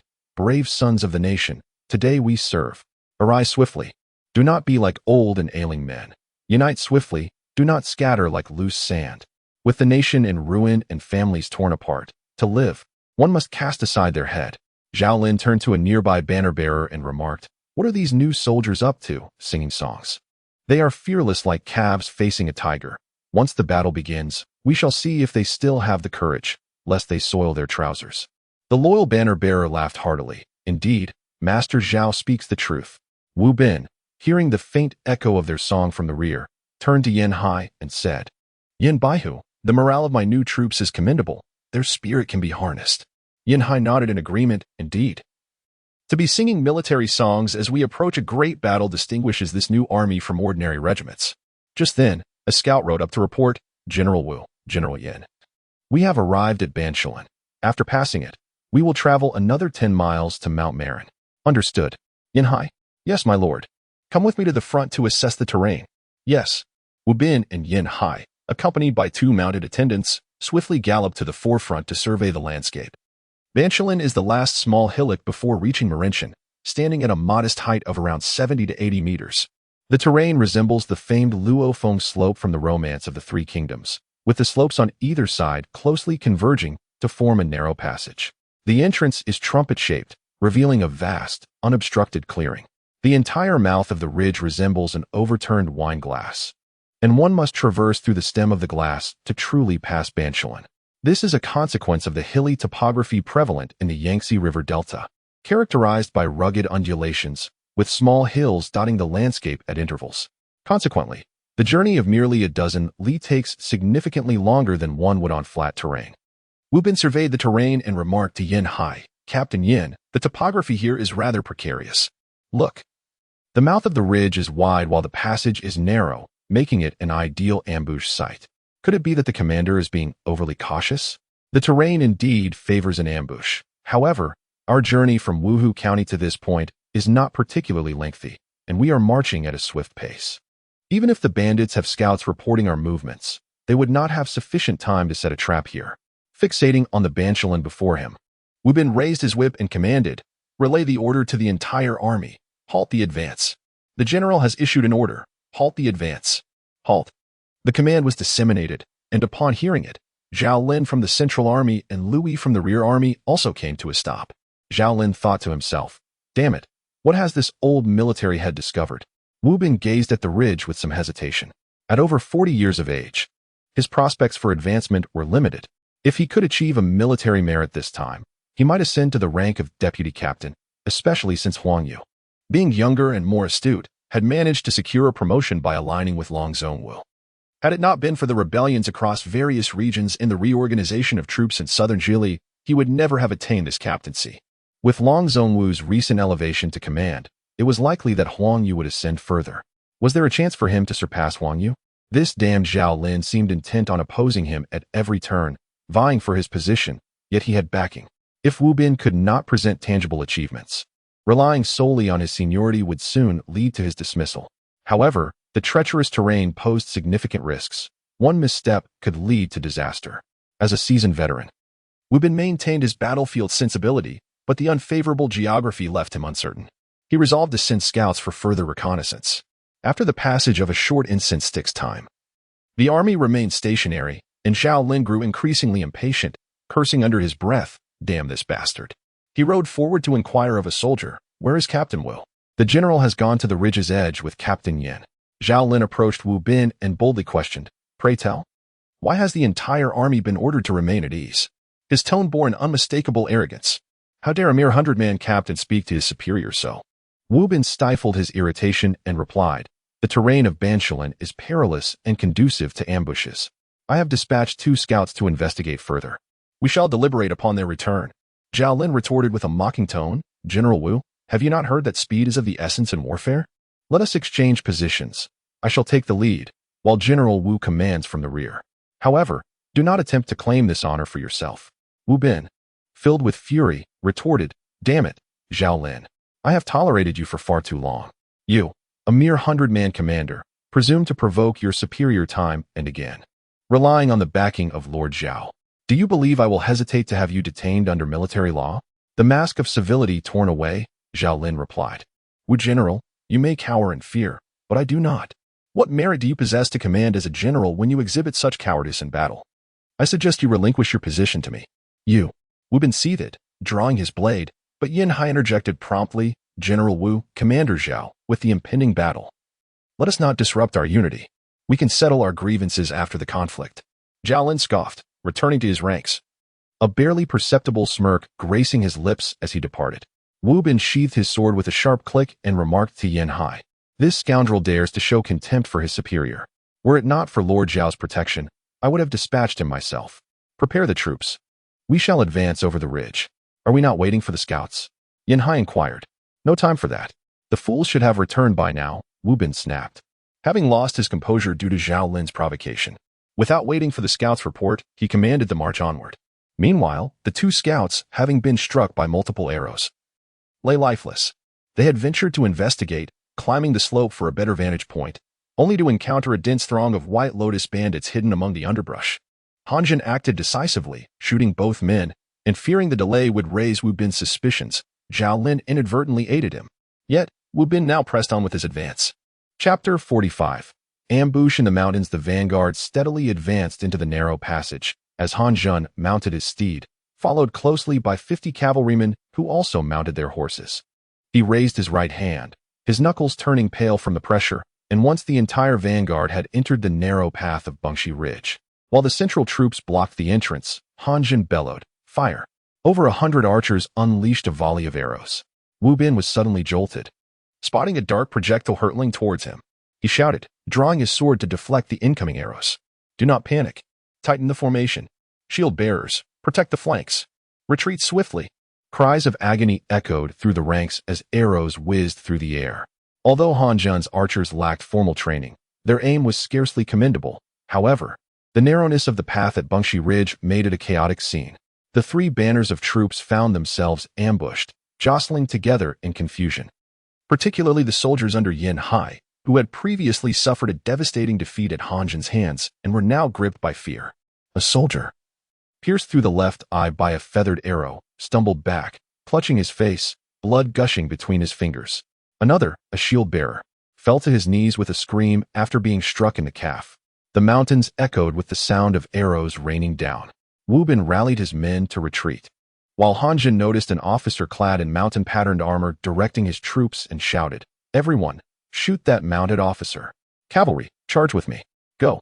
The cavalry surged down the slope with great ferocity. In the clearing at the entrance of Bengshi Ridge, Zhao Lin organized his troops, while a banner officer beside him inquired, "My lord, shall we not support General Wu?" Zhao Lin shot him a sidelong glance and replied, "I said we are here to support General Wu."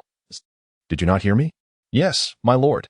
Over 100 soldiers formed two ranks, with shield bearers and archers in front, mingled with a dozen or so soldiers wielding firearms, while the rear was lined with pikemen. Since Zhao Lin had taken command in Wuhu County, he had vigorously purged Wu Bin's original men, replacing the banners with those loyal to himself, to Lord Zhao, and to Duke Wei. Thus, he wielded absolute authority within this contingent.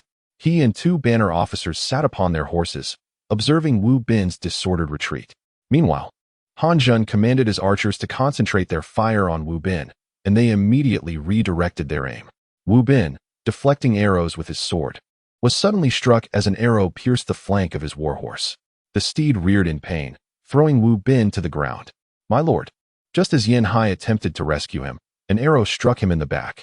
With a cry, Yin Hai tumbled from his horse, collapsing to the ground, rendered unconscious or worse. Wu Bin, dazed from the fall, attempted to rise only to see Yin Hai sprawled before him. He staggered forward, flipping Yin Hai over. "Yin Baihu. Yin Baihu." Yin Hai lay unresponsive, his eyes tightly shut. A banner officer rushed over, pulling Wu Bin up. "General, we must leave at once." Just as Wu Bin stood, he heard a thunderous rumble from the hillside. "Cavalry! Cavalry! Run!" Originally, The troops retreating towards Linkou were slightly organized. But a sudden shout from an unknown source caused immediate chaos. Yanhai soldiers were previously scattered by Hanjin's cavalry. And upon witnessing the billowing dust rising from the hillside, they saw Hanjin atop his steed, brandishing his battle blade, his eyes wide as saucers.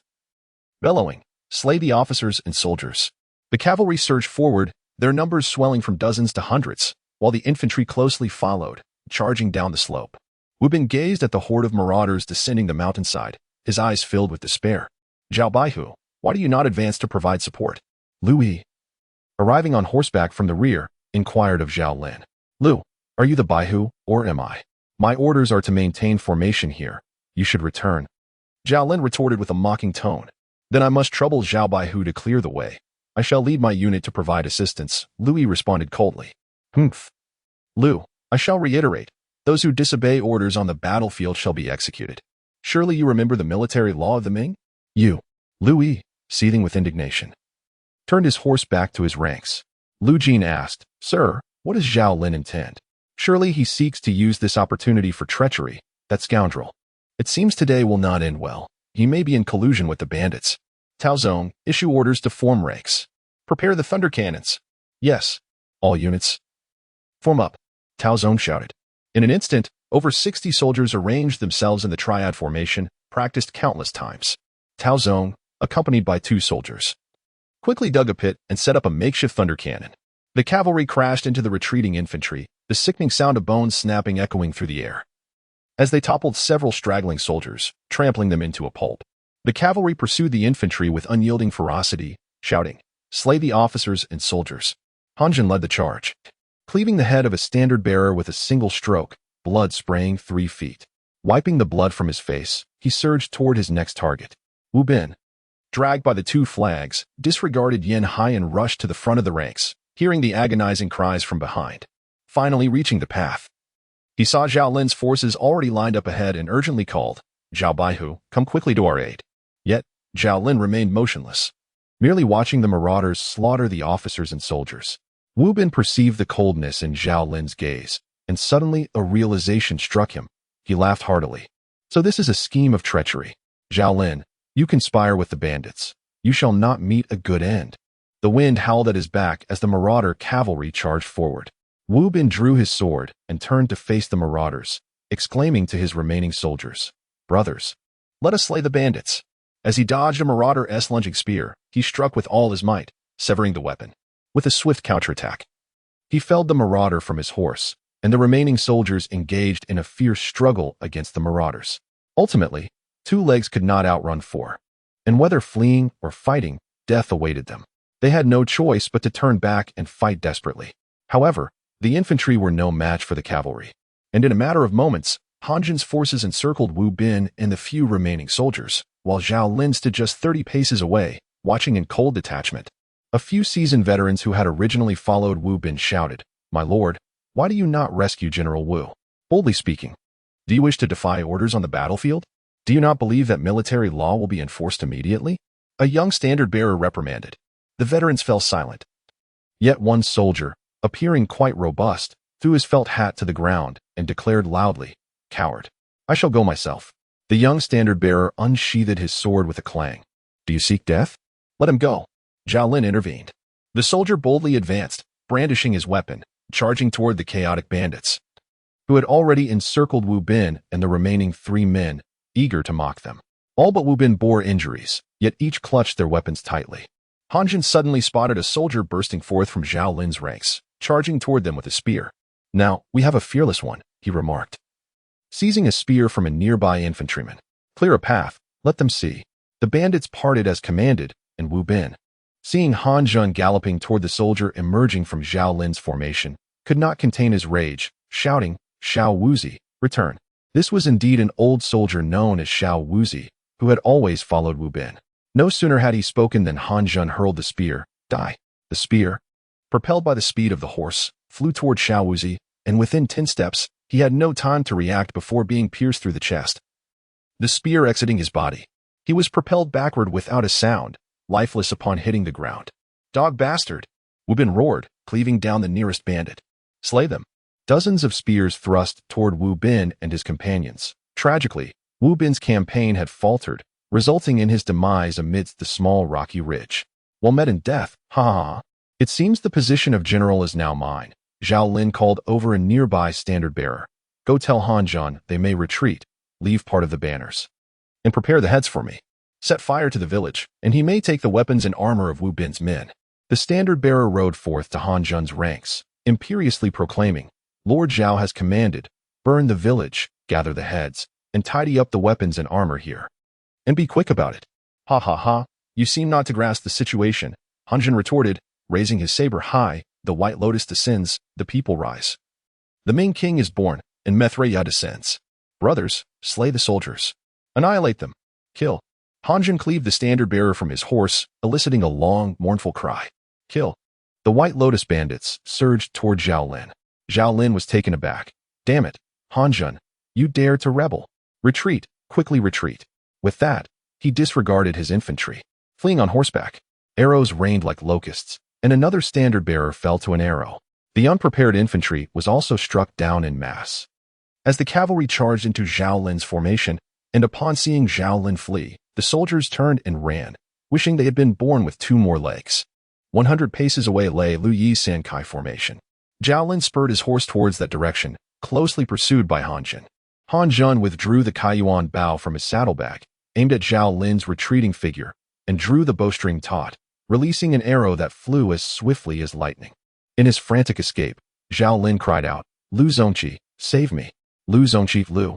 A piercing scream echoed as Zhao Lin was struck in the left shoulder, blood gushing forth as he fell from his horse, leaving his fate uncertain. Meanwhile, the White Lotus bandits concluded their massacre of the officials and soldiers.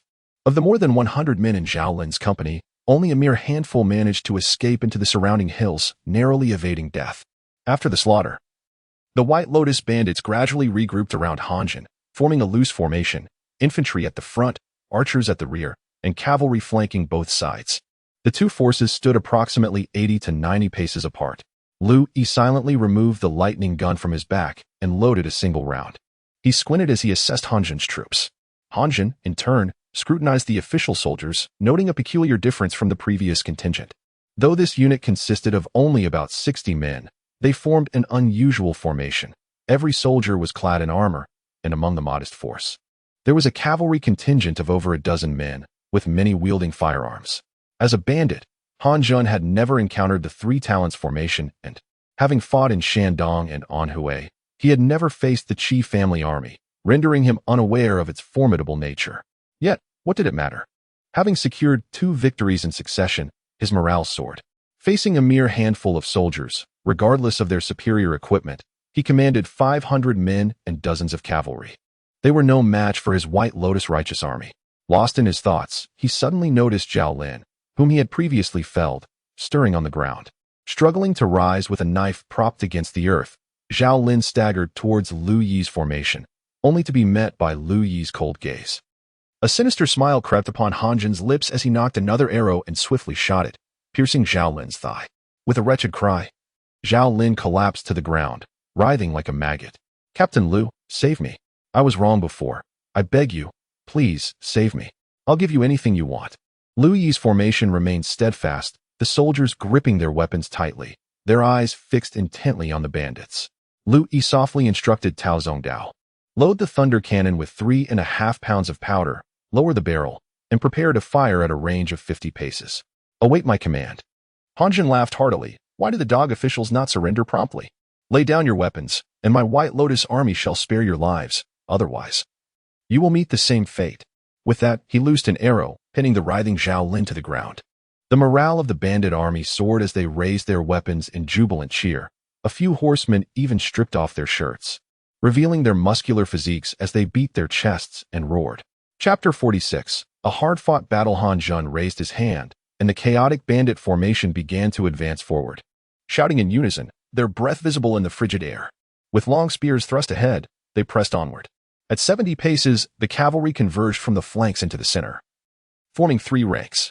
Han Zhan turned his horse back to command from the rear, followed closely by a standard-bearer who sprinted back to the formation, raising a grand flag emblazoned with the words White Lotus Rebirth.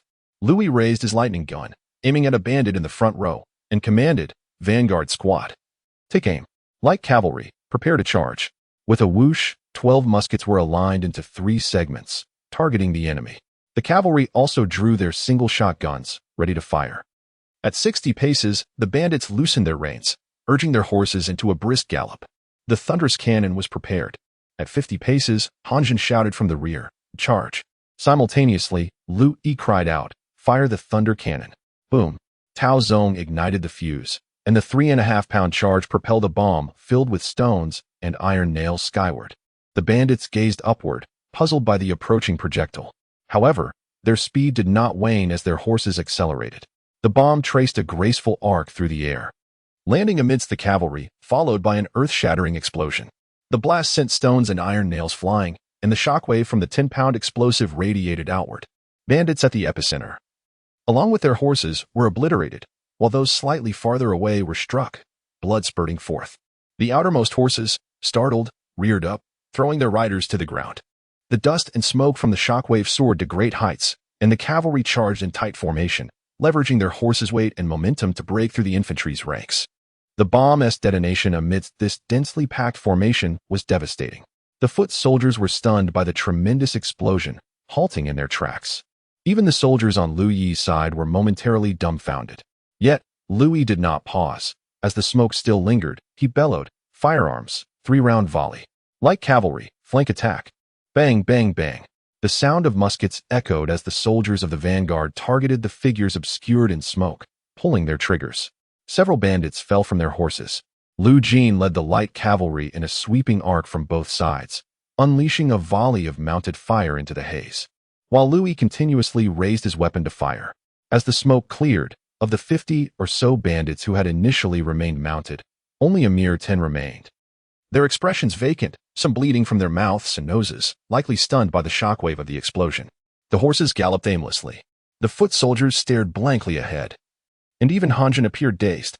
The White Lotus bandits were left with a ringing in their ears, unable to hear their comrades, each one at a loss. Liu Jin commanded, "Long spears, thrust." In an instant, the light cavalry surged forward, their long spears piercing through the bandits still on horseback, causing them to tumble down. The warriors of the light cavalry discarded their long spears, drawing their sabers to fell the swaying bandits. Liu Jin cleaved 3 heads with 3 swift strokes, exclaiming, "What a thrill! It has been too long since I fought such a battle."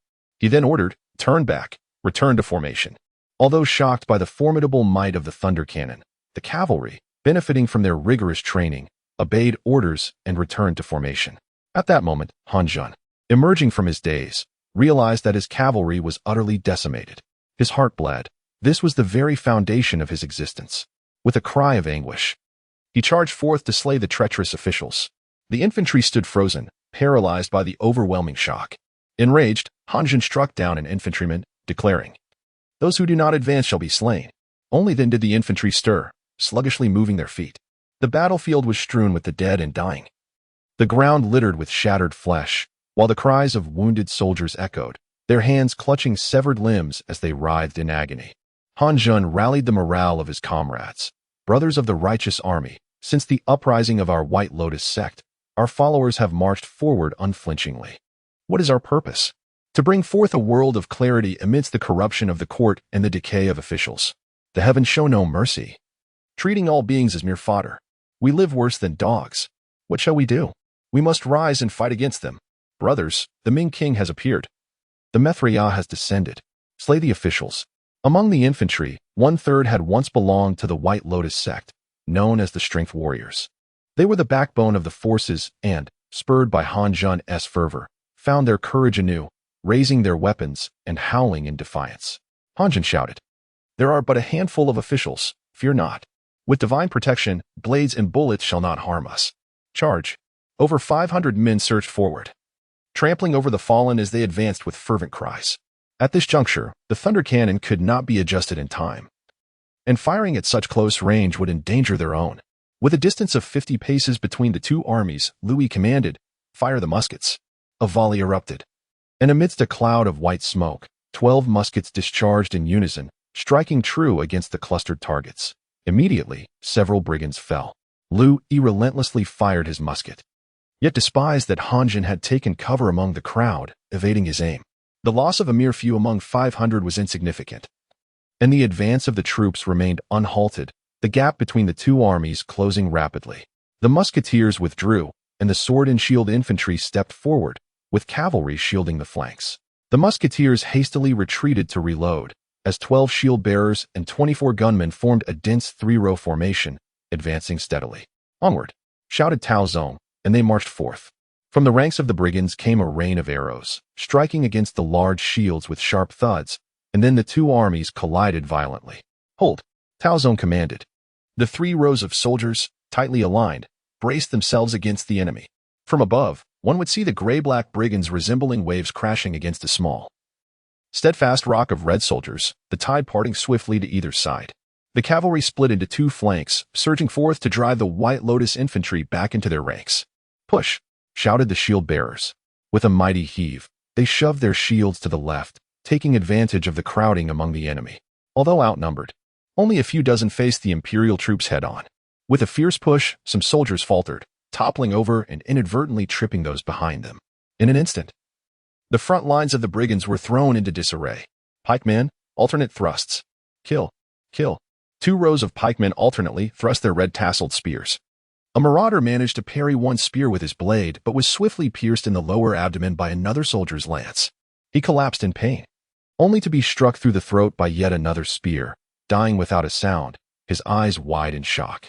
Another seemingly powerful marauder evaded 2 spears, but was suddenly shot by a gunner behind him. The lead bullet shattered within his torso, causing him to spit out clots of blood. He yearned to scream, but could not, succumbing to death with a look of resentment. The pikemen executed 2 rounds of thrusts, causing a line of enemies to fall with each round. Close ranks. In an instant, the blade-bearers swung their willow leaf knives down in unison, toppling the foes before them, and the shield formation reassembled. Charge! Liu Yi led the cavalry in a thunderous assault, slashing at the edges of the enemy formation with their sabers. Their speed was remarkable. Prior to the battle, Liu Yi had equipped them all with surplus cotton armor, allowing them to slice through 2 layers of it. The marauders' crude bows were no match for the reinforced armor, failing to penetrate even from 10 paces away, and even if they did, the damage would be negligible. Thus, Liu Yi and Wu Dongming, attacking from the left and right, wreaked havoc, having already dispatched at least 20 to 30 enemies on the periphery. Push. The military formation began to repeat its earlier maneuvers, executing a synchronized shield push while thrusting their red-tasseled spears forward. The gunners at the rear fired freely, resulting in dozens more enemies falling, with marauder casualties exceeding 100, clearly signaling signs of collapse. Han Zhen suddenly leaped to the front, executing a powerful downward strike that cleaved through a shield, revealing 3 long spears aimed at him from above, below, and at the center. With no way to evade, he instinctively grabbed a foot soldier to shield himself, the 3 spears plunging into the unfortunate man's body, eliciting a pitiful scream as he crumpled to the ground. Han Zhen roared fiercely, severing the 3 spears with a single stroke. Charge in! The marauders took advantage of this opening, with a strong man at the forefront, who cleaved a blade bearer in 2 and then hacked off a pikeman's hand. The wounded pikeman writhed on the ground, clutching his severed arm and howling in agony. Enraged, a soldier from the Qingyi Army kicked the strong man squarely in the chest, shattering his ribs, blood spraying forth as he collapsed lifelessly. However, the breach had been made, allowing more marauders to surge through, and the Qingyi forces suffered losses as well.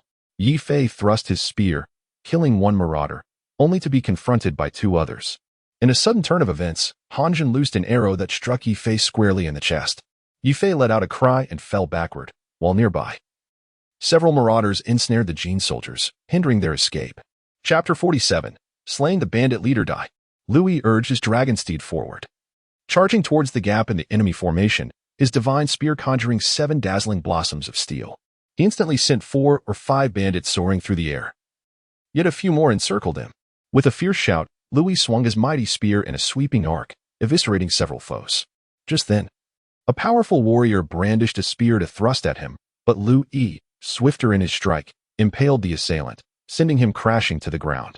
On his left, 2 more warriors advanced menacingly.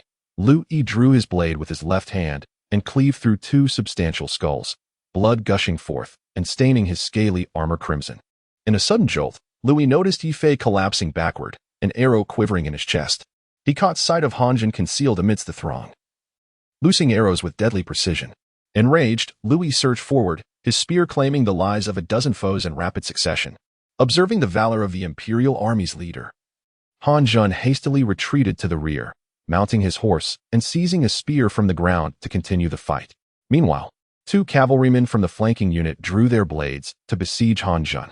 To their surprise, Han Zhun, a master of martial arts, deftly evaded their onslaught with a skillful maneuver, then turned and thrust his spear, unseating one rider. The second cavalryman, attempting to re-engage, was met with a fierce thrust that pierced his thigh, causing him to tumble from his steed, blood gushing profusely. Wu Dongming, witnessing the chaos, felt a surge of rage.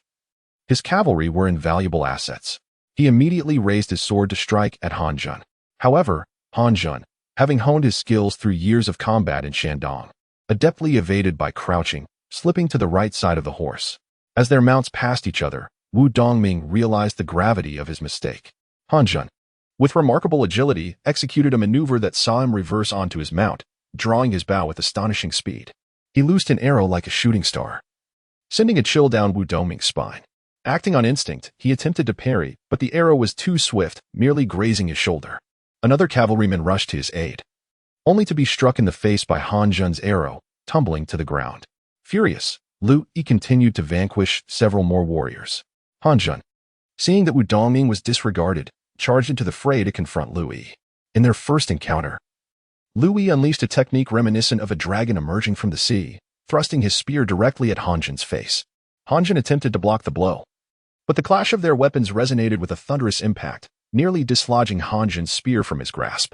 With no time to react further, their steeds crossed paths, and Liu Yi's second thrust came barreling toward him.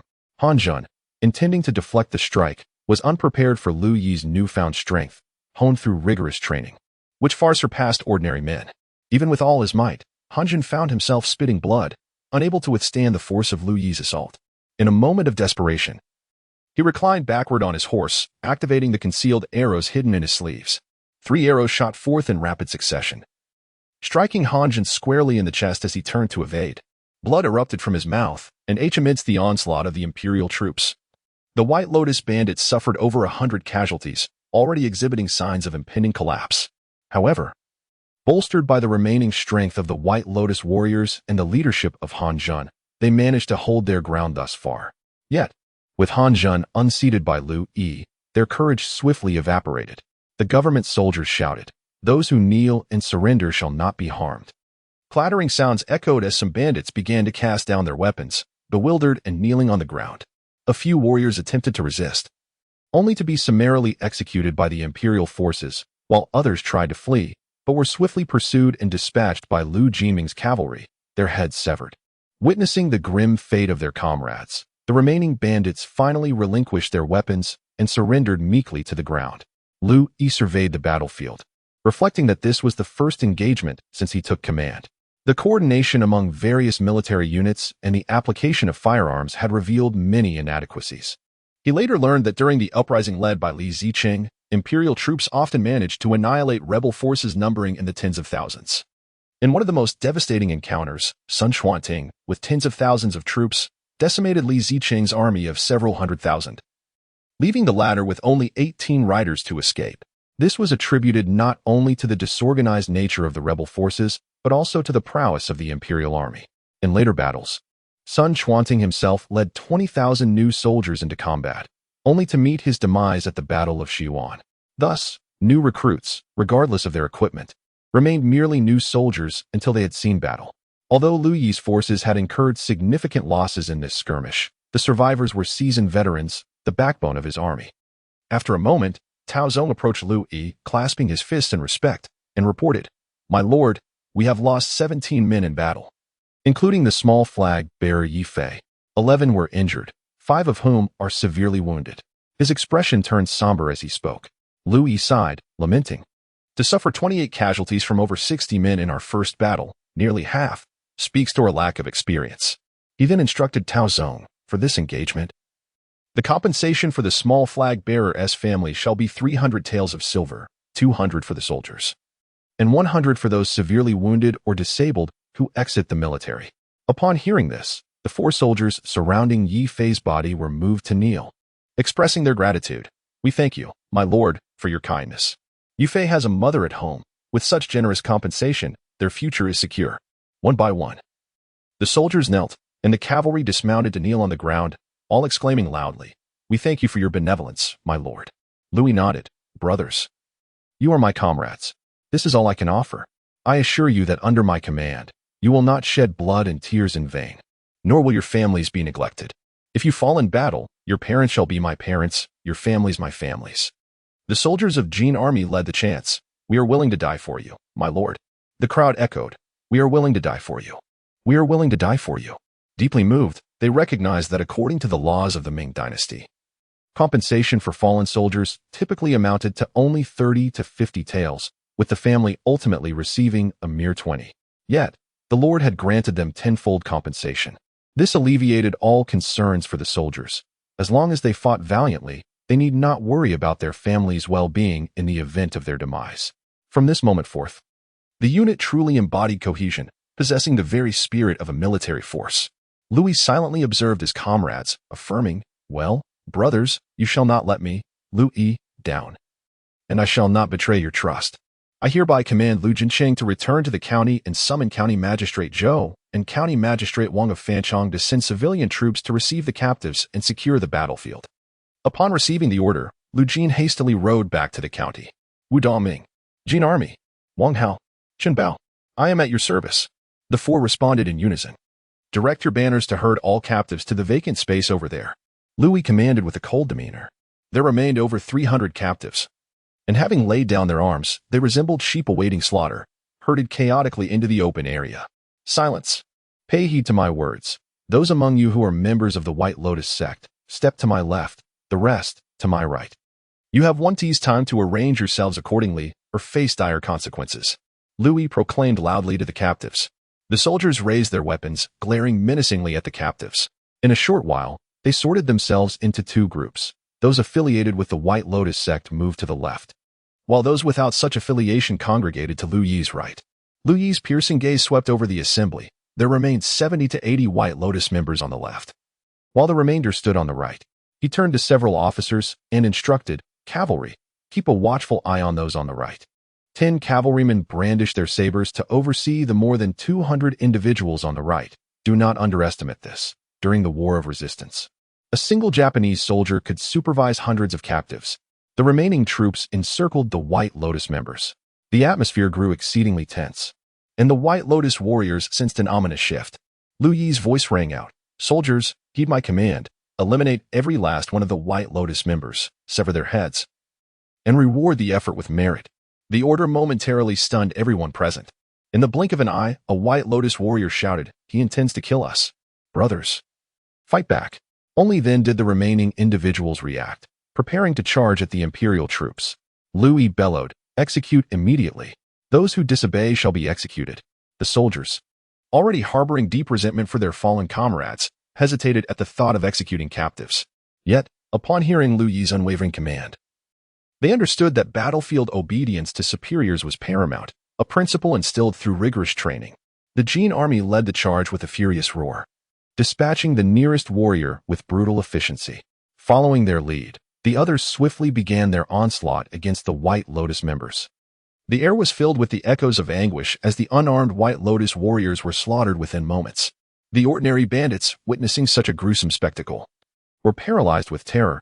Those who attempted to flee found themselves swiftly decapitated by cavalry swords. The remainder cowered back in fear, some soiled themselves, collapsing to the ground like puddles of despair. These bandits, once ferocious and merciless in their plundering, now resembled lambs at the mercy of a far more brutal adversary. Occasional cries from the mortally wounded pierced the air, yet regardless of whether these individuals lingered on the brink of death, they were met with the swift stroke of an imperial blade. Upon vanquishing the formidable adversaries, the bloody troops of the divine officers advanced to the right. Some of the bandits, gripped by terror, shrieked in panic, while many fell to their knees, fervently bowing their heads and pleading, "We beseech you, noble sirs, spare our lives."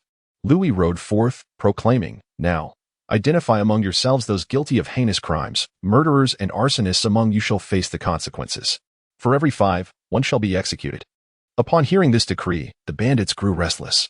Liu Yi adeptly exploited human psychology, employing the classic principle of self-preservation. They need not outrun the bear, but merely their companions.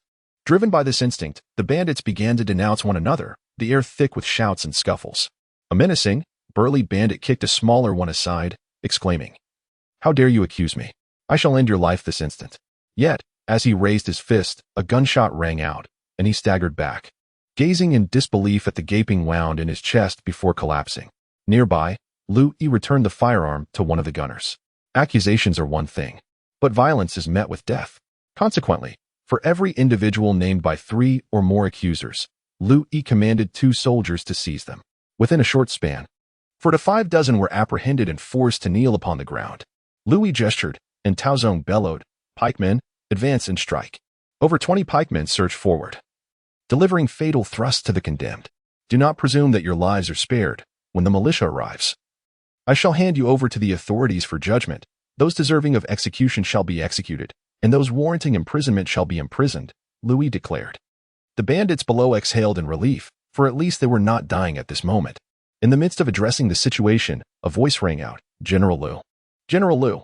Chapter 48. The seizure of wealth. Liu Yi was engaged in conversation with Taozong when he heard someone calling his name. He turned to look and saw a figure clad in cotton armor, without a helmet, emerging from the thicket by the roadside and running towards him. Upon closer inspection, it was none other than Zhang Jun, the standard-bearer from the western camp. After Wu Bin's forces were ambushed by bandits, chaos ensued on the battlefield. In the midst of the turmoil, Zhang Jun displayed remarkable ingenuity by leading a few men away from the mountain pass and retreating in the opposite direction. It is often said that the most perilous places can be the safest. Thus, they encountered no obstruction. They discarded their weapons, some even shedding their cotton armor, and plunged into the woods, making a considerable detour before returning to this spot, just in time to witness Liu Yi's valiant efforts.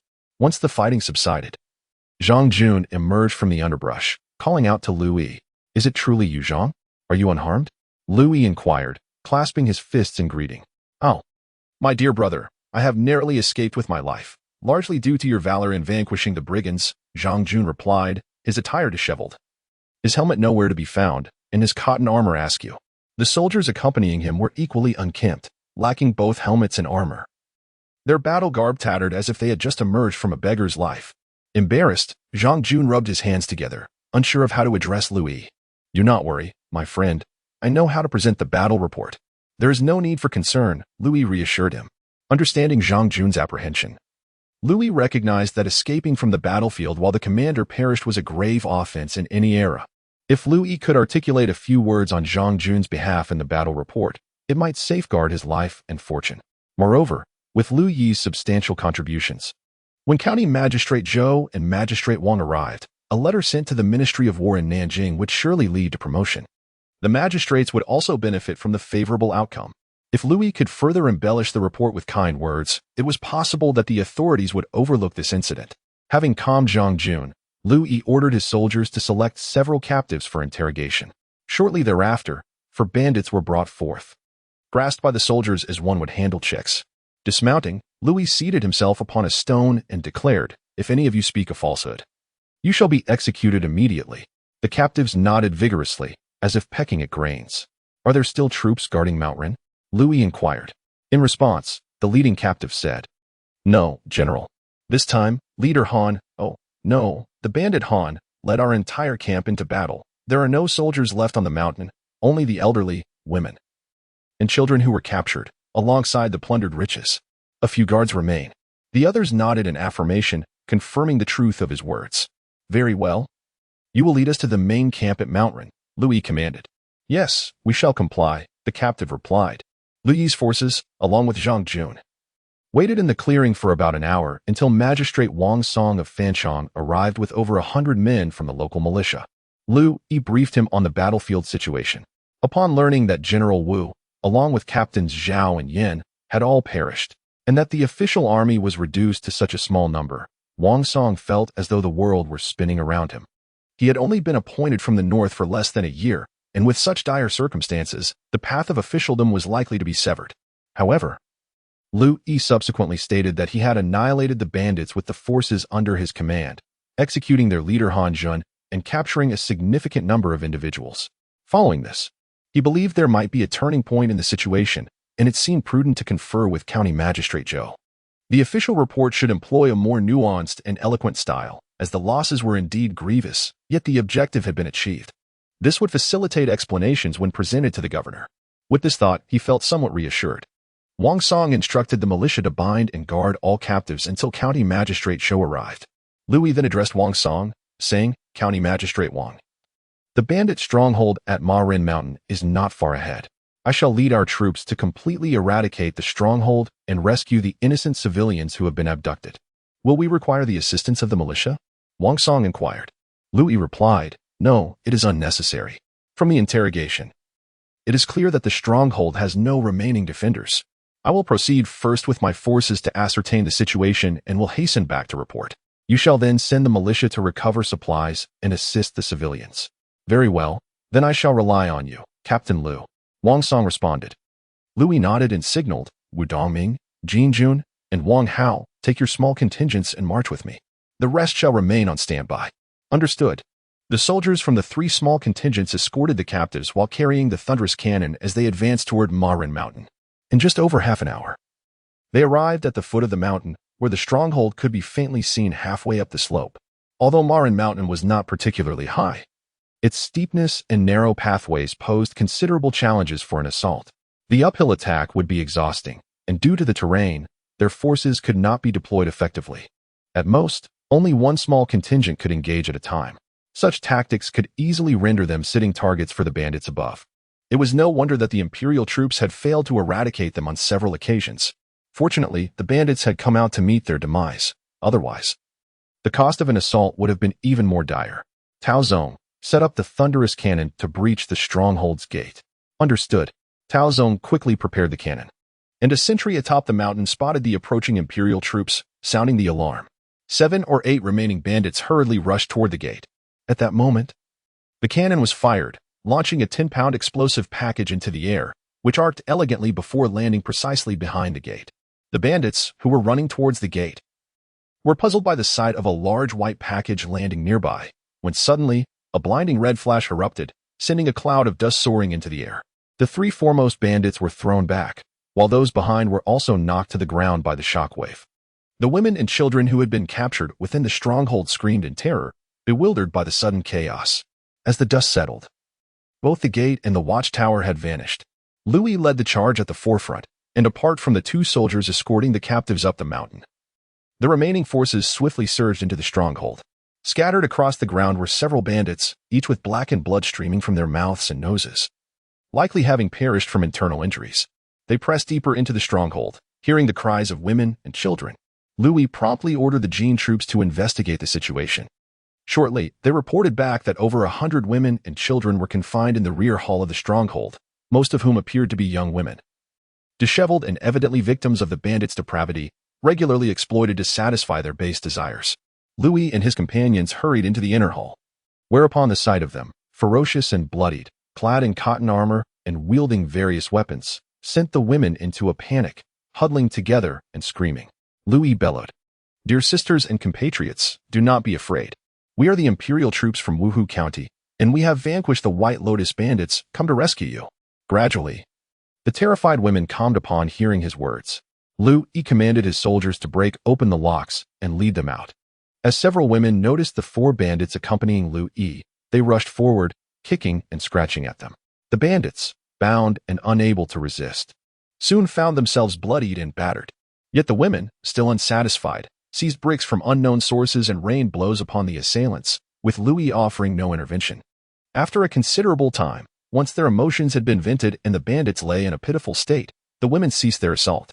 Under the guidance of a young woman, appearing to be in her 20s and possessing a lovely complexion, they knelt in gratitude, expressing their heartfelt thanks for Liu Yi's timely rescue. Liu Yi instructed them to rise. The soldiers who had searched the bandit stronghold reported back, "Lord General, my brothers have scoured the place. Aside from some scattered gold and silver found in the rooms and a substantial stockpile of grain in the western storeroom, there have been no other discoveries." How can it be? Liu Yi pondered, perplexed.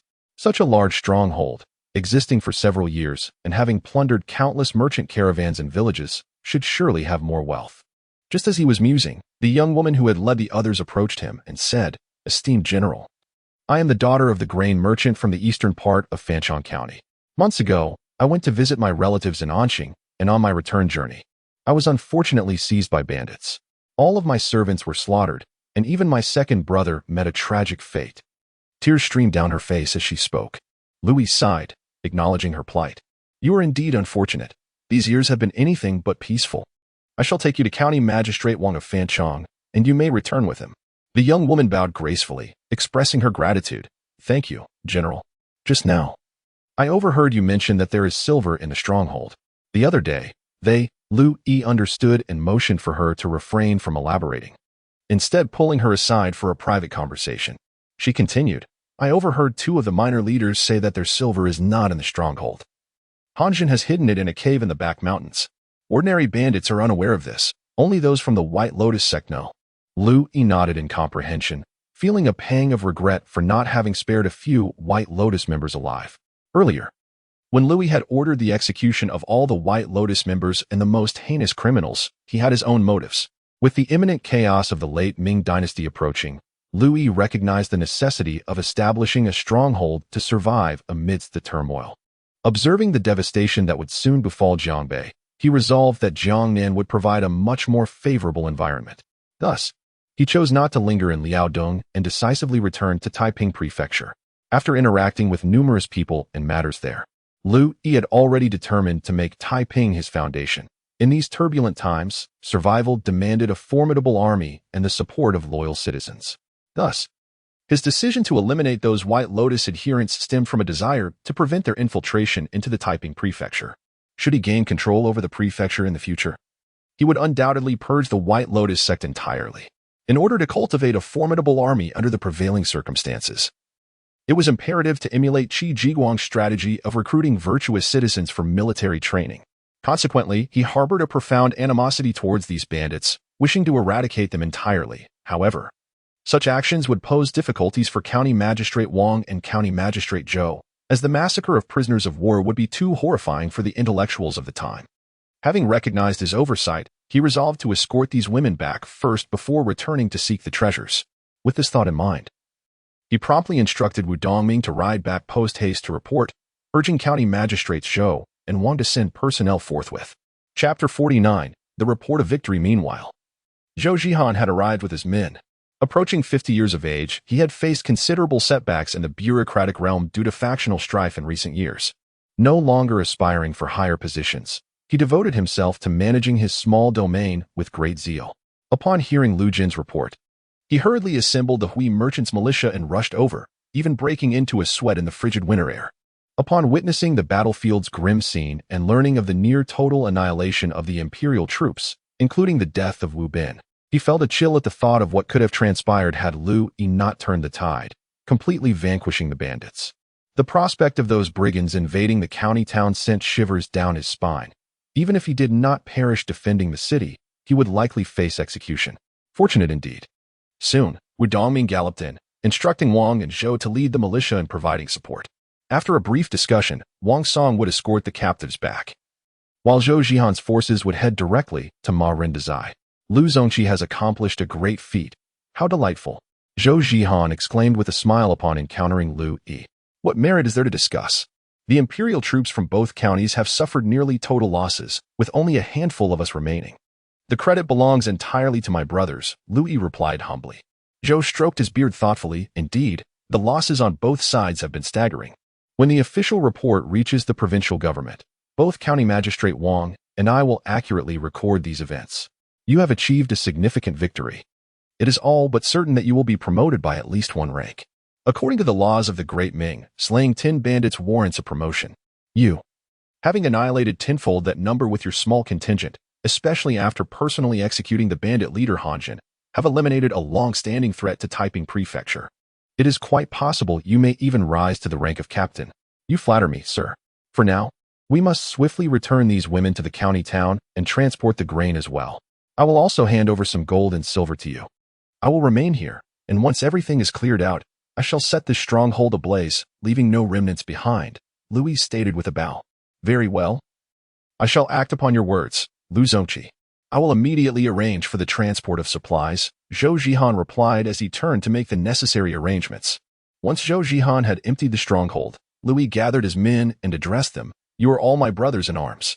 What I am about to disclose must remain confidential. I entrust this to you.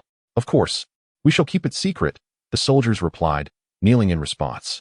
Liu Yi conveyed his intentions, assuring them that he would not embezzle any wealth found in the rear mountains, but instead use it to establish a new army. The troops from Wuhu and Fanchong had been depleted in this engagement, and a reorganization was essential in the aftermath, as funds were crucial at this juncture. He sought to discreetly claim these resources for military purposes. As winter nights descended early, dusk was approaching, and the men lit torches to begin their search in the rear mountains. Liu Yi instructed Wu Dongming to gather some carts from Fanchong under the pretense of transporting military supplies. Liu Yi himself mounted his swift steed and dashed down the mountain, making a circuit around to survey the terrain in the fading sunlight. Suddenly, he noticed several caves in the mountainside. A thought struck him. Since Hanjin was a member of the White Lotus sect, it was likely that there existed a sacred hall dedicated to their deity. If it were not found within the stronghold, it must have been hidden to prevent ordinary bandits from discovering it, suggesting that the sanctum was concealed within these caverns. Immediately, he commanded the soldiers to split into several teams to explore the caves. After more than an hour of searching, a voice echoed from one of the caves, "My lord, we have found it." Liu Yi rushed into the cave with the rest of his men, only to discover that it was divided into several chambers. In the central hall, there stood a statue of Mithriya, while a banner nearby proclaimed, "The Ming King is born, Mithriya reincarnates." It appeared that this was the sacred hall where the White Lotus sect performed their worship. On the altar before the Mithriya statue, there was also the spirit tablet of Su Hongru, their leader. "Scoundrel!" Liu Yi exclaimed angrily. "We shall set this place ablaze." "At your command." The soldiers responded in unison. Afterward, Liu Yi began to inspect the other chambers, each filled with numerous wooden boxes. He carelessly pried open one, revealing a treasure trove of silver ingots that glimmered enticingly in the firelight. Liu Yi ordered everyone to open all the boxes for inspection. The sight was overwhelming. One box after another yielded silver ingots, gold bars, and a dazzling array of jewels, their total value likely exceeding 200,000 taels. They ultimately sorted through over 30 boxes, exerting tremendous effort to transport them from the cave to an open area in the stockade. The soldiers worked tirelessly throughout the night, and, just as dawn broke, they had everything in order. The requisitioned carts had also arrived from the county town at Marin Mountain. The soldiers loaded the large boxes onto the carts, then set fire to the stockade and the cave, reducing them to ashes. They set off towards Wuhu County Town. County Magistrate Zhou, General Liu. "How does our battle report sound?" Wang Song presented the drafted report to Zhou Zhihan. Zhou Zhihan skimmed through it before passing it to Liu Yi. Liu Yi glanced over it and noted that Wang Song had cleverly woven in his and Zhou Zhihan's contributions regarding the supply of provisions, strategic planning, pacifying the populace, and rescuing the innocent. However, the section on battle losses was only briefly mentioned. While Liu Yi's exploits were described with such grandeur that it seemed as though he had been present on the battlefield himself. With this report, the official rewards for military merit could be shared, and it was possible that Wang Song and Zhou Zhihan might even receive promotions. Zhou Zhihan, upon further advancement, would become the county magistrate of Dantu, while Wang Song could potentially rise to the position of magistrate of Wuhu County, though both would hold the title of county magistrate. There were distinctions within the Ming Dynasty regarding upper, middle, and lower counties. Wuhu, with a population nearing 250,000, was classified as a middle county, while Fanchong, with just over 100,000 residents, fell into the lower category, thus placing Wang Song at a mere 7th rank. If Zhou Zhihan were to enter the Danta prefecture, his rank would elevate to the 6th, and a further ascent to the 5th rank as an acting prefect was not beyond possibility. At this juncture, Liu Yi seemed to recall something and clasped his hands before the two men, saying, "Gentlemen, I have a humble request. Please, go on." They replied in unison. Liu Yi then recounted the matter entrusted to him by Zhang Jun, hoping that the battle report could be amended to reflect Zhang Jun's valiant struggle and the slaying of 5 enemies in his desperate bid for survival. This, he believed, would also save Zhang Jun's life. Zhou Zhihan scoffed, "That useless coward. What purpose does it serve to keep him after fleeing the battlefield?"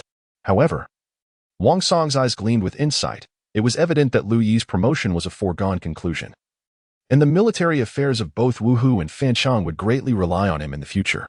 Granting him a semblance of respect also secured a favor. Thus, he remarked, "In that case, Lord Zhou, I shall defer to General Liu. After all, Matters of the military are more familiar to General Liu. Zhou Zhihan comprehended Liu Yi's intentions. Their relationship was cordial, and he was well aware that Liu Yi was garnering support. Given this, he decided to acquiesce, nodding in agreement but adding, "Let this not set a precedent." "Absolutely, absolutely. Thank you both, my lords," Liu Yi responded with a bow. Upon exiting the Wuhu County office, Zhang Jun was anxiously awaiting outside. Liu Yi nodded towards him, indicating that the matter had been resolved. Overwhelmed with gratitude, Zhang Jun nearly knelt in the street, exclaiming his thanks for the life-saving assistance. Liu Yi quickly helped him to his feet, feigning anger. "What nonsense are you spouting? We are both generals." "Ah, esteemed general. No one else is more suited for the defense of Wuhu than you," Zhang Jun said, his face adorned with flattery. Liu Yi chuckled, shook his head, and walked away.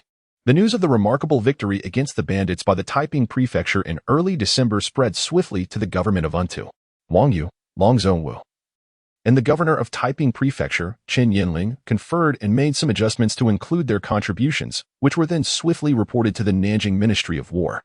Upon receiving the news, Minister Zhang Heming was elated. Since the ascension of Emperor Tianqi, there had been nothing but dissatisfaction, with continuous court factionalism, the Jurchens seizing Liaodong, and incessant uprisings across the provinces, leaving the imperial forces beleaguered. The efforts of Su Hongru to quell the Ming court's provinces had required tremendous exertion, as had those of Yang Tsongru. However, this time, merely the strength of the Taiping prefecture had eradicated the remaining White Lotus bandits, achieving success with only half the available troops. This brought Zhang Heming pride, for it was said that frontier troops were valiant and northern armies fierce.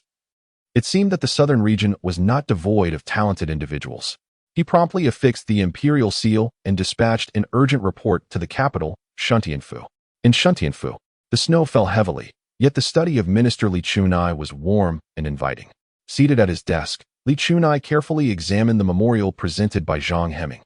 Flanked by two maidservants who gently massaged his shoulders, while a young servant tended to the stove, stoking the fire with coal, Li Chunai perused the document, his expression brightening with each passing moment, nodding in approval. Suddenly, the door swung open, revealing his youngest son, Li Yingshi. "Father, Minister of Personnel. Lord Wang Shaohui has arrived at the residence. What do you wish to do?" "Oh, Lord Wang has come? Quickly, invite him in." "No, I shall meet him myself." Li Chunai slowly closed the memorial and made his way to the front hall. Chapter 50. The news arrives in the capital. The Minister of Personnel, known as the head of the 6 ministries, wields immense authority over appointments and dismissals, thus earning the title of the heavenly official. Despite both the Minister of War, Li Chunai, and the Minister of Personnel, Wang Shaohui, holding the same rank of first-class official, the Minister of Personnel enjoys a slight precedence in ceremonial matters. Consequently, Li Chunai adjusted his attire and swiftly exited his study, calling out from a distance, "Ah, what wind has blown Minister Wang here? Truly, your presence brightens this humble abode." Wang Shaohui stood with his hands clasped in the grand hall, and upon hearing Li Chunai's voice, he turned and replied, "Indeed, Minister Li. Shall we converse in your inner study?" Li Chunai paused, taken aback, yet promptly acquiesced. "Please." He gestured invitingly and then instructed his son, Li Yingshi, "Fetch a pot of the finest pre-rain tea and bring it yourself." "Understood, father," came the response. According to the Ming Dynasty's protocols, the inner study of a prominent family is generally reserved for esteemed guests or superiors, requiring the host's invitation for entry. Wang Shaohui's immediate request to discuss matters in the inner study was, in truth, rather impolite. However, the disparity in their standings within the eunuch faction rendered Wang Shaohui's behavior somewhat excusable. He had compiled a list of those opposing Wei Zhongxian, akin to the 108 heroes of Liangshan, which facilitated Wei's systematic elimination of Eastern Forest Party members. Upon receiving this list, Wei Zhongxian regarded it as a treasure, leading to Wang Shaohui's rapid promotion to Minister of Personnel, elevating his position far beyond that of Li Chunai. The latter, a mere puppet, acted solely at Wei Zhongxian's behest, lacking any noteworthy accomplishments during his brief tenure as Minister of War. It may be said that Li Chunai's allegiance to Wei Zhongxian was motivated purely by personal ambition. Known for his diplomatic finesse, he navigated the political landscape with little regard for loyalty or treachery, swiftly ascending 12 ranks in just a few years while mingling among various factions. Naturally, Wang Shaohui regarded such a slippery character with disdain, allowing for a measure of impoliteness to seep into their exchanges. Upon entering the inner study and settling into their respective seats, Li Yingshi personally served a pot of freshly brewed pre-rain Longjing tea, addressing the two men, Father, Minister Wang. Please enjoy the tea. This is an exquisite pre-rain selection, procured at great expense. I hope it pleases you, Minister Wang. He then exited the room.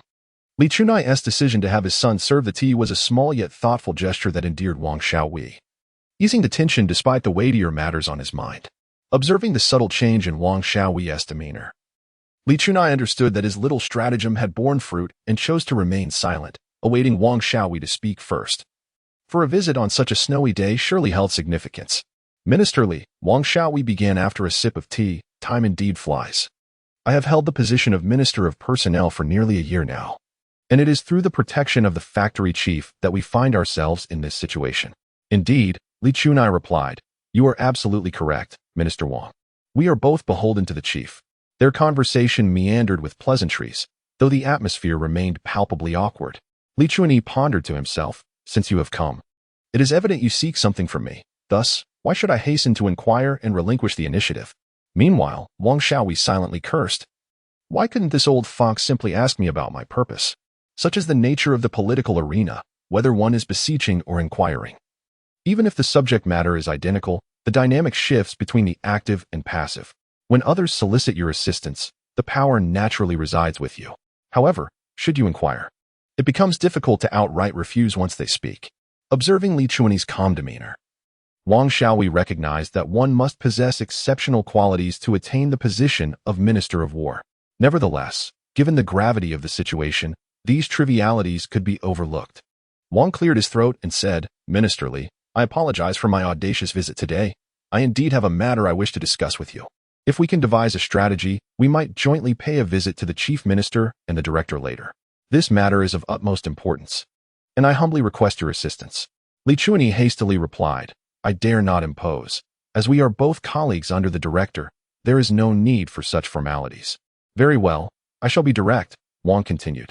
I have received confidential reports indicating that those rascals from the Donglin faction are once again conspiring to impeach. They have accused us of being eunuchs in the eyes of the public. What utter nonsense! These Donglin partisans accomplish nothing of merit and instead delight in prying into the private affairs of others to use as fodder for their grandstanding in court. Upon hearing this, Li Chunai suspected that Wang Xiaohui was entangled in trouble himself. With the lunar month of December well underway, the year-end Grand Court Assembly was imminent, where the governance of the past year would be evaluated. It seemed the Donglin faction had set their sights on Wang, preparing to launch an impeachment during the assembly. Realizing this, he remarked, these Donglin partisans truly lack self-awareness. It has only been a few months since Yang Lian and Zhuge Guangdou passed away. Who among them is so audacious as to stir up trouble again? It appears they have a death wish. Gao Panlong, Zhou Shenchang. And those local Donglin partisans, are they truly unafraid of the consequences? Wang Xiaohui interjected, indeed, these scoundrels deserve to be punished. Recently, I have received confidential reports that the censor Yuan Jing plans to impeach me at the upcoming Grand Assembly for selling offices and titles. What absolute folly. He even intends to hold me accountable for the severe drought in Shaanxi and the local government's inadequate response, which has incited civil unrest, particularly concerning the salt tax in the Huai region, where riots have erupted. Yuan Jing accuses me of employing incompetent officials to oversee the salt tax, exacerbating the unrest. As you are aware, Minister Li, the situation in Liaodong has worsened this year, with the emperor increasing the military funds to 10 million taels. Even so, we continue to lose territory, and the national treasury is now depleted. If the issues in Shaanxi and southern Zhili remain unresolved, the court will not only fail to collect revenue but also be compelled to provide relief to disaster victims to prevent further uprisings. Everyone knows the emperor's temperament. If he decides to pursue accountability, even the director may not be able to protect me. Should the Donglin faction seize this opportunity to strike, it could jeopardize your future as Minister of War, Minister Li. Fearing that Li Chunai might once again resort to cunning tactics, Wang Xiaohui included Li Chunai in his calculations, implying that among the several ministers, he would solicit votes one by one. In the hierarchy of the 6 ministries, Li Chunai ranks just below him. Should Li Chunai remain silent and refrain from casting his vote, Wang Xiaohui would be compelled to implicate him. Li Chunai, discerning the subtle wit in Wang Xiaohui's words, took a sip of tea, set down his cup, and replied with a smile, I was expecting something significant, yet it is merely the trivial matter of that inconsequential censor. Yuan Jing, stirring up trouble. His grievance concerns Lord Wang's appointments. However, if Lord Wang has indeed appointed the right individuals, then might they not find themselves hoisting a stone only to have it fall upon their own feet? What does the ministerly mean by this? Wang Shaohui found himself perplexed. The fact remains that he had indeed engaged in selling official positions. Numerous officials from various locales in the central government had ascended to their ranks by bestowing silver upon him. Wang Shaohui had even displayed a price list at his residence: 5,000 taels for a county magistrate, 10,000 for a prefect, and 50,000 for a provincial governor, and so forth. Yet, he did not anticipate that the inept individuals from Lianghua and Shaanxi would falter even in such minor matters. If the censors were to scrutinize this, it would certainly result in a predicament he could not escape. Nevertheless, observing Li Chuanye's calm demeanor, Wang Shaohui wondered if perhaps he possessed some secret weapon. Chapter 51. Reporting to the 9,000 years, Minister Wang, you will understand this memorial at a glance, chuckled Li Chunai, stroking his beard. Wang Shaohui, somewhat perplexed, accepted the memorial that Li Chunai had handed him and began to peruse its contents. Before long, he found himself trembling with excitement, a flush of exhilaration spreading across his face. What a remarkable Qin Yanling! He possesses such capability. As he meticulously reviewed the memorial, he noted that Qin Yanling had strategically orchestrated the operation, commanding with finesse. The local commander, Long Zhongwu, and the deputy commander, Huang Yu, had mobilized laborers from the counties of Wuhu and Fanchong to supply provisions. The troops from both regions had surged forward with vigor. Although they had suffered the loss of a defensive captain and 200 men, they had successfully eradicated the remaining White Lotus bandits. Led by the small rebel leader Han Zhun, they had slain over 300 enemies and captured more than 200. Notably, they had dispatched over 100 White Lotus warriors. This was indeed a significant achievement. After a year devoid of good news, it was a pleasant surprise to receive such tidings at the year's end. While the extermination of 500 to 600 bandits may not qualify as a grand victory, the annihilation of the White Lotus remnants was certainly worthy of commendation. The court had long harbored a deep-seated animosity towards the White Lotus sect. Ever since their defeat of Su Hongru, the nation had been plagued by countless impostors bearing the White Lotus banner. The eradication of such a substantial faction could undoubtedly be hailed as a remarkable feat. However, the memorial could benefit from some revisions. The foolish Zhang Heming. Could the emperor truly travel to southern Jili to investigate? Since the enemy had been entirely vanquished, why mention that over 100 were White Lotus warriors? It would suffice to state that all slain were White Lotus warriors. The captured individuals could be selectively executed by Qin Yanling. Claiming they were identified as White Lotus warriors, wouldn't that be far more elegant? Such folly. Yet, it was too late to have Zhang Heming rewrite it. Thus, they would submit this version to the higher authorities. Surprisingly, Qin Yanling, who had contributed 10,000 taels of silver earlier this year to secure a gubernatorial position, truly had the luck on his side. Wang Shaohui did not believe that Qin Yanling had orchestrated this endeavor. It was likely the county officials below who had organized the bandit suppression and unexpectedly achieved great success. Qin Yanling merely reaped the rewards of their military accomplishments. The memorial also mentioned a commendable officer named Liu Yi, who had managed to slay Han Zhun with his own troops. While there might be embellishments, Liu Yi's personal victory over the bandit leader was beyond dispute, and Han Zhun's head had been verified, alongside Su Hongru's tablet and the White Lotus banners, all en route to the capital to present to the Ministry of War. Li Chunai was fortunate as well. Even a minor officer could bring him glory. Wang Shaohui felt a sense of comfort. With this memorial in hand, he could preemptively report it before the Grand Court, silencing the slander of Yuan Jing and his ilk.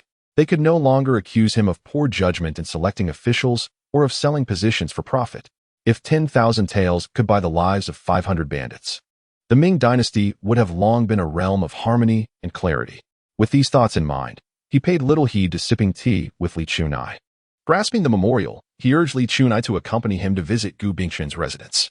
At that moment, Gu Bingxin was in his main hall, graciously inviting Wei Zhongxian to admire a newly acquired Yuan Dynasty blue and white porcelain dragon-patterned plum vase.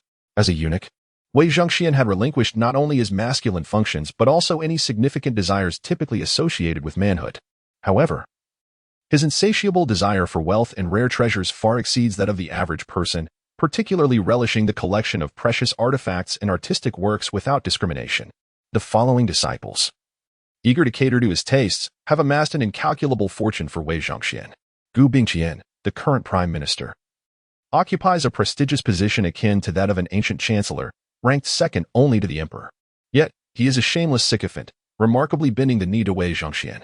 Historical records reveal that on one occasion, in pursuit of promotion, the 70-year-old Gu Bingqian, accompanied by his son, visited Wei Zhongxian, uttering the following words: "I wish to acknowledge you as my father, yet I fear my age may displease you. Therefore, let my son address you as his grandfather." This act was scorned by the literati of the time, leading to his disgrace upon returning to his hometown, where the townspeople of Chongzhen stormed his residence, setting it ablaze, leaving him to perish as a wanderer in a foreign land. Wei Zhongxian, of modest stature, approximately just over 1.60 meters, adorned with a black winged cap edged in gold and clad in a flowing black robe, bore a golden embroidered four-clawed dragon pattern on his chest. Known as the 9,000 years, his retinue and expenditures rivaled that of the emperor himself. Each outing was marked by the streets being cleansed with water, paths laid with yellow earth, while officials and commoners alike prostrated themselves, reverently addressing him as grandfather 9990. His black robe, audaciously embroidered with dragon motifs, was a sight to behold. Despite having surpassed 50 years of age, his skin remained fair and unblemished, with minimal wrinkles and a clean-shaven visage, indicative of meticulous grooming. His thin lips and unprominent nose framed his narrow, glimmering eyes, revealing no hint of his inner thoughts. His lean frame, slightly stooped, presumably from years of servitude to the emperor, was adorned with a large jade ring on his finger.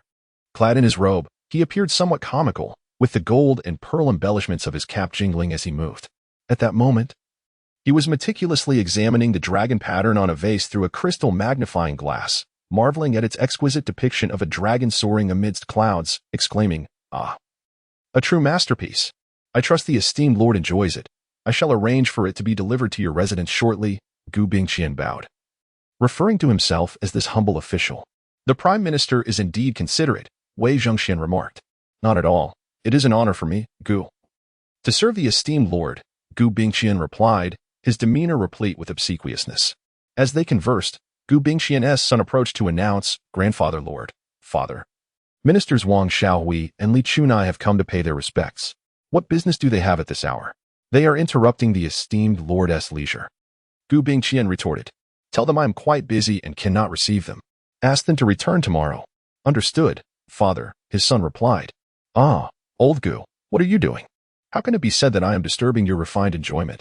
Surely, the two ministers have come with official matters, and it would be unthinkable for our affairs to delay their duties. We all serve the emperor in the Ming Dynasty, striving tirelessly, akin to the venerable Zhuge Liang, until death. Would you not agree, old Gu?" Wei Zhongxian, engrossed with the magnifying glass, did not lift his gaze as he spoke to Gu Bingqian. Indeed. You are correct, Lord Factory Master. It is my folly. I shall summon them immediately," Gu Bingqian replied, bowing deeply. Should the civil and military officials witness this scene, their eyes would surely widen in disbelief, for the prime minister was behaving like a mere servant before Wei Zhongxian, despite being over a decade older than him. Gu Bingqian's son entered the hall, accompanied by Li Chunai and Wang Xiaohui. They had intended to pay a visit to Gu Bingqian, but upon entering, they were taken aback to discover Wei Zhongxian's presence, prompting them to kneel in reverence, exclaiming, "Long live the Lord Factory Master." Without turning around, Wei Zhongxian continued his examination of the dragon patterns, stating, Rise. It is merely unfortunate that I am at Lord Gu's residence today. I hope I have not interrupted your official business." Wang Xiaohui quickly interjected, "Your words are too kind, Lord Factory Master. I was just about to report to the Prime Minister before informing you. It is fortuitous that you are present, so I shall relay my report all at once." Indeed, Li Chunai echoed in agreement. Encouraged by their words, Wei Zhongxian set aside his magnifying glass. A nearby maid brought forth a basin of clean water, and he washed his hands in the copper basin. Drying them with a towel handed to him, he remarked, "Do not linger idly.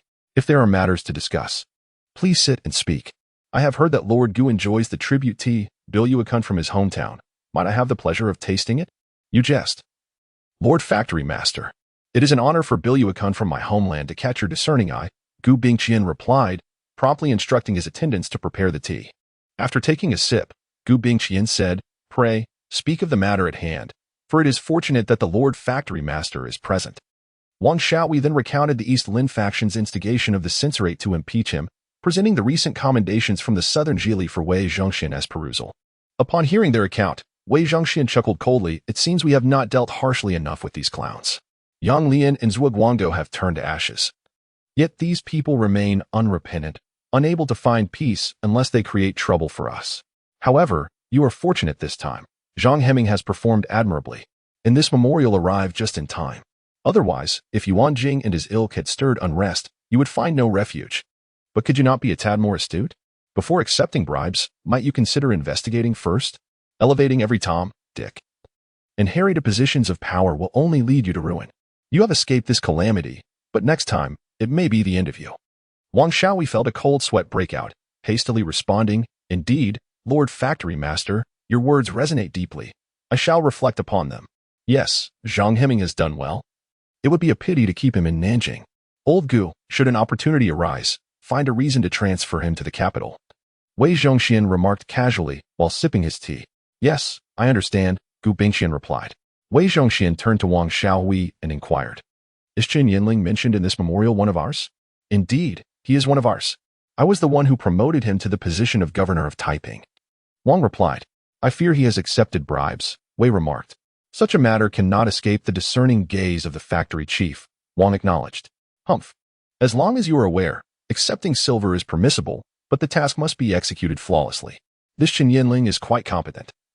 Let us transfer him to the Ministry of War in Nanjing as an official, Wei instructed. As for the others, as long as there are people, let them ascend in rank. The foundation of the Donglin faction lies in Jiangnan. We must eradicate it entirely. We must place more of our own in southern Zhili to effectively quell the Donglin party's arrogance. Moreover, this captain who has slain the bandit leader possesses some skill. Since the commander and the 100 households have perished in battle, let him take the commander's position.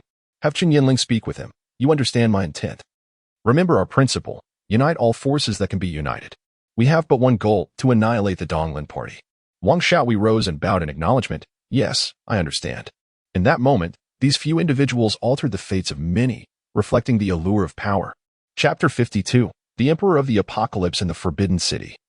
Within the Hall of Supreme Harmony, the Emperor was advised, Your Majesty, it is quite cold. Perhaps you should retire indoors to avoid catching a chill. The grand ceremony of the new year approaches, and it is essential to safeguard your health. These words came from Wei Zhongxian. Recently, I have been delving into the wooden ox and flowing horse of Zhuge. Although I have managed to replicate the appearance of the wooden ox, I am yet to grasp the mechanism of the legendary tongue.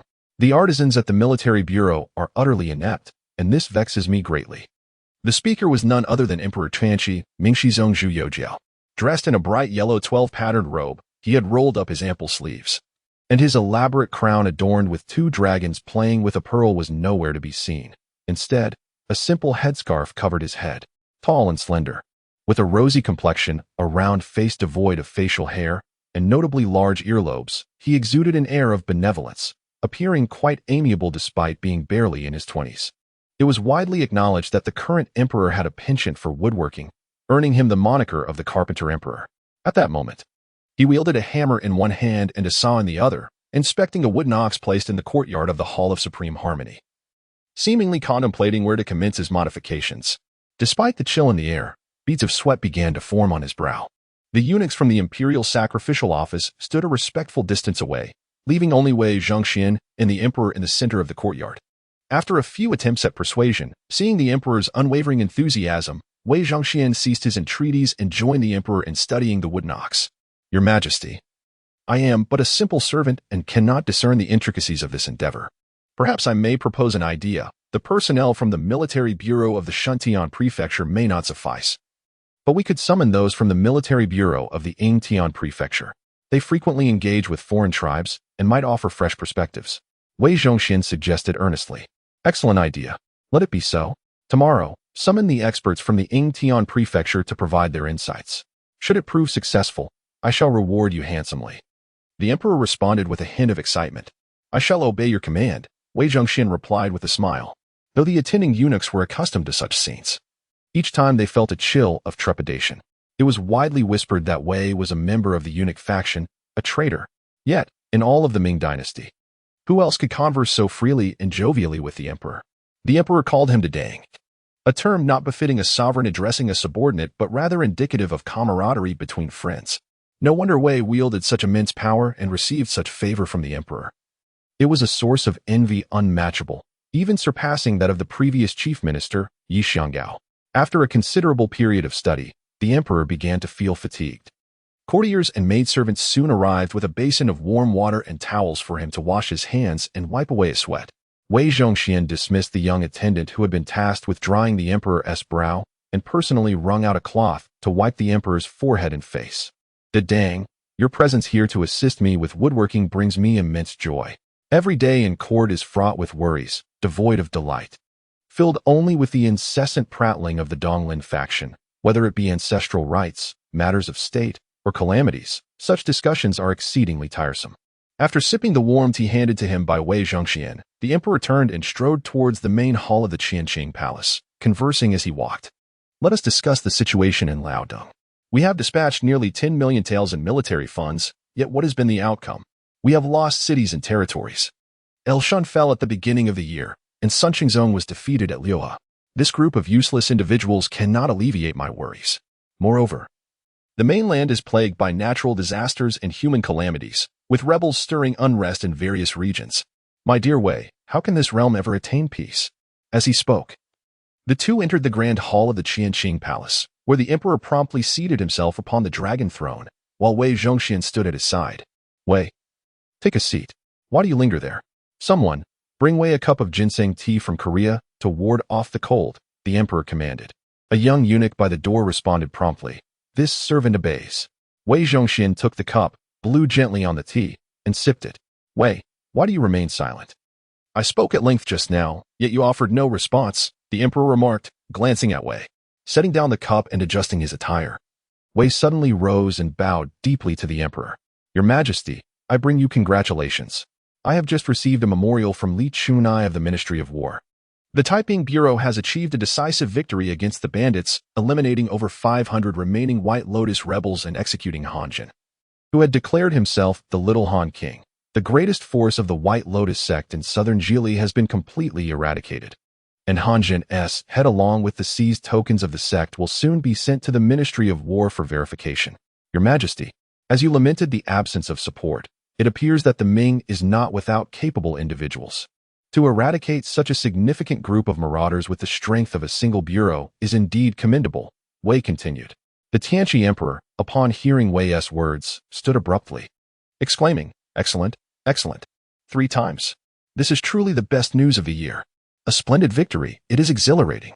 These treasonous rebels deserve their fate.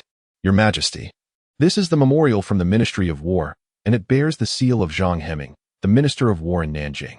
It cannot be false. Please review it. Wei urged. The Qingyi Emperor took the memorial, examining it carefully and nodding continuously as he read. After a short while, he sighed deeply and closed the document, stating, The troops of the Taiping Bureau indeed possess commendable fighting capability. The local officials have made astute plans and prepared thoroughly to achieve such a victory. Particularly, the memorial speaks of a General Liu Yi, who is truly valiant, turning the tide with his forces and even beheading Han Zhen. He bears a striking resemblance to the legendary valor of slaying Hua Xiong while drinking wine. Wei Zhongxian listened attentively. Reflecting to himself, the emperor is still youthful, preferring the tangible valor of the battlefield over the strategies and schemes detailed in the memorial. He overlooks many esteemed officials, yet fixates on a mere general, such as the nature of youth. However, he maintained an impassive demeanor. Once the emperor had finished speaking, Wei interjected, Your Majesty, given such a significant accomplishment, the officers of southern Zhili certainly deserve rewards. Indeed, they must be generously rewarded. I cannot allow the world to underestimate us. I intend to let the realm know that those who slay rebels and serve me will not go unrewarded, the emperor declared loudly. Wei, what are your thoughts? How should we best reward them? Before the servant's arrival, he paid a visit to the Grand Minister's residence and exchanged opinions with him. Thus, he has come to report to Your Majesty, and humbly request Your Majesty to consider this matter carefully. He presented a memorial written by Gu Bingqian, detailing the rewards for the military officials of South Jiangsu. It suggested that Qin Yinling, the governor of Taiping, be transferred to the Ministry of War in Nanjing as a principal official. Long Zhongwu, the 1,000 household of Taiping, was to be appointed as the deputy commander in Anqing. The vice thousand household, Huang Yu, would succeed him as the thousand household. Zhou Zhihao, the county magistrate of Wuhu, was to be transferred to Taiping as the deputy governor, while Wang Song would take his place as the county magistrate of Wuhu. Liu Yi, having achieved great merit by slaying the rebel leader, advanced 2 ranks to become a defense commander.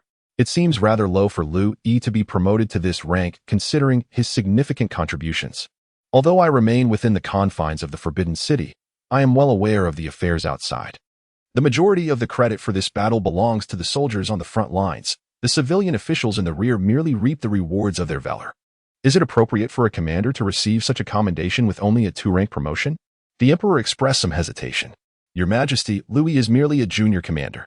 His achievements are not solely his own. They are also the fruits of his subordinates' sacrifices. All of his men are eligible for a rank increase because he defeated Hanjin.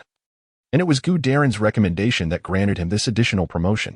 This aligns perfectly with our Ming Dynasty's loss. An excessive elevation in rank could actually hinder unity within the army. Moreover, I have reviewed Liu Yi's military records. He is the son of Liu Zhaosan, a thousand household of the Sichuan army who fell in the Battle of Sarhū. As a descendant of loyal and virtuous lineage, he should understand that the tallest tree in the forest will be the first to be felled. I am merely protecting him, Wei Zhongxian explained. Oh, is that so? He is indeed of loyal descent. Very well, I was merely, never mind. Since the law dictates thus, and you, Daren, have spoken, it must be without issue. Let us proceed according to your counsel, the emperor replied slowly. Wei Zhongxian noticed a hint of disappointment in the emperor's tone. Indeed, over the years, the laws and rituals had bound the emperor too tightly, preventing him from acting according to his own desires. Any slight deviation would provoke a swarm of officials and censors. Were it not for his efforts in eliminating so many members of the Donglin faction, the emperor would find himself in a more precarious position. The youth often yearn to operate according to their own will. For instance, the emperor showed interest in promoting this junior commander further, hoping to evoke gratitude and reverence, thus satisfying his desire for dominion over life and death. Yet, the law did not permit such an act. Contemplating this, Wei Zhongxian quickly devised a new approach. Your Majesty, while we cannot elevate his rank further, we can bestow monetary rewards. Which scholar or military officer does not covet wealth? We could allocate additional silver, especially since the Taiping forces have suffered losses in this battle. As he assumes the role of commander, he will need to recruit soldiers. Thus, providing extra silver would also signal the grace of heaven to the soldiers on the front lines. That makes sense.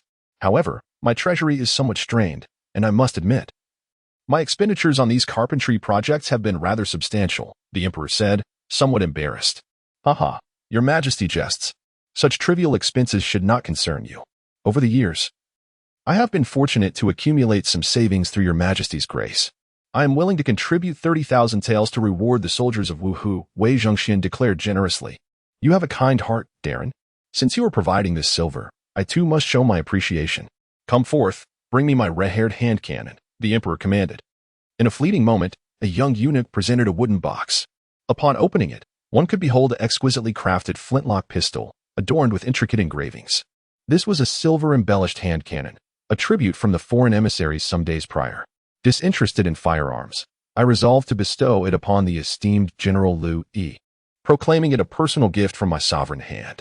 Your Majesty, such a precious item seems rather inappropriate, cautioned Wei Zhongxian, his voice laced with concern. Nonsense. It is merely a firearm, I replied dismissively. The armory is filled with such instruments. Let it be a reward for him. His father perished valiantly for the nation, and the son is indeed a hero worthy of this hand cannon. It shall serve to demonstrate to the world the benevolence of my reign. A sense of satisfaction swelled within me as I envisioned Liu Yi, kneeling in heartfelt gratitude, overwhelmed with emotion and eager to repay such royal favor. Your Majesty's magnanimity is boundless. Surely, Liu Yi will be profoundly moved, Wei Zhongxian offered, kneeling in reverence, showering compliments upon me. Stretching languidly, I expressed my weariness, Grand Minister. I find myself somewhat fatigued. Please attend to these minor matters on my behalf. Have a clever eunuch convey my edict, and ensure my words are included. Yes, I shall comply with your command. I shall not intrude upon your Majesty's rest any longer. I take my leave, Wei Zhongxian replied with utmost respect. Chapter 53. Liu Yi's promotion. Upon exiting the Qianqing Palace, Wei Zhongxian glanced at the wooden box in his hand. Pondering the extraordinary fortune that had befallen the young General Liu Yi, who had received a gift from the emperor. This piqued his interest, revealing the unpredictable nature of fate. However, he dismissed the thought. A mere junior general was hardly worth his consideration. Wei Zhongxian handed the wooden box to a young eunuch trailing behind him, while another eunuch lifted the curtain of the carriage to assist him as they made their way to his residence at Taiping Mansion. It had been over 10 days since the suppression of the bandits, and the security in Wuhu County and Fanchong County was currently managed by local militias. Long Zhongwu had dispatched 200 men to each county to provide assistance, as everyone awaited further instructions. The time taken for the reports to reach the higher authorities had been considerable, yet no news had emerged. Liu Yi, however, was preoccupied with more pressing concerns. In the recent battle, he had suffered the loss of 17 men, either dead or severely injured, although the lightly wounded had returned to duty. His total force was reduced to just over 40. The death of Yi Fei felt like the loss of an entire company, and Liu Yi's heart ached with grief. In the days that followed, he dedicated himself to comforting the families of the fallen and the injured soldiers, despite his compensation being several times greater than what the government offered. Ensuring the family's financial security, it was ultimately futile. No amount of money could replace the lost lives. This was especially true for Yi Fei's mother, who, although still in her 40s, appeared to age dramatically upon receiving the news of her son's death. Staring blankly at the group of soldiers gathered in her small courtyard, she was presented with 300 taels of silver as compensation. Suddenly, she collapsed to the ground, sobbing uncontrollably. "I do not want money. I want my son to return." The soldiers present were deeply moved, and Liu Yi knelt before her, overwhelmed with remorse. He vowed, "It is my fault that I could not bring your son back safely. From now on, I shall be your son. And these soldiers behind me will also be your sons." He then bowed his head 3 times, calling out, "Mother." The soldiers echoed in unison, "Mother." Following that day, Liu Yi took Yi Fei's mother into a nearby house by the barracks and arranged for a servant to care for her. Any remaining families of the fallen soldiers, if left without support, would also be provided for by the army. This regulation became a cherished tradition within Liu Yi's unit. As long as there was one surviving soldier, that individual bore the responsibility of supporting the families of the deceased comrades. This act of compassion soon became a celebrated tale in Taiping Mansion, with Wang Song praising Liu Yi for his admirable qualities. On the 25th day of the 12th month, Zhou Zhihan and Wang Song received a swift message from Qin Yanling, instructing them to bring Liu Yi to the government office in Dongtu to receive an imperial decree of commendation. The imperial messenger had already arrived in Nanjing, accompanied by Minister Zhang Heming to announce the decree in Dongtu. The 3 set out immediately, reaching the Taiping government office within 2 hours. Qin Yanling, Long Zhongwu, Huang Yu, and various officials were already seated in the grand hall. The trio hurried to pay their respects. "Minister Chen, Minister Long, Minister Huang, I apologize for our tardiness," Zhou Zhihan said, clasping his hands in greeting. Qin Yanling, a rotund man in his 40s, possessed a visage of affluence. If one were to refrain from mentioning his position as the governor, others might easily mistake him for a local landlord. His demeanor radiated warmth, reminiscent of a Maitreya Buddha. "What crime have I committed?" he mused. "Were it not for your significant contributions, Zhou Zhihan, our Taiping prefecture would not bask in such glory today." As he rose to speak, it was customary for officials to adopt a tone of subtlety.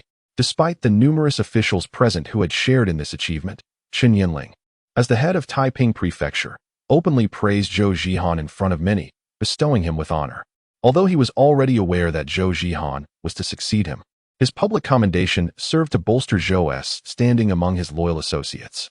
Zhou Zhihan was taken aback, typically regarded as an outsider. He had often found Qin Yanling's demeanor towards him to be lukewarm.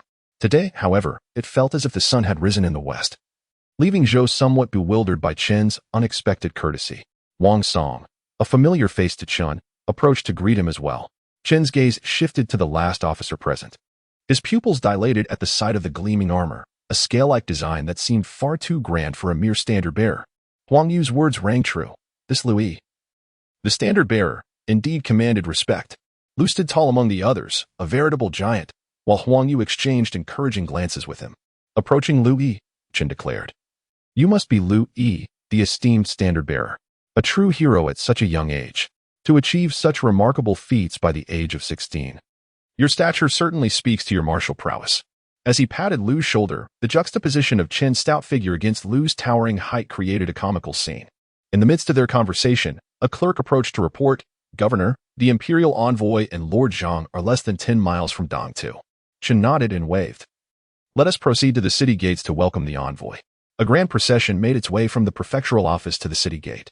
Soon, they beheld the sight of fluttering banners and a cloud of dust on the official road, as a throng of officers bore flags and insignia. Their crimson backgrounds adorned with golden characters signifying silence. Accompanying them were numerous guards from the Nanjing Jinfusi, clad in elaborate uniforms.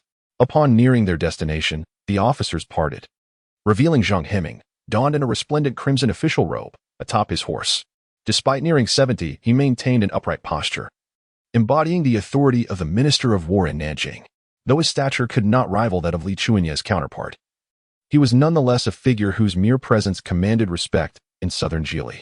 Beside him rode an inner palace eunuch, dressed in a brown cloud-patterned robe and a three-mountain hat, surveying the crowd from his white steed. He was a chief eunuch of the Directorate of Ceremonies, tasked with delivering imperial edicts, flanked by formidable generals adorned with feathered helmets. As the musicians ceased their performance, Chen Yinling led the officials of Taiping Prefecture to kneel and bow, exclaiming, "We pay our respects to the envoy and to Lord Zhang. Long live our emperor, for eternity."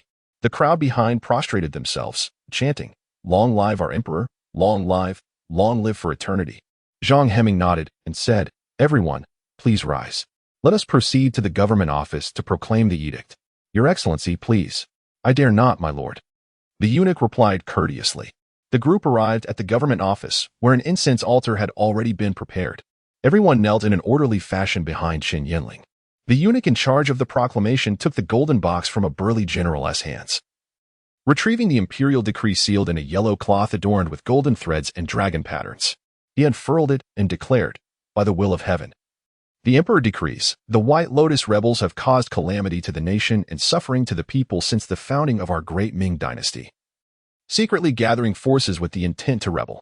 It has come to my attention that Governor Chen Yinling of Taiping has skillfully orchestrated a great victory against the rebels, slaying the White Lotus leader Han Zhun and completely annihilating his forces. Therefore, I promote Chen Yinling to the position of Chief of the Department of Military Affairs in Nanjing, with a reward of 500 taels of silver. He is also appointed to oversee the Qianhu Longzong Wuxing Onqing Guard, with an additional reward of 500 taels. Deputy Qianhu Huang Yuxing is promoted to Qianhu of Taiping, with a reward of 500 taels. County Magistrate Zhou Zhihan of Wuhu is elevated to Acting Magistrate of Taiping, with a reward of 300 taels. County Magistrate Wang Song of Fanchong is promoted to County Magistrate of Wuhu, with a reward of 300 taels. The eunuch's lips moved as he read the names and awards one by one.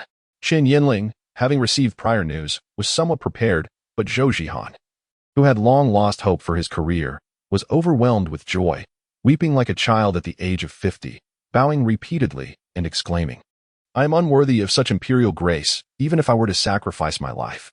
Wang Song was equally elated, having risen in rank just after a year in Fanchong. Long Zongwu and Huang Yu were comparatively unaffected by the news. After a lengthy reading, the eunuch finally announced, "Liu Yi, the chief guard of Wuhu County's defense, is appointed as Deputy Qianhu of Taiping, replacing General Wu Bin, with a reward of 300 taels. Thus it is decreed." Liu Yi felt an overwhelming surge of excitement. Holding the title of Deputy Qianhu while practically commanding the 500 households under his jurisdiction granted him significant autonomy. Although he would still need to follow Huang Yu's orders in times of war, he could manage some internal matters independently, effectively making him the local sovereign of Wuhu and Fanchong counties. Unlike Wu Bin, who had to consult with Zhou Zhihan, Liu Yi was granted a Deputy Qianhu's authority, signifying he no longer had to confer with Wang Song. He had effectively advanced 2.5 ranks, drawing the attention of those around him, who regarded him with newfound respect. Zhang Heming stood nearby, stroking his beard and smiling, lost in his thoughts. Once the imperial decree was read, everyone received their rewards of silver, robes, and other items, followed by a chorus of bows and expressions of gratitude. However, the eunuch then stated, "Your Highness has further instructions for me to convey." The crowd knelt once more, and even Zhang Heming was left perplexed. More instructions? With no choice, he too knelt to listen to the edict.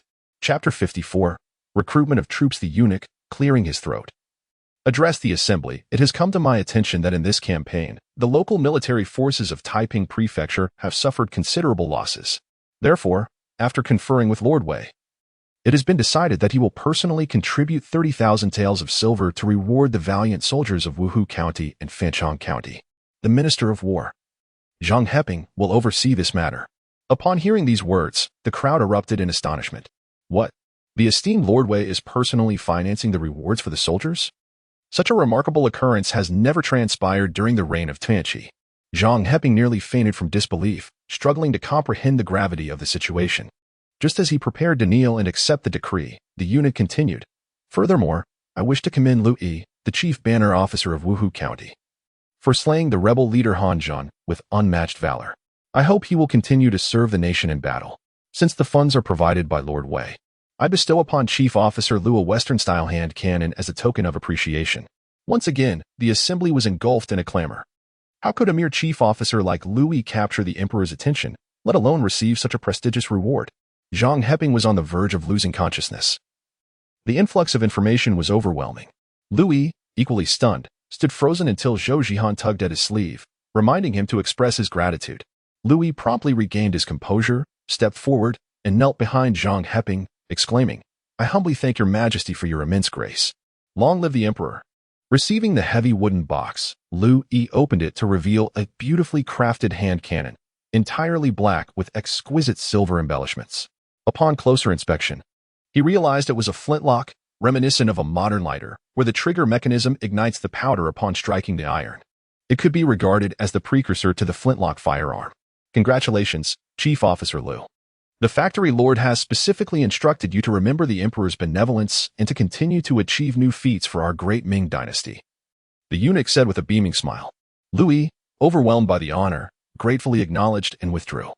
The crowd mingled with Zheng Zhilong and the eunuch before Chen Yanling invited them to the largest tavern in Dongta City for a celebratory feast.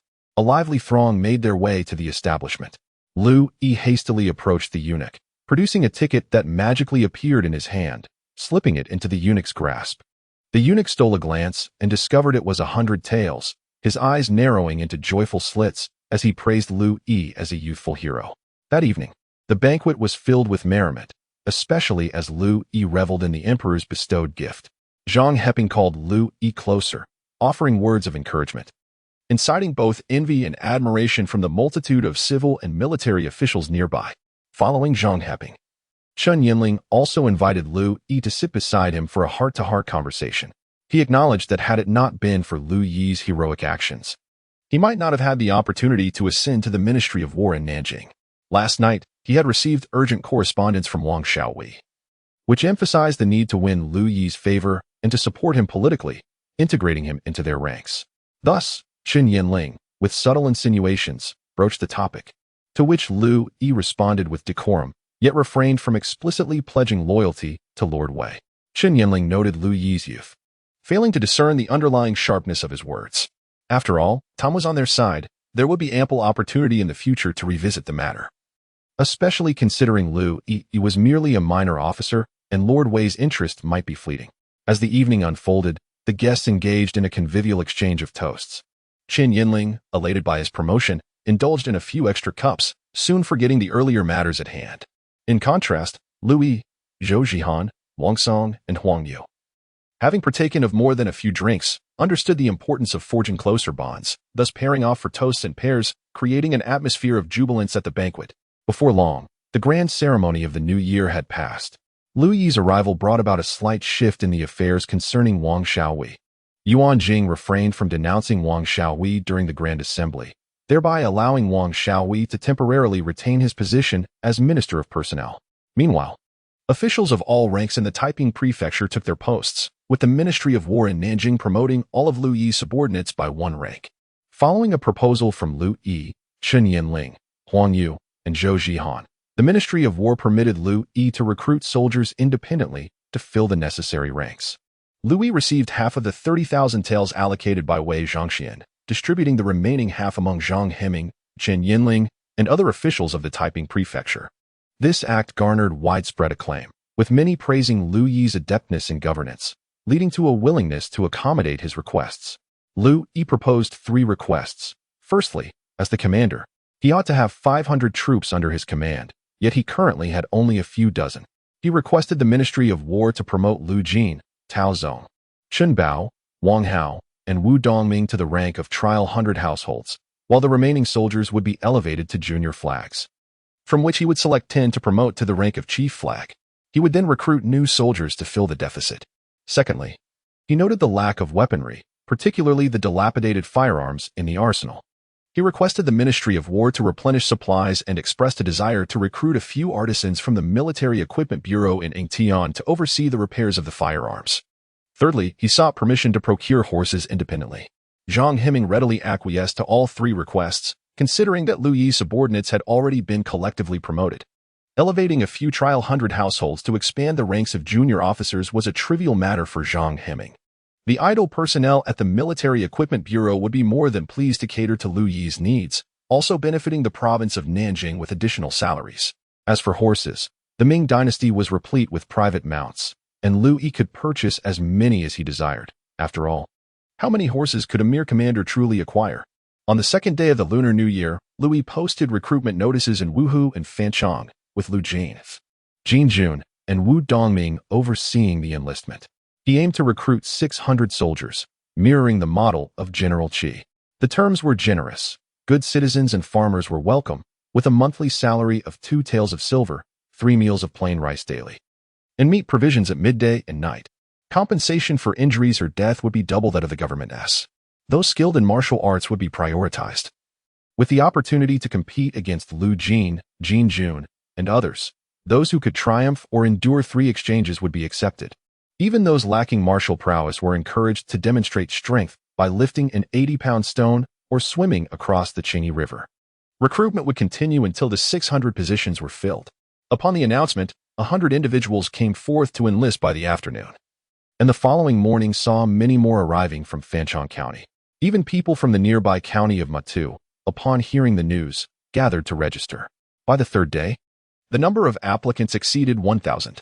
Liu Jin and his companions meticulously began the selection process, asking prospective recruits their names and origins. "What is your name? And where are you from?" Liu Jin inquired of a young man, whose earnest demeanor suggested he was a farmer. "Responding to your inquiry, I am from Fancheng County. And my name is Li Fu. Do you have any martial skills?" "I do not." "Go over there and lift the stone until it reaches your waist," commanded Liu Fu, who then removed his shirt to reveal a robust physique, a testament to his background as a laborer.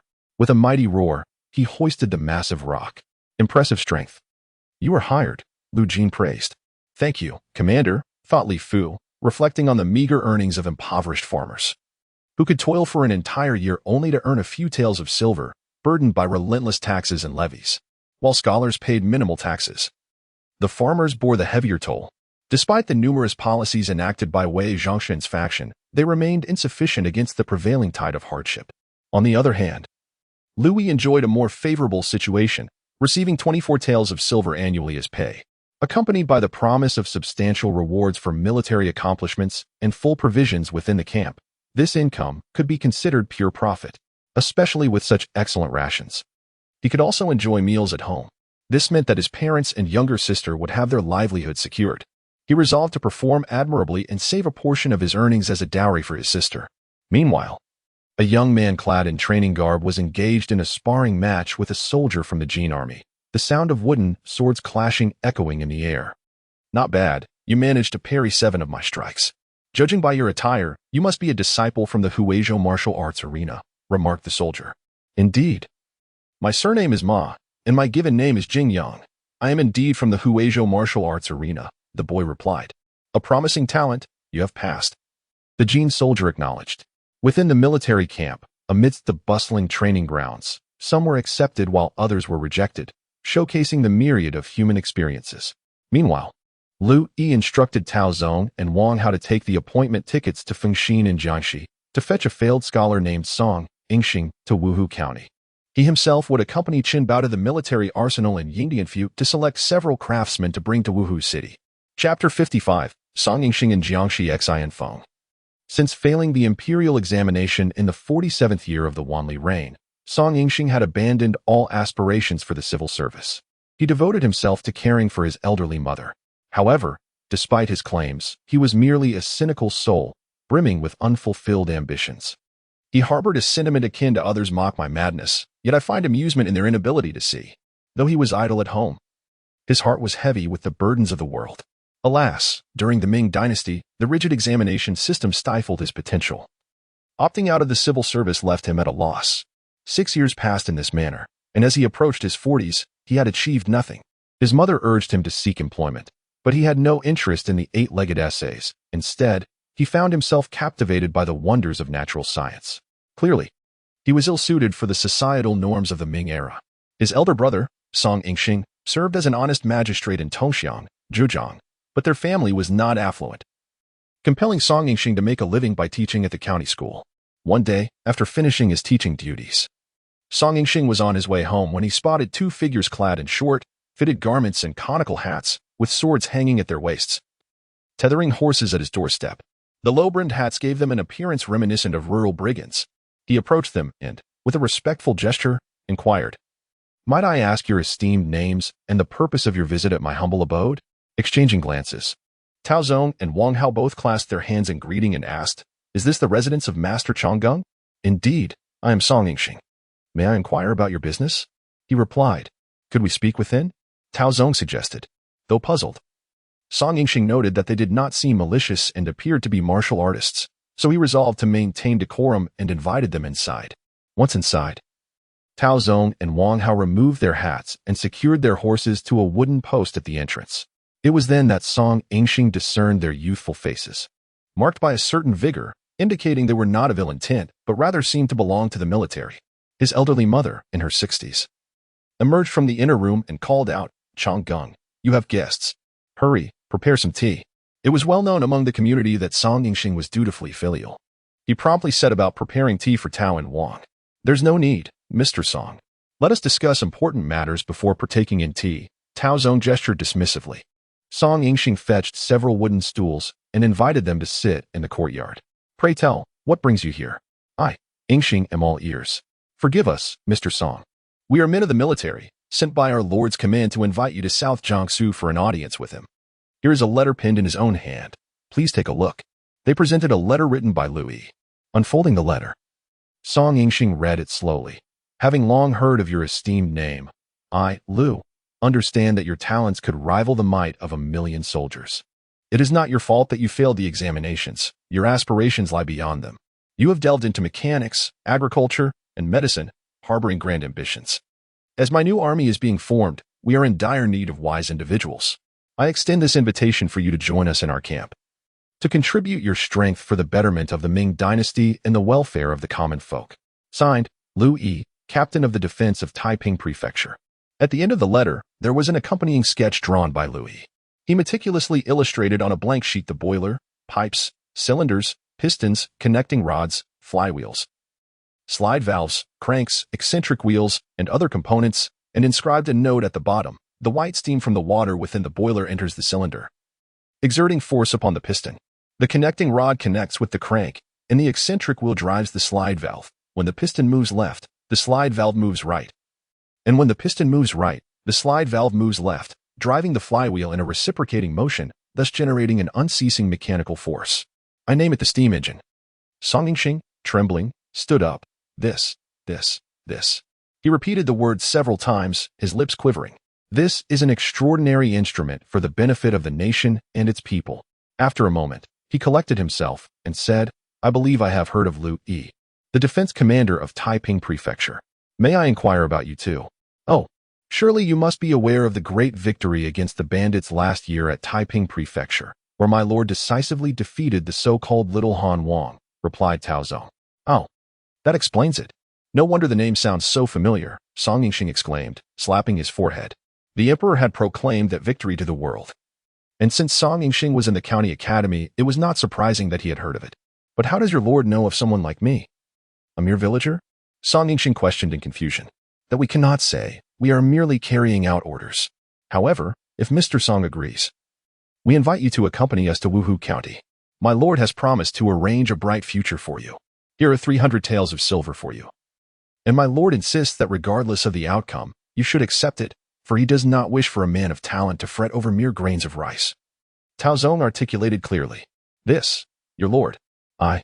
At that moment, Song Yingxing felt a surge of loyalty for one who truly understood him.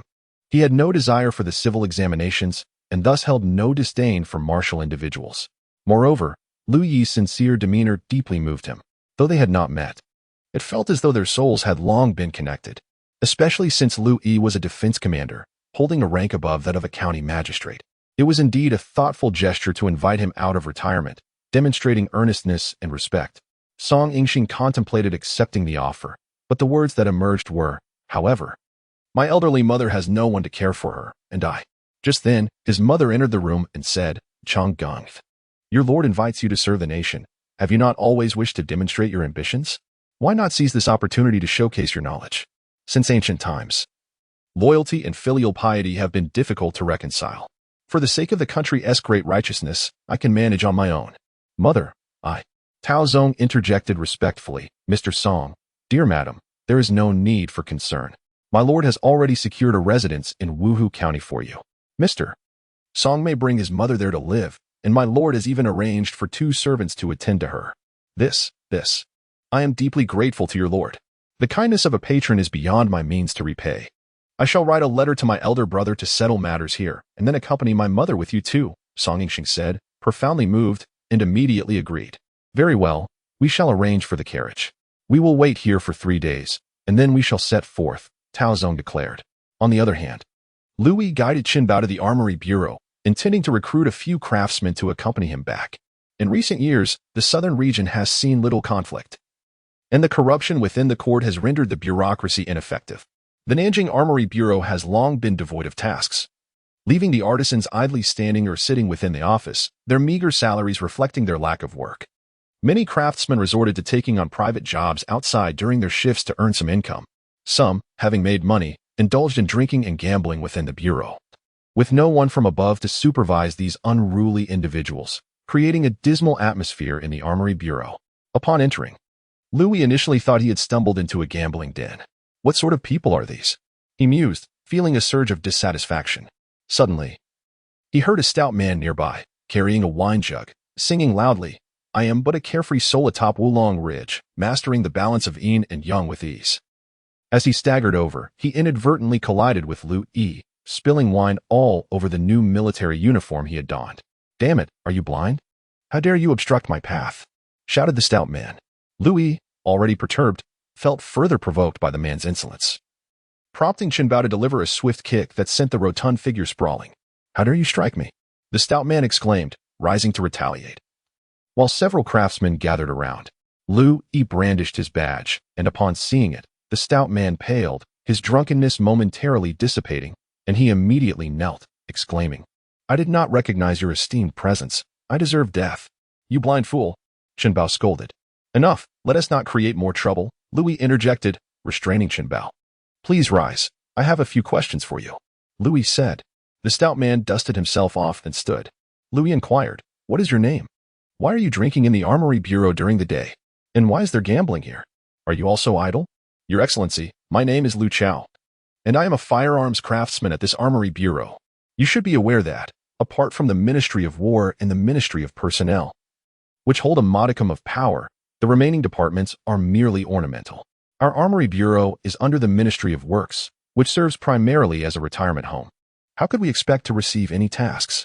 During the time of General Qi, our forebears were able to manufacture firearms for his army. However, with the demise of the Qi forces and the absence of conflict in the south, the firearms produced here are not favored by the northern troops. With no work comes no pay, and my fellow craftsmen can only seek alternative means to support their families. We are artisans by tradition, having spent generations here. And apart from manufacturing weapons and firearms, we possess no other skills. Living in destitution, we can only muddle through each day. And that is why I inadvertently bumped into you, Your Excellency," Liu Chao explained. Liu Yi nodded in understanding and then asked, "You claim to be a firearms craftsman. Allow me to show you something. Do you think you could replicate it?" With that, Liu Yi drew from his waist the Emperor's bestowed flintlock spring rifle and handed it to Liu Chao. Upon receiving it, Liu Chao reverently caressed the firearm, marveling at its exquisite craftsmanship, exclaiming, "This is a superior flintlock, a remarkable piece.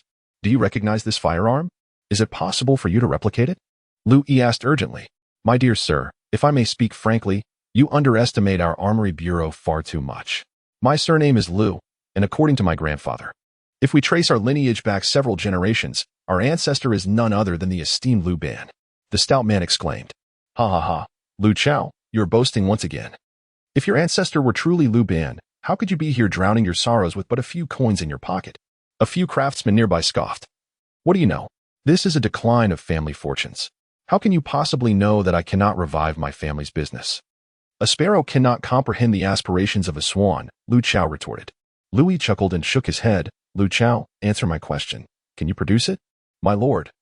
Follow me, and you shall see. Liu Chao gestured invitingly. Liu Yi trailed behind him to a storeroom, where he opened the door, revealing a space thick with cobwebs and dust. I apologize for the state of this place. It has been cleaned in 2 years. Ever since my father passed away, I have not set foot in here, Liu Chao confessed, somewhat embarrassed. Liu Yi waved his hand dismissively, indicating that it was of no concern. Liu Chao moved to the back, clearing away some clutter. My lord, please take a look, he said. Liu Yi stepped forward and was taken aback to find 5 bird guns neatly arranged on a wooden rack. However, these firearms were somewhat unusual. As Liu Yi picked one up and examined it closely, his pupils dilated in astonishment. This? A flintlock gun. How could there be a flintlock pistol here? My dear sir, the flintlock pistol you just showed me is equipped with an outdated wheel-lock mechanism. Master Zhao Shizhen invented the self-igniting firearm over a decade ago. My father had the fortune to visit the military armory in Shuntian Prefecture, where he met Master Zhao, who graciously sketched the blueprints for him. Upon returning, my father meticulously replicated the design and conducted numerous experiments. A few years ago, together we finally succeeded in crafting several of these firearms. However, the intricate construction of the firing mechanism and the precision required for the barrel exceed that of the matchlock, rendering mass production impractical. With my father's passing, these firearms have remained idle here, Liu Chao explained. Liu Yi expressed his astonishment, initially believing that all flintlock firearms were of foreign origin, only to discover that China had also made significant strides in this domain. It is no surprise, considering that even the electric gun, a remarkable invention, was conceived by Zhao Shizhen. It stands to reason that he could also create flintlock firearms. Concerning flintlock firearms, there are records in the Divine Artifacts catalog authored by Zhao Shizhen, akin to the electric gun. Regrettably, no physical specimens have been found, preventing us from substantiating that the Chinese had manufactured flintlock firearms and gunpowder. We can only assert that the concept existed independently. Chapter 56. The formation of the army. Liu Yi felt a profound shock as he grasped Liu Chao's hand and inquired, how long does it take to produce this cannon? Liu Chao replied, generally speaking, the challenge lies in ensuring the fit of the cannon barrel and mechanism. Especially for this type of cannon, if drilled by hand, one person can only produce a single barrel in a month. Hence, it would take one individual a month to manufacture one cannon. Should I find a method to enhance the drilling speed and precision of the barrels? How many could you produce? Liu Yi asked. That would be straightforward, my lord. If you provide me with a batch of cannon barrels, I can enlist a few assistants to craft the mechanisms. As long as you supply sufficient flint and equipment, I could produce at least 100 mechanisms within a month. And thus a minimum of 100 cannons would be no problem. Very well, examine this and see if it can be replicated. Liu Yi commanded Qin Bao to bring forth the electric cannon they had brought with them. This is an electric cannon. My heavens, it actually exists. Liu Chao exclaimed in astonishment. Indeed, it appears you possess some skills, Liu Yi observed, pleased to see that the corpulent figure could immediately recognize the electric cannon. However, Liu Chao cautioned, my lord, this electric cannon is rather intricate. Even if you provide the barrels, it is unlikely that I could produce even 1 or 2 within a month. The principles of this cannon differ from those of the self-igniting cannons.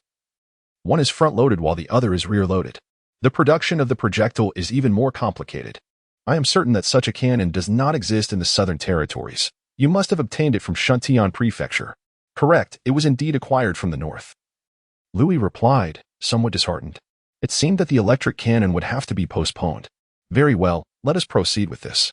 Liu Yi then presented a projectile for the electric cannon. What if I replace the iron barrel with a paper tube, wrapping it in several layers of cowhide paper to form a cylindrical shape, then adding a measured amount of gunpowder and inserting a lead ball? If I tightly seal both ends and, when ready to fire, tear open the paper wrap to pour a small quantity of primer into the powder chamber, subsequently stuffing the paper tube into the cannon all at once, would this not significantly reduce the loading time?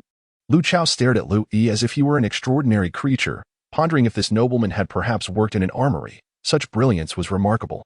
My lord, you are truly a prodigy. This innovative idea is entirely new. I will need to contemplate and experiment further before reaching a conclusion, Liu Chao replied respectfully.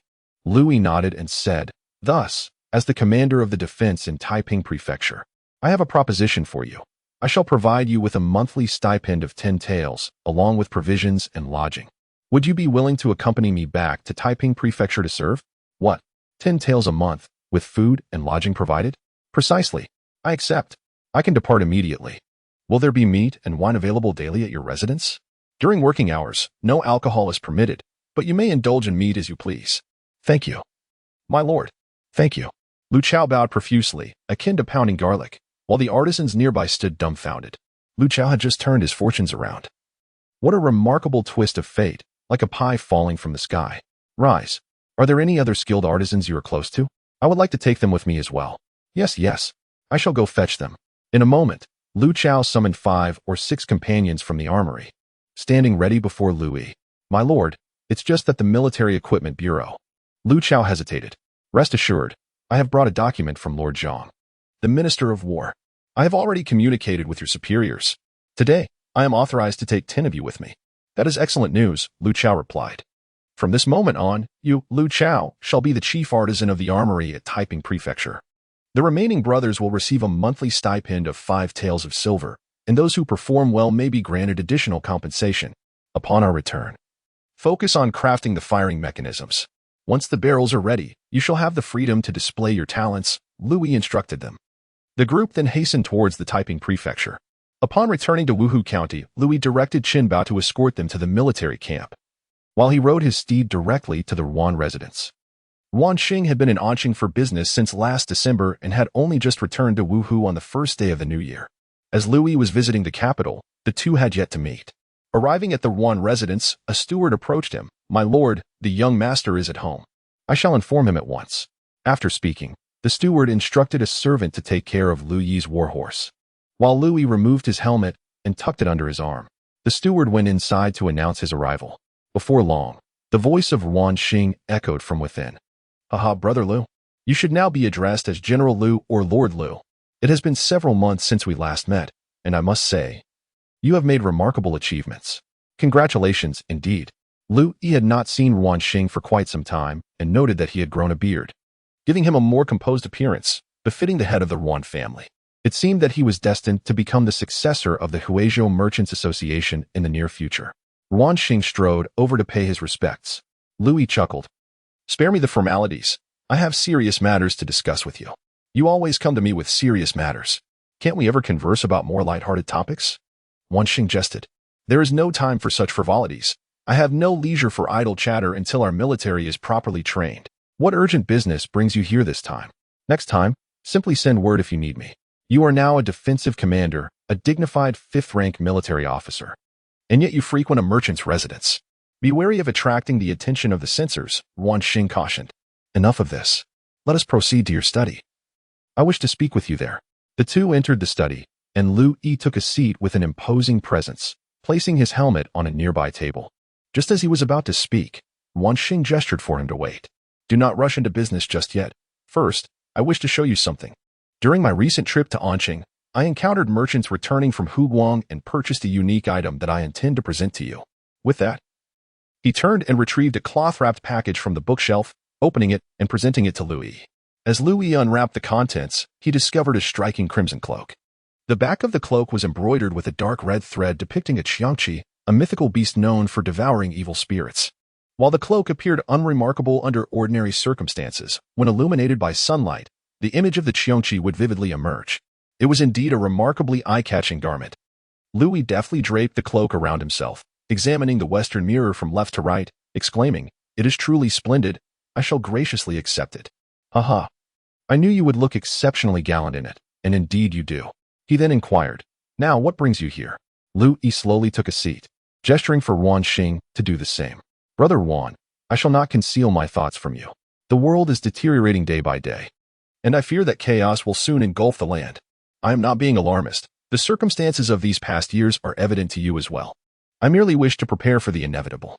Lately, I have been contemplating a military-commercial alliance. A military-commercial alliance? Yuan Xing had never encountered such a notion before. Yes, indeed, a military-commercial alliance. To put it simply, it entails leveraging your resources to supply my army with equipment, procure provisions, earn wages, and manage military supplies, Liu Yi remarked, casting a casual glance at Yuan Xing. What? That is a matter that could cost one their head. Wouldn't that mean transforming the army into your private force? With all resources self-sufficient? Is this not akin to a nation within a nation? Yuan Xing exclaimed in astonishment. Do not speak so dramatically. This is a matter that benefits both the country and the people. If I do not take such measures, how can I establish a formidable army? Should we repeat the mistakes of this recent campaign, where the imperial forces suffered heavy losses? Or like the battle at Sarhū in Liaodong, where we were outnumbered and utterly defeated? How can a military that cannot protect itself be expected to defend the homeland? The personal guards of those generals in the northern territories are merely private soldiers. They just have not been acknowledged openly. I do not intend to be so overt. We shall operate discreetly. County Magistrate Wang Song will not interfere, and General Huang will hardly regard it as significant. As for Prefect Zhou, he may be somewhat inflexible. But we shall cross that bridge when we come to it, Liu Yi explained. Allow me a moment to ponder, Yuan Xing replied. There is no time for contemplation. Brother Yuan, our bond is one of life and death. I speak candidly. During the recent campaign, I intercepted 250,000 taels of silver. And with the funds you provided and the court's rewards, I currently possess over 400,000 taels. I am willing to allocate 300,000 taels to you. To establish a workshop at Liaodong on the outskirts of Wuhu, I have recruited artisans from the Arms Bureau and mechanical experts from Jiangxi. I am currently experimenting with a power-providing machine, which, if successful, will allow for mass production of firearms. I also need you to assist in finding craftsmen to forge swords, guns, and armor, as well as seamstresses, all to be concentrated at Liaodong, thereby transforming that workshop into a production base for military supplies, Liu Yi stated in one breath. Yuan Xing gasped, his mouth agape, unable to close it for some time. The magnitude of this information was overwhelming. To intercept confiscated silver, such audacity, and everything that followed was nothing short of astonishing. Liu Yi, undeterred by Yuan Xing's astonishment, continued, Moreover, I require your assistance in acquiring horses. The more, the better. Employ only the resources of the Yuan family under the pretext of expanding your business. Additionally, I need you to recruit laborers. There are several copper, iron, and coal mines around Wuhu that can be exploited for weapon materials. Liu Yi, possessing a commendable understanding of geography, was well aware that the Yangtze and Huai River basins within Anhui were abundant in various minerals, both diverse and plentiful. Maintaining operations with 300,000 taels of silver for an entire year should pose no difficulty. What I can promise you is that in the future, my spoils of war will undoubtedly yield you half. You may find it hard to comprehend at present, but if you place your trust in me, I shall elevate you to the status of a legendary merchant, and the Huizhou Merchants Association will rise to become the preeminent commercial guild in the nation. Wherever the troops of Taiping Prefecture vanquish their foes, your association's business shall flourish. Liu Yi asserted resolutely. In his youth, Yuan Xing always sensed that Liu Yi harbored grand ambitions, distinguishing him from the ordinary. Having returned from the battlefield and risen to a commanding rank, he spoke with a gravitas that commanded respect and instilled considerable pressure, reflecting on their shared past and the life Liu Yi had preserved for him. What were these matters in comparison? Moreover, with the backing of such a formidable army, what a tremendous support it would be. After a moment of contemplation, Yuan Xing rose earnestly and bowed to Liu Yi, proclaiming, General Liu, I assure you I shall not betray your trust. Chapter 57. The formation of the Qingyi Army on the 15th day of the first lunar month. Liu Yi's 600 soldiers were finally all recruited. In the military camp South Grand Parade Ground, the biting river wind swept through, and there stood 600 young men, uniformly clad in paired battle jackets and wearing felt hats, without armor or weapons in hand. Among them were the sons of Huizhou merchants, youths from impoverished farming families, sturdy refugees, and students from martial arts schools. At this moment, they stood upon the parade ground, arranged in 5 uneven rows of 120, appearing somewhat disordered. To the far left stood 5 trial captains. Liu Yi, donned in armor and a crimson cloak, stood upon the commanding platform, his waist adorned with a Yinling saber and a hand cannon tucked at his side. Behind him, Liu Jin held aloft a grand flag, its base of vibrant red, emblazoned with the sun and moon in white and blue. Liu Yi named it the radiant sun and moon in a sea of red. The sun and moon symbolized the Ming Dynasty, while the red represented all the soldiers. The essence of the flag conveyed the indomitable pledge of the soldiers to defend the Ming with their lives. Warriors, he began. Today marks the 15th day of the first lunar month, a time traditionally celebrated. Yet we face a matter of greater importance. Today, we officially form our army. Last winter's campaign against bandits led to devastating losses in Wuhu and Fancheng counties, and my own forces suffered greatly as well. Today, I have gathered these brave souls. For these years have been tumultuous, with chaos and rebellion rampant across the land. Among all, I hold the utmost respect for General Qingyi Army. Though I desire not titles or honors, I yearn for peace. I wish for everyone to live safely and serenely, without fear or worry. However, this tranquility must be earned through our own swords and spears. Outside the borders lie the Jurchens, and within, traitors and bandits conspire against us. They obstruct our path to peace, and we must resolutely eliminate them if encountered. At this point, he paused. Since you have chosen to follow me, Liu Yi, our goal is unified, to strive for a prosperous life for our families, friends, and ourselves. We are like-minded, and thus I refer to you all as comrades. The court has entrusted me with the role of defensive commander, and the emperor has bestowed upon me this hand cannon, a symbol of trust and honor. Do you see this banner behind me, the radiant sun and moon in a sea of red? He pointed emphatically to the flag. The red signifies our blood. The sun and moon represent our Ming. We shall defend the Ming with our blood. Today, on the banks of the Qingyi River, we officially form our army. To be named the Qingyi Army. Comrades, follow me, Liu Yi, to bravely confront our enemies and protect our homeland. Long live peace in our land. Long live peace in our land. Long live peace in our land. Long live peace in our land. The 600 men roared in unison, their voices echoing, causing the mountains and rivers to change color. Among them, the sons of Huizhou merchants, who had heard Liu Yi's impassioned speeches in the past, were particularly moved. Tears welling in their eyes as they yearned to embark on a grand endeavor alongside him. Unable to contain their fervor, they raised their arms in spirited cheers. The tumultuous cries of the multitude roused Wang Song within the county office. He attentively listened to the commotion emanating from the barracks, pondering the remarkable morale that Liu Yi had instilled in the newly recruited soldiers within just one day. Indeed, Liu Yi proved to be an exceptional leader, a true hero among men. Following the establishment of the Qingyi Army, Liu Yi made slight modifications to the military structure, organizing 120 men into a unit called a Lian, with 5 Lian forming a Ming. The first Lian, commanded by the Trial 100 household Jin, was designated as the Sword and Shield Lian. The second Lian, led by Trial 100 household Tao Zong, became the Firearm Lian, the third Lian. Under the command of Trial 100 household Wang Hao was also a Firearm Lian. The fourth Lian, directed by Trial 100 household Xin Bao, was the Spearman Lian. And the fifth Lian, overseen by Trial 100 household Wu Dongming, was the Cavalry Lian. Lu Jin served as the deputy officer of the Ying. Each Lian was allotted 2 total flags, with the flag officers selected from among the most skilled warriors of the Trial 100 households. Each 12 men constituted a small flag, with the small flag officers all being former soldiers under Liu Yi, who had been elevated to the status of small flag and received waist cards of recognition. Any deficiencies were to be filled by selections made by the Trial 100 households. Thus, before the end of the first month, Liu Yi had successfully reorganized the entire army. With a year remaining before the critical military confrontations across various regions, he was determined to enhance the combat capabilities of this new force. Meanwhile, in the Rugang region, workshops rapidly sprang to life under the vigorous efforts of the Yuan family, commencing production by the end of the month. Liu Yi had met with Song Yingxing and allocated substantial funds for the experimentation of new power equipment, which he designated as a steam engine. Under the leadership of Liu Chao, artisans skilled in firearms collaborated with local craftsmen from Taiping Fu to begin the production of weaponry and cotton armor. A tailoring workshop recruited hundreds of seamstresses to craft military uniforms and boots, as the court only allocated military attire biennially, even in the southern Zhili region. It was merely an annual provision. This was insufficient to sustain the rigorous training, prompting Liu Yi to insist on expedited production to ensure supply. The Yuan family also deployed considerable resources to recruit vagrants and laborers for mining, offering double wages compared to other regions. They commenced extraction in Taiping Fu and surrounding jurisdictions, as the local authorities were well acquainted with the Yuan family, who paid a protection fee, thereby permitting the extraction of ore.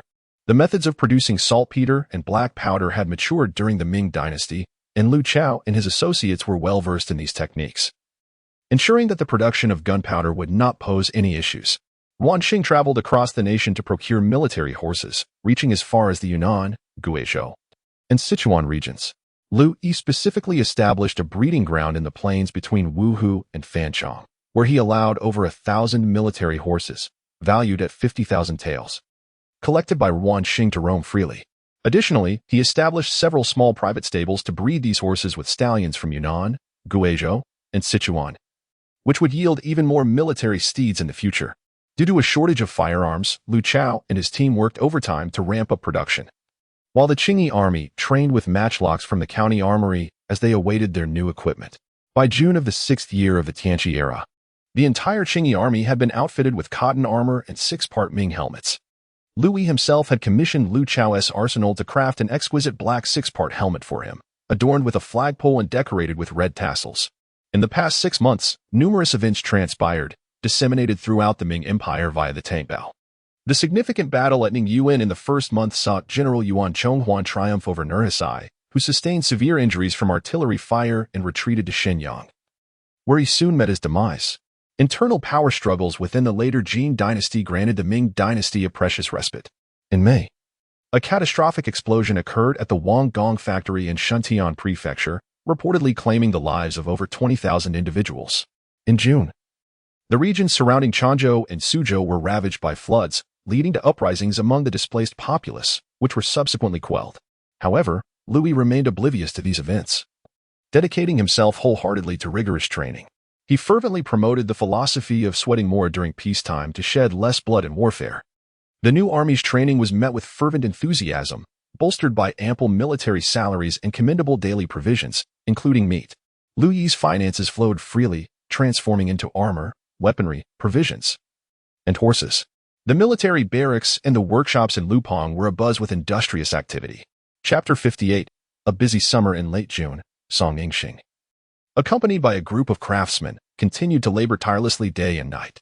During this period, Liu Yi was preoccupied with numerous pressing matters, including the storage of grain, the supply of fodder, the provision of clothing and armor, the procurement of horses and firearms, as well as the training of soldiers, all of which weighed heavily on his mind. Fortunately, Liu Yi, in collaboration with Yuan managed to discover some profitable ventures. Yuan allocated a portion of his shares to Liu Yi, who, despite not investing money, was required to exert effort, such as discreetly employing soldiers to protect Yuan's merchant convoy. These soldiers, though donning standard equipment, were dressed in civilian attire, primarily tasked with escorting goods to regions such as Jiangxi, Jianbei, and Huguan. Liu Yi informed the soldiers that this operation was a long-distance training exercise, organizing them into companies to transport goods in successive batches while safeguarding the merchant convoy. Along the way, they encountered small groups of bandits, but these marauders were swiftly routed in the face of organized military might, fleeing without a trace after leaving behind a few fallen bodies. Such engagements, devoid of casualties, facilitated cohesion among the various military branches and units, as well as among the soldiers themselves, thereby enhancing discipline in the heat of battle. Over several encounters, the soldiers of the new army underwent a remarkable transformation, although they had not faced a major battle and might still harbor some psychological shortcomings. Their tactical coordination had become exceptionally proficient.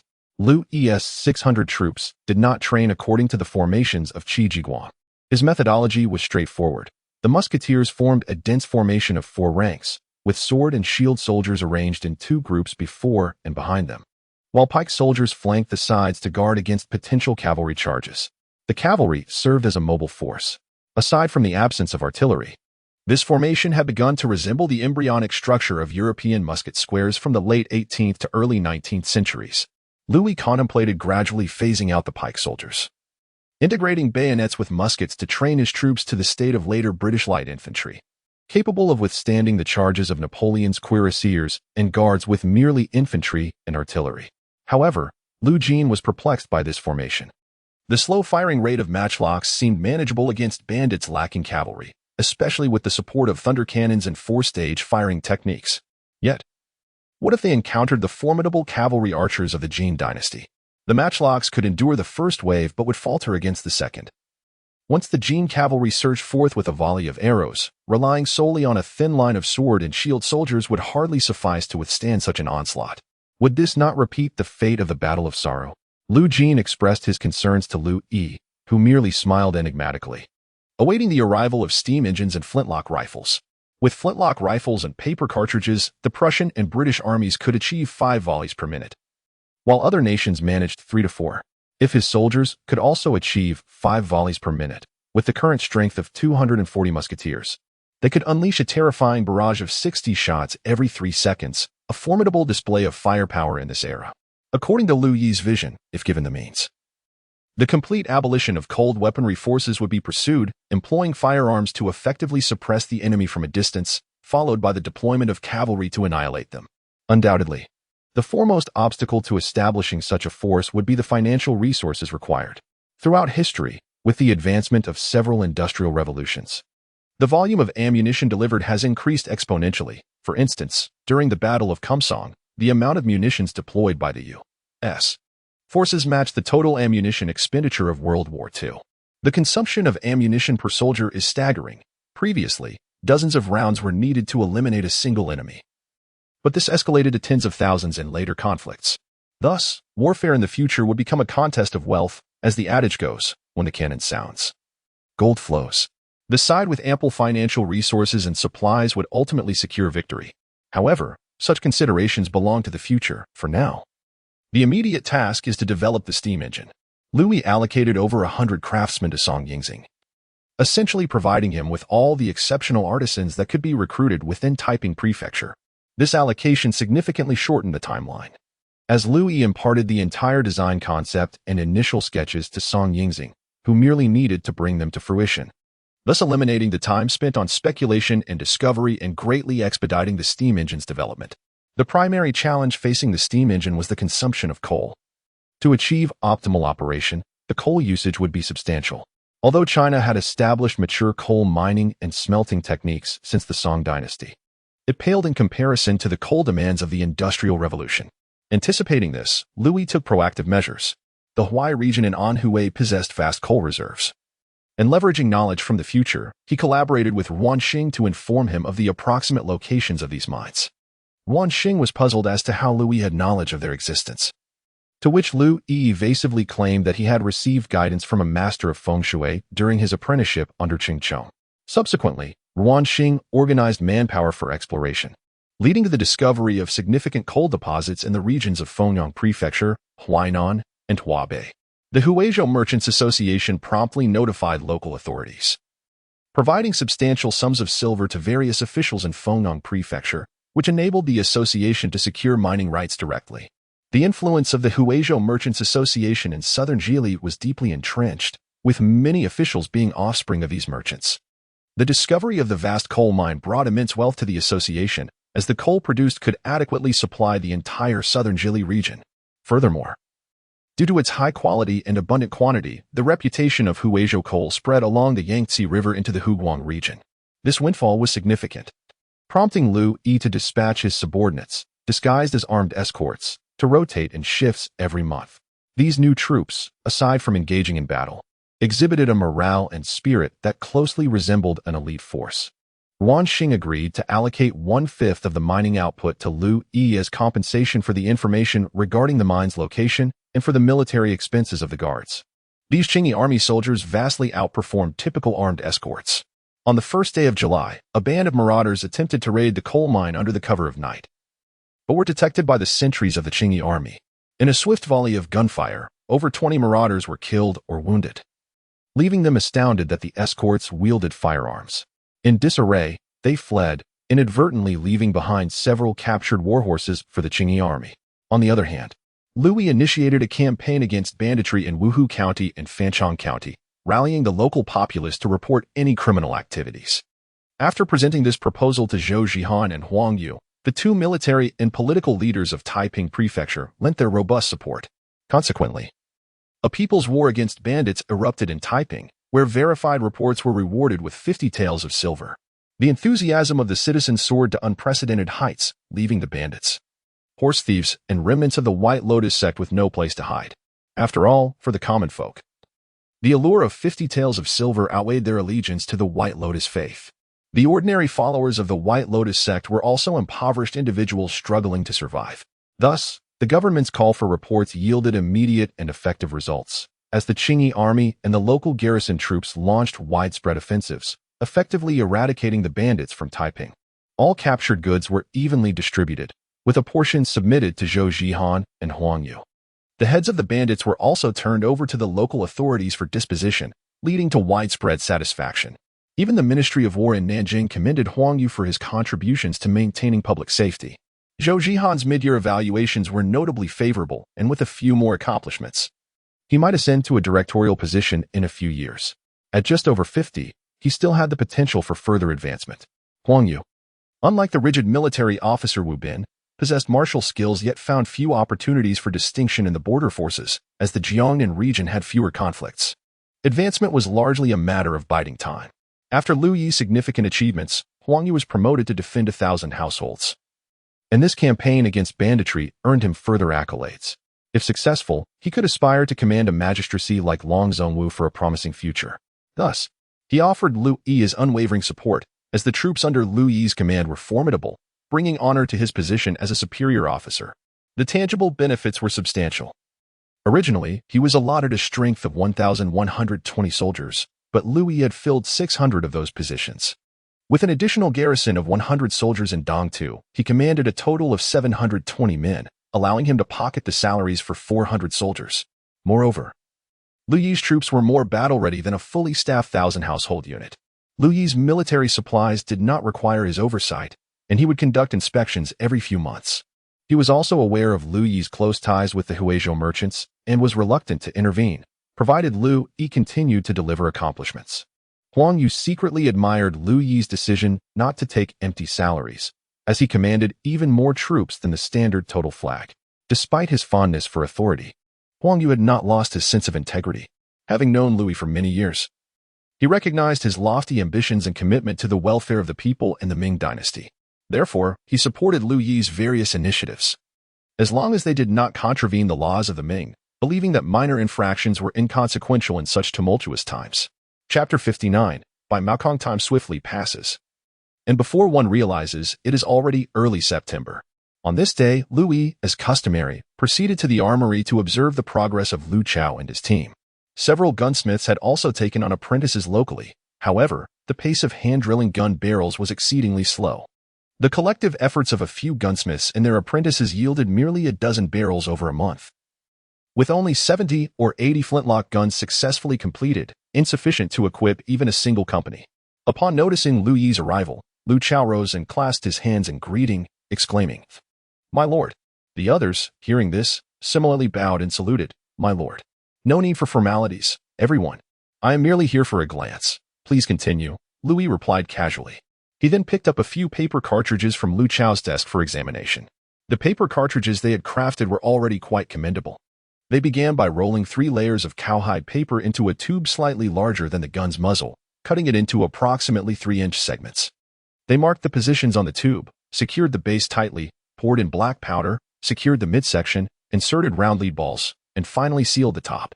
As long as each secured point corresponded with the markings on the tube, the powder charge would remain consistent. They coated the exterior with some grease to enhance airtightness and reduce friction. This, of course, represented the most primitive form of ammunition. Significant advancements occurred later with the introduction of breech-loading firearms and primers, which transformed the paper cartridge into a precursor of modern bullets. Liu Yi held several cartridges in hand, grasped a flintlock gun, and moved to an open space outside. Skillfully, he tore open the paper wrap and poured a small amount of powder into the gun's pan. Then stuffed the bullet into the barrel. He took out a ramrod to compact it, replaced the rod into its slot, aimed at a wooden target 50 paces away, and forcefully pulled the trigger. The friction between the flint and the spring produced sparks, but to his dismay, it did not fire. Liu Yi reset the flintlock and pulled the trigger again with vigor. This time, with a loud bang, the muzzle emitted a plume of white smoke.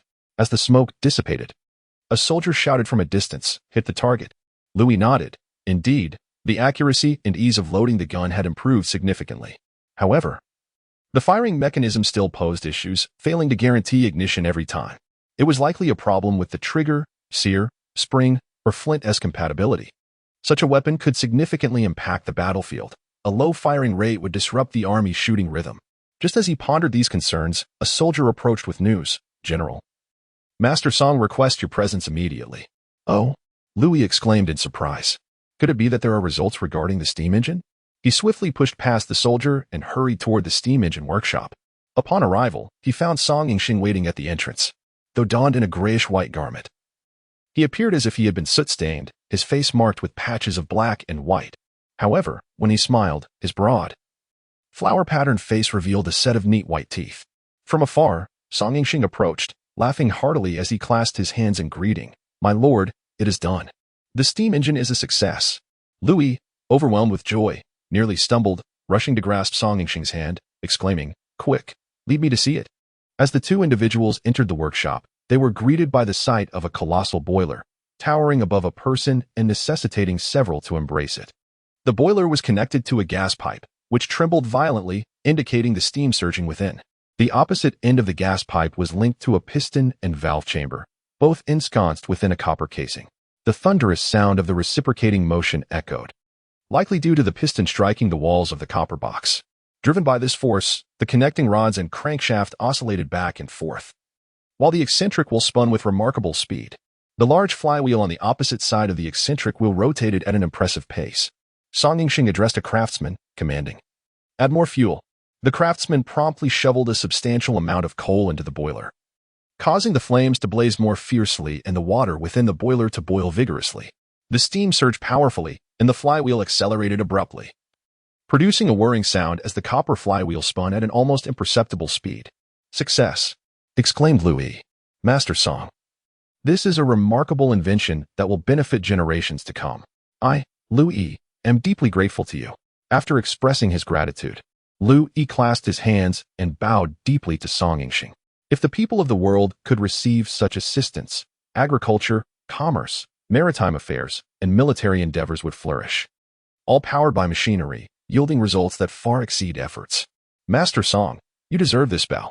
Song Yingxing quickly assisted Liu Yi to his feet, saying, "My lord, you mustn't. I am unworthy of such praise. This blueprint was created by you. I merely replicated it. The true credit belongs to you.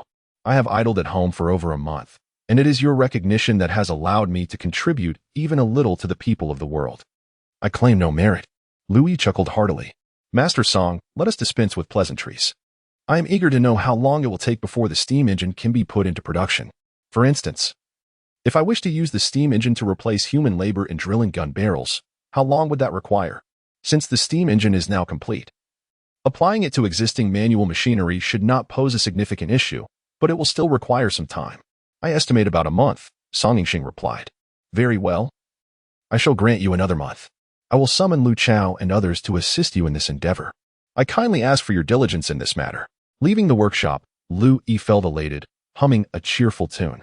Suddenly, he recalled that since parting from his master, he had not visited him.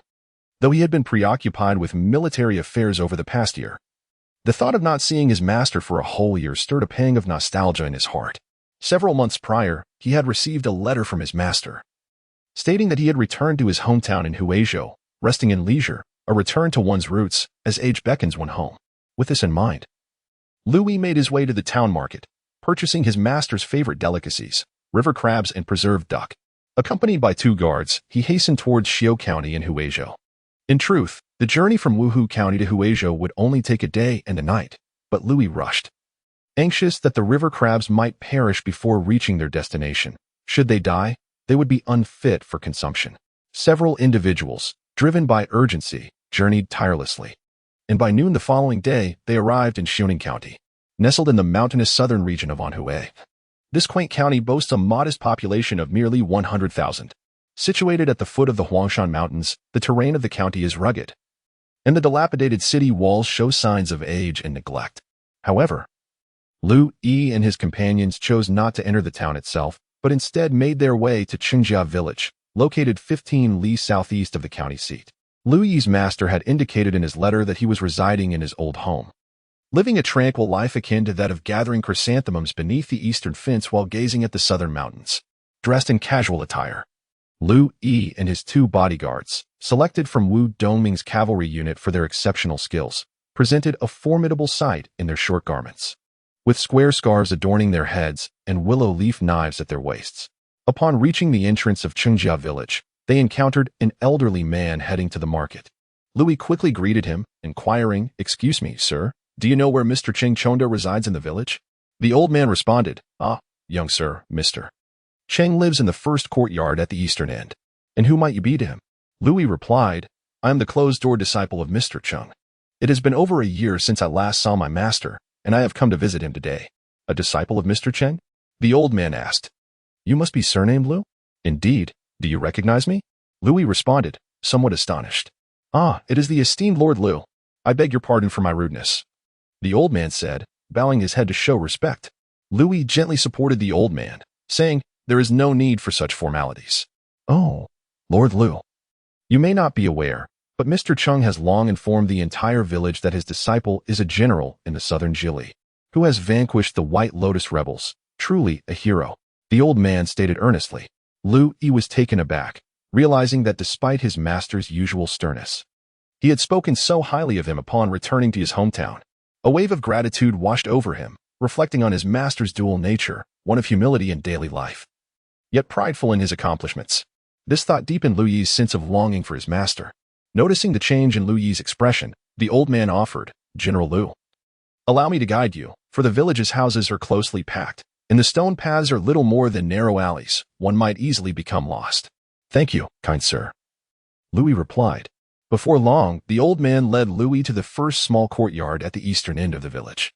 Upon seeing the courtyard, Liu Yi felt a sense of familiarity. It resembled his master's residence on the outskirts of Wuhu, with its low walls and 3 humble rooms. Through the wooden gate, the sound of hens clucking could be heard, yet the courtyard appeared empty, save for a loyal golden retriever lying sprawled on the ground. "Sir, I can enter on my own. I appreciate your assistance," Liu Yi said, signaling one of his bodyguards, who discreetly retrieved a tin-tail silver ingot from his bosom and placed it in the old man's hand. Seeing the silver ingot, the old man hurriedly waved his hands, exclaiming, "This is far too generous. I cannot accept such a valuable gift from the general.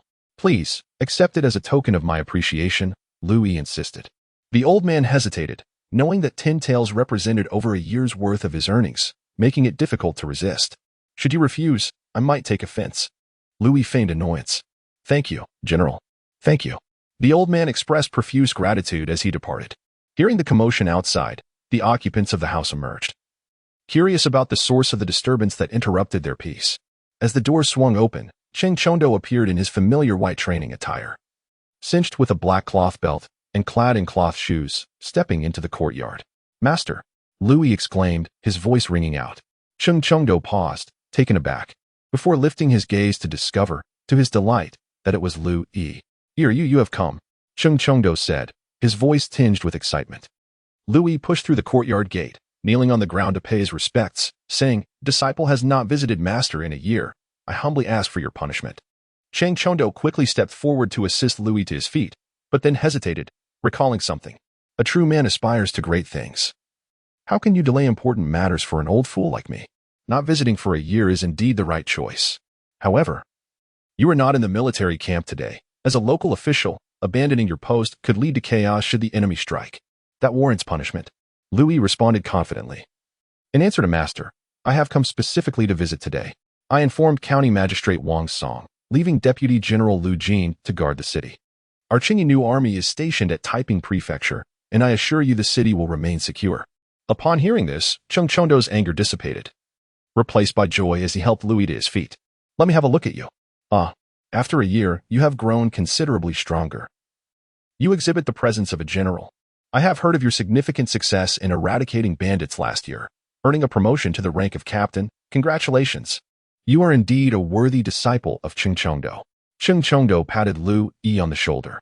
"Thank you for your kind words, master. Look what I have brought for you," Liu Yi said, taking crabs and a smoked duck from the hands of his escort and presenting them to Cheng Chondo. "I will steam the crabs and warm the duck. I also brought a jar of Yijiang Daku from Magistrate Wang to share with you. I have not yet eaten lunch and am quite hungry." As Liu Yi conversed with his master, another figure emerged from within the house. "Who is this? Mr. Cheng? Has your friend arrived? Why not invite him to join us?" Liu Yi looked up to see a middle-aged scholar in a blue gown entering, appearing to be around 50. Lean and wiry, his meticulously groomed beard and the 3-mountain hat atop his head gave him an air of distinction, his pale complexion revealing both shrewdness and weariness. "Mr. Bai, Allow me to introduce my esteemed disciple, General Liu, currently the captain in charge of the defense at Taiping Prefecture, whom I often mention, Cheng Chongdo introduced. Ah, General Liu. It is an honor, the middle-aged scholar replied with a bow, acknowledging Liu Yi's imposing figure. Clearly a man of considerable martial prowess, Master Cheng has trained an excellent disciple. Here, this is the former inspector of Shaanxi, Master Bai Maokong. Do not forget to pay your respects, Cheng Chongdo instructed Liu Yi. Liu Yi nearly choked in surprise. Bai Maokong, the inventor of the flintlock? He stammered. Indeed, he is from Huizhou. Could it be that he is an old friend of Master? Chapter 60. The invention of the flintlock. Are you the esteemed Master Bai Maokong? Liu Yi exclaimed. Bai Maokong, taken aback, gazed at Liu Yi, pondering whether this young general had indeed recognized him. Having dedicated many years to his craft, he had fallen from grace due to his refusal to bow to the corrupt court and had been dismissed from his position as the governor of Shaanxi by Wei Zhongxian, subsequently relegated to farming in his hometown. Perhaps, he mused, Cheng Chongdo had mentioned him. Indeed, I am Bai, he replied. Master Bai, I have long admired your reputation. It is a stroke of fortune to meet you today, Liu Yi said sincerely. You know Master Bai? Cheng Chongdo inquired. Master. Although I have not had the pleasure of meeting Master Bai, I am aware of his passion for the study of firearms. Coincidentally, my new military unit has established an artillery division, and I seek to glean some insights from Master Bai, Liu Yi responded. Bai Maokong was further intrigued. He had never disclosed his research on firearms to anyone, not even to Cheng Chongdo. How could this young general be privy to such knowledge? Just as he was about to inquire further, Liu Yi swiftly produced a flintlock pistol from his waist and presented it, saying, I beseech you, Master Bai, to examine this. It is a gift bestowed by His Majesty. Upon hearing that it was a royal gift, Bai Maokong set aside his curiosity and, without hesitation, knelt and bowed, proclaiming, Long live the Emperor. This caught Cheng Chongdo off guard, and he too knelt, echoing the 3 cheers. Once the proper salutations had been made, Bai Maokong rose and respectfully accepted the flintlock pistol. After a brief glance, he asked, Is this a self-igniting firearm? Indeed, Master Bai, your perceptiveness is commendable. This flintlock pistol was presented to the Emperor by the Flemish, replacing the matchlock with a flint mechanism. It strikes flint against steel to ignite, allowing it to fire even in inclement weather. It seems you have a profound understanding of this, Liu Yi interjected. Historically, Bai Maokong would not invent the flintlock until the 7th year of the Chongzhen era, nearly a decade from now. However, he had already begun drafting his treatise on military weapons, which meticulously documented various firearms of the Ming Dynasty, surpassing even Zhao Shizhen's compendium of artifacts in detail. Bai Maokong humbly replied, I cannot claim to possess deep knowledge. I have merely heard whispers. When Zhao Shizhen created the electric gun, it was to ensure functionality in adverse weather conditions. At that time, it required a match to ignite the projectile. However, this method had significant drawbacks. Firstly, it was overly complex and costly. Secondly, the inclusion of the match limited the soldier's ammunition capacity. A standard matchlock rifle required merely 4 qian of powder and 3 qian of lead for a single shot, allowing soldiers to carry at least 50 rounds. In contrast, the cumbersome match limited the load to a mere 10, making prolonged engagements untenable. Liu Yi nodded in agreement with Bai Maokong's explanation. This was indeed the case.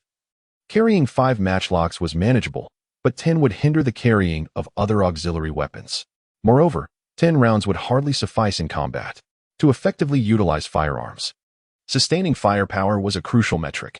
Cheng Chongdo observed the two conversing in the courtyard and addressed them. Mr. Bai, please do not linger in the yard. Allow me to summon Aunt Wang from next door to warm the dishes and drinks she has brought. Shall we proceed indoors to dine and converse? He continued, Mr. Bai. Today has brought exquisite jiang crabs from Taiping Mansion. Look, they are substantial, rich and roe, accompanied by a fine bottle of Yijiang Daku. Let us indulge until we are inebriated. Bai Maokong, a connoisseur of fine wines, felt a surge of joy upon seeing the splendid beverages. Very well. Today I shall partake in a hearty drink with Mr. Cheng and General Liu. The trio entered the house, and Cheng Chongdo went next door to hand the ingredients to a woman of around 50, instructing her to prepare them. The woman complied with enthusiasm. For Cheng Chongdo was highly esteemed in his hometown. His words held more weight than even the county magistrates. Local officials would visit him during festivals, and villagers sought his judgment on various matters, earning him profound respect. Upon returning, Cheng Chongdo brewed a pot of freshly steeped Huangshan Maofeng tea for the two gentlemen, and they resumed their seats. Liu Yi and Bai Maokong resumed their discourse. Mr. Bai, you mentioned the advantages and disadvantages of the electric rifle. I am curious to know your thoughts on the flintlock wheel-lock pistol, Liu inquired. The firearms of the French have always been esteemed in our Ming Dynasty. Whether it is their matchlock firearms or artillery, they hold a significant position among our weaponry. As for the wheel-lock pistol, I must admit, General Liu, I have seen one several years ago. Although it lacked the elegance of the one bestowed by His Majesty, the principles remain the same. It is undeniable that the French have surpassed us in firearms technology. This self-igniting pistol possesses unparalleled practicality and is indeed a formidable weapon on the battlefield. However, Bai Maokong paused momentarily. But what? Liu Yi pressed. Simply put, this pistol can only serve as a plaything for royalty or affluent nobles. It cannot be standardized for military use. General Liu, consider the number of components in this pistol. Setting aside the weapon itself and focusing solely on the firing mechanism, namely the lock, there are at least 20 intricate parts involved. The auxiliary sear, the left and right wheel hooks, the spring, the transmission chain, the wheel cover, the pivot, the wheel body, the positioning spring, the lever, the powder pan cover, the pan spring, the left and right flint clamps, the flint clamp, the brake axle, and finally the cover plate. All these components are merely part of the lock and not the pistol itself, even if we forego any embellishments on the barrel. A craftsman would require no less than 3 months to forge such a pistol. General Liu, how can we equip an army of millions with such a weapon when, in the event of a malfunction on the battlefield, it would be impossible to repair? Bai Maokong elucidated. Liu Yi adjusted his attire, rose from his seat, and performed a deep bow towards Bai Maokong. Although the esteemed gentleman had withdrawn from service due to his unwillingness to cater to the eunuchs, he possessed remarkable talent. The current state of the Ming Dynasty was fraught with external threats and internal strife, teetering on the brink of collapse. Should this situation persist, the dynasty would face grave peril. I, a mere novice, was fortunate enough to be appointed as the commander of defenses after quelling the White Lotus rebels in Taiping Prefecture last year, thanks to the Emperor's grace. Presently, as the southern Zhili garrisons undergo a transformation, significant military reforms are on the horizon. I have established a new force of 600 soldiers in Taiping Prefecture, training them with innovative methods. Regarding the merits and demerits of the flintlock musket that you mentioned earlier, we have devised countermeasures at our armory, albeit with some shortcomings. I humbly beseech you, esteemed sir, to lend me your support and contribute to the welfare of the Ming Dynasty. Upon finishing, he bowed deeply once more. Bai Maokong regarded Cheng Chengdo with a hint of confusion. Cheng's disciple implored him to assist, yet he himself had been sidelined by Wei Zhongxin's faction. What impact could he possibly have? Nevertheless, he rose to help Liu Yi to his feet, remarking, "Your words are indeed flattering, General.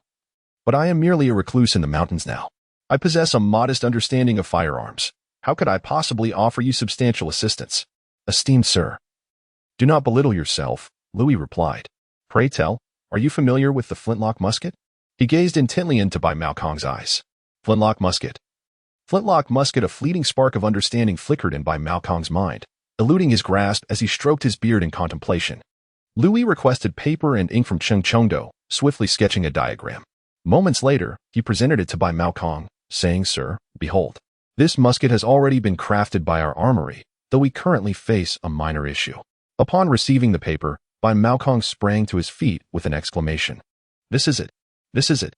I have struggled in vain to comprehend it. General Liu, has this musket truly been produced?" "Indeed. Taiping Prefecture now possesses nearly 100 flintlock muskets," Liu Yi affirmed. Cheng Chengdo observed the interaction between Bai Maokong and Liu Yi, perplexed by their discourse. Examining the diagram, he recognized it merely as a firearm, unable to discern its intricate mechanisms.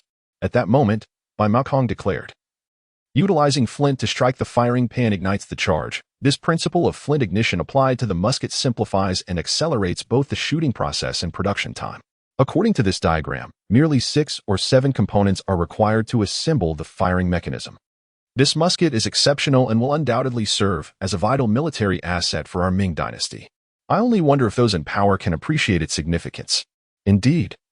Esteemed sir, especially considering our successful trial of the steam engine at Taiping Prefecture, which can be employed in musket production, with sufficient craftsmen, facilities, and machinery, we could produce hundreds of flintlock muskets each month, potentially reaching thousands in the future, ample to equip all of our Ming forces. However, during the recent trial firing, I encountered a challenging problem, Liu Yi elucidated. What, pray tell, is this steam engine? Bai Maokong inquired. If you permit, allow me to take you to Taiping Prefecture. You shall see for yourself, Liu Yi replied. And what challenge might that be? During the recent test firing, it was observed that the flintlock musket does not always ignite upon pulling the trigger.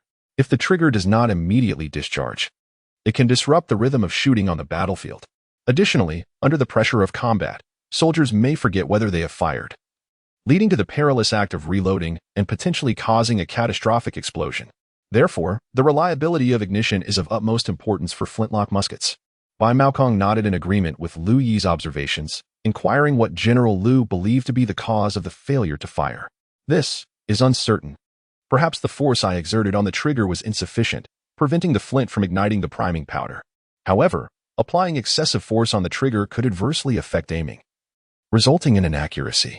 Liu Yi responded. Indeed, what the general states is quite correct. In our production of firearms, we aim to harness the mechanical power of weaponry to compensate for human strength. Thus, we should also contemplate solutions from the perspective of mechanical efficacy.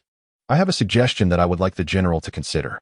Bai Maokong, holding the blueprints in one hand, lifted his teacup and took a sip, continuing the discussion. Chapter 61. The creation of the flintlock. In truth, the concept is quite simple. Since the general requires considerable force to pull the trigger, why not transform human effort into mechanical power? Bai Maokong suggested. Transforming human effort into mechanical power? Liu Yi appeared to grasp the notion partially yet remained somewhat perplexed. Bai Maokong stroked his beard and smiled. General, observe this diagram. The main spring that strikes the flint against the firing pan is made solely of tempered iron, which does not provide sufficient tension to achieve the necessary striking force.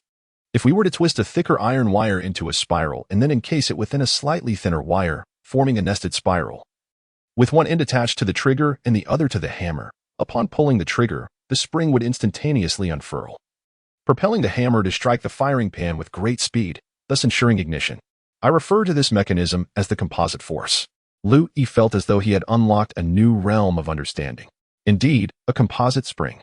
In the future, wouldn't the mechanisms of automatic rifles also be composed of a hybrid of metal and rubber springs? The synergy of metallic tension and the elasticity of the rubber casing would maximize the spring's force. How had he not thought of this before? Once the trigger is pulled, the remaining actions could be entrusted to the spring. May I implore you, Master Bai, to accompany me back to Taiping Prefecture for a demonstration and guidance? Liu Yi bowed respectfully. Mr. Bai, Cheng Chongdo interjected, please do this old man a favor. My apprentice has extended several earnest invitations, which reflects his sincere intention. On account of my humble reputation, I kindly ask you to accompany him. After all, there is little to do at home. It would be better to enjoy a scenic excursion in Wuhu, where there is much to delight in. Ha ha ha, Mr. Cheng, you and your apprentice harmonize splendidly. It seems I have no choice but to join you on this journey. Very well. I, too, wish to see what this steam engine General Liu speaks of. We shall set off tomorrow, as it is but a day's journey to Wuhu. For now, let us indulge in a grand feast. As they conversed, Aunt Wang from next door brought over a small table, upon which rested a steaming plate of duck and a dozen fragrant river crabs. She had also prepared a couple of fresh vegetables and a tofu egg drop soup. Liu Yi discreetly retrieved 10 taels of silver from his pocket and slipped them into Aunt Wang's hand while Cheng Chongdo was momentarily distracted, signaling her to keep it quiet. Aunt Wang beamed with gratitude and departed with many thanks. Cheng Chongdo poured the warmed Yijiang daku into the bowls before them, saying, as a practitioner of martial arts, I possess no proper cups or flasks at home. I apologize for the inconvenience of using these bowls, Mr. Bai. Ha ha ha, Mr. Cheng, your generosity is admirable. Let us drink heartily and dine like heroes of Liaoshan. Bai Maokong exclaimed, tearing off a duck leg and raising his bowl. To you, old sir, and to you, General Liu, let us drink. Cheers. Cheers. The three men emptied their bowls in one gulp. That day, they drank to a state of inebriation. The following afternoon, Liu Yi took his leave of his master and arranged for a group of horses to be given to Bai Maokong. Having served as a circuit supervisor in Shanxi for many years, Bai Maokong was quite adept at riding, particularly in the northern regions and border towns. Liu Yi's 2 guards had rested at Aunt Wang's house the previous night and would accompany them. Thus, the 4 set off on horseback back to Wuhu. After a brief respite at the official station, the group continued their journey and returned to Wuhu the following dawn. Exhausted from their travels, Liu Yi suggested, perhaps it would be wise for Lord Bai to rest a while before we proceed to the workshop. To which Bai Maokong replied, General Liu, please refrain from calling me Lord Bai. I am but a humble villager now. Let us proceed forthwith. For I cannot find peace of mind without witnessing the novel contraptions of which you speak. Very well, Mr. Bai, let us be on our way. The workshop lies by the river, not far from the county town, Liu Yi affirmed. Upon arriving at the steam engine workshop, they were greeted by Song Yingxing, who Liu Yi introduced to Bai Maokong. The two men quickly found common ground and engaged in lively conversation. Song Yingxing guided Bai Maokong through the steam engine, leaving him astounded and exclaiming that such an invention was a vital national treasure that deserved vigorous promotion. Liu Yi then took Bai Maokong to the arsenal, where he introduced him to Liu Chao and others. Bai Maokong paid his respects to each individual, holding the view that craftsmen were the nation's technical personnel deserving of reverence. In stark contrast to the common disdain they often faced, his respect deeply moved Liu Chao and his companions, who regarded Bai Maokong as a kindred spirit. When Bai Maokong encountered the flintlock firearm, he was overjoyed and spent considerable time examining it. At the shooting range, he confirmed the issues Liu Yi had mentioned. He promptly agreed to collaborate with Liu Yi and Liu Chao to refine the flintlock firearm until they produced a reliable version. Liu Yi was elated, and that evening invited Song Yingxing, Liu Chao, and various military artisans, along with officials like Wang Song, to welcome Bai Maokong. As time progressed into November of the 6th year of the Qingyi era, Song Yingxing successfully applied the steam engine to the manufacturing of cannon barrels. Liu Yi merged the arsenal with the steam engine workshop, reporting this to Zhou Zhihan and Zhang Heping in Nanjing. Wan Xing also represented the Huizhou Merchants Association to invest, resulting in a significant collaboration between government and business to establish a large mechanical workshop, which Liu Yi named the Jiang'an Machinery Manufacturing Bureau. He appointed Song Yingxing as an official of the 8th rank and Liu Chao as the chief craftsman. Although Bai Maokong declined a position from Zhang Heping associated with the eunuch faction, Liu Yi insisted he remain as an advisor in his civilian capacity. In mid-November, Bai Maokong finally produced a reliable flintlock firearm. Liu Yi personally tested it, noting a malfunction rate reduced to 1%, with a misfire occurring approximately once in every 100 shots. Bai Maokong indicated further improvements were possible, aiming to lower the malfunction rate to 1 in 1,000. By the end of November and the beginning of December, the Manufacturing Bureau produced over 300 new flintlock firearms, enabling Liu Yi's two flintlock companies to be fully outfitted with the new models. As the 6th year of the Qingyi era corresponded to the Western calendar year of 1626, Liu Yi designated the new flintlock as the 26th model and established a convention that all future firearms would be named according to the Western calendar year of their creation. In mid-December, the Manufacturing Bureau worked tirelessly to produce a batch of flintlock pistols. Although the effective range of these pistols was merely 30 to 40 paces, their short barrels allowed for a more rapid production compared to muskets. Within a mere 10 days, the Bureau managed to manufacture over 400 pistols. Liu Yi ensured that each cavalryman was equipped with 2 pistols, and every officer received one as well. Liu Yi discussed with Wan Xing the plan to allocate the Bureau's entire production capacity back to the army for 2 months in January and February of the following year. The workshops were to operate at full capacity to manufacture weaponry, with Liu Yi envisioning a future where more soldiers could be armed with pistols. Furthermore, Liu Yi instructed Liu Chao and Bai Maokong to collaborate on developing a short-barreled cavalry gun, aiming for a range of 70 to 80 paces. The design philosophy for the cavalry gun differed slightly from that of the musket. It required a shorter barrel for ease of transport and a quicker loading mechanism. Hence, the caliber at the muzzle needed to be slightly larger, facilitating easier loading of projectiles while maintaining shooting stability.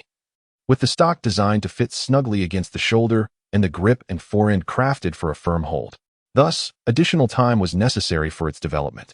By the end of December, news arrived from southern Zhili that Zhang Heping, upon hearing about the new army being organized in Taiping Prefecture, informed Zhou Zhihan of his intention to inspect Taiping Prefecture at year's end.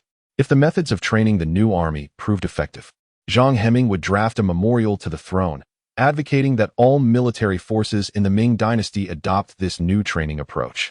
Historically, although Zhang Heping was affiliated with the eunuch faction, he was indeed a man of considerable capability.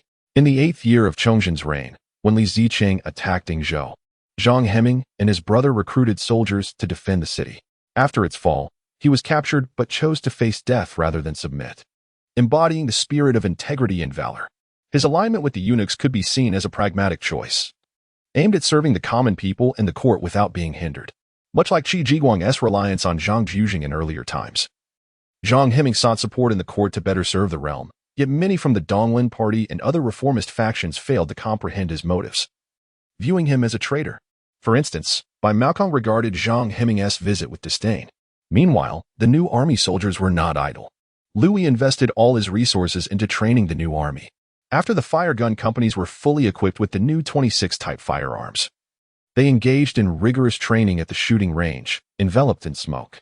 Liu Yi urged the fire gunners not to conserve ammunition, pushing them to fire relentlessly, with the goal of discharging a shot every 10 breaths. The entire army was organized into 4 platoons, firing in succession under the command of the regimental flag. Although the new firearms were developed by Liu Chao and by Maokong, they had yet to witness the devastating power of such coordinated volleys. Flames erupted from the muzzles, and splinters flew from wooden targets over 100 paces away, the sound of gunfire echoing continuously. Bai Maokong stood in awe, momentarily speechless. He pondered how, had he possessed such a regiment of fire gunners during his time in Shanxi, the border troops could have never breached within 100 paces. On another front, the speed of producing stamped copper nails and iron plates using steam engines for crafting cotton and scale armor was accelerating. By the end of the month, all 600 new soldiers were fully armored, with the infantry and fire gunners donned in double-layered cotton armor topped with 6-panel Ming-style helmets. While the cavalry wore cotton armor over scale armor, their heads adorned with kettle-shaped helmets and iron arm guards. The swords and shields bear a full covering of scale armor, for they stand resolutely at the forefront of the entire battalion. Each individual has been equipped with an unparalleled level of personal protection. Their wicker shields are further sheathed in layers of cowhide, studded with copper nails, although this makes them considerably heavier. Such shields are impervious to the crescent-shaped swords of the Jurchens, even from a distance of several paces. One can only imagine the toll in human lives the Jurchens would endure to breach the distance within which their shields could be penetrated, all whilst under the fire of muskets. This contingent of 600 fresh troops is exceptionally elite, yet Liu Yi's current financial resources can accommodate no more. Following the rearmament of all new forces, the Manufacturing Bureau has agreed to lease a majority of its production capacity to the Huizhou Merchants Association at no cost, a condition stipulated by the association in exchange for funding. Liu Yi consented to this arrangement. Despite his amicable relationship with Wanxing, he remains pragmatic. After all, even brothers must engage in fair dealings. Merchants are inherently driven by profit, and it would be imprudent to allow them to invest without recompense. Thus, Liu Yi negotiated with Wanxing to allocate military production during wartime, while dedicating 3/4 of the production capacity for civilian use during peacetime. Chapter 62, The Year of Tianqi. Year 6 at the end of December in the 6th year of Tianqi, with only a few days left until Zhang Heming's inspection. The political landscape of this year diverged slightly from historical accounts. Wei Zhongxian reached the zenith of his power, largely influenced by the subtle machinations of Liu Yi, which resulted in Wang Shaohui not being dismissed as anticipated at the end of the previous year. As Gu Bingqian aged, Wei Zhongxian contemplated bolstering his influence by elevating Wang Shaohui to the position of deputy chancellor and appointing Li Chunai as the minister of personnel. Zhang Heming, stationed in Nanjing, was summoned to assume the role of minister of war. Thus, Wei Zhongxian's hold on power within the court grew increasingly formidable. At the beginning of the year, Wei Zhongxian initiated the collection of taxes on tea, mining, and commerce from the gentry and affluent merchants in Jiangnan. This move incited considerable unrest among the members of the Donglin party, who, though not directly involved in business, had family members engaged in these endeavors. The imposition of these taxes directly threatened their livelihoods, despite Wei Zhongxian appropriating a portion of the revenue. The majority was allocated to address the military expenses for the Ming Dynasty. Yuan Chonghuan's victory at Ningyuan garnered substantial provisions, significantly boosting the morale of the troops. A single cannon shot wounded the rebel leader Nurhaci, who met his demise by the end of August, leading to his son Hong Taiji ascending to the throne. Yuan Chonghuan was subsequently promoted by Emperor Shizong to the position of right vice minister, overseeing the governance of Liaodong, thus allowing the Ming Dynasty to gain invaluable time to regroup militarily as internal strife within the Qing Dynasty diverted their focus. The Donglin scholars, incensed by the tax burdens imposed on them to support the military, inundated the emperor with petitions of impeachment. However, these grievances were firmly suppressed by Gu Bingqian, remaining unaddressed. Many scholars, harboring resentment towards Yuan Chonghuan, accused him of siphoning their hard-earned wealth, categorizing him as part of the eunuch faction. Upon reading these impeachment documents, Wei Zhongxian, in a fit of rage, shattered his cherished pair of Tang Dynasty porcelain vases. He dispatched agents from the Eastern Depot and the Imperial Guard to probe which ministers were engaging in subversive discourse. Those found guilty were swiftly imprisoned, suffering grave consequences. And their families resorted to bribery to secure their release, further enriching Wei Zhongxian and his faction. This led some members of the Donglin Party to label the 6th year of Tianqi as a period of white terror, referencing Wei Zhongxian's emblematic white whisk. Wei Zhongxian's policies not only undermined the interests of the Donglin Party, but also adversely affected several prominent merchant guilds, including the Huishang Association. Yuan Xing lamented to Liu Yi about the substantial taxation on tea, commerce, and mining, which amounted to hundreds of thousands of taels. Liu Yi, however, responded with gravity, acknowledging Wei Zhongxian's potential for embezzlement, but reiterated that most funds were allocated to military expenses. The court required over 10 million taels annually for military provisions. It was implausible to extract these from the impoverished populace rather than the wealthy merchants. The plight of the common people was indeed lamentable, as the saying goes. The prosperity of the populace often leads to their suffering. Liu Yi, well-versed in history, noted that during Wei Zhongxian's tenure, the Qingyi Dynasty refrained from incursions, attributed to the robust supply of provisions for the Liaodong military. Conversely, following the Donglin Party's actions and the subsequent execution of Wei Zhongxian, the situation in Liaodong deteriorated, leaving the populace in dire straits, exacerbated by the Donglin Party's refusal to pay taxes while extracting funds from the struggling commoners. Yuan Xing was oblivious to the significance of the tributes to Liao due to his limited understanding of Liaodong, whereas Liu Yi, having survived the Battle of Sarhū, possessed a profound empathy for the situation in the region. He fervently urged Yuan Xing and the prominent merchants of the Huishang Association to acknowledge the facts and reason together. He even brought Zhou Zhihan to engage with the association, despite his disdain for the eunuchs. Zhou Zhihan also disapproved of the East Forest faction's methods and wholeheartedly supported Wei Zhongxian's taxation of the affluent to finance military resources. Thus, he too endeavored to placate the merchants of Huishang. Liu Yi articulated to the assembly that a nation must precede a household, even if one disregarded Wei Zhongxian. The funds could be viewed as support for the valiant soldiers fighting on the front lines. In front of the leaders of the Huishang Association, he committed to covering half of the taxes, thereby enhancing the production capacity of the headquarters for the benefit of the association. Yuan Xing, unwilling to engage in such dealings, found himself aligned with Liu Yi, promptly declaring that 70% of the taxes would be borne by the Yuan family, with the remaining 30% distributed among the others. This resolution eventually satisfied the merchants of the association. Wan Hui, appreciating his son's actions, viewed this not merely from a financial perspective but as a means for Yuan Xing to forge a significant favor with Liu Yi and Zhou Zhihan, thereby deepening the ties between his commercial enterprises and the government military. Rarely, Wan Hui lauded Yuan Xing that evening, announcing his intention to step down from the presidency of the association in the spring of the following year, allowing for Yuan Xing to be elected as his successor. In essence, the presidency of the association mirrored the role of a contemporary chairman. The entity with the largest share would naturally assume this position. And the Yuan family held half of the association as shares, with the remainder distributed among a few others. Thus, Wan Hui's resignation rightfully paved the way for Yuan Xing to take over. Liu Yi recognized that the coming year was of paramount importance. Wei Zhongxian had but a year left to live, and upon the death of the Qingyi Emperor, Chongzhen would ascend the throne. Yet, Liu Yi felt a sense of impotence, as merely a minor official amid such significant national affairs. He resolved to focus on his immediate responsibilities, ultimately aiming to safeguard the Ming Dynasty.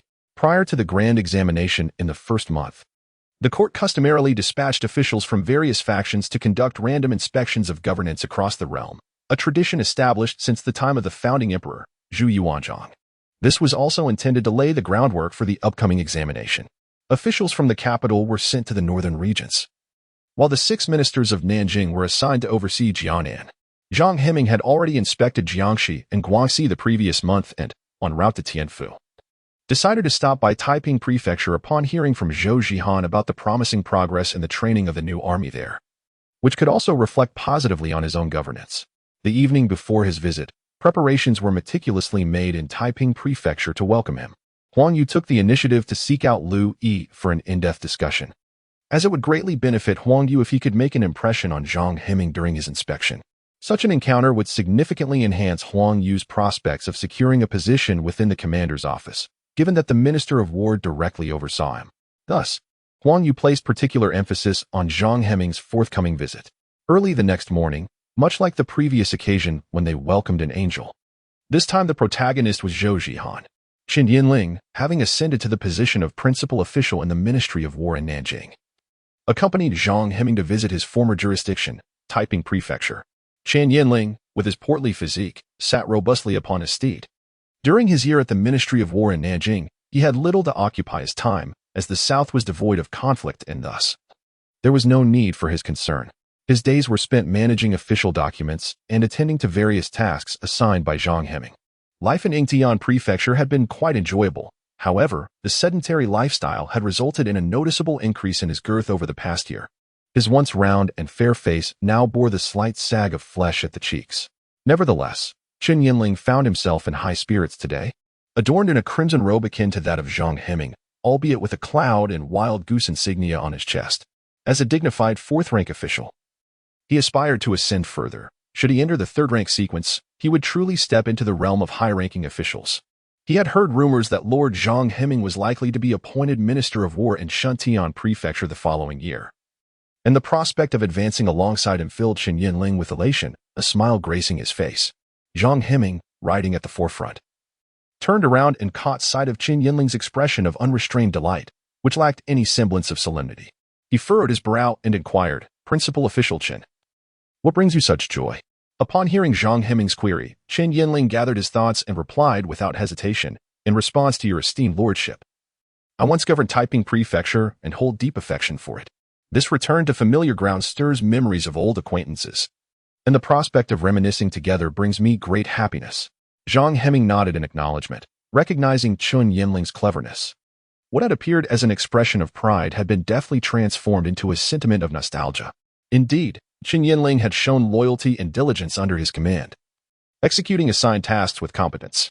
With a letter from Minister Li Chunai indicating his likely transfer to the capital's Ministry of War next year, and considering Qin Yinling's affiliation with the faction of Duke Wei, Zhang Hemming contemplated the possibility of further elevating him.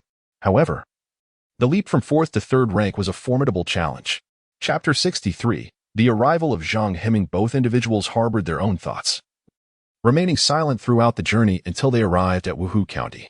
Although the administrative seat of Taiping Prefecture was located in Dongtu, traveling downstream along the Yangtze River, one would first pass through Fanchong and Wuhu before reaching Dongtu, with the Tian Prefecture not far beyond.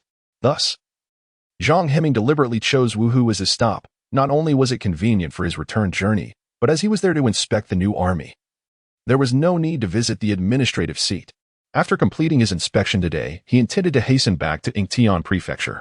Awaiting outside the county were the prefect Zhou Zhihan, the garrison commander Huang Yu, the county magistrate Wang Song, and the defending officer Liu Yi, who all gathered to greet Zhang Hemming. Upon his arrival, they bowed deeply and proclaimed, "We pay our respects to the esteemed minister." Zhang Hemming nodded in acknowledgement, and Zhou Zhihan stepped forward, saying, "Sir, after your arduous journey, it would be prudent to rest in the city first. We shall host a welcoming feast for you before proceeding to inspect the military camp, if it pleases you." Zhang Hemming replied, "There is no need for that, Prefect Zhou. My old bones are quite resilient.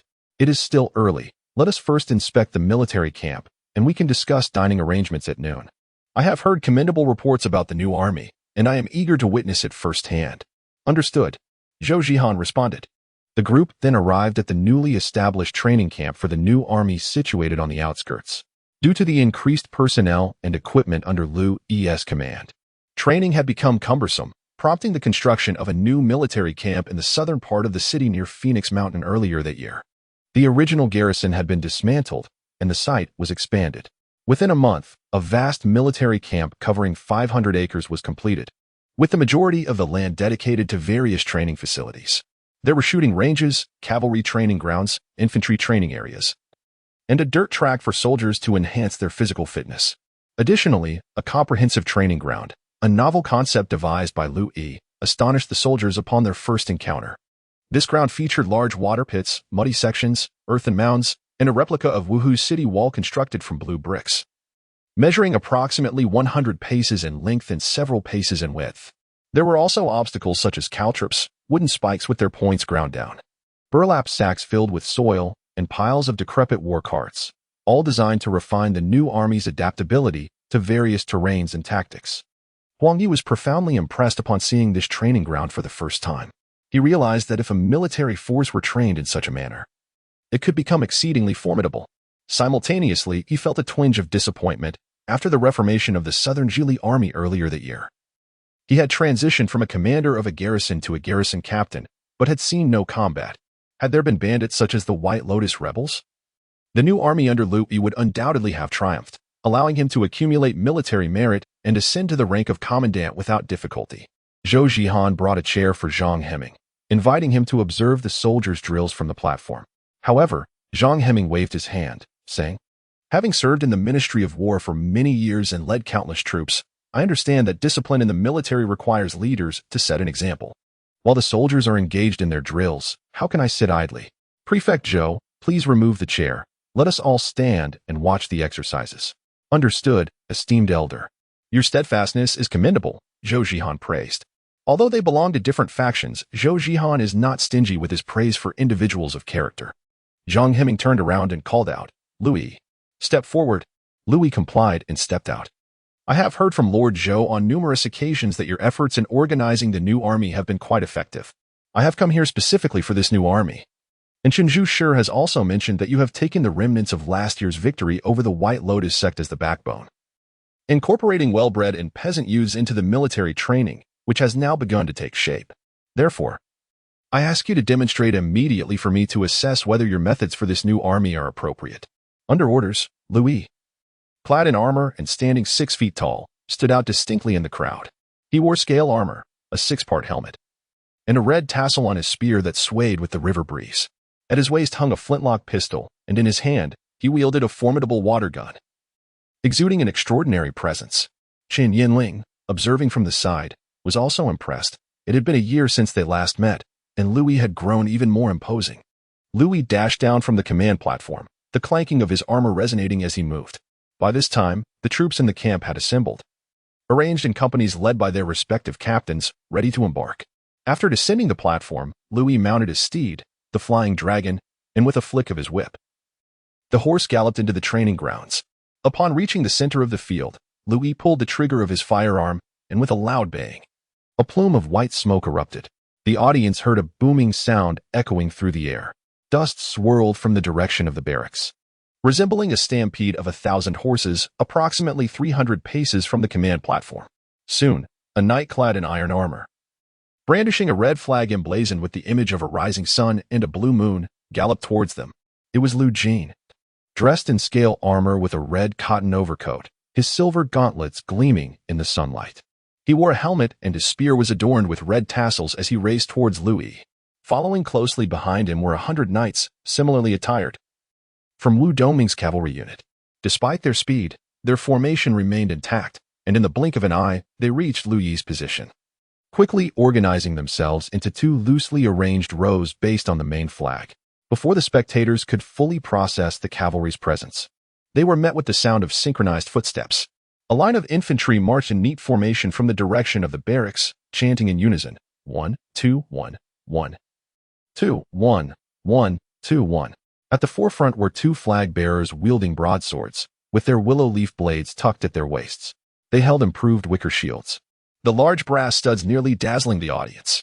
Behind them, 4 flag bearers with firearms shouldered their new flintlock rifles, the dark barrels glinting ominously. Finally, 2 long pike soldiers approached, not in orderly ranks but dragging what appeared to be cannon-like equipment towards the training grounds. The 600 troops arrived at the center of the field, organized into 10 rows, infantry at the front and cavalry at the back. "March in place," Liu Yi commanded. 1, 2, 1, 2, 1, 2. Left and right, align.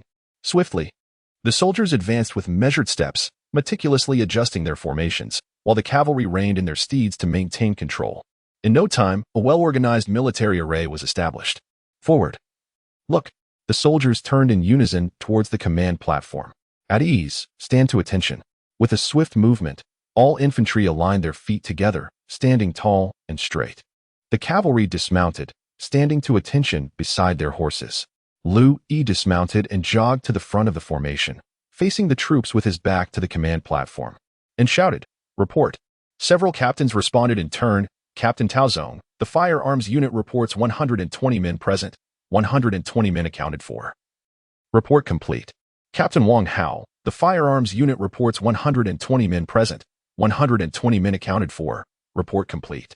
After all the captains had reported, Liu Yi turned sharply to stand at attention and addressed Zhang Heming, saying, reporting to the esteemed minister, "This is Captain Liu Yi of the Qingyi Army.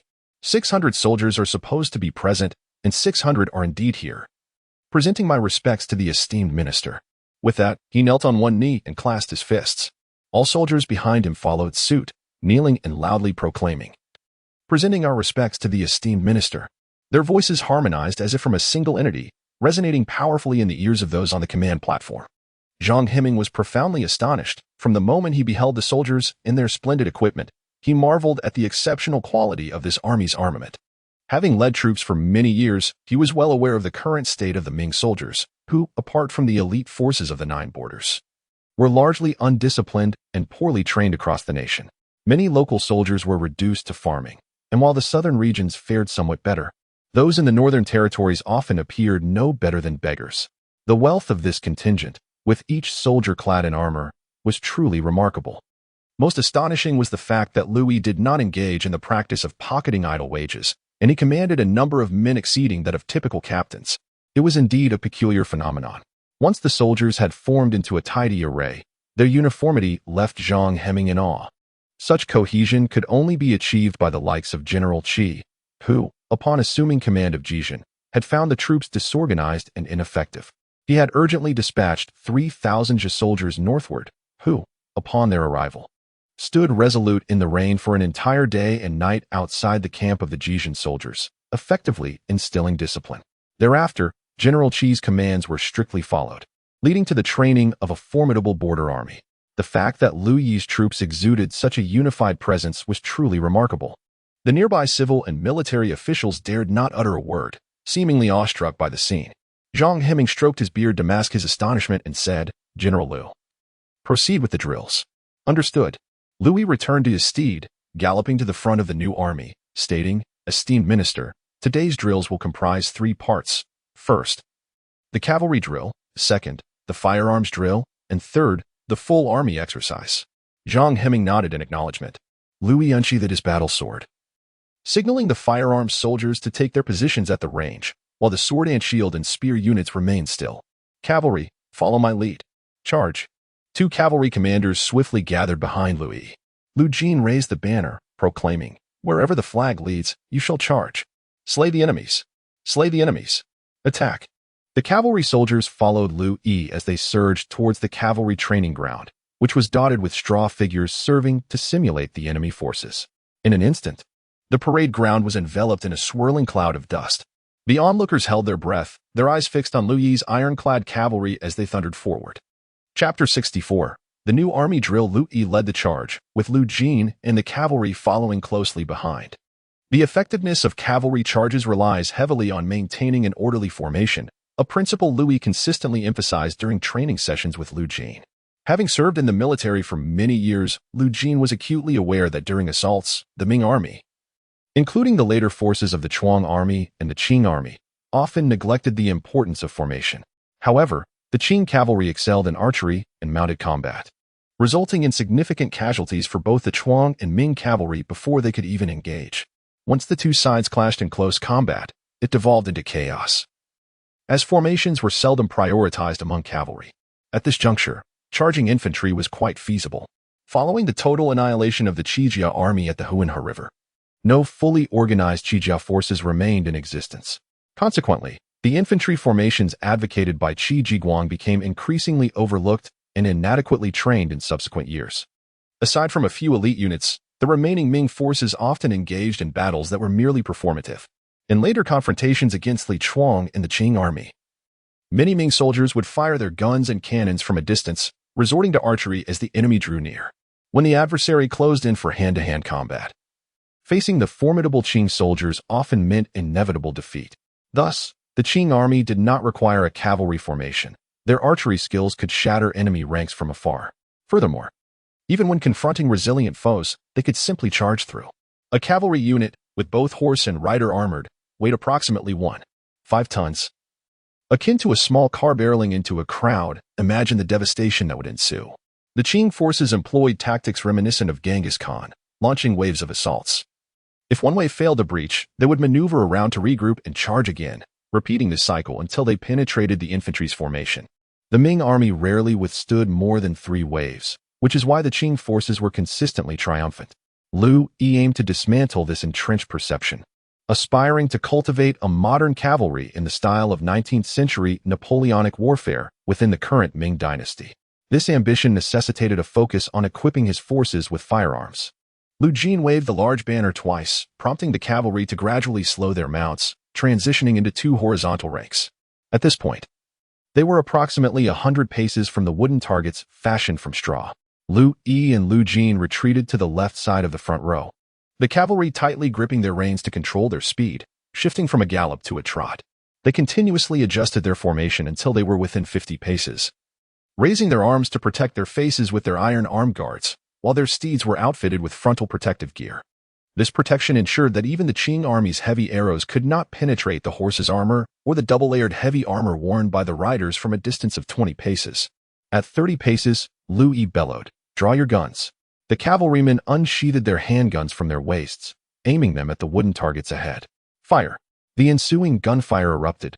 Bang, bang, bang. Clouds of white smoke billowed forth, splintering the wooden targets into fragments.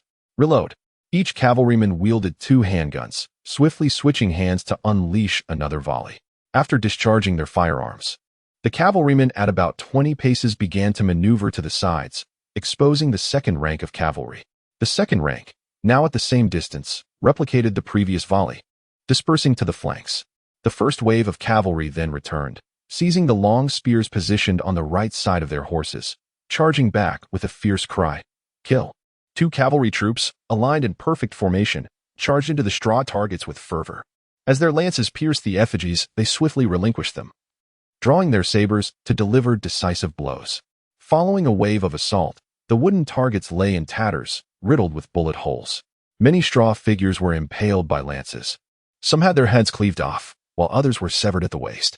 Had these targets been living foes, the scene would have been utterly brutal, akin to a veritable hellscape.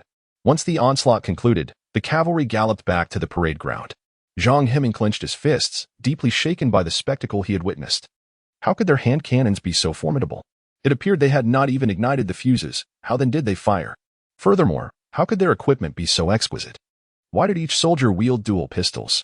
In just 1 year, from whence had they procured such an arsenal? The infantry, too, raised his suspicions. Only moments ago, they had not turned the corner, yet now it struck him as suspicious. The hundreds of musketeers wielded firearms unlike the standard matchlocks of the current era. Where had these new weapons come from? Had they been manufactured? Could so many be produced in a single year? Or had they been purchased? The cost of such a vast quantity of firearms would be exorbitant, and as the chief of defense, Liu Yi could not possibly afford such an expenditure. Even if Zhou Zhihan had lent him assistance, it was inconceivable that so many firearms could be amassed. Amidst these myriad questions, Zhang Heming merely observed the cavalry racing around the field. Beside him, Chen Yinling, unable to contain himself, wished to step forward and counsel Zhang Heming, but was silenced by a wave of Zhang's hand, signaling him to cease. The cavalry halted in the parade ground, where Wu Dongming began to organize them into formation. Liu Yi, without pausing, spurred his horse alongside Liu Jin, racing past the command platform. As he galloped, he shouted, "The cavalry drill is concluded. We now commence the artillery drill." The 2 horses surged toward the musketeers. The musketeers had already formed 4 horizontal lines under the leadership of Wang Hao and Tao Zong. Zhang Heming was thoroughly perplexed. The shooting technique employed by the Divine Machine Battalion was merely a 3-part firing sequence, designating the most accurate soldiers as sharpshooters, while the other 2 managed ammunition and fuses. After the sharpshooter fired, the second soldier would take the musket, load it with gunpowder from the front, tamp it down, and insert the bullet. Simultaneously, the third soldier would adjust the fuse from the rear, reposition the trigger, and pass the musket back to the sharpshooter, thus enabling continuous firing. Yet Liu Yi had divided the process into 4 segments, and the rationale behind this was utterly unclear. In truth, Liu Yi's division into 4 segments was merely a response to the firing rate constraints of the 26-style muskets. This was to maintain maximum firepower continuity. Should the electric guns be improved in the future to produce breech-loading rifles, the 3-part firing sequence would become obsolete, allowing soldiers to lie prone and shoot freely, akin to tactics of later eras.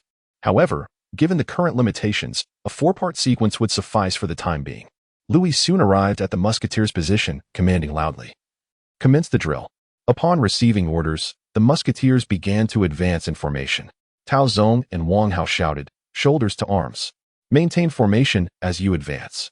With synchronized steps, the 4 troops of musketeers advanced like a wall. While commanding the soldiers, Tao Zong and Wang Hao chanted, 1, 2, 3, 4. 1, 2, 3, 4. As the musketeers approached within 100 paces of the wooden targets, Tao Zong commanded, "Prepare. First rank, aim. Fire." The deafening sound of gunfire erupted as the first flag under Tao Zong commenced its assault. The second row advanced, took aim, and fired. The soldiers of the first row stepped left, while the second row moved forward 2 steps to position themselves before the first row, unleashing another volley. The shooting range was shrouded in white smoke, enveloping the soldiers within, the acrid scent of gunpowder wafting towards Zhang Heming, carried by the river breeze. "First company, crouch," Tao Zong commanded, and 120 soldiers complied. Behind them, Wang Hao bellowed, "First row, fire." Bang, bang, bang. Another series of gunfire erupted, followed by the second row advancing to fire once more. After 4 volleys, Zhang Heming found nothing particularly astonishing. The precision of the formations and shooting was commendable. Yet the 4 rounds had concluded in mere moments. What would happen if the enemy charged? It seemed the Ming's firearms were still lacking. Before Zhang could finish his thought, he was taken aback by the sudden resumption of gunfire. "How can this be?" he exclaimed in astonishment. Chun Yinling beside him widened his eyes in disbelief, eager to discern the prowess of Liu Yi. The martial generals from southern Zhili began to stir, incredulous at the rapid-fire capabilities of their firearms. In a matter of mere moments, the gunmen discharged 4 more rounds and advanced 10 steps, continuing their fire as they gradually moved forward until they were 50 paces away. A faint smile graced Liu Yi's lips. The advance would entail intervals for reloading. Many events would transpire next year, and to achieve greater ambitions, he needed to capture Zhang Heming's attention. It was time to reveal a trump card. Liu Yi signaled Liu Jin to wave the large flag. Given the current few soldiers, commands would temporarily be conveyed through flag signals. In the future, as the army expanded, they would adopt methods akin to those in later European armies, utilizing drumbeats and bugles for command transmission, especially effective, as evidenced by the terror instilled in South Korean troops on the battlefield upon hearing the volunteer army's bugle calls. Liu Jin waved the large flag, and the 4 ranks of gunmen steadied at a distance of 50 paces. Then Liu Jin roared, "The general commands 5 rapid volleys. Commence." The command echoed, "Fire, fire, fire, fire." The gunfire cascaded in waves, obscuring the soldiers from view, completely engulfed by the billowing smoke, which severely impaired the marksman's line of sight.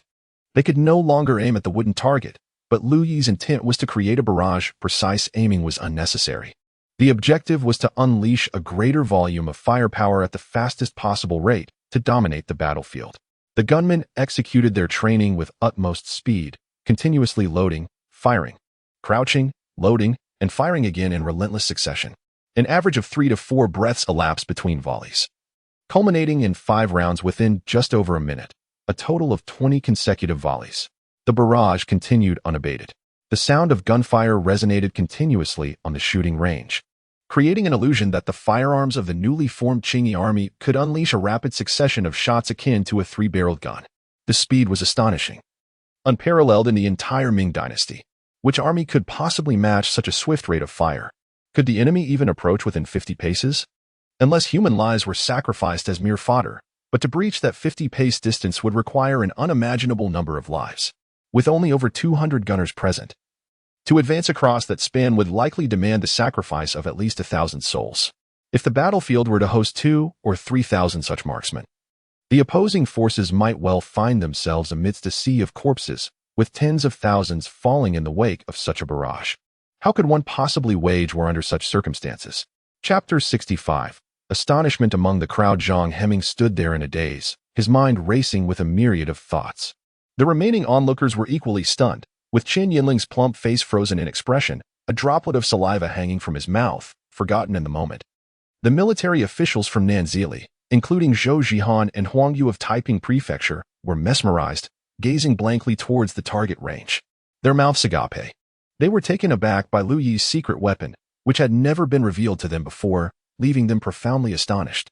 After a considerable while, as the smoke gradually dissipated, the 200 gunmen stood upright like wooden figures, seemingly untouched by the earlier events. However, the mangled wooden target stood as a testament to the breathtaking drill that had just transpired. Formation, left turn, march back to the training ground, Liu Yi commanded. The gunmen swiftly regrouped, executing a precise left turn, stepping in unison as they shouted commands, returning to the training area. 1, 2, 1, 2. The orderly chants resonated as the two companies of gunmen quickly reformed, the 600 soldiers returning to their original formation, standing in silent attention. All units, prepare for the combined drill, Liu Yi ordered, as Liu Jinggang prepared to wave the grand flag. From the platform, Zhang Heming's voice rang out. Liu Commander, cease the drill. Let the soldiers return to the camp. You come with me. Liu Yi glanced at Zhang Heming in surprise and then looked back at the soldiers. The pike and shield bearers appeared somewhat disheartened, as their cavalry and gunner brethren had already showcased their skills, while they had yet to make their mark. However, with Zhang Heming's directive issued, Liu Yi could not persist, responding with a salute, as you command. The entire army returned to their barracks, and Liu Yi ascended the command platform, kneeling before Zhang Heming. I humbly request your guidance, esteemed minister. Rise, General Liu. Your newly trained troops are truly awe-inspiring. Come with me to the county office. I wish to discuss further. Shenju Shi, Zhou Zhizhou, General Huang. You should accompany us as well, Zhang Heming stated. Yes, my lord. The group set off towards Wuhu County office in grand procession. The impact on Zhang Heming was profound after years of military service. He had never envisioned warfare conducted in such a manner. It was an entirely new concept, where both cavalry and infantry relied heavily on firearms. However, he was acutely aware of the abysmal quality of firearms in the Ming Dynasty, often failing to fire or suffering from misfires, occasionally injuring their own troops. His disinterest in observing the subsequent military exercises stemmed from his realization that Liu Yi would showcase the formidable reliance of this unit on the power of firearms.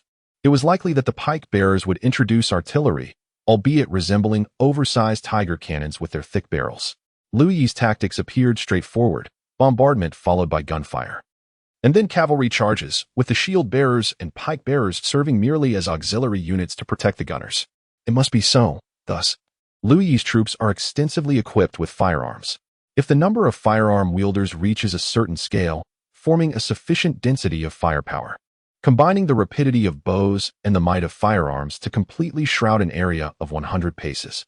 The terrifying effect would be such that there would be no need for pikemen or shield bearers, as the enemy would be utterly unable to advance. It is indeed too few, far too few. Such a force consumes an enormous quantity of firearms, gunpowder, and ammunition, with silver flowing away like water. The current state of the Ming Dynasty is utterly incapable of sustaining such a contingent. Before long, the group arrived at the county office. Wang Song dutifully relinquished the main seat and instructed the clerks to serve tea. Wang Song respectfully seated himself in a lower position towards the back, while Zhang Heming adjusted his official hat and sat upright in the center. Liu Yi, being the lowest-ranking military officer present, could only take a seat at the farthest right end. Zhang Heming lifted his teacup and took a sip, his gaze sweeping over the assembly.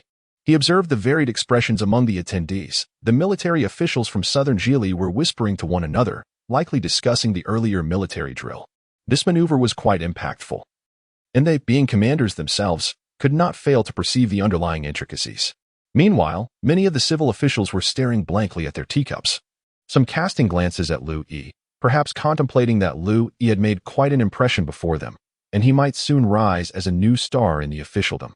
It would be wise to cultivate connections with him. Zhang Heming set down his teacup and cleared his throat, addressing the assembly. Gentlemen, silence. The hall fell abruptly into silence, and all turned their attention to Zhang Heming, awaiting his words. You have all witnessed General Liu's recent military drill, which has left me profoundly astonished. If the new army of the Ming were to perform thus, how could we fear the annihilation of the invaders? However, I have many questions regarding this new army, and I am certain that many of you do as well. Therefore, let us invite General Liu to clarify our doubts. Zhang Heming turned to Liu Yi and spoke slowly.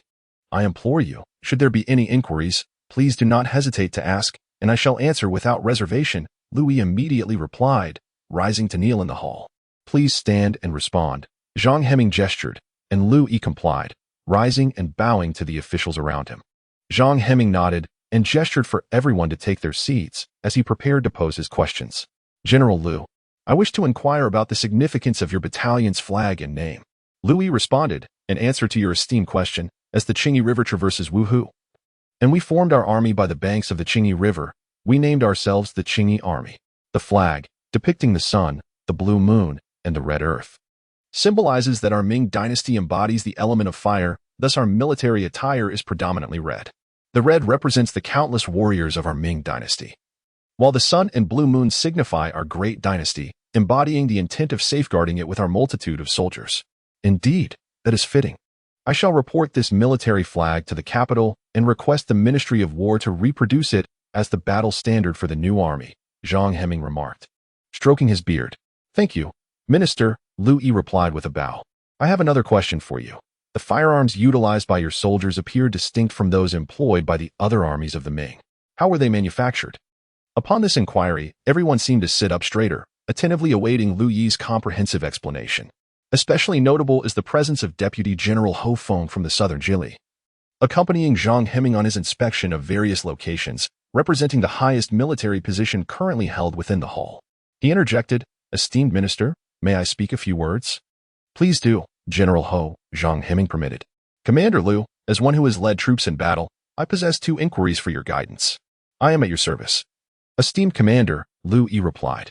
Firstly, I observe that your military formation lacks ignited match cords. Does your artillery not employ match cords for firing?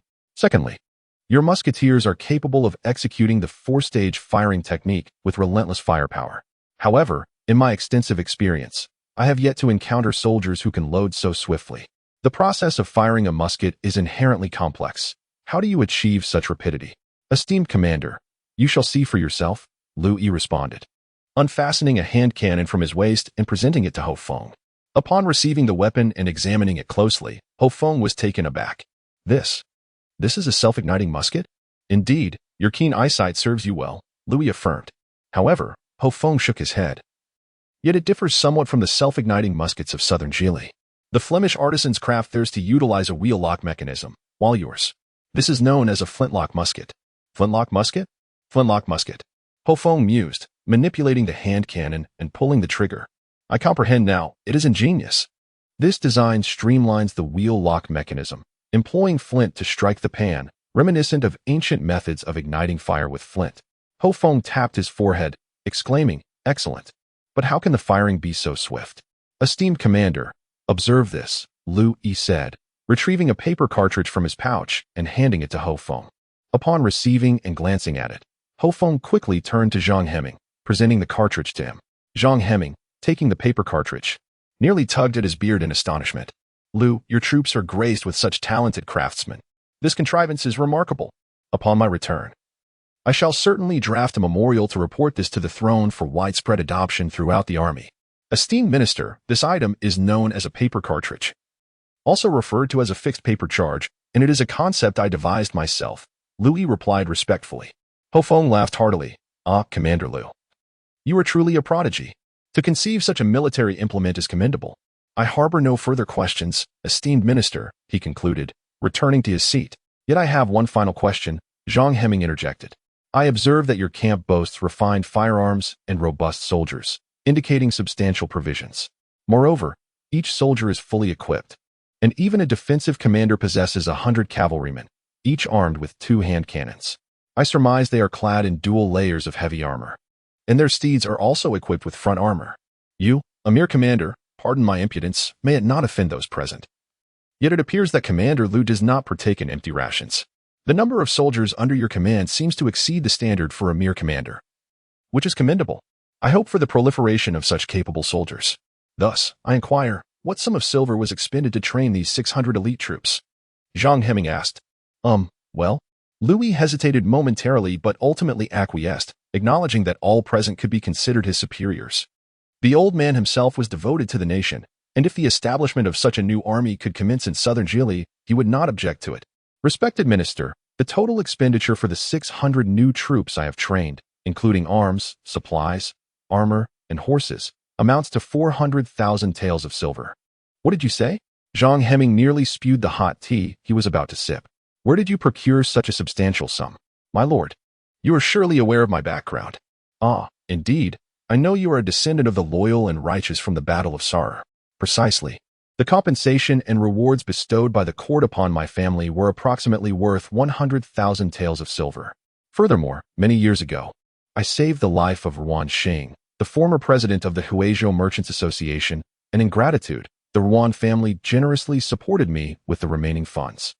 Liu Yi fabricated a tale, wishing to obscure the true origins of his finances and the workshops he had established. Wang Song, seated nearby, opened his mouth to speak but then fell silent. Since Liu Yi chose not to divulge further, there was no need for him to interject. After all, as long as Liu Yi ensured the safety of Wu Hu, his own evaluations would remain favorable. It was wiser to avoid unnecessary complications. Upon hearing Liu Yi's response, Zhang Heming slumped into his chair like a deflated balloon, waving his hand in resignation. Very well, while this army may be elite, the expenditure is exorbitant. Alas, the financial resources of the Ming Dynasty.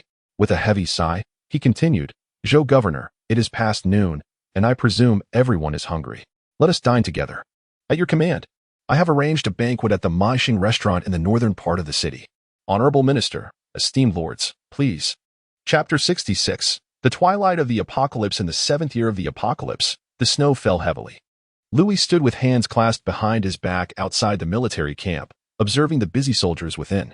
This year was destined to be extraordinary, and he knew he needed to make some preparations. At the end of the 12th lunar month, upon returning to southern Zhili, Zhang Heming deliberated thoroughly before composing a memorial, detailing the situation of the new army at the Taiping prefecture. Despite the immense financial burden the new army entailed, Zhang Heming still hoped the court would muster a portion of it. After all, the annual expenses for the Liao tribute amounted to nearly 20 million taels. Extracting merely 1/10, or 2 million taels, would suffice. There was no need for the extravagant equipment that Liu Yi's forces possessed. A mere fraction of that would enable the formation of 5,000 to 6,000 new troops. This force could effectively be stationed in Liaodong, serving as a formidable mobile unit to swiftly address any defensive gaps and ideally inflict damage upon the forces of the later Jin, thereby weakening them. The memorial was well articulated. Yet once submitted, it vanished without a trace, overshadowed by more pressing matters within the court, and thus Zhang Heming's appeal was overlooked. On the 13th day of the 1st month of the 7th year of the apocalypse, the emperor issued a decree to the Ministry of Internal Affairs, the Ministry of Personnel, the Ministry of Rights, and the Ministry of Military Affairs. My younger brother, Prince Xian, has reached adulthood, receiving an annual stipend of 10,000 stones. He currently resides in the capital, with an annual allocation of 3,000 stones of rice and 10,000 taels in cash. All provisions are fully supplied. Furthermore, select officials for the royal household, presently in the capital, provide him with 300 officers and 100 soldiers. Zhu Youjiao granted his younger brother, Zhu Yujian, unparalleled favor. At the end of January, Emperor Tianxi issued an edict promoting Gu Bingqian to the rank of Grand Minister of State. Due to Gu Bingqian's advanced age, he was allowed to retire from active duties. Huang Liji, the Minister of Rights, was elevated to the position of Prime Minister, while Wang Xiaohui, the former Minister of Personnel, was appointed as the next Assistant Minister. Li Chunai was reassigned from the Ministry of Military Affairs to the Ministry of Personnel as its minister, and Zhang Heming was promoted to the Ministry of Military Affairs in Shuntian Prefecture. This series of personnel changes revealed the shadow of the eunuch faction.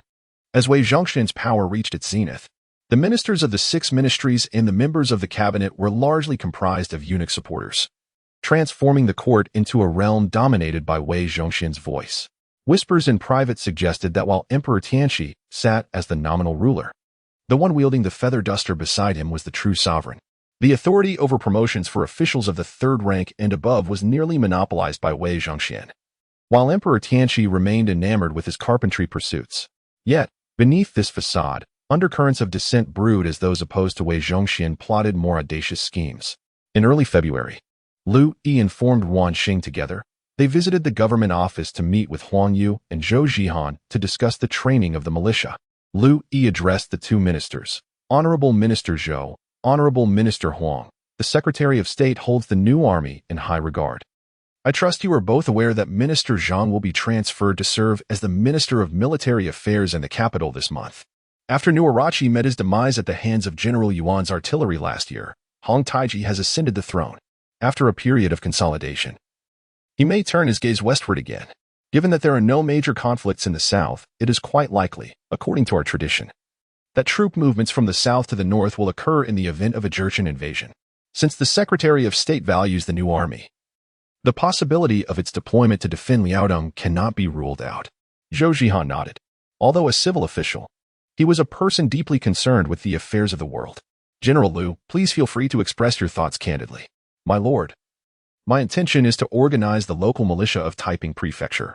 In the event that my new troops are requisitioned, there shall still be able-bodied soldiers available, Liu Yi responded. Upon hearing this, Zhou Zhihan raised his head to glance at Huang Yu, who inquired, General Liu, in your opinion, how should the militia be trained? Huang Yu continued, why not entrust the militia of the 3 counties entirely to me? I can conduct training in rotation. This would serve to defend the county town and, should a great battle arise, provide reinforcements for the new army. After a moment of contemplation, Huang Yu reasoned that since Master Zhang valued Liu Yi, if indeed, as Liu Yi suggested, the southern troops were summoned to reinforce Liaodong, then as Liu Yi achieved military merit, it would ultimately reflect favorably upon him as his direct superior. Since Liu Yi wished to train the militia, it would be prudent to allow him to proceed, making himself a hands-off manager. What harm could come from that? With this thought in mind, he spoke. Master Zhou, General Liu's words resonate well. Given Master Zhang's considerable interest in the new army, if what General Liu proposes holds true regarding the requisition of the new army, Taiping Prefecture indeed requires the organization of the militia for the protection of its citizens. I personally support General Liu's proposal. Upon hearing Huang Yu's endorsement, Zhou Zhihan felt compelled to reciprocate, especially as he already held Liu Yi in high regard. Many of Liu Yi's initiatives were refreshingly innovative. Thus, he decided to acquiesce to Liu Yi's suggestions. General Liu, since General Huang has no objections, I too shall lend my support. You may oversee the specifics of the matter. The 3 counties boast a total of 600 households in the militia. During the training rotation, a portion of the new army may be assigned for duty. However, regarding expenses, our office currently lacks the funds. Observing that Liu Yi had brought Wanxing along, Zhou Zhihan surmised that arrangements for financing had likely been contemplated. Wanxing then stood and addressed the assembly, esteemed lords. The expenses for militia training fall squarely upon the Huaishang Association. After all, it is our responsibility to contribute to our homeland. However, I have a humble request that I hope the governor will consider. Speak freely, Zhou Zhihan replied. My lord, I will be straightforward. I desire a parcel of land. Oh? What land has piqued the interest of the Huaishang Association so? Zhou Zhihan inquired, intrigued. After all, merchants are driven by profit, and they possess the means to acquire property. However, the notion of exchanging for land suggested it was not easily obtainable and would necessitate government facilitation. The land I seek is Zhongwaizu at Kaishiji, Wanxing declared.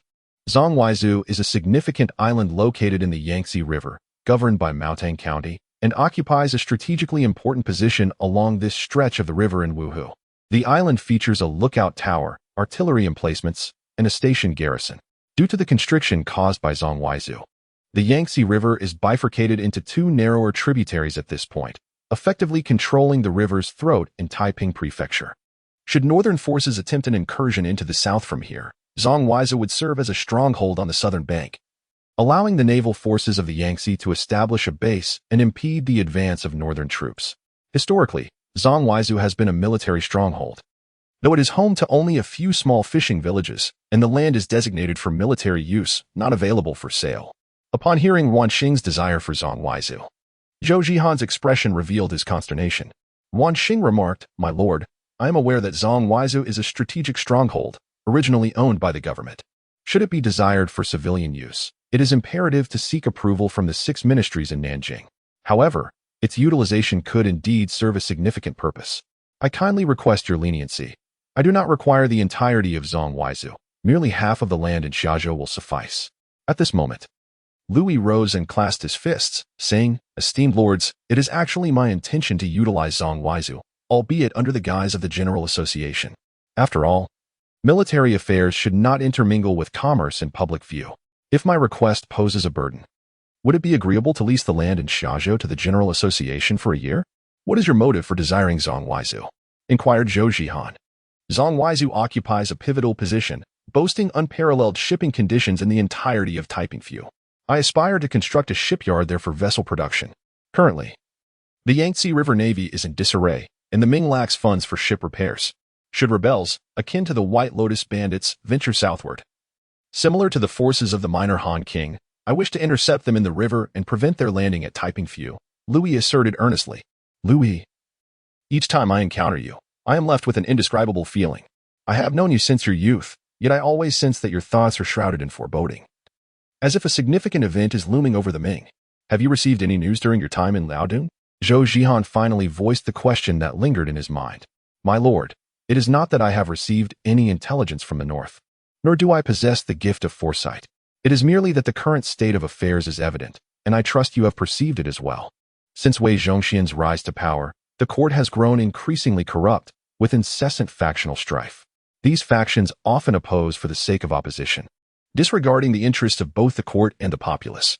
The eunuchs buy and sell official positions, and once those purchased ascend to power, they extract wealth from the common people, exacerbating their plight. Since the ascension of His Majesty, uprisings have erupted incessantly across the land. Last year, Zheng Zhilong caused chaos in Fujian. The Ming faces both external threats and internal turmoil. As Zhuge Wuhou once stated, what has long been united will inevitably divide, and what has long been divided will inevitably unite. I naturally wish for the Ming to prosper, yet, Liu General continued. Liu General, tread carefully. Zhou Zhihan abruptly interrupted him. This conversation is meant solely for the four of us present. Should the Qingyi learn of it, we may pay with our heads. Indeed. Zhou Zhihan was acutely aware of the issues Liu Yi raised. Holding a fifth-rank position, he governed a region adjacent to the southern Jili, making information readily accessible. As an enlightened individual of the Ming, Zhou Zhihan could hardly be oblivious to the entrenched difficulties plaguing the dynasty, which could only be remedied by drastic measures. However, the court was divided between the eunuchs and the Donglin faction, engaged in mutual attacks, while the emperor neglected governance, leaving power concentrated solely in the hands of Wei Zhongxian. The duration for which this state of affairs could persist remained uncertain, yet if a significant upheaval were to occur, whether it be a blessing or a curse, the common people would likely suffer once more. Very well, I shall draft a lease agreement to allow the General Association to utilize the land in Xiazhou for 1 year. As the governor of this region, my authority extends only so far. However, I vow to safeguard Taiping Fu for as long as I am in charge. I hope that what Liu has suggested will never come to fruition, Zhou Zhihan stated with gravity. Thank you, my lord. Thank you, my lord. Liu Yi and Wan Xing rose, clasping their hands in gratitude. The noble intentions of the esteemed gentleman command my admiration, Huang Yu interjected. In Huang Yu's heart, the prospect of expanding his army without incurring expenses was a most advantageous affair, who would not wish for their subordinates to be robust and formidable, especially when such forces could be managed without personal oversight. Upon exiting the government office, Liu Yi confided in Wan Xing, Brother Wan. I will not conceal from you the immense utility of Jiangzhenzu. I shall secure this land for you, allowing you to construct a dock and shipyard for your guild's use. However, my stipulation is that what you build must be convertible for military purposes during wartime. Do not think I speak in hyperbole. The situation in the Ming Dynasty may not endure for much longer. Wan Xing discerned from Liu Yi's demeanor that he was not jesting. He had always held Liu Yi's capabilities in high regard. Moreover, acquiring this land to establish his own dock and shipyard would exponentially amplify the guild's business. With access to the western reaches of Sichuan along the Yangtze River and the eastern expanse of the East China Sea, this was indeed a thrilling prospect for the merchants of Huizhou. Upon returning to Wuhu, Wan Xing promptly set about preparing for these endeavors. Chapter 67. The turmoil in Liaodong in the capital, at the residence of the Prince of Xian, the 17-year-old Prince Zhu Yujian sat gracefully in his study. Beside him was a figure clad in a dark yellow flying fish robe, wearing a black gauze hat, who was none other than Luo Yangxing, the commandant of the Qingyi. Due to his youth, Zhu Yujian possessed red lips and white teeth, his complexion fair, had he not been garbed in princely attire. He could easily be mistaken for a dashing young gentleman on the streets. Your Highness, I have successfully recruited 5 loyal assassins to serve the Qingyi, Luo reported. Excellent work. Has Tian Urging caught wind of this? Inquired the prince. No, Your Your Highness.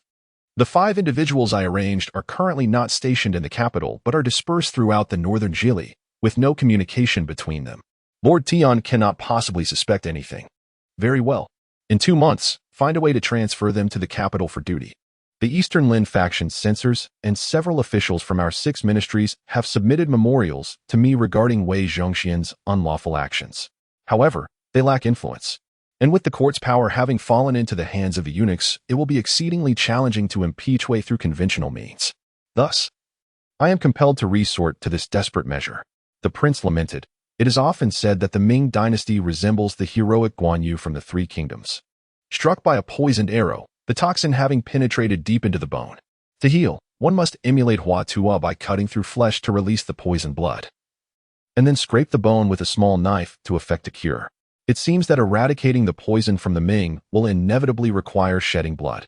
Luo Yangxing knelt, declaring, Your Highness, the Ming Dynasty's plight is grave, yet your determination to save it from peril inspires me. I would gladly face 1,000 deaths to eradicate the eunuch faction and restore clarity to our realm. He then bowed deeply to Zhu Yujian 3 times. The year of Tianxi, 1627, was destined to be extraordinary. Since the beginning of the year, tensions with Liaodong had escalated. Fortunately, Yuan Chonghuan was overseeing military affairs in the northeast. At the year's outset, Hong Taiji left 2 yellow banners to guard the main camp while sending the remaining 6 banners, led by Amin, to launch a surprise attack on Korea under the pretext of restoring the ousted Gwanghagen.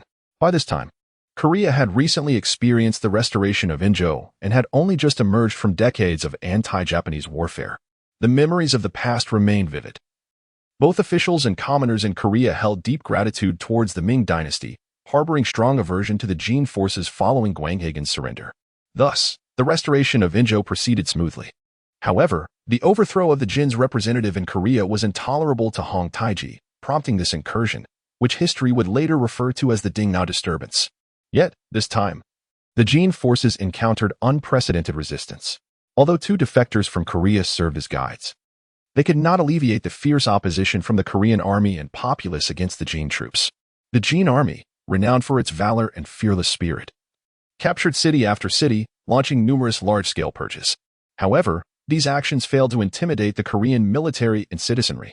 Instead, they further fueled their animosity towards the invaders. As for Mao Wanlong, the thorn in the side of the later Jin, he intermittently dispatched troops to harass the flanks of the Jin forces. The later Jin army, lacking adequate naval power, could only watch helplessly as Mao Wanlong struck and then retreated. Each time, he sent out a contingent of 1,000 soldiers, dividing them into several units, specifically targeting the vulnerable spots of the Jin forces and their supply depots for surprise attacks. After achieving some success, he would promptly withdraw to the coastline, where he would then embark in batches to retreat to Pidao. This guerrilla warfare tactic proved to be a considerable headache for the Jin. Furthermore, due to the oppressive policies imposed by the Jin on Korea, the local militia and monks in the occupied regions mounted fierce resistance, frequently resulting in the deaths of isolated soldiers.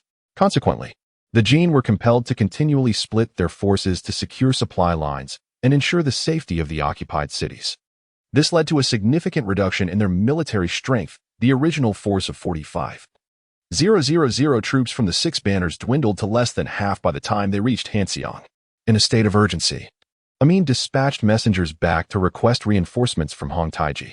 However, within the later Jin, only 2 yellow banner troops remained. Hong Taiji aimed to mobilize the Mongolian 8 banners to fortify the front lines in areas such as Weizhou along the Yalu River, in hopes of reallocating some garrison troops to support the front.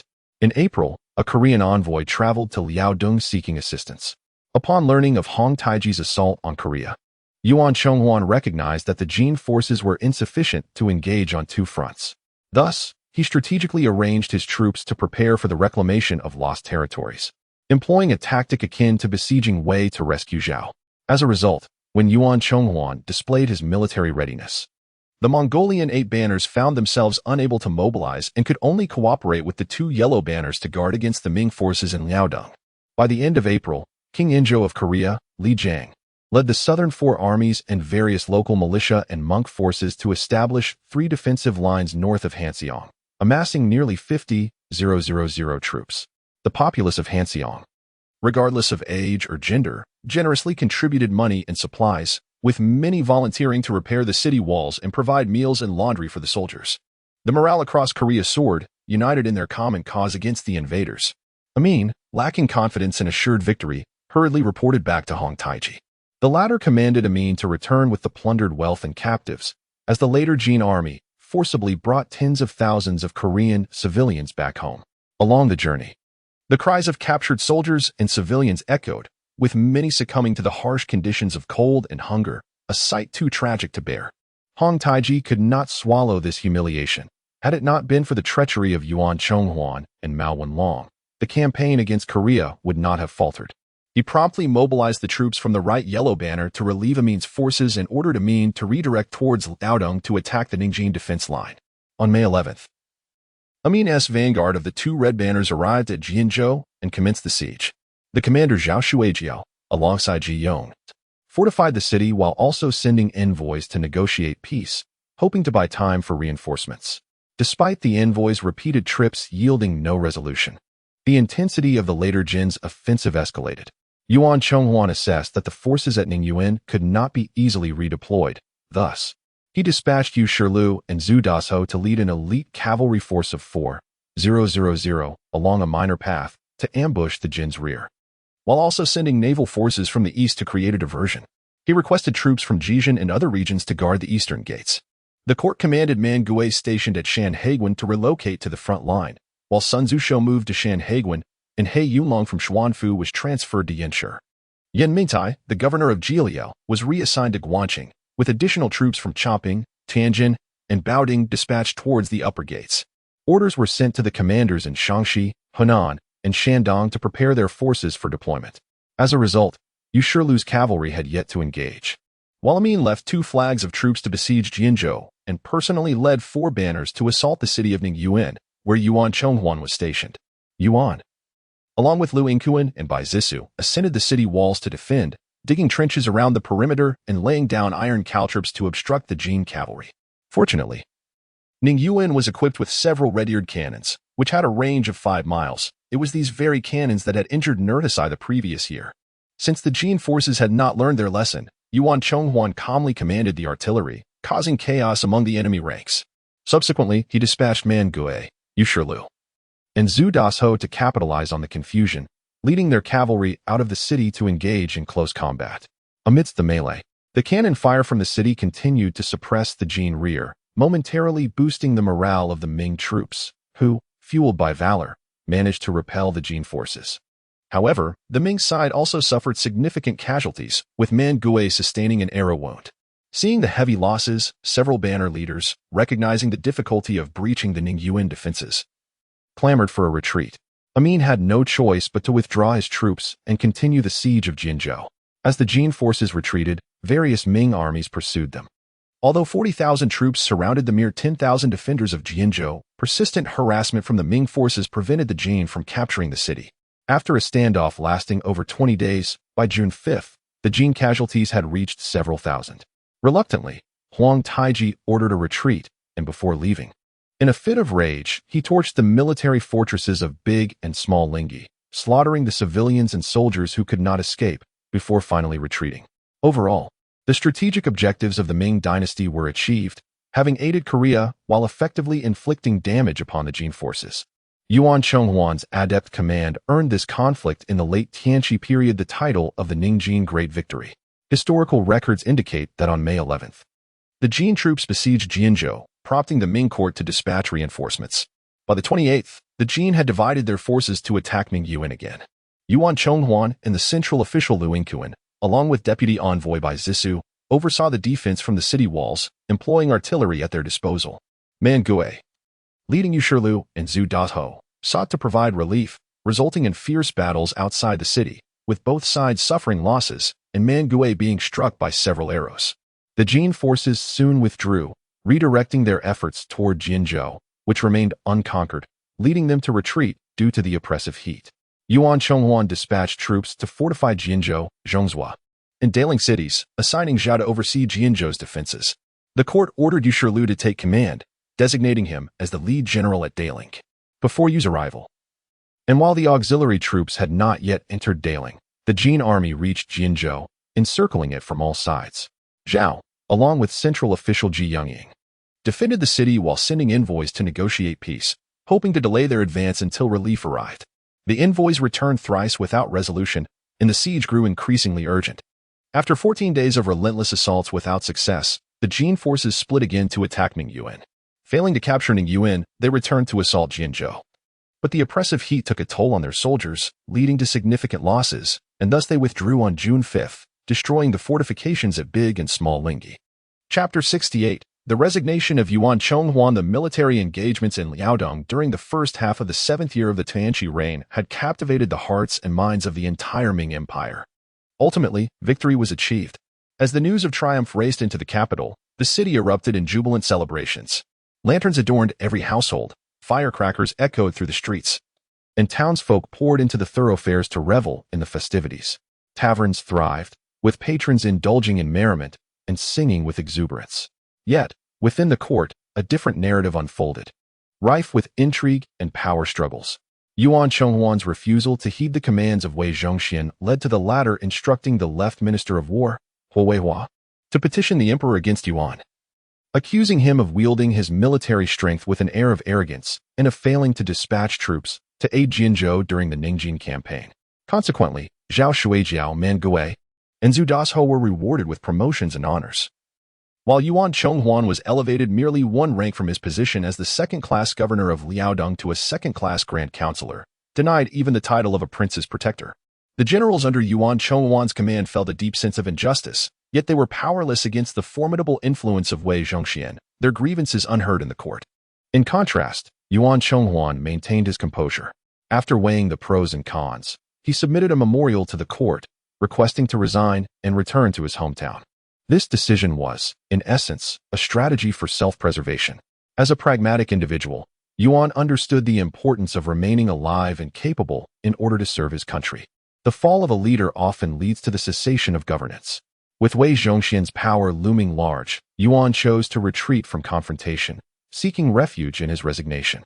Thus, when his petition was presented, Wei Zhongxian promptly instructed the 6 ministries to affix their seals, granting his request. Yuan Chonghuan prepared his belongings, taking only one servant, and set forth through the capital, journeying south along the Grand Canal, yearning for a swift return to his homeland in Guangdong.